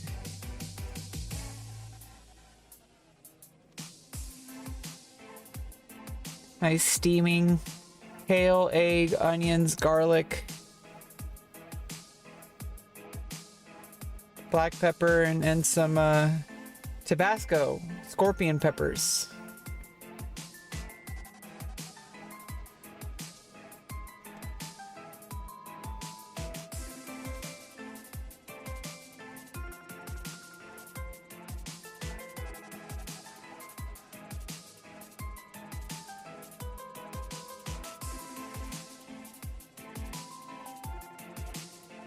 I'm gonna wait for it to cool off a little bit.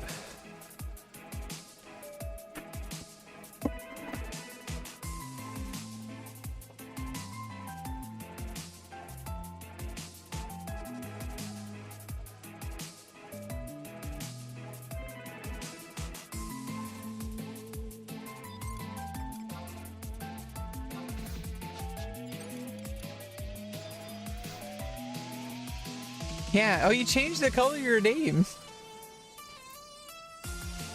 It was red, now it's slightly purple pink. Something changed. Different color. Now I'm scared. You're watching without audio.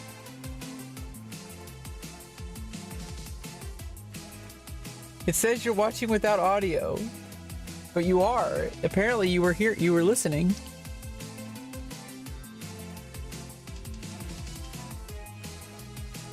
Oh, you're playing awesome. Yeah, I don't know why it says you're audio only. That's just, maybe some kind of issue with Twitch. Maybe because you're playing Overwatch, it thinks that you're not listening. It's making a judgment on you. It's like, oh, you're playing Overwatch? You're not actually watching. No.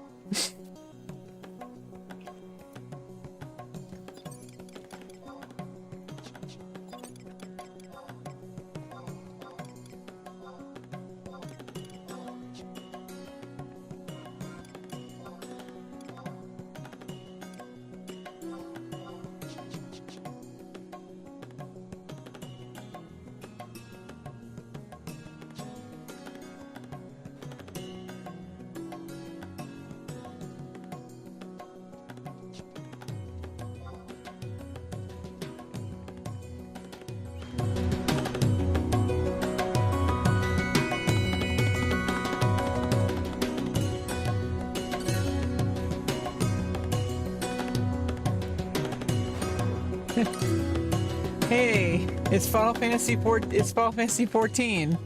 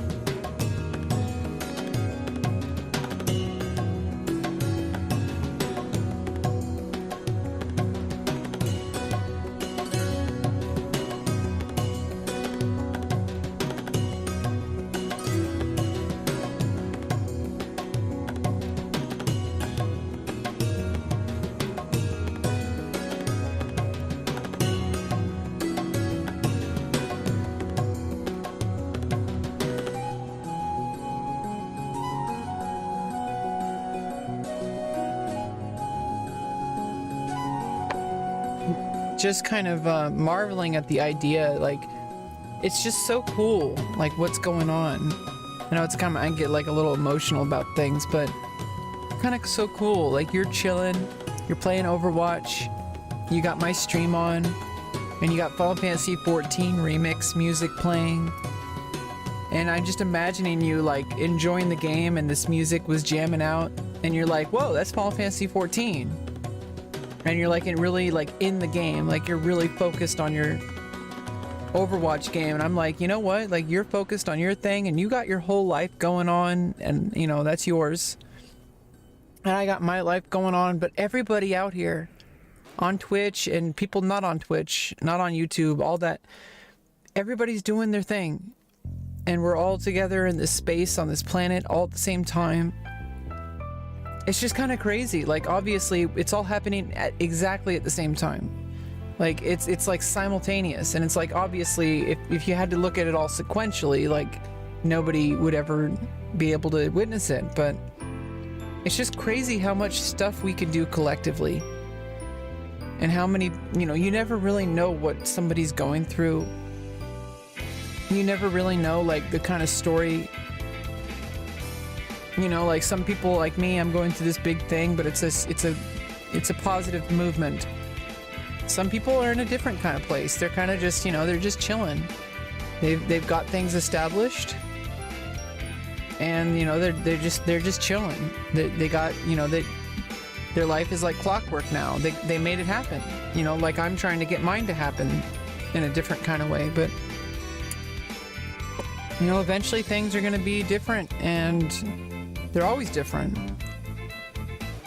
You know, it's like everything's, it's just, it is what it is. You know, life is what life is right now, and we try to make a better life for ourselves. Sometimes that's really mundane. Like, it's just the daily crafting, you know, like right now we're just crafting. But like in real life, we do our crafting by working on ourselves, by working on things, you know, our relationships with people. You know, just do one little teeny tiny movement per day, and eventually we get our lives to a better place.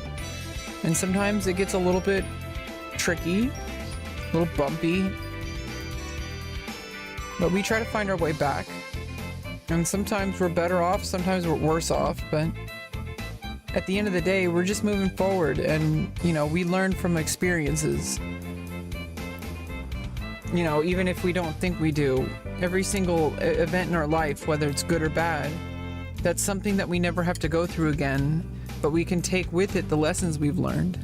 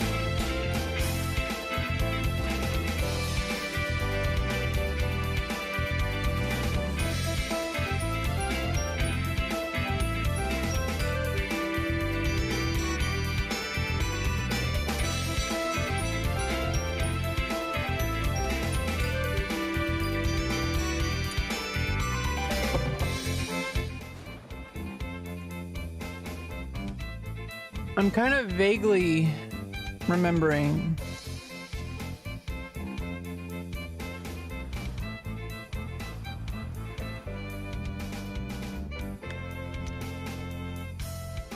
I do remember seeing your taco now. You were in my party. I was visualizing it while I was cooking. I do that sometimes. I remember, like, honestly, I mean, maybe it's weird, maybe it's just because of my brain, but like, I remember visually seeing your name on the screen. Yeah, you're a gal. Oh, I thought you were a Tarataru, so yeah, I didn't remember that part. For some reason, I was thinking you were a Tartaru. For some reason, Senor Taco gives me Tartaru vibes. Like you could fit into a taco, I guess. I don't know. But Galkas eat the Tartaru. So you eat you eat Tartaru tacos. Oh right, you're a samurai.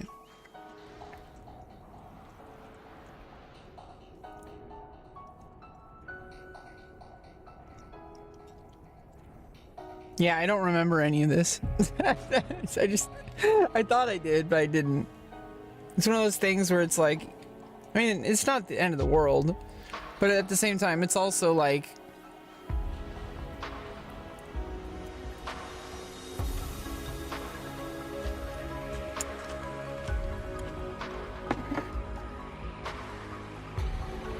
it's like I thought I remembered, but I actually didn't. Well, I'm glad that you've been here all this time. There's a reason why I gave you moderator. At least I remember that. It's because you came from Final Fantasy. Like, you're a higher quality viewer just for that alone, but also because you've been around.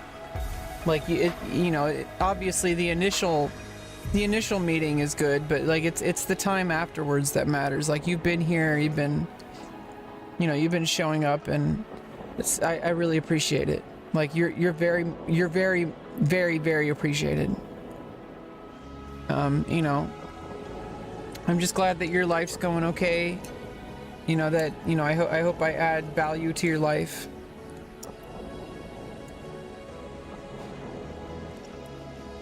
At the very least, I hope I'm not taking away value from your life, draining you with my mental energy.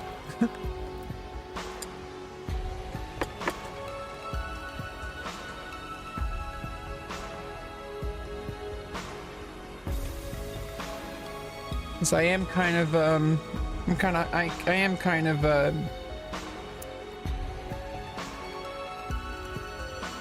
I don't know, I feel like what I'm going through is kind of, and sharing it, and I don't know, I feel like maybe I'm giving myself more power than I have, but I feel like getting to know me is kind of difficult.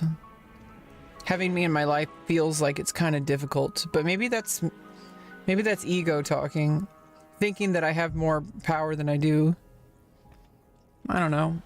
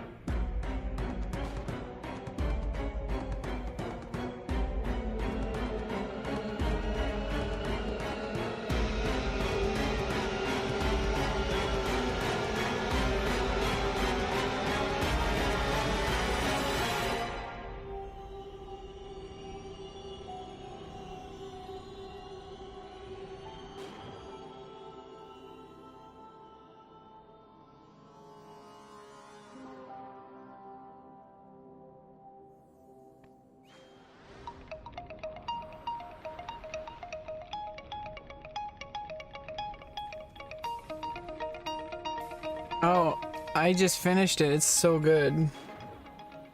I just put a little dash of hot sauce, and it's like gives that extra, like, kind of gives it that little extra punch, but not so much that it just hurts. You know what I mean? There's like a perfect, like, Goldilocks zone for hot sauce. I don't like it too spicy where it hurts, you know. My dad's obsessed with hot sauce and hot peppers. Now you make me think about tacos. I am limiting my carbohydrates. I get all my carbs. The only like main carb I get is oatmeal and fresh fruits, like oranges, apples, and bananas. But I will have, you know, the other carbohydrates that are just naturally exist in like plants, like from kale and from onions. And I'll have eggs. Now that I think about it, I have a completely vegetarian diet. I was using ground turkey. Ground turkey's really good. But the eggs are less expensive on it. Like, I can buy a big thing of them, and they last a lot longer than the turkey does. And you know, there's some sugars in like a lot of different foods. Like even peanuts have like some carbohydrates. A lot of it's fiber. And I'll have like carrots. I'll have celery. Like the only actual like grains that I'm having are oatmeal. Like that's the only main carbohydrate I'm having, like. And that's how I got my blood sugar down. I mean, it's that easy. Just make some changes to your diet. Just kind of make it and stick with it. Like, that's about it. It's really not that hard. It's just kind of, you got to be really disciplined to like not, you know, maybe if I have some ice cream just this once, like you can't do that. Because, you know, that's arbitrary. Like, just this once can also be just this week. It could also be just this month. It could also be never not having ice cream. You know what I mean?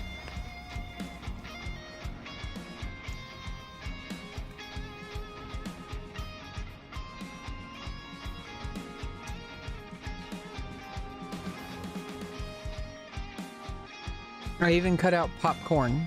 And popcorn's like super low on the GI, the glycemic index. I got super strict. Like, I don't think, you know, this is how important this surgery is. Like, there is absolutely nothing that is going to stand in my way. I will do whatever it takes. I will get myself to that hospital, and I will beg the doctor to do this if I have to.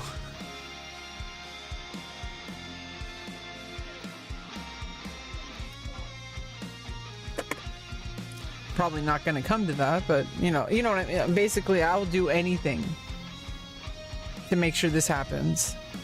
Intermittent fasting is kind of good. It's kind of dangerous for diabetics. Intermittent fasting is fine. Most things are fine as long as you're eating enough. I got really disciplined with my diet. I'll eat oatmeal with peanut butter and collagen powder. And it's the fish kind, so it's marine collagen powder. It's a type 1 collagen. It's very bioavailable. It's good for your joints, for your bones, for your skin, for your hair. And just for like, it's a complete set of amino acids. So it helps repair your body from workouts and stuff like that. It's not protein powder, it's like collagen powder, so it's like, it's a little different. It's more so that you can just have all the amino acids. It's really powerful stuff. It's good, it's considered safe, it's good for diabetics, of course, and I put that into my oatmeal in the morning and then at night. And I use cinnamon, which helps with, it lowers insulin sensitivity. You know, don't take supplements. You know, a doctor will probably tell you not to. you know, that would lower my sensitivity too much. And I would get like risk of heart attack or stroke from low blood sugar, which definitely is bad.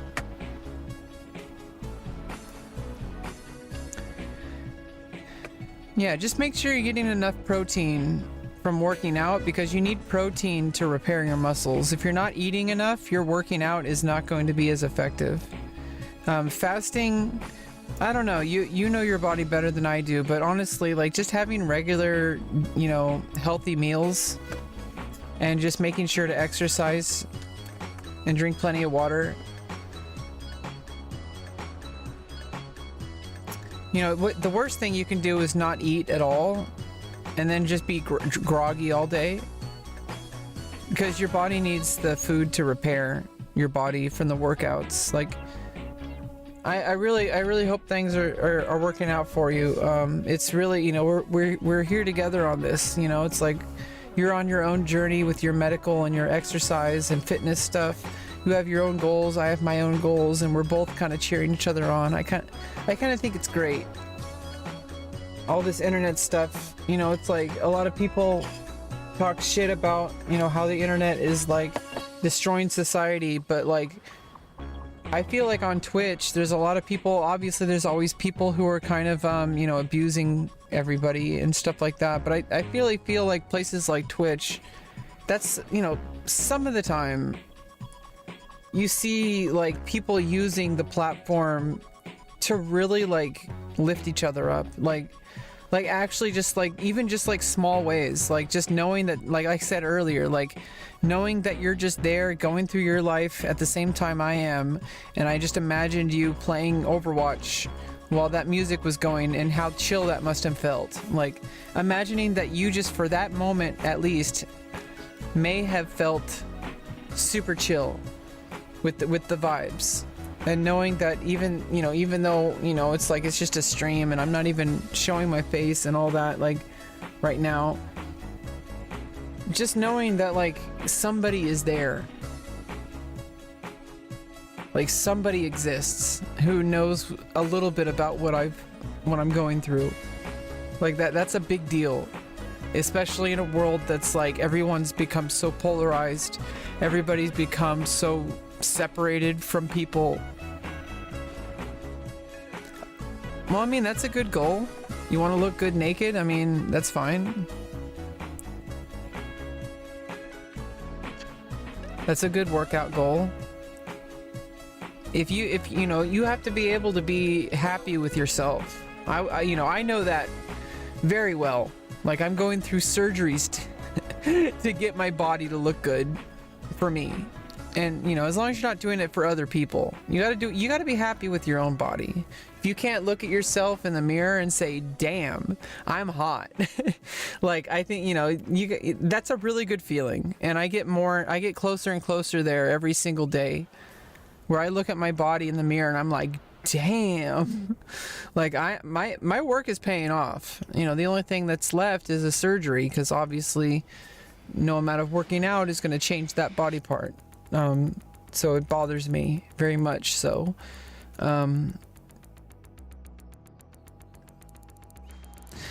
Yeah, I mean, that's good. I mean, there's a huge part of sales, but you know, it helps your mood. Working out really helps your entire existence, and it comes across to people. Like if you work out, people can tell. Like people will be able to see you and say like, that guy takes care of himself. Like he has confidence. Maybe I should buy that chainsaw from him.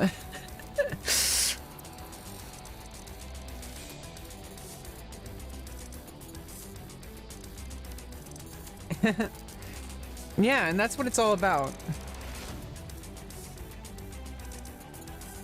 Yeah, it's for mental reasons, it's for physical reasons, it's for all sorts of reasons. And it comes across to other people too. I mean, if somebody doesn't take care of themselves, it's really obvious. If someone just kind of like, you know, just doesn't really do anything, they let themselves go, you can just tell. It's not even just in the way you can tell in the way they look a lot of the times. like especially if they're like really let themselves go, or like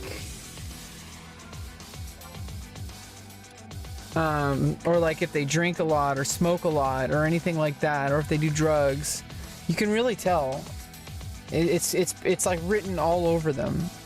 But if somebody works out, it's like they bring a whole new, it's like they're bringing an entirely different wolf to the fight. You know, I really like that expression.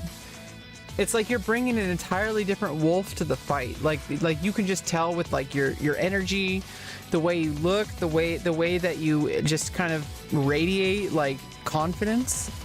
It's great. Like I don't know how I ever lived before. Like taking care of my health is like the absolute best thing I've ever done. Oh, I need to eat more of the food and get the support. I forgot.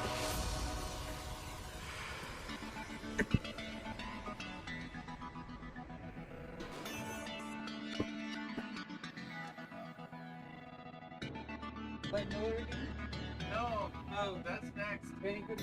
I had to.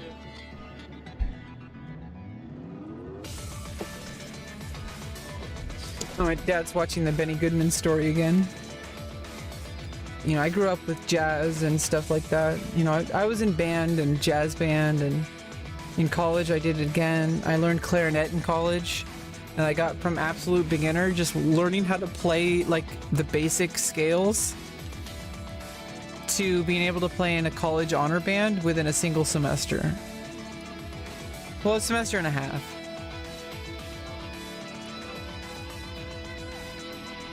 And the summer. So a semester, the summer, and then half a semester, I was in honor band.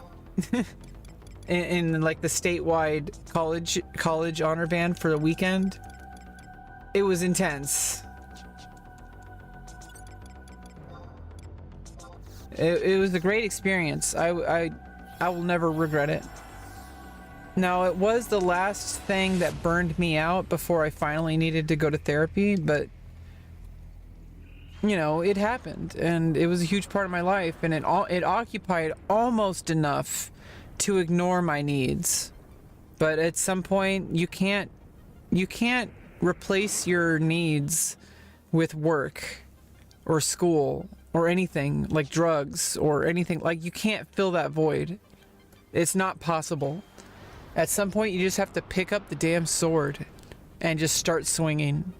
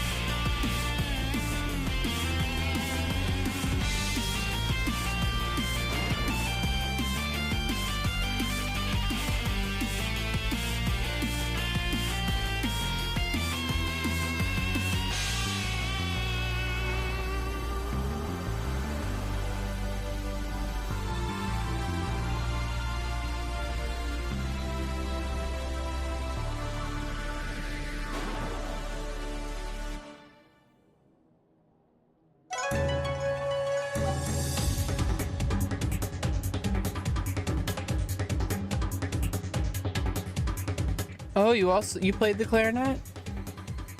Yeah, I love the clarinet. I played tenor sax. I didn't learn it until college. I played trombone. I played fourth grade I played trumpet. Fourth and fifth grade I played trumpet. Well, I was in choir since I was like 6.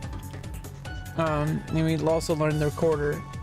But I started in band. Fourth grade, fifth grade I played trumpet. Sixth grade I played percussion, like snare drum and bass drum. For marching band. I even played at one point in 7th grade. I kind of was playing the bells and the tritoms for marching band. In 8th grade I switched to trombone. And I played trombone from 8th grade and all through high school. I played French horn in 10th grade for a concert band. Oh, drums in a garage punk band. Nice.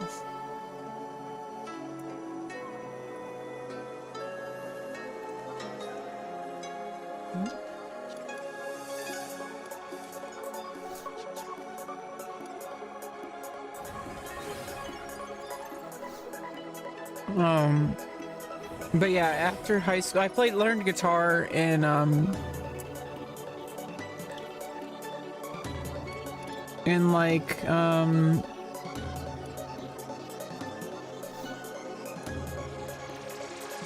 junior year, I think.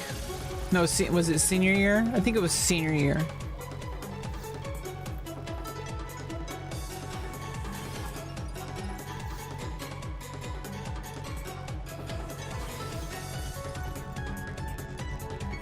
And after high school, I kind of fucked up.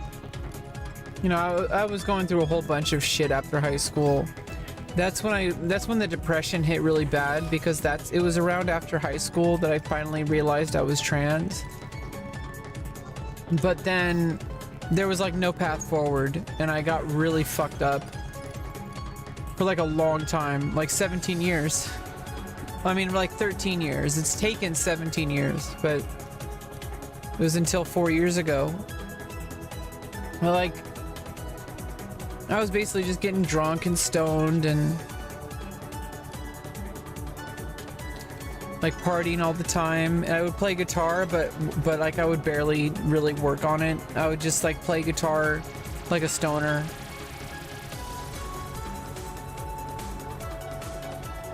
And when I kind of snapped out of a lot of stuff, I went through homelessness. So I was going through homeless shelters for 4 years in my early 20s,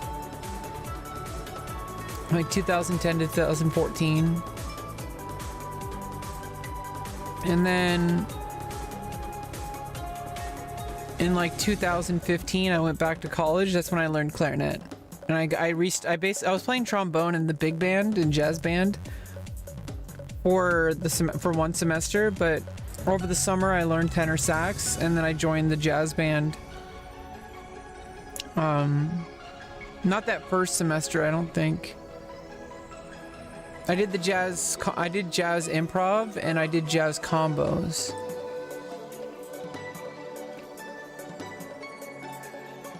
And I think I was also in the big band. It may have been one. No, I think, yeah, I joined in, yeah. I picked everything up pretty quick. I wasn't very good at first, and I still kind of am broken a little bit, but if I really practiced and got in shape, I'd be okay. But I have not really felt the urge to play music. The fire is kind of gone right now. Like I said, pretty much everything is fucked up until the surgery happened. I've tried so many ways to try to build a fire in my life, and I can't. The fire is just dimming. But the thing is that I'm about to throw a really big log on it.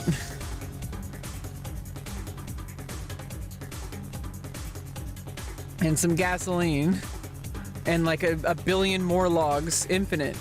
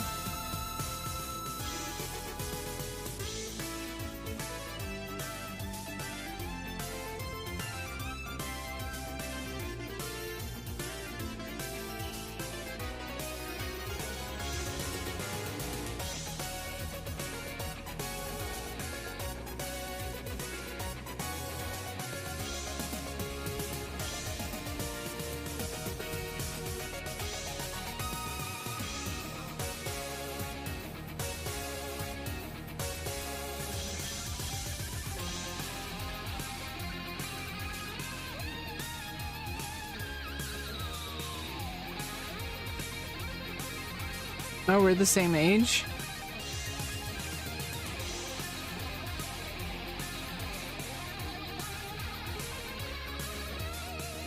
Yeah, I'm almost 36 in January.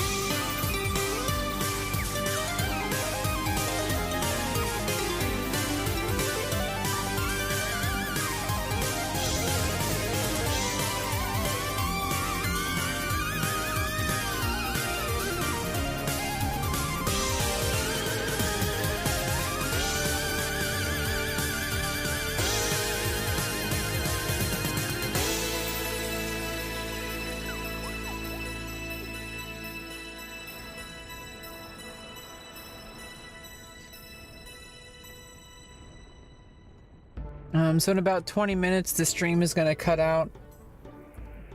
I'm just going to restart the stream right now so I don't forget. It stops at 12 hours. I think it's because of YouTube. It's not, I don't think it's restream. I think it's because of YouTube. YouTube only allows 12-hour lives. So I'll be right back in about like 10 seconds.